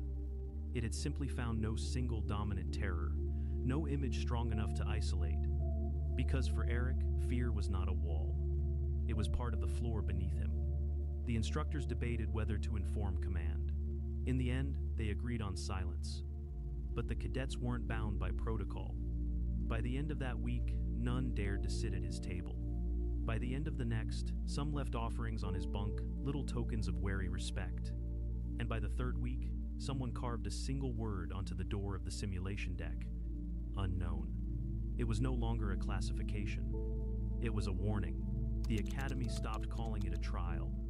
Internally, instructors still referred to it as the neural fear diagnostic, but cadets whispered a different name now the wall. Because when Eric Malone sat in that chair, the machine hit something it had never encountered, a surface it could not pass through, could not classify, could not break. And no one knew what lay on the other side. Classes continued. Instructors pushed harder, drills extended longer, and the cadets sweated through every circuit. But training felt different now, more brittle. Even predator-born species, those evolved from hunters, began practicing subtle avoidance patterns around Eric. Not overt, not dramatic, just enough that in combat formations, he always had space. When bunk schedules were shuffled, no one volunteered to room with him, yet somehow no one dared complain either. Kairesh, the tendril-crowned fighter who had once prided herself on dismissing fear as a biological error, declined sparring with him. He leaks silence, she told her cohort. Even when he moves, it doesn't ripple. Rumors rippled instead. Some cadets said the human had no fear because his kind had killed it long ago, domesticated it like a beast, and taught it to obey. Others whispered that humanity's fear existed, but was shaped by something so vast, so alien, that even a machine built to read across time and culture could not name it. But the worst rumor, the one whispered behind closed doors, with antennae lowered and eyes darting, was that UNKNON was not a lack of fear. It was a warning from the machine itself. Legacy contact code, one cadet murmured during a nocturnal training rotation. It's used for threats that don't fit into civilization's framework. The last time that tag appeared, she didn't finish. She didn't have to. Everyone had seen the history modules, the Vanishers of Genthar, the anomaly on Relay Moon 4. Events where scanners failed, data collapsed, and something unknown burned across the stars until nothing was left. And now, a human shared their classification. Eric didn't respond to the rumors. He trained harder than most, showed up earlier, stayed longer. He was the only cadet who voluntarily signed up for thermal exposure rotation and chemical hazard conditioning in the same cycle. When a flying drill shard tore a deep gash through his shoulder during an exercise, he didn't walk it off. He hit the ground hard, teeth gritted, blood already saturating his uniform. The medics arrived in seconds. They performed a full assessment in the field. The cut had torn through the anterior deltoid and scraped the clavicle. Deep laceration, risk of infection, high trauma to soft tissue.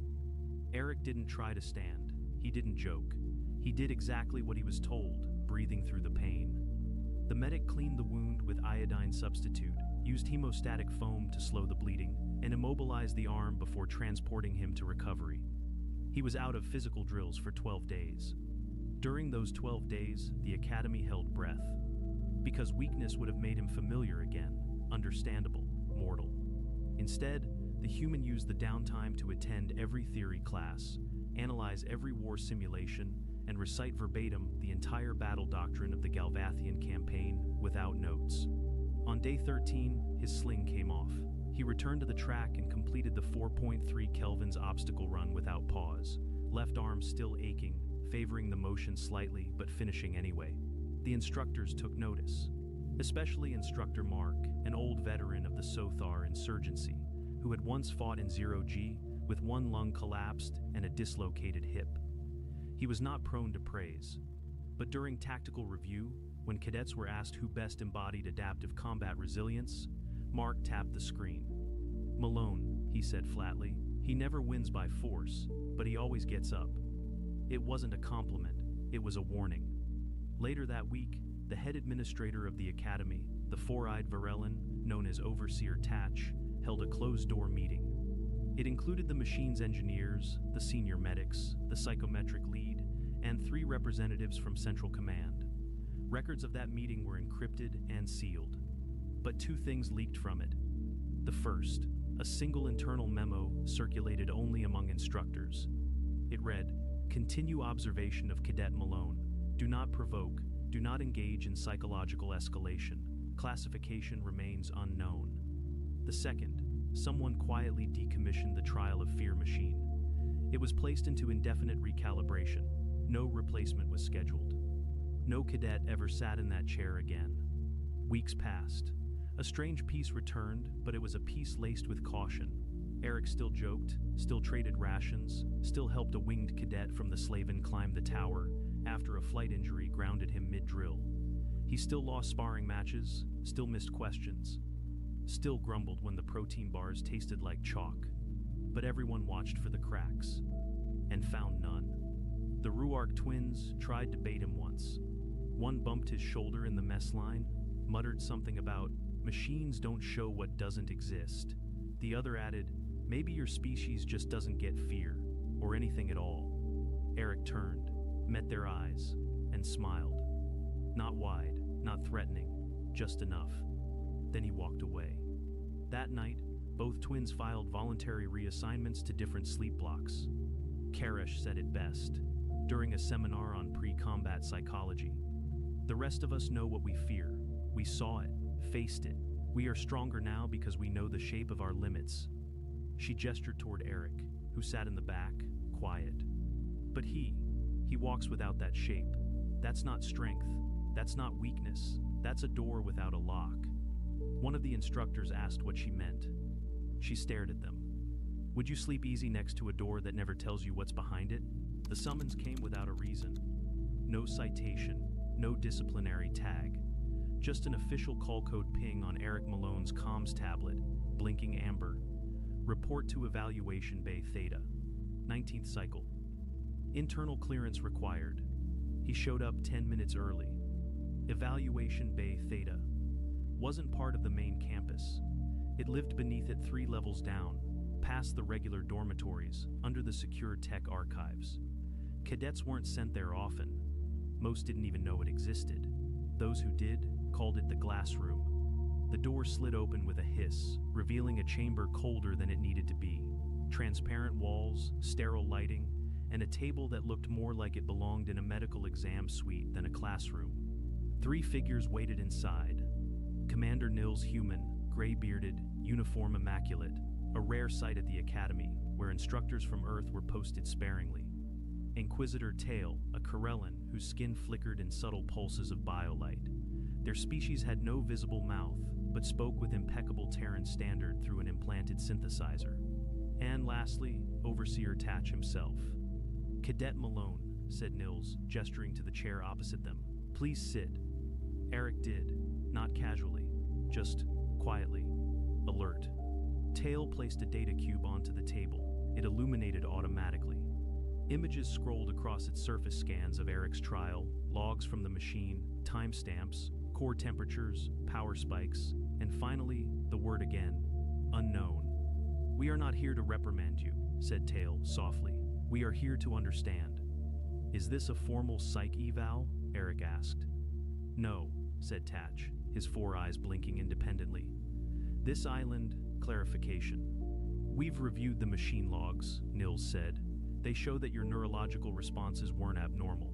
In fact, your mental resilience during the scan registered at 73% above baseline. Eric said nothing. However, Tail continued, there was a pattern in your limbic response that resembles a historical tag, one we haven't seen in generations. The Corellan leaned forward slightly. Do you know what that tag is? I read the label, Eric said. Legacy contact. Unknown. Not very helpful. It's more than that, Nils said. It's a classification reserved for species whose internal processing of threat does not result in observable fear. Maybe your machine just missed it. No, said Tatch, steepling his fingers. It refused it. A silence stretched. Eric tilted his head. So, what are you asking me? Nils tapped the cube, freezing a frame mid-recording. It showed the shadow the same flicker of impossible geometry the machine had attempted to project before crashing. Did you see this? Eric looked at the image. And for the first time, something subtle changed in his expression. Not fear, but memory. I didn't see it then, he said, but I've seen something like it, years ago. Tail leaned closer. Where? Eric didn't answer right away. Then, Station Helix 7, outer orbit. During my civvy years, before enlistment. Hull breach in Sector 9. The crew locked down the corridor, thought everyone was clear. He paused. I wasn't. Tatch opened a notepad, began to type. You were in a decompression zone? Yeah. How long? 11 minutes. Even Tail blinked. With no suit? There was partial atmosphere in the alcove, emergency gel mask, but the rest of the corridor vacuum. You should have gone into cardiac arrest within 3. I didn't. Explain, said Nils. Eric's hand tightened slightly on the edge of the chair. I thought I was dead. I accepted it. And then, I didn't die. I stayed awake. I felt everything. The panic hit so hard I thought my brain would fry itself. What did you do? I counted, he said, backwards from 5,000. I figured if I got to 0, I'd either be dead or rescued. And? Asked Tail. I got to 94, he said. Then the rescue drone breached the secondary airlock. None of the officials spoke for a moment. Neurological records from that event are sealed, said Nils. Why? Eric looked at him. Because I told the medics I didn't remember anything. They didn't ask questions. I didn't offer details. And what do you remember now? Eric shrugged. I remember being more afraid than I'd ever been in my life, and I remember surviving it, and after that, fear didn't feel like an enemy anymore. Nils sat back. You mastered it. No, Eric said, eyes narrowing. I made space for it. Big difference. Tail looked down at the image. Then the machine didn't fail. It found something it didn't know how to show. It showed me, Eric said quietly. It just didn't know what to do with it. Overseer Tatch exchanged a long look with Nils. Then he stood. That will be all, Cadet. Eric nodded once and left. After the door sealed, the three remained silent for some time. Should we report this to Central Command? Tail asked at last. No, Nils said. They'll only want to contain him. We don't know if he's dangerous. Everything is dangerous, Tatch said, when it refuses to be understood. That night, Eric returned to his quarters, found a note on his bunk not official, handwritten, unusual for the Academy. It read, We don't know what you are, but you make the machine scared, and I think that's enough. No signature. He tucked it away. He didn't smile. The first real emergency came exactly 31 cycles after the trial of fear. It began as a simple systems anomaly, a power fluctuation in the orbital stabilizers above the Academy. Routine, easily correctable. Then came the secondary breach alert. Then the loss of telemetry from satellite Nexus 3. Then the blackout. By the time Command declared a full-scale threat protocol, half the orbital grid had gone silent. The Academy's shield generators strained under the sudden voltage drop. Emergency lights flickered in every corridor. Gravity distorted for a moment, an eerie weightlessness that sent cadets scrambling to secure gear. Steady bulkheads, reassert footing. Then, the first impact hit. A soundless shudder ran through the foundations. Not a quake, not an atmospheric strike. An external kinetic event. Status, roared Chillax, gripping a stanchion as the control deck trembled again. What just hit us? Incoming object, no transponder, no registry, size comparable to an assault-class dropship. Not from our fleets, snapped the technician. Hostile? It isn't broadcasting anything, just descending, fast. Within moments, the Academy shifted into full lockdown. Cadets were sorted, some evacuated to subterranean safe zones, others dispatched to defensive posts. Instructors took command of mobile response units. And Eric? He was in the east hangar when the sirens peaked. The lights were red, the floor shook, metal screamed as something pierced the outer atmospheric barrier. Instructors barked orders, rushing to mobilize the perimeter. Cadets were told to hold formation, not to engage. But Eric didn't wait. He pulled on a partial exoframe standard issue, unarmed, and sprinted toward the breach site without being told. When he reached it, the entry point was still smoking. The wall had ruptured inward, mangled steel splayed like flower petals in a storm. Debris was scattered across the floor. Sparks danced along torn conduit lines. At the center of the breach, something moved. A machine, not Academy-built, not even recognizable. It stood nearly 4 meters tall, bipedal but wrong. Its limbs reconfigured themselves every few seconds, fluid mechanics that made no physical sense. It emitted no signal, no heat, no data. But wherever it stepped, walls began to corrode. Metal rotted to powder under its feet. The first instructor on scene, a Slinari named Brenna, raised her weapon. Identify yourself. This is a secure facility. The machine looked at her, and she collapsed. Instantly. No sound, no mark. Just dropped like a marionette, with its strings cut. That was when the other cadets began to panic. Orders failed, fire teams scrambled, but the machine, if it could be called that, didn't attack. It approached, slow, unhurried, as if testing something. Eric stepped forward, unarmed, still limping slightly from a healed injury, face expressionless. Someone shouted at him to fall back. He didn't. The thing paused. Its surface shimmered shadows, almost. Not camouflage, not light distortion, just wrong, like it wasn't entirely here. It faced him, and for a moment, the air changed. Not colder, not hotter, but quieter. Then it lunged. Eric moved. Not faster, not better, just at the right moment. He sidestepped the swipe, ducked low, reached for a fire suppression panel, ripped the hatch from the wall, and threw it into the machine's knee joint. It staggered, just a little, but it reacted. That was the break they needed. Cadets opened fire, not because it would work, but because he had moved first. Eric darted to the flank, found an auxiliary panel, bypassed the lockout, rerouted cooling flow to the hangar vents, and dumped super-chilled gas across the breach site. The machine flinched again, sensitive to temperature shift. Instructors flooded in, armed with heavy weapons this time. Within minutes, the tide shifted. And then the machine simply collapsed. Not destroyed, just ended, like its purpose was finished. A week later, the analysis team had no explanation.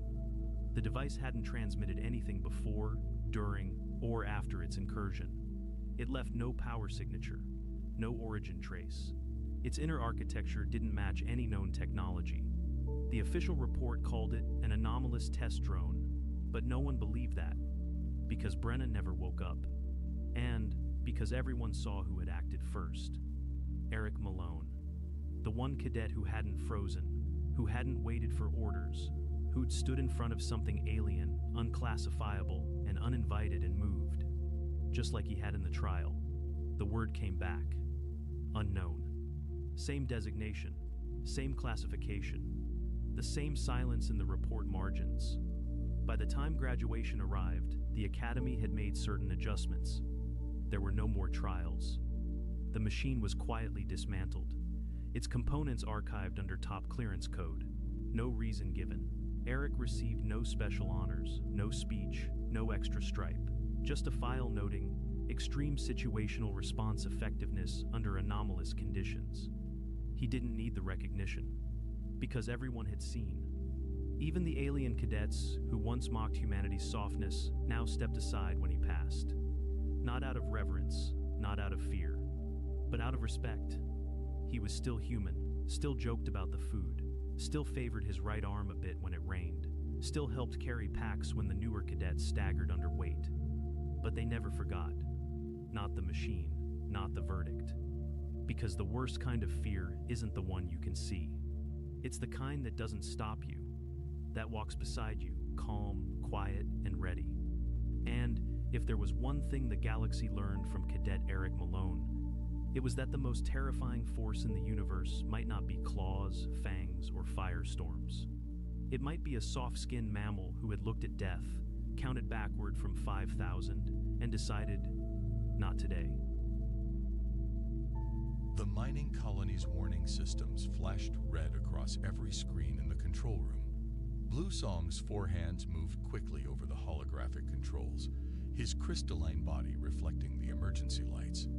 The small colony of Astra beings had never expected trouble this far out in space. They were peaceful miners, working on the edge of known space, gathering rare minerals that their species needed for sustenance. Elder Bluesong called out Crystal Hum, the youngest operator in the room. The long-range scanners show multiple ships entering our system.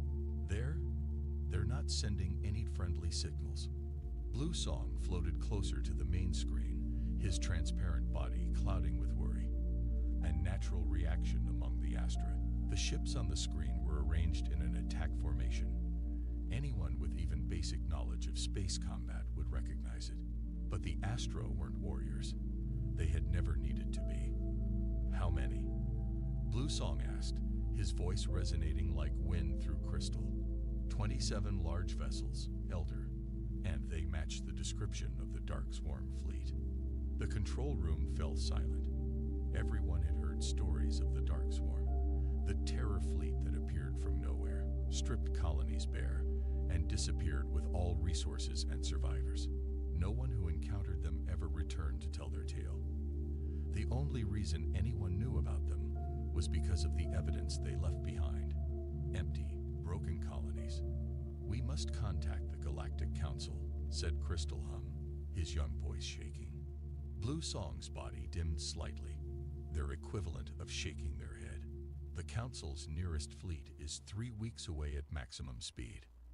The Dark Swarm will be here in less than 2 days. The colony held 5,000 Astra souls, 5,000 of his people who had trusted him to lead them safely. Blue Song looked around the control room, seeing the fear in his people's clouding bodies. They were miners, scientists, families. They had no weapons, no defense systems beyond basic shields meant to protect against asteroids. Then he remembered something: the forbidden frequency. "There is one option," Blue Song said slowly, "but the Council has forbidden contact with them." "With who, Elder?" Crystal Hum moved closer, hope returning some clarity to his form. "The Deathworlders, the humans." Gasps echoed through the crystal walls. Every young Astra learned about humans in their history lessons, the strange beings from a planet that should have killed them. A species that evolved on a world with crushing gravity, deadly predators, and extreme temperature changes. Their bodies were dense with muscle and bone, their minds sharp with survival instincts, and their technology. Their technology was built to endure everything their hellish world had thrown at them. The Galactic Council had voted to isolate them centuries ago. Too dangerous, they said. Too unpredictable. Too willing to fight. The humans had accepted the decision with what they called a shrug, and simply continued building their empire in their assigned sector of space. But they had left behind one thing: an emergency frequency. A way to call for help if anyone ever truly needed them. Blue Song moved to the communications array. His fingers hesitated over the controls. Using this frequency would mean breaking the highest laws of the Council. But as he looked at the screen showing the approaching Dark Swarm fleet, he knew there was no choice. "Elder," Crystal Hum whispered, "the stories say humans are violent and unpredictable. They might be as dangerous as the Dark Swarm." Blue Song's body glowed with determination. "The difference, young one, is that humans fight to protect. The Dark Swarm fight to destroy. Sometimes we must trust in the dangerous to save us from the evil." His fingers moved over the controls, inputting the frequency that no one had used in centuries. The emergency beacon activated, sending a powerful signal into the void of space. The message was simple, sent in the human language of English that all Astra learned as part of their history studies. "To any human ships, this is the Astra mining colony in Sector 7B9. We are under attack by a hostile fleet. We have no weapons. We have children. Please help us. Please." The message shot out faster than light, racing through the darkness between stars. All they could do now was wait, and hope that the most feared species in the galaxy would choose to answer their call. Crystal Hum moved to the window, looking up at the stars. "Do you think they'll come, Elder?" Blue Song joined him at the window. "The stories say that humans never abandon a cry for help. Now we will see if the stories are true." Above them, the stars continued to shine, unknowing of the drama unfolding beneath them. Somewhere out there, their message was speeding through space, searching for the only beings in the galaxy that the Dark Swarm had never dared to attack. The Deathworlders, the humans, their last hope. Admiral Marcus stood on the bridge of the Earth Fleet's flagship Thunder, his weathered face illuminated by the soft blue glow of holographic displays. The massive ship, nearly 2 miles long, cruised through hyperspace with its escort fleet of 15 vessels. They were returning from a routine patrol of human space when the signal came through. "Admiral," called out Lieutenant Reed from the communication station, "we're picking up a distress signal. It's using the emergency frequency, sir." Marcus straightened his back.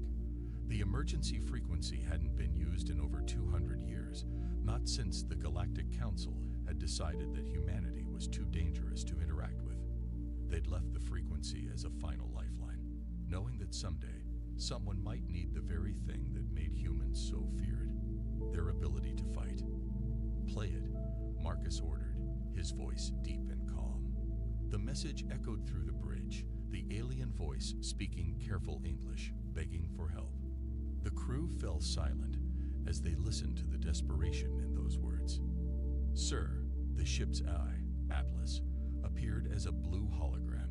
"The signal originates from an Astra mining colony. Scans indicate they are being approached by 27 warships. Based on their formation and energy signatures, they match known Dark Swarm patterns." Marcus's jaw tightened. Everyone had heard of the Dark Swarm, pirates and raiders who preyed on peaceful species. They'd never dared enter human space, but their reputation for cruelty was well known. "Time to intercept if we alter course," Marcus asked. 38 hours at maximum safe speed," Atlas replied. "However, the Dark Swarm will reach the colony in 47 hours. We have a narrow window, Admiral." Lieutenant Reed looked up from her station. "Sir, the Galactic Council's laws clearly forbid us from entering that sector. We'd be breaking at least 6 major treaties." Marcus walked to the front viewport, watching the streaks of hyperspace light pass by. He thought about the fear in that alien voice, about the children mentioned in the message. He thought about how humanity had accepted their isolation, understanding the galaxy's fear of them, but they had never accepted the idea of standing by while the innocent suffered. "Atlas," he said quietly, "what happens to Astra colonies when the Dark Swarm finds them?" The AI's hologram flickered. "Based on historical data, sir. Total destruction. No survivors." Marcus turned to face his crew. Every eye on the bridge was fixed on him. They all knew what was at stake. Not just the lives of the colonists, but possibly humanity's standing in the galaxy. Breaking the treaties could lead to even stricter isolation, maybe even sanctions. "Send a message to Earth Command," Marcus ordered.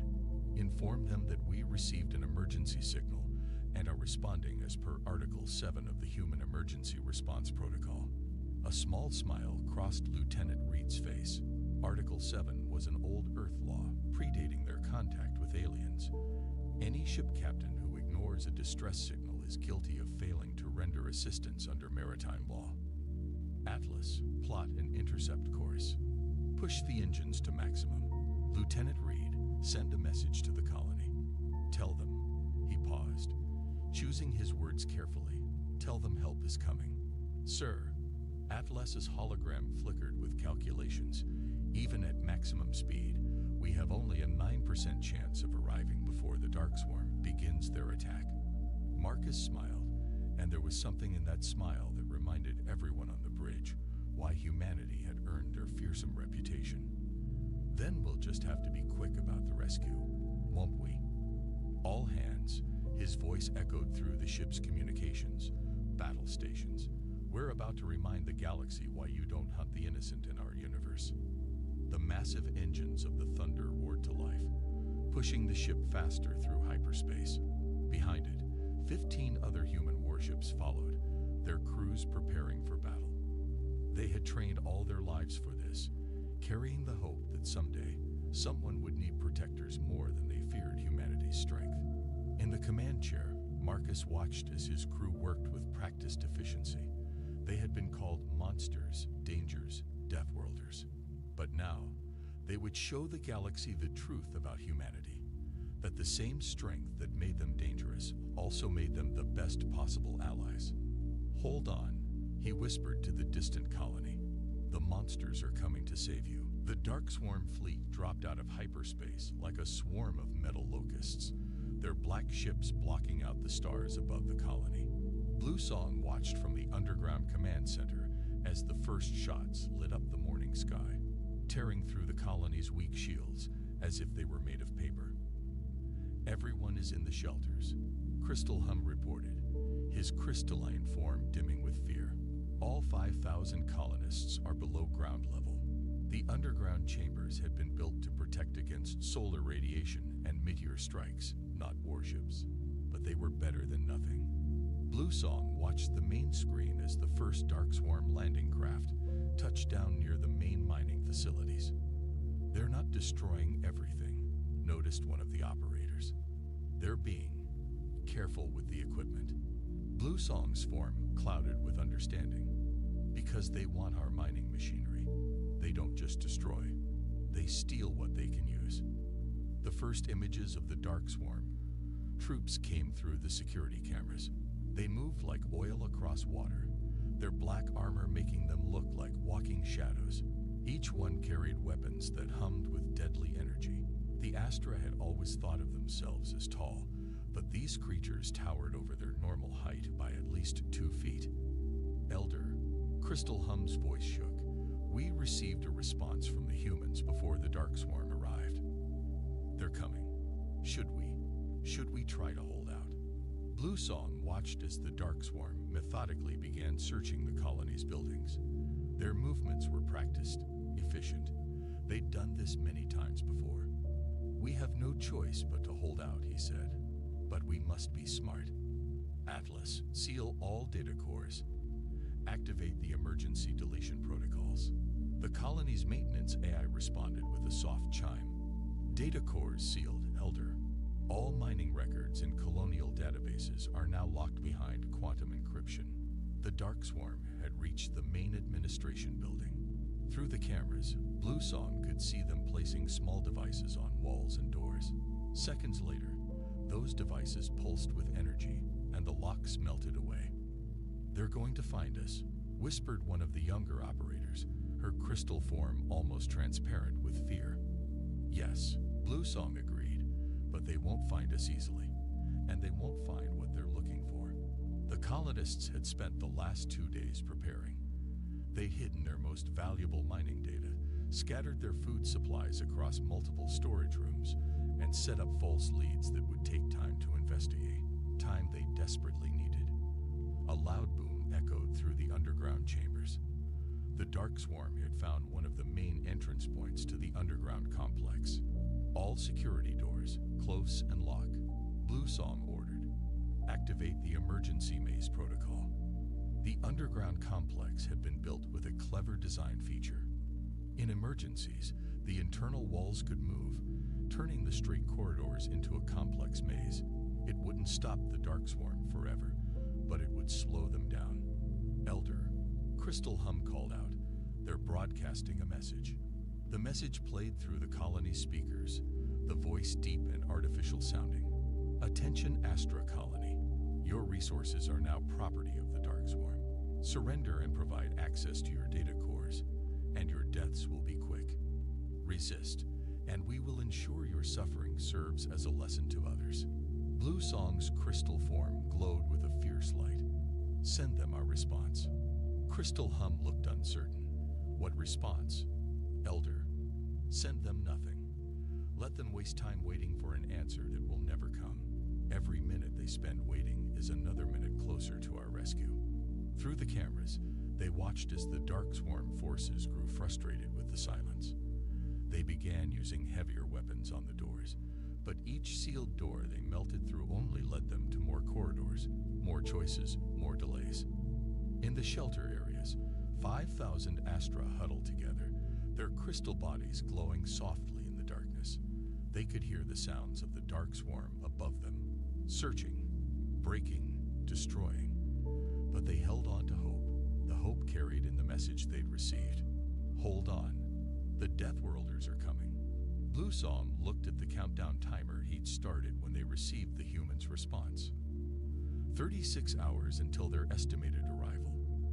They just had to survive until then. "Keep watching the stars," he told his people. "Our saviors are coming, and may the Dark Swarm learn what it means to hurt those under human protection." The human fleet dropped out of hyperspace on the dark side of the colony's moon, their engines cold and silent. Admiral Marcus stood on the Thunder's Bridge, watching the tactical display show 23 Dark Swarm ships in orbit around the colony. 4 had landed on the surface. "Status report," Marcus ordered quietly. "They haven't detected us yet, Lieutenant Reed reported. Their sensors are focused on the colony. They're still trying to break into the underground complex. Atlas's hologram appeared, showing a detailed scan of the situation. The colony's defenders have been clever. They've turned their underground complex into a maze. The Dark Swarm have only managed to reach the outer sections. Marcus nodded, a grim smile on his face. Smart colonists. They've bought us the time we needed. Atlas, what's the status of our new toys? The gravity pulse weapons are charged, Admiral. All ships report ready. The gravity pulse weapons were humanity's newest innovation. The Galactic Council had banned them, calling them too dangerous. They hadn't wanted the Deathworlders to have weapons that could manipulate the very force that had made their home world so deadly.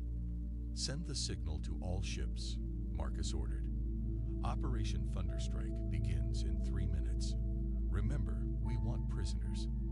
The galaxy needs to know what happened here. The human fleet moved silently through space, spreading out in an attack formation that would have seemed suicidal to most species. 15 ships against 23 larger vessels, but humans had learned long ago that size wasn't everything. Sir, Reed called out, the Dark Swarm are broadcasting to the colony again. They're threatening to start executing prisoners if they don't get access to the data cores. Marcus's face hardened. Move up the timeline. Begin now. The human fleet accelerated as one, their engines lighting up the darkness. The Dark Swarm sensors finally detected them, but it was already too late. Target their engines and weapons, Marcus commanded. Show them what happens when you threaten the innocent. The Thunder's gravity pulse weapon fired first. A beam of invisible force struck the nearest Dark Swarm ship, crushing its engine section like a tin can. The massive ship spun helplessly, its crew experiencing crushing gravity levels that their bodies had never evolved to handle. Dark Swarm fleet is responding, Atlas reported. They appear confused by our attack pattern. Of course they were confused. No sane species would split their fleet into small attack groups, each ship charging directly at a superior enemy vessel. But humans had learned warfare on a world where predators attacked in packs, where smaller hunters could bring down larger prey. They're firing, Reed announced. The Dark Swarm ships launched their energy weapons, filling space with deadly beams. But human ships were built differently. Their hulls, designed to withstand the crushing pressures of Earth's gravity, shrugged off hits that would have vaporized other species' vessels. Return fire, Marcus ordered. All ships execute attack pattern Delta.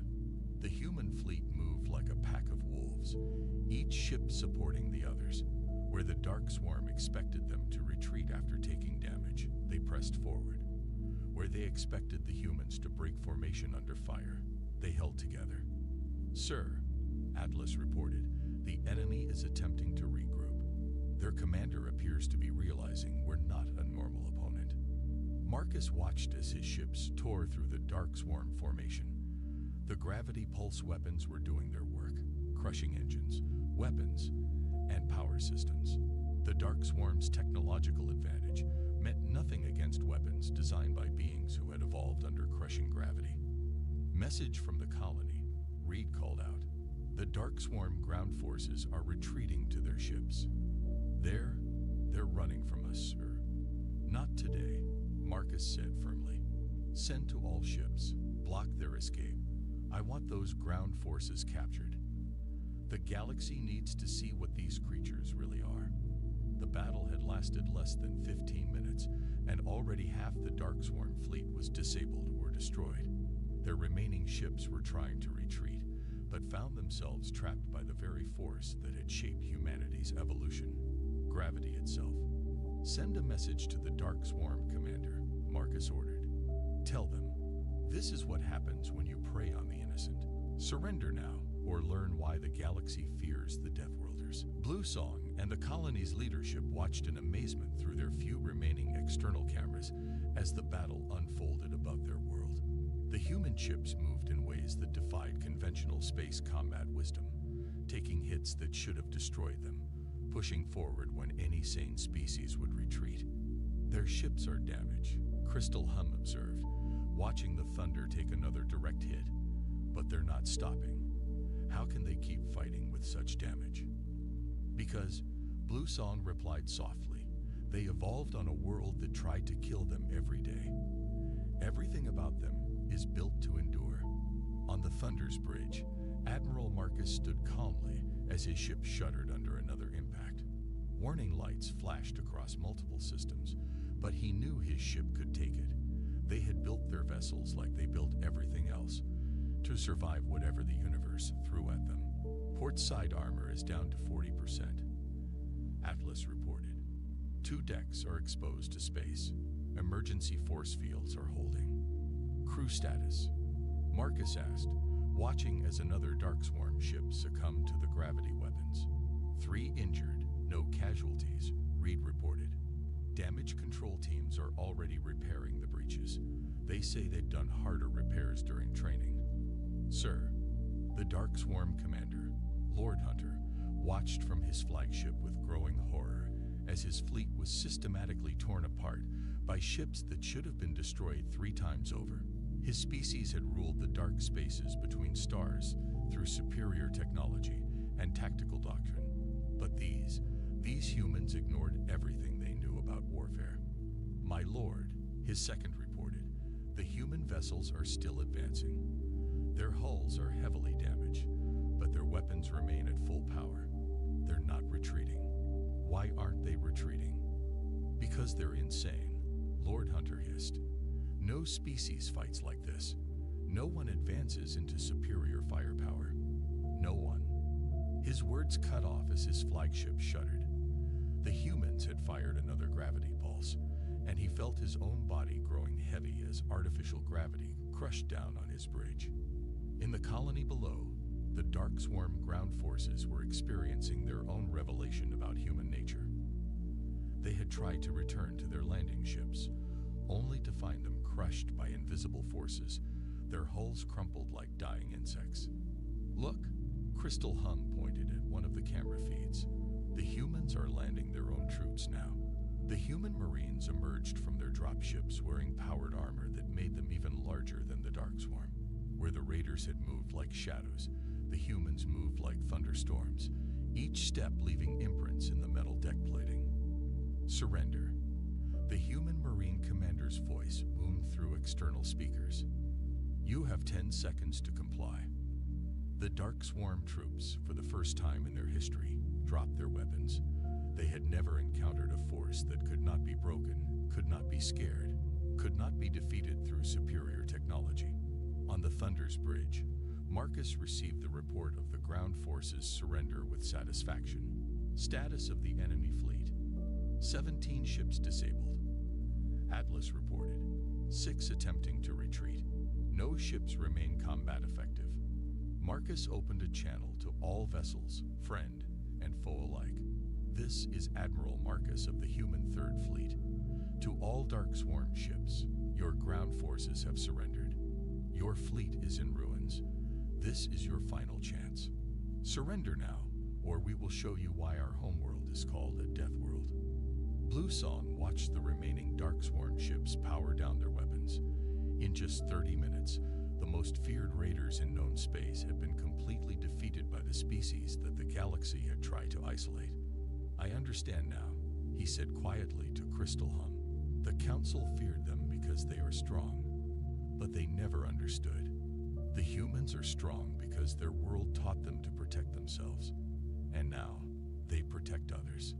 Above the colony, the human fleet took up defensive positions, their damaged hulls gleaming in the starlight. They had arrived as saviors and proven themselves to be not just warriors, but guardians. The Deathworlders had shown the galaxy that being dangerous and being noble were not mutually exclusive. Lord Hunter of the Darkswarm stood on his flagship's bridge, watching as his mighty fleet drifted powerless in space. The human gravity weapons had turned his once proud armada into floating wreckage. But he still had one card to play, one final move that had always worked before. Open a channel to the human flagship, he ordered, his black armor gleaming under the emergency lights. Admiral Marcus appeared on the main screen, his weathered face showing no emotion. Behind him, the human bridge crews worked calmly despite the battle damage visible around them. "You fight well, human," Lord Hunter began, using his most diplomatic tone. "Perhaps we can reach an arrangement. We have wealth beyond." "Stop," Marcus cut him off. "We're not interested in bribes. Surrender your ships and prepare to be boarded." Lord Hunter's red eyes narrowed. "You don't understand. The Dark Swarm have resources across 50 star systems. We could offer you 50 systems you've stolen from others." Marcus interrupted again. "Lieutenant Reed, how many colonies have the Dark Swarm raided in the past year?" 23 confirmed attacks. "Sir," Reed reported, "no survivors found at any of them." The human admiral's face hardened. "You see, Lord Hunter, we've been watching you for a long time. We stayed in our assigned sector of space, respecting the Council's wishes. But we never stopped monitoring what happened beyond our borders. On the colony below, Blue Song and his people had emerged from their underground shelters. Human Marines in powered armor stood guard as medical teams treated the few injuries from the siege. The colonists watched the exchange between the two commanders on public channels, their crystal bodies glowing with interest. "You can't do this," Lord Hunter snarled, his diplomatic mask falling away. "We are the Dark Swarm. We take what we want. You're nothing but bullies," Marcus said calmly. "You prey on those who can't fight back. But you made a mistake today. You attacked someone who asked us for help." The Thunder's massive form moved closer to the Dark Swarm flagship, its damaged hull somehow making it look even more threatening. Like a warrior wearing battle scars with pride. "One last chance," Marcus offered. "Surrender now, and you'll face justice for your crimes. Resist, and we'll show you what happens when you push Deathworlders too far." Lord Hunter slammed his fist on his command console. "We are the supreme power in the dark spaces. We will not bow to lesser beings who should have died on their brutal world." A small smile crossed Marcus's face. "You still don't understand. We didn't survive our world. We mastered it. Atlas, execute final warning." The human fleet's gravity weapons powered up again, but this time they worked in reverse. Instead of crushing, they nullified the artificial gravity on every Darksworn ship. For most species, this would be an inconvenience, but the Darkswarm, evolved in low-gravity environments, found themselves floating helplessly. Fun fact about humans, Marcus said as he watched the Darkswarm cruise flail in zero gravity. "We evolved to handle everything from 0 to 3 times Earth standard. Your bodies, on the other hand, are already showing signs of stress. In about 10 minutes, you'll start experiencing severe disorientation. In 20, organ failure begins." You wouldn't," Lord Hunter gasped, trying to grab onto something solid. "The Council forbids such weapons." "The Council forbids a lot of things," Marcus replied, "including helping peaceful colonies under attack. So tell me, Lord Hunter, do you really want to bet your life that we always follow the rules?" Through the video feed, Lord Hunter could see the determination in the human's eyes. He saw no fear, no hesitation, no doubt. He saw what his species had never understood, that the most dangerous beings in the galaxy were not those who loved violence, but those who had learned to use their strength to protect others. We surrender," Lord Hunter said finally. "Full and unconditional surrender." Marcus nodded once. "Wise choice. Atlas, restore their gravity. Marine teams, prepare for boarding. Let's show the galaxy what happens when raiders meet protectors." Blue Song watched as human ships moved to secure the Dark Swarm fleet. "They did it," he said softly. "They actually did it." Crystal Hum nodded beside him. "Yes, Elder, but I think we all learned something today. The galaxy feared the human strength, but perhaps we should have feared what would happen without it." 3 months after the Battle of the Astra Colony, the Galactic Council chambers were packed with representatives from 100 species. The massive circular room hummed with excited conversation as, for the first time in 2 centuries, a human delegation captain stood at the speaker's podium. Admiral Marcus wore his formal uniform, the battle damage to his ship's hull now displayed proudly on the Thunder service record behind him. Beside him stood Bluesong, his crystal form glowing with steady confidence. Members of the council, Bluesong began. 3 months ago, my colony faced extinction at the hands of the Darkswarm. We had a choice: follow your rules and die, or call upon those you had labeled too dangerous to contact. We chose to live. The chamber grew quiet. On the main display, footage from the battle played silently. Human ships charging forward despite devastating damage. Marines in powered armor protecting colonists. Medical teams treating the injured of all species. The humans didn't just save us. Bluesong continued. They showed us what true strength means. Their ships were damaged but never stopped. Their crews were injured but kept fighting. Not for glory, not for power, but to protect those who couldn't protect themselves. Admiral Marcus stepped forward. For 200 years, we respected your wishes. We stayed in our sector, built our colonies, and watched as raiders like the Darkswarm preyed on peaceful species. We watched because you asked us to. But when someone finally called for help, we answered. The council leader, a tall being of pure energy, spoke up. The treaties were clear, Admiral. Your actions, while heroic, violated multiple laws. Laws. Marcus raised an eyebrow. Let me tell you about laws. On Earth, we have an ancient law of the sea. Any captain who ignores a distress signal is guilty of failing to render assistance. It's been part of our code since before we reached the stars. Because strength isn't just about having power, it's about how you use it.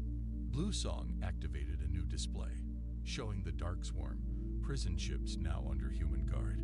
The Darkswarm's leaders have confessed to attacking 57 colonies in the past decade. They chose their targets carefully, always peaceful species, always those who couldn't fight back.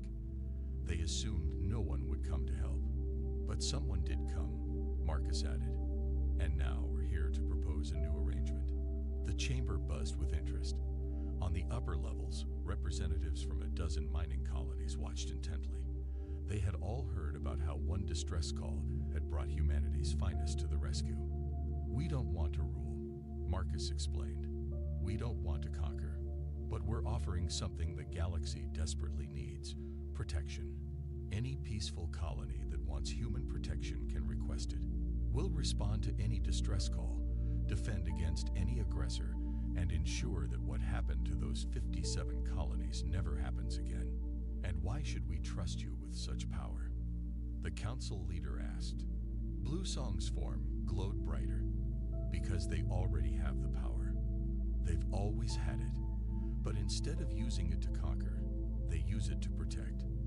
I've seen human children playing with our younglings, sharing Earth stories.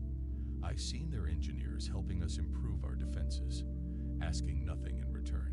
They're not monsters. They're guardians. The council chambers erupted in discussion. On the public channels across the galaxy, billions watched as history was made. The footage from the battle had already spread everywhere. Humans charging into combat to protect strangers, risking their lives for aliens they'd never met. We call them Deepworlders, Bluesong concluded, but perhaps we should call them what they truly are, the protectors we always needed but were too afraid to trust. The vote that followed was not even close. The old treaties were revised, allowing human ships to respond to any distress call. Within a year, hundreds of colonies would request human protection. The raiders and pirates who had plagued the galaxy's peaceful species found themselves facing an enemy they couldn't intimidate or outfight.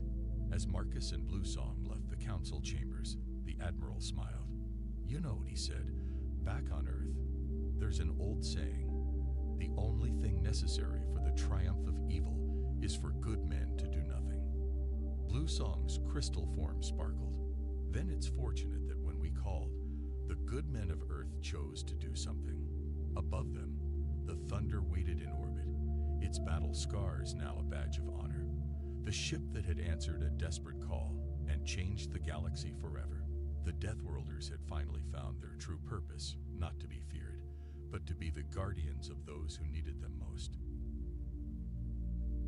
Fancy words you want to throw around. It's empathy. It's looking at a creature and asking yourself, what would I want if I were in that situation? Empathy? Professor Quillian repeats the word like it's some kind of alien concept. Which, come to think of it, it apparently is. Yeah, empathy. The ability to understand what someone else is feeling. Gorath was feeling lonely, scared, and frustrated, so he acted out. I recognize those feelings because I've felt them too. We all have. Gorath chooses that moment to roll over and rest his massive head on my lap, looking up at me with those copper eyes like I'm the best thing that's happened to him since, well, probably ever. The pack bonding response is remarkably rapid, Dr. Vexthari observes, frantically taking notes on a handheld device. The subject has clearly identified the human as a suitable alpha figure. He's not identifying me as an alpha, I correct, scratching under Gorath's chin and watching his eyes close in contentment. He's just happy to have a friend, someone who actually pays attention to him and treats him with kindness instead of like a specimen to be studied. And that's when I realized the most important thing about this whole situation. It's not just about Gorath. It's about every creature in this university, every being that gets classified and categorized and studied but never actually understood. How many other behavioral problems are really just loneliness? How many aggressive specimens are just scared and want someone to care about them? You know what the really funny part is? I say to the room full of supposedly superior intellects. If any of you had bothered to read basic Earth animal psychology texts, you'd have figured this out in about 5 minutes. Dogs have been humanity's companions for thousands of years. We know how pack bonding works. We know what social isolation does to intelligent creatures. We've known this stuff since before we figured out fire. The silence that follows is the kind that happens when really smart people realize they've been really stupid about something really obvious. But hey, at least they're learning. Even if it took a primitive human and a lonely terror hound to teach them the most basic lesson in the universe. Sometimes, everyone just needs a friend. 3 weeks later, I'm walking across the campus quad with my new best friend trotting beside me like the galaxy's most intimidating golden retriever. Word is spread about what happened in Valdric's lab, and let me tell you, the university rumor mill works faster than a quantum communicator. The story has grown in the telling, as stories do. Depending on who you ask, I either tamed the savage beast through mystical human magic, or am some kind of interspecies communications savant, or I've secretly been trained as an elite animal handler by Earth's military forces. The truth, that I just treated a lonely creature with basic kindness, is apparently too simple for most people to believe. But the results speak for themselves. Gorath has become the campus's unofficial mascot and my constant companion. He follows me to lectures, where he curls up beside my chair and occasionally provides commentary in the form of rumbling growls when professors say something particularly stupid. Which, let me tell you, happens more often than you'd think. Professor Valdrix has undergone what you might charitably call a complete philosophical transformation. Gone is the pompous academic who lectured about primitive species and superior intellect. In his place is someone who's discovered that maybe, just maybe, intelligence comes in forms that can't be measured by the number of degrees on your wall. Human Jake, he says, approaching us as we cross the crystalline plaza where students gather between classes. He's carrying a stack of Earth publications, actual paper books that must have cost him a fortune to import. I've been studying your species' literature on animal behavior and psychology. Fascinating work. This researcher, Pavlov, his theories on behavioral conditioning are quite revolutionary. Valdrix, I say, trying not to laugh. Ivan Pavlov died about 400 years ago. We've learned a lot since then. His yellow eyes widen with something that might be excitement or terror. It's hard to tell. You mean there's more? Advanced techniques beyond even these groundbreaking methodologies? Oh, buddy, I say, scratching behind Gorath's ears as he leans against my leg. You have no idea. Wait until you discover clicker training. The change in campus dynamics has been remarkable to watch. Students who used to give me a wide berth now approach cautiously, fascinated by the human who walks around with an apex predator like it's the most natural thing in the galaxy. Some of them are brave enough to ask questions.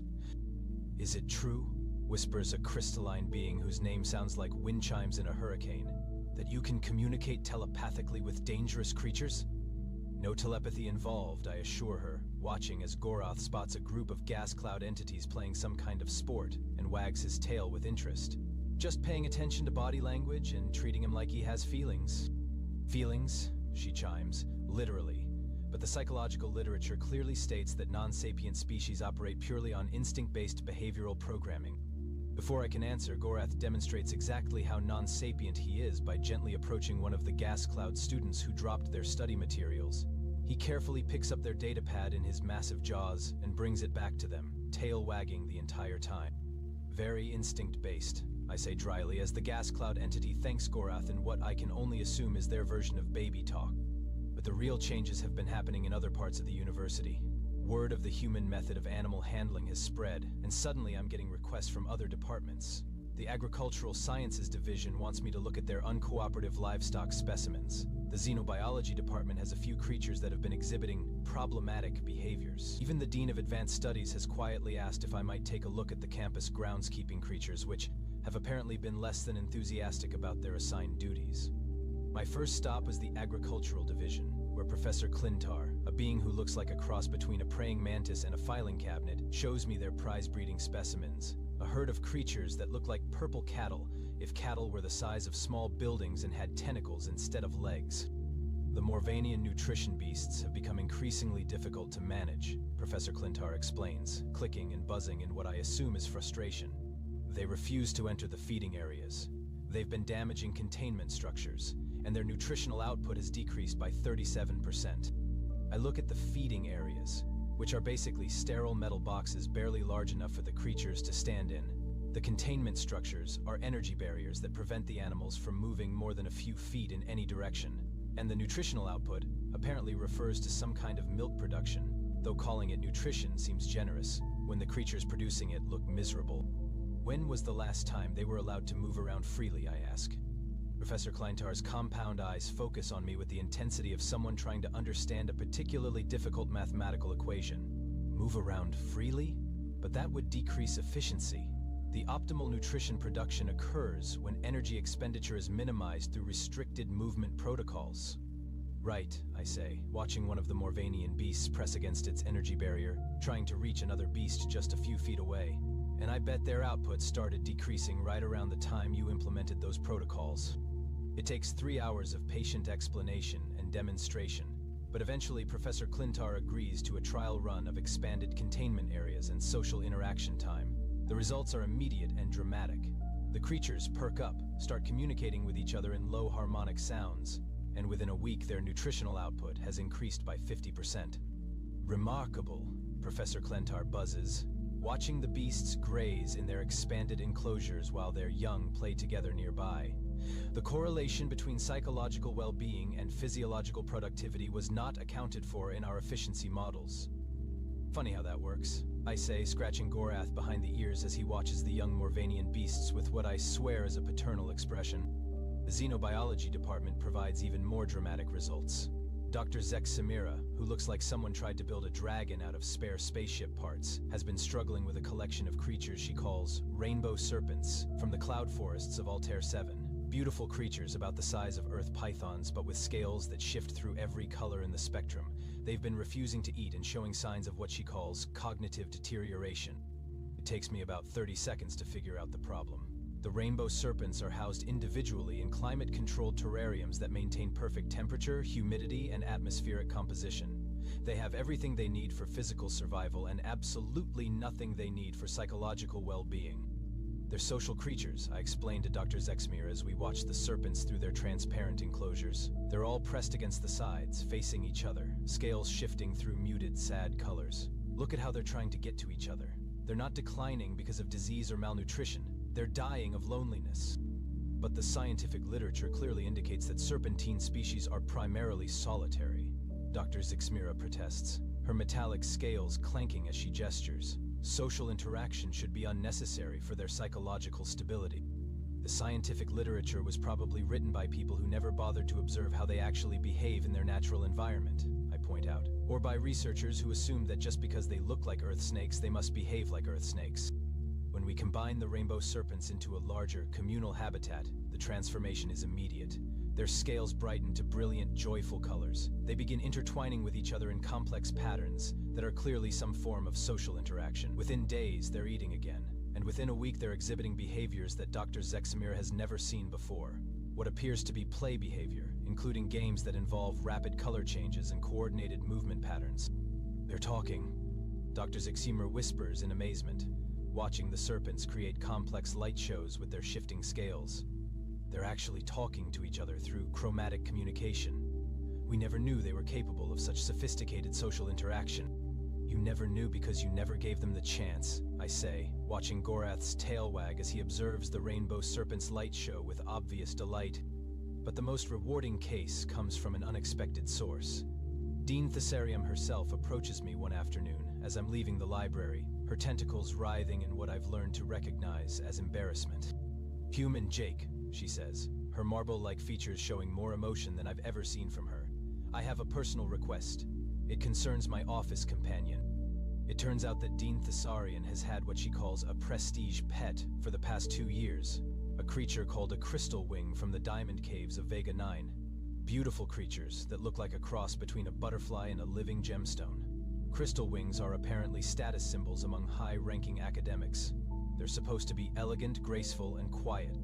Thessarian's crystal wing is none of those things. For the past 6 months, it's been what she describes as increasingly problematic, refusing to display its wings, making distressing sounds, and showing signs of what appears to be severe stress. When she takes me to her office, I see the problem immediately. The crystal wing, which should be a creature of stunning beauty, is huddled in the corner of an ornate but tiny cage, its crystalline wings folded tightly against its body. The cage is positioned on Thessarian's desk like a decorative object, surrounded by official documents and academic awards. "When was the last time you let him out of the cage?" I ask.